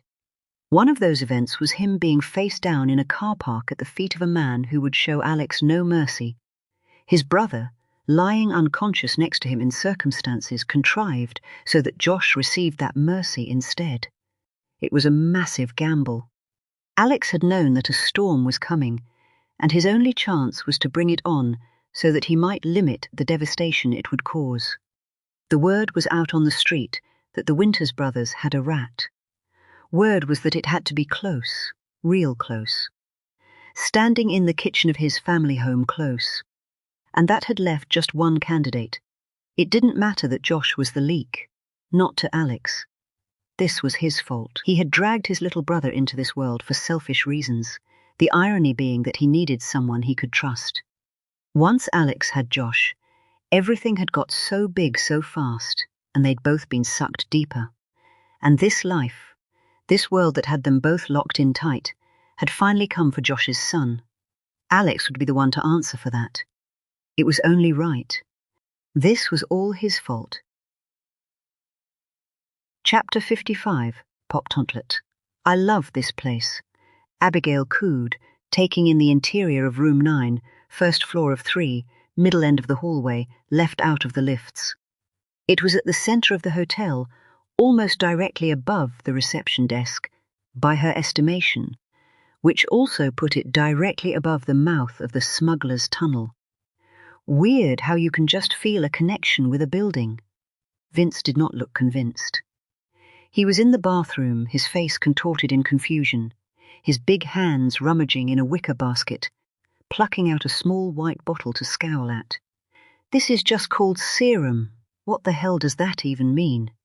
And this one, glycolic acid. Who's rubbing acid on themselves in a hotel bathroom? Supposed to be a nice place to stay. Feels like a Victorian alchemist's. Are you feeling a little out of place? This ain't my jam. If it ain't bright purple everywhere, I don't feel like I belong. You do love a Premier Inn, don't you? Ain't nothing wrong with a Premier Inn. You always know what you're getting, and ain't no one judging your skincare routine at breakfast, neither. Don't worry about it. If I see anyone judging you, I'll just say that you've been lax recently. Then I'll tell them that it's my fault, really. Seeing as how I'm your carer. Abigail had to react swiftly as Vince launched the bottle he was holding. She laughed, harder than she might have otherwise, her anxiety coming to the fore. This was it now. Killing time in a room that had been booked out to be left empty, standby to standby, as it was known in the business of policing, and she'd known many shifts like it. She had no real way of knowing how this one might end. Chapter 56. Patent. The old market building was nothing like how Betsy Wheeler remembered it. Not on the surface, at least. The honest-to-God market stalls were gone. The stony ground on which they had once been set up smoothed and polished. The entire area chopped up and developed into glass-fronted boutique shops and an entire food hall, dominating one end. It was the same every time she visited this place. She spent a few moments appalled by the superfluous, the faux, and the modern. But then the old buildings and their details would reach out to her with their original bones. And she would be forced to remind herself that it was 50 years ago. A building like this, an area like this, some things could never be painted over or cleaned away. Wapping was a part of London that had been dominated by the River Thames for centuries. It was home to sailors and shipbuilders officially, but smugglers and pirates had formed a glorious underbelly. Wapping's past was checkered. It could claim a huge significance in the creation and expansion of the entire city of London, and beyond that, the entire British Empire, built on maritime foundations. Betsy always had a sense of pride about this place. It didn't shout as loudly as many other London boroughs. It wasn't so fancied, which gave it the feel of a hidden gem, a place for the locals. Possibly the last part of the city, where that could be said to be true. Of course, gentrification was catching up, an unstoppable force that spread from the centre, but there were still parts of this little borough, parts of her home so well hidden that modern London would never find it. Even the air smelled different. No doubt this was rose tinting, or whatever the aromatic version of that was. But she liked to think it was the history of the place, unique and layered. As a kid, she had been captivated by the fact it was the chosen site for Execution Point, a gibbet whose foundations were sunk into the thick, stodgy clay of the Thames riverbed. Those charged with piracy were hung at low tide, their bodies submerged 3 times by the tidal waters before they were finally cut down. Betsy would often repeat the saying of the locals, "We're made from tough stuff. You want to take out an East Londoner, you better make sure you kill 'em 3 times. Another reason the area might smell different could be down to the gasworks that had ripped up much of the high street, leading right past the building she had known as Wapping Wall, closing it in both directions. She could only imagine the traffic problems it caused. But as someone who had got off the tube to walk the last few hundred meters, the churned-up tarmac, bright red hoardings and warnings of a gas leak had the side effect of creating the temporary pedestrianization of a street she knew so well. She allowed herself a moment to take it in, the building in its entirety. The old market was now shops and a food hall, the main building a hotel. The huge entrance that had once been cut out of the brick between them was now filled in. Betsy's betting shop would now be on the other side of that wall, maybe even in what was now the hotel foyer, directly over the basement. She tingled a little at the thought of that place, the finest example of a local secret. She felt alive, could barely remember the last time she had felt an energy like it, and it only increased as she approached. The stairwell was unchanged. The torches were new, but they were mere trappings, trinkets put in place for the evening, with tall yellow flames too straight to look natural. She had help, a steady grip on her arm, steady and familiar. It was a gentleman in a smart white cotton shirt, his fine loke shoes sure-footed despite the slight drag in his right foot. He didn't seem to have lost any of the strength, while she felt like she had lost all of hers. She wanted to hurry, her excitement pushing her forward, but also fueling the ache in her mind. It was constant by then. The only thing she could hope for was something to distract her from the pain. And my goodness, the basement was capable of that. The lighting was different. Before it had been harsher, floodlights on stilts, giant bulbs that got so hot you could feel it. Now it was subtle downlighting, the source not even visible, as if the bricks themselves were stuffed so full of light as to spring a leak. There were more lit torches too, one for each corner, the flames caged. Then there was the tunnel, almost in the centre, just as she remembered. Mike had brought her here on their first date, shortly after the pancakes. They had laughed long and loud together, but then she had got serious, told him it was no joke, told him that this really was a place with a criminal past. She had told him how you could get from that basement right through to the riverbank entirely undetected. How smugglers had done just that. Mike hadn't believed her. Or, if he hadn't let on, coaxing her into showing him. Their first date had continued in that space. Betsy had been the one leading on that day. It had been darker, and she had taken his arm, their first physical connection. A far stronger one was to occur as they stood over the wooden gates that secured the giant hole in the floor, the entrance to the secret tunnels.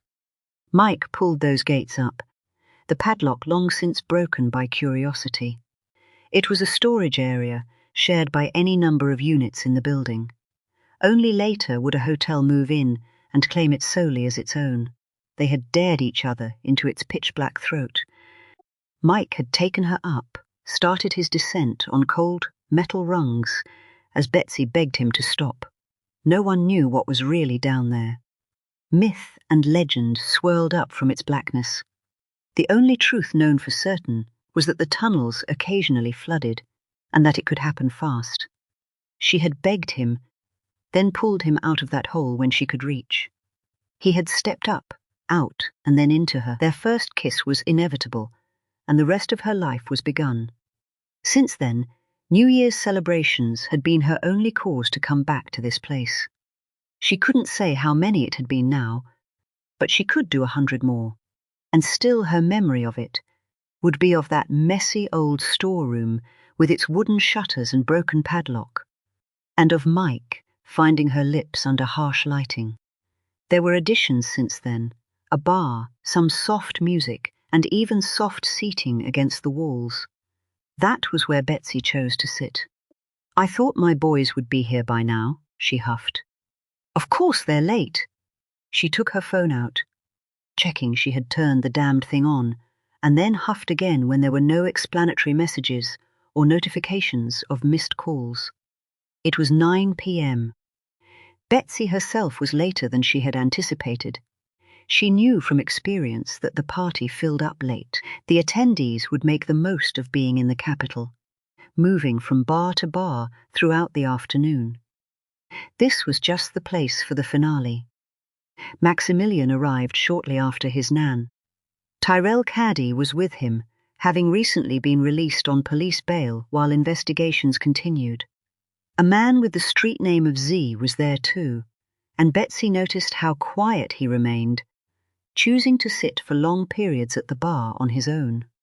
Another street name was also in attendance. Wurzel was a little livelier, bouncing in his seat next to her grandson. She watched Maximilian for a little while, saw how he interacted, saw how well he fitted in. All that time she had spent telling his dad that this wasn't his world, that he wouldn't survive it. And now she was forced to consider she had been wrong about that. She also watched him close for the slightest sign of remorse, of a painful memory from a recent event. She got nothing. More men arrived, Tyrell's family included, and they made for him, palms slapping together, then thumping backs in enthusiastic greeting, which they also extended to Maximilian, without hesitation. They greeted Betsy too, though with not quite as much exuberance. Late to the party was Joseph Allen, Rebecca Forster's dickhead partner, dad of the fucking year, a man who reportedly had an issue with her sons, but had turned out to be a piece of chicken shit. He'd heard of his so-called beef third hand, and his cowardice had him lying low rather than facing up to the rumors head-on. He had agreed to attend, to clear the air in a heartbeat, thanking Betsy so effusively that it became sickly. He was plainly nervous. His entrance, that of a man who knew the way in, was also the only way out, and he didn't seem keen on moving too far away from it. He made a beeline for her, thanked her again for being the broker of peace, and she felt obliged to accept his offer of a drink. Everyone was there. The people she recognized as playing their part in her son's enterprise, all there to revel in what they had achieved. There were also some new faces, as seemed to be the case year on year, and Maximilian seemed to feel like it was his role to introduce every one of the new saps to her. The latest and least impressive was some dirty-looking man from right down in Margate. She felt satisfied. The room was full with people that the world would be better off without. The only attendees that were missing were the two main men. She shouldn't be surprised that they were letting her down again, but for once she didn't mind. That removed the problem she might have of getting them away. Betsy relaxed in her chair, at ease with herself for the first time in a long time. "Is everything ready?" she said. The suited man next to her smiled in a way that could only add to her good feeling. He had a fine dress watch, very much in keeping with his timeless look overall. It was expensive, and she should know, seeing as she'd bought it as his anniversary present. He checked it in a deliberate movement. "Yes," he said. "Not long now." Chapter 57, Totalectant. "Ma!" She picked up on the first dial. Alex Winter's plan was playing out, as well as he might have hoped. As with any plan, He was going to need some variables to fall into place. There were always going to be elements he could influence, but not control. One of those elements was compassion. He had known that his boss would have none, but he also knew something else about him. That New Year's Eve was a big deal. He knew that he had other places to be. It was a big part of why he had started the process when he had.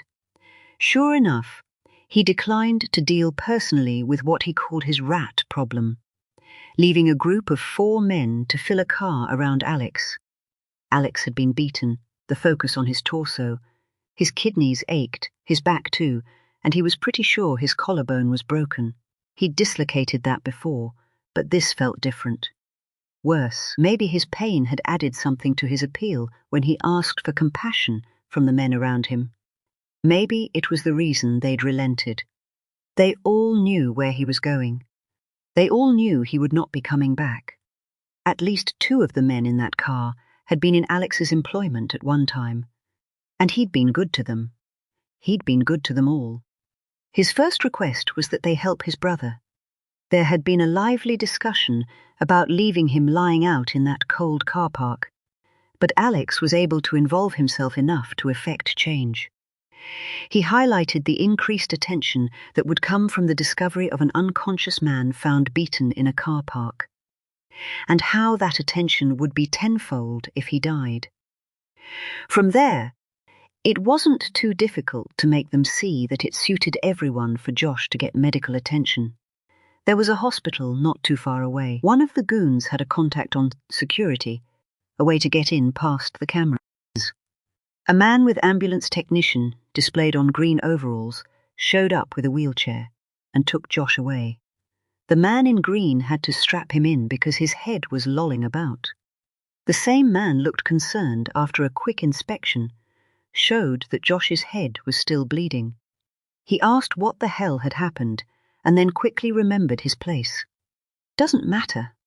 Josh was taken into a maintenance elevator with scuffed walls and a damp floor, then rolled into a room that might have been earmarked for storage. It was empty and dark.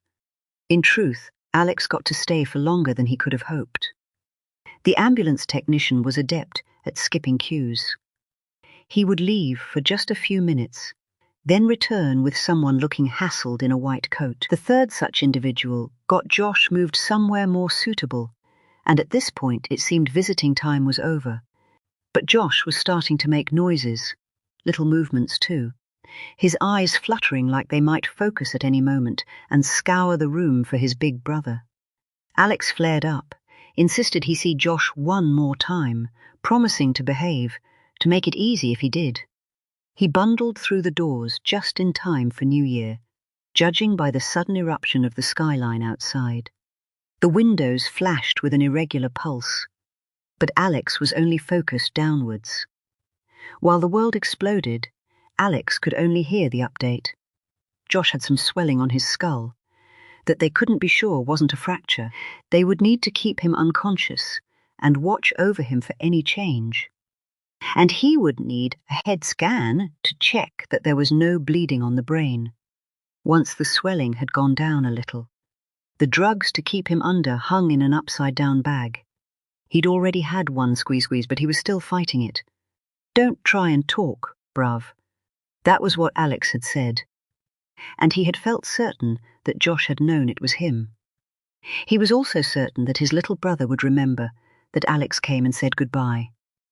Later, when he was better, Josh would go looking for answers, and he would discover that his big brother had stepped up and saved him, that he took what was coming so that Josh wouldn't have to, so that he could get out. Josh would know to keep playing the role of the brother who had blown the whistle, who was so loyal that he would betray his own family for the good of the company. There would still be blowback. Their family name would be forever tarnished. The surviving brother would not be trusted to continue, weakened anyway by the loss of the figurehead. And by Alex's reckoning, Josh would be discarded. He would be out clean, and he would take Maximilian with him. "It's okay, bruv. I'm sorry, yeah?" Alex had to say that.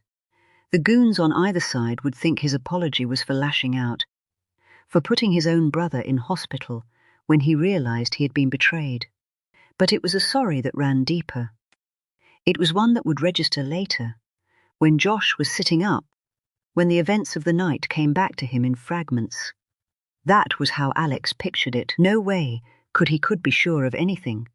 But the plan had run so smoothly that he was almost starting to believe everything would go just like he'd envisaged it. And then there was the final part. The same goons who'd allowed him a moment to speak to his brother would then leave with him. Josh's next of kin, their mother, would be there for when he awoke, and she would tell him what he needed to know, the full story laid out in her birthday card. Their new truth. They would know not to search, they would know not to hope. He couldn't bear the idea of that. For the final part of his plan, he needed to talk to his mother. The goons were easy enough. Again, he just needed to introduce an idea, one of his mother causing them trouble trying to find him. She knew enough people, she could give them access to his contact list. A list that would include the names of at least 2 of the people sitting in that car with him. She might even give the same list to the police if she was really desperate. But he could stop all that before it even started if he told her not to look, if he made her understand that it was for the good of all that was left. She would listen to him. They believed him, allowed him a phone call from the middle back seat of a darkened saloon at 20 minutes past midnight. They warned him that any words out of place would get a reaction he would not like at all, and that was it. The phone only rung once. The final part of his plan commenced, the last thing he could do, other than die. Chapter 58. Alex, she was irritated.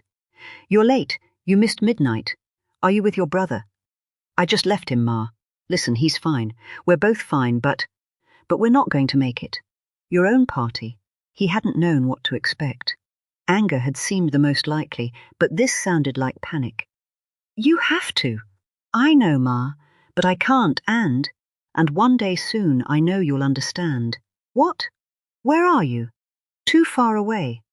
Alex felt himself cracking, emotion threatening to take over. I'm too far away to make it back. He took another gulp. There was so much he wanted to say, but he knew he couldn't. The front passenger called out that they were at their destination. He was out of time. Alex looked ahead, out through the windscreen, where he could see the ice-white lights of the car, lighting up a thick copse of trees. Around them was nothing but blackness, but for a distant moon, its light almost entirely choked out by the clouds. It looked cold and empty out there, the sort of place that would never be found. Glad I gave you your birthday present already. Imagine my embarrassment now if I missed that. That wouldn't make me a good son now, would it? Just get back here. That's all I want. I don't want no present. There was a want in his mother now, a desperation, the sort he hadn't heard from her before. Yeah, I'm not going to make this one. But there's a card in there too for you. I mean every word in there, yeah. I love you. And I'm sorry. Don't you be sorry. I ain't got no time for sorry. Just get here and you can't look for me, Ma. It's not worth it anyway, okay? You need to look after Josh. But you can't look for me, just like you can't look for Sadie. I know you know what that means. He cut the call. He couldn't imagine what would come back from that. It might have been the first time he had mentioned his sister's name since she had gone. He had been the big brother to her too, puffed up and proud as a 7-year-old boy, when she was first brought home wrapped up tight, just a blotched red face and dark eyes. His dad had told him that he had to look after her, told him what it meant to be a big brother. That was the first thing he had ever taken seriously. That little girl, that tiny little thing that gripped him by the thumb and woke him at night, he loved her with everything he was. As fragile as she was beautiful, as fierce as she was fragile. That was the first time his life had any meaning. All he had to do was keep her safe. And he couldn't. But Alex had a second chance. He was still a big brother to Joshua. He still had meaning, and he wasn't going to fuck it up. Not this time. He would walk into that filthy, dark wood, and he would have his moment. Chapter 59. Pontollet. Her head hurt. Betsy had accepted a couple of gins, Mike having most of them. She hadn't planned to drink. She couldn't imagine what it might do in her condition. But it had felt so right in the moment. Everything felt right. They'd sat and talked about the old times, the stories so warm and real that they were no longer memories, but a reality that swirled around them, so fast and so thick in that place that they were like a wall of protection.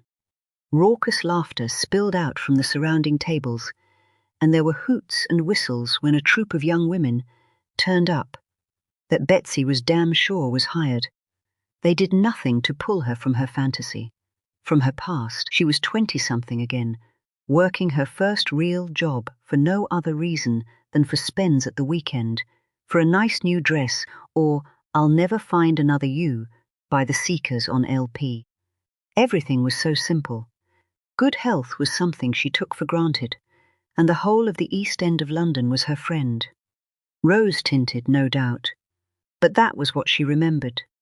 And rose-tinted would do when the reality of the present day was loneliness and declining health. It was sitting in a chair every evening, hoping for the corner shop to reopen so that she might find some warmth, and 2 boys waiting for her to die so they could market her house. Alex finally called her. A mother had an instinct. She could sense bad news as a twist in her gut.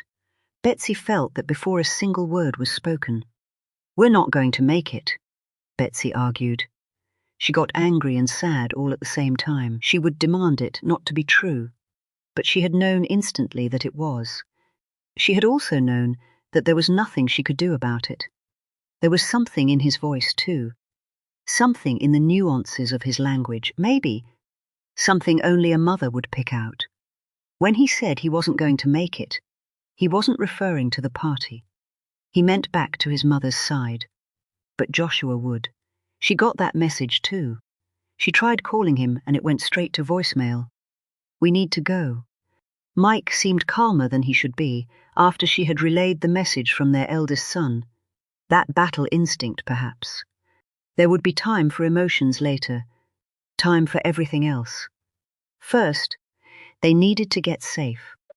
6 minutes, he added, his anniversary gift lifted for her to see. Betsy took another look around that room. She watched her grandson, who looked like he was in his natural habitat among thieves, thugs, and murderers. She looked over where Evil was still sitting at the bar, having quietly waited out the passing of 1 year so he could exert his misery onto the next.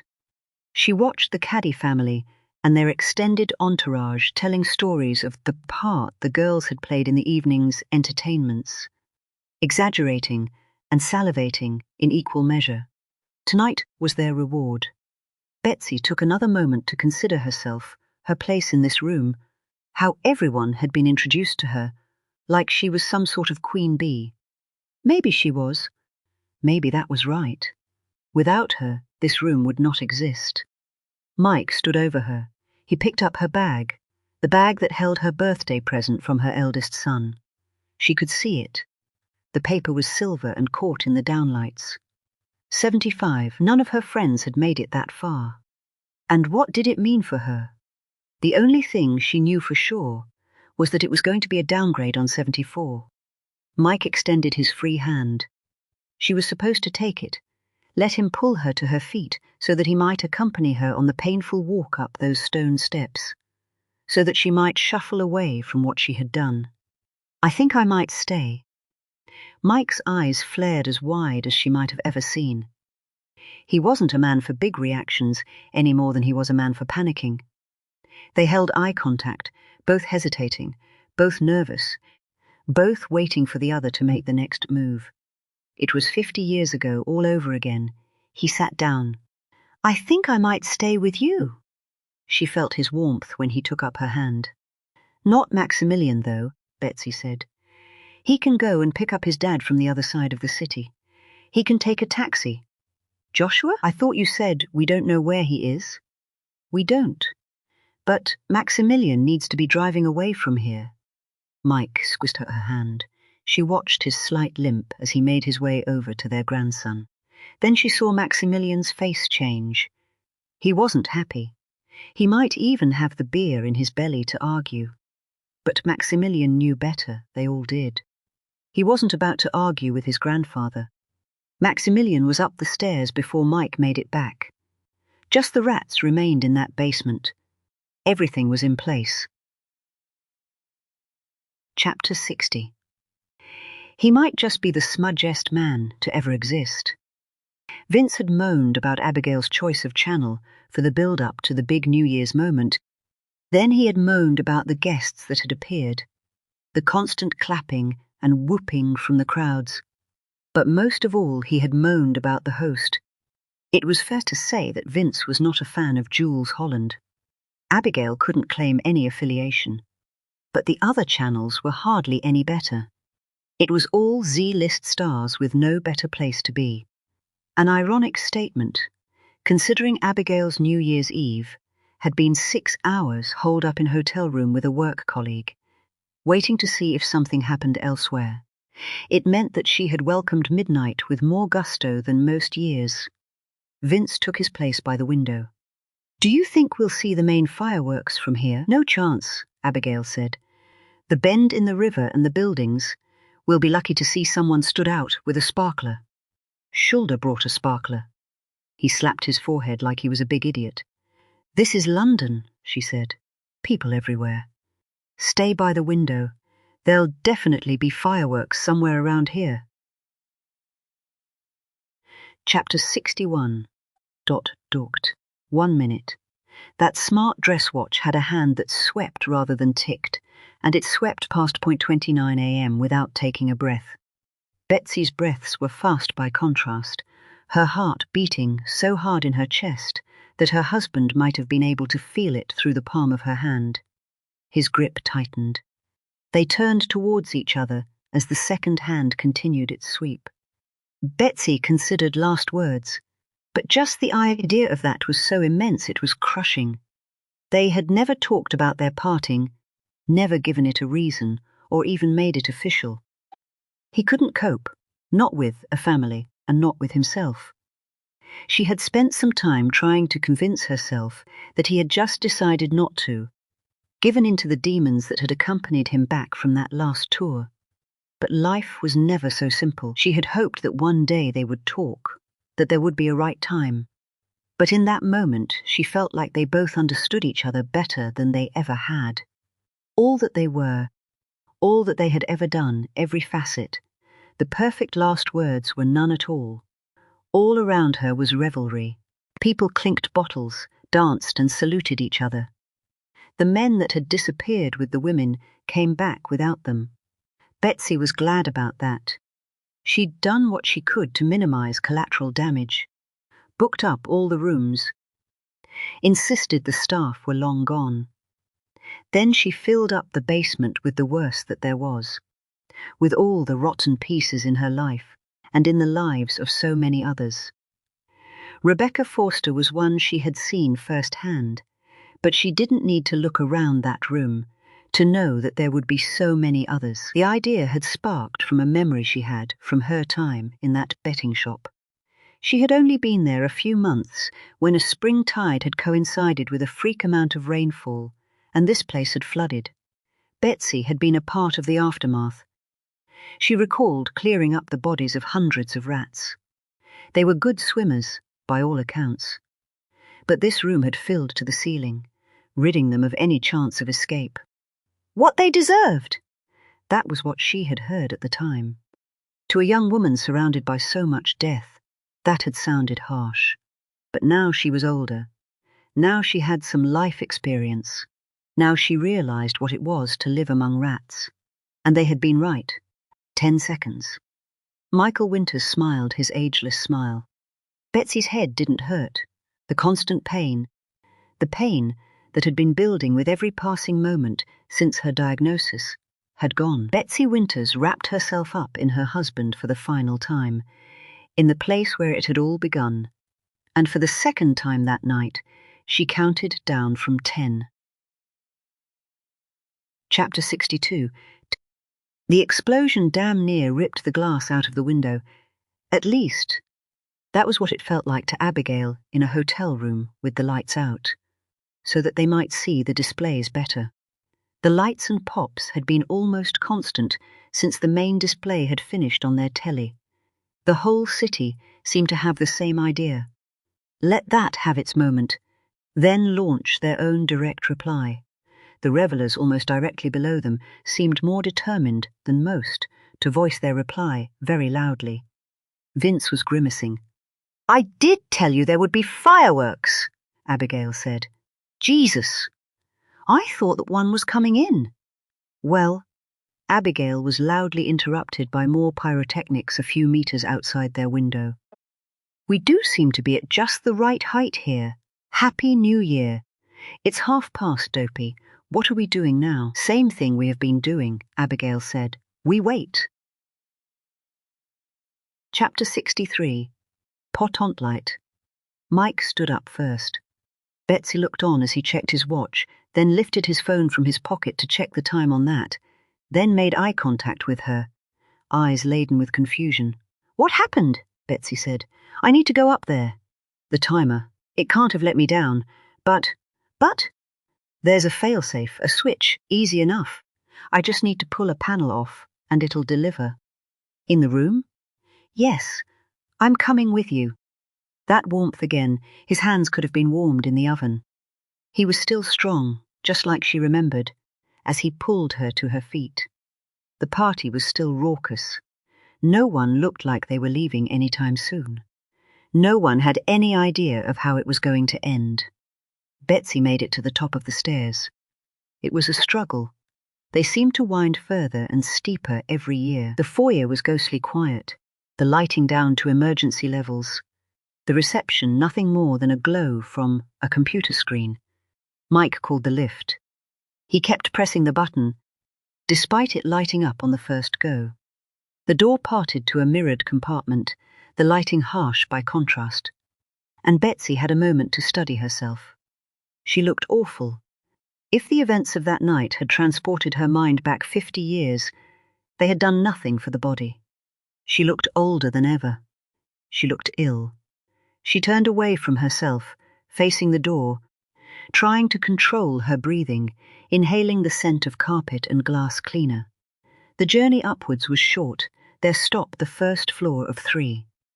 She allowed herself to be led out of the lifts, left through internal double doors, and then up to a pine-coloured bedroom door, with a slot for a key card, which Mike produced. The room beyond was dark.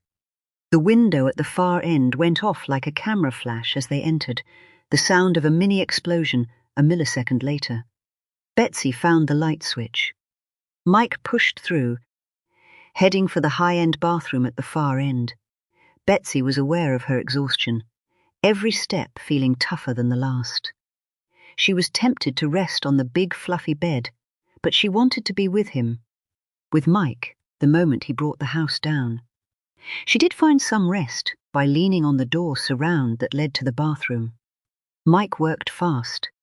He had picked up the door wedge from under the bathroom door and forced it upwards under the lower rim of the bath panel. The panel flexed around it. A sudden force, and it would snap in two, she reckoned, and that would do it. She knew it from his actions. Mike's work had been frantic, forceful, but now he stopped to take in his wife. His lips curled up, his head jerked forward to tell her this was it. He held out his arms for an embrace, and she stepped into it. "Ready?" Betsy felt the word reverberate through her. "More than ready," she said. She felt him shift. They still embraced, but he freed himself up enough to be able to aim a kick. "Betsy Wheeler!" A voice from behind, female, familiar but not in a way that Betsy could immediately place. She snatched to it. Mike did too. "My little gal!" Betsy couldn't hide her surprise. It was the copper from her little bench, from her recent past. She was accompanied by a tall brute of a man with his arms crossed. A dog sat between them, with its tongue out, head tilted ever so slightly. A spaniel. What the fuck? She referenced the whole image, but mainly the dog. Oh, Snaffles, you mean? Abigail said. The dog in question reacted to a hand placed gently on its head. We're big mates now. Snaffles isn't her real name, but I think it suits her, having watched her work. Snaffles, Betty said, unable to form words or thoughts of her own. Snaffles here is a police dog. She's a specialist, though, had enough of sniffing arse cracks for traces of Class A. So she trained up as an explo dog. She's good at it too, see? But, and I'm quoting her handler here, she wouldn't have to be that good to have found the considerable amount of explosive that was put behind that bath panel there. The one Michael Winters is trying to break open. On camera, I might add. Say hello to our evidence-gathering surveillance team. The copper waved an arm to discreet cameras in 2 corners of the room. Apparently, gelignite has quite a stink to it, especially in those amounts. Is that how you pronounce it, by the way? Betsy turned to a crack sound as Mike completed his kick. The plastic panel snapped around the wedge, and his next movement was to let go of Betsy to rip one half away. No one tried to stop him. It's all gone now, the young copper said. The gas works outside? That was all us. There's no gas leak. But it gave us 2 whole days to evacuate the hotel and search it proper. I'll say one thing for the Met. When they bother to do something, they do it proper. They even dug up the roads for show. How? Betsy managed. I knew there was something about this place. Some reason for the lies you'd told me, and I wasn't happy. I never mind being lied to. Doing what I do involves being lied to for a living. But it does bother me when I can't work out why. Lies? Betsy's numbness and shock gave way to something else. Anger. Poor turn of phrase, perhaps, but on my side of the business, we categorize withholding the whole truth the same way as lies. And that means you've lied a fuck ton. You did want to save your boys, no doubt about that. Just not in the way you told me. What were you thinking? That you could just get their entire organization together and go all Guy Fawkes? Then what? Your boys just walk away? And you weren't giving me the intelligence I needed to bring down an OCG. You were using me to build a guest list. You couldn't help me, Betsy stammered. Next to fucking useless, you lot. Maybe. The copper shrugged. But not as useless as you thought. You underestimated us. You underestimated me. You didn't think I'd pay any attention to this place. That's why you told me so much about it. You didn't think I'd look into who owned it. Discover that it belonged to the Caddis, and Caddy Senior was your first boss, wasn't he? This place is all you, Betsy. You're the reason it could be booked out in the first place. I also think you're the reason your boys work with the Caddy family. You talked to me about Alex and Josh taking the wrong path when it was you that started them down it. You don't know anything, but Betsy could muster no strength in those words. I don't know much. Like, I don't know why your sons didn't turn up. Even though I wasn't expecting them to stay until the end, of course. I also don't know why you didn't take that taxi you'd pre-booked and why you decided to be here for the finale. But I could have a guess at that one.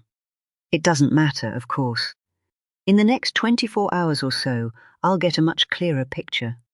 That's why I wouldn't let them act earlier. We could have, but I came to know that a lot of wanted people were invited to a party at a venue with only one way in and one way out, which is why it was never advertised as an official venue. Your guests are realizing as we speak why that basement could never pass the fire regs. They are trapped. Maximilian too. He never made his taxi. He needs to answer some questions about a recent murder in a convenience store. There was movement behind the copper. More of them, ones in uniforms. White shirts and black trousers, heavy boots and handcuffs. Clever bitch. The last word broke over Betsy's lips. I promised you something. There was a marked change in the copper's tone, almost sadness. She lifted her t-shirt a little to show off the entirety of a tattoo on her left bicep. I promised you I would tell you the story of this. You were right about it. About how it's different. I was all butterflies and flowers for a long time, and then, on my last major job on this team, someone underestimated me, and they lost. So I had a snake wrapped around a dagger. It's a reminder to me of what I'm capable of, but it's also a message to others. A warning. Clever bitch, Betsy said again. And fuck you. The copper took that one with a little half-smile. Come on. Betsy, don't be like that. I just saved your life. Chapter 64, Pontotlant. You come to gloat, gal. A prison cell, back in Kent. The Met had given up enough of their resources closing a whole street, evacuating and searching a hotel, then forming a colossal arrest team. The actions from that night had seen prisoners taken to 5 separate police stations over 3 counties. New Year's Eve was not the time for a major operation. Betsy had been forced to endure the longest of all the journeys. She had been taken to Medway custody, Abigail's old stomping ground, a place where she had even spent a few hours as a prisoner herself. But Betsy had never looked so helpless. She looked up from where she sat on a seat of folded blankets. She had more than would normally be allowed, no doubt playing on the old and sick thing, and she should. Abigail hoped she wrung it out for all it was worth. No, Abigail said. I'm not supposed to be down here, really. They don't like source handlers in the dungeons. Ain't nothing I can tell you that you don't already know. I had my interview. My solicitor told me to say no comment, like you see on the telly. But I went for it, told them all they wanted. Told them about you, about me and my boys. Told them how I fucked up. Betsy finally wept. Abigail had seen her on the verge on a couple of occasions, but that East End potty mouth had always stepped in last minute to save her. It was all gone now. You heard what happened. I know you did, she added, when she could. Abigail could only nod, the emotion welling up inside of her too. I didn't know it would go like that. I didn't know that my Alex would think like that, and then he thought he was saving his brother. He was. Abigail gulped in air. And it seems like he's going to be okay. I've been checking in with the hospital. He's stable. Okay. Betsy sounded incredulous, as well she might. They said he was asking for me, asking for his mother. What happens when they tell him where she is, and why? What happens when they tell him his boys in the cell next door on a murder charge? She took a moment here to get a grip, snatching enough to carry on. What happens when they show him the birthday card his big brother wrote out for us both? When he realizes that he sacrificed himself in place of Joshua because Joshua was talking to the cops? To you, when he weren't. It was me, gal. It was fucking me. She was gone, lost to her sobs, her hand lifted to her head in physical and mental anguish, and Abigail knew there was nothing for her. She didn't know what she had expected, or even what she had wanted, other than to see Betsy again, to see how she was holding up, to see that she was doing okay. But she wasn't. Abigail left the dungeons, reminded again of the dichotomies involved in her job, so much of which could feel like a game at times. The game of good versus bad, one in which she still wasn't sure she was playing entirely on one side. The end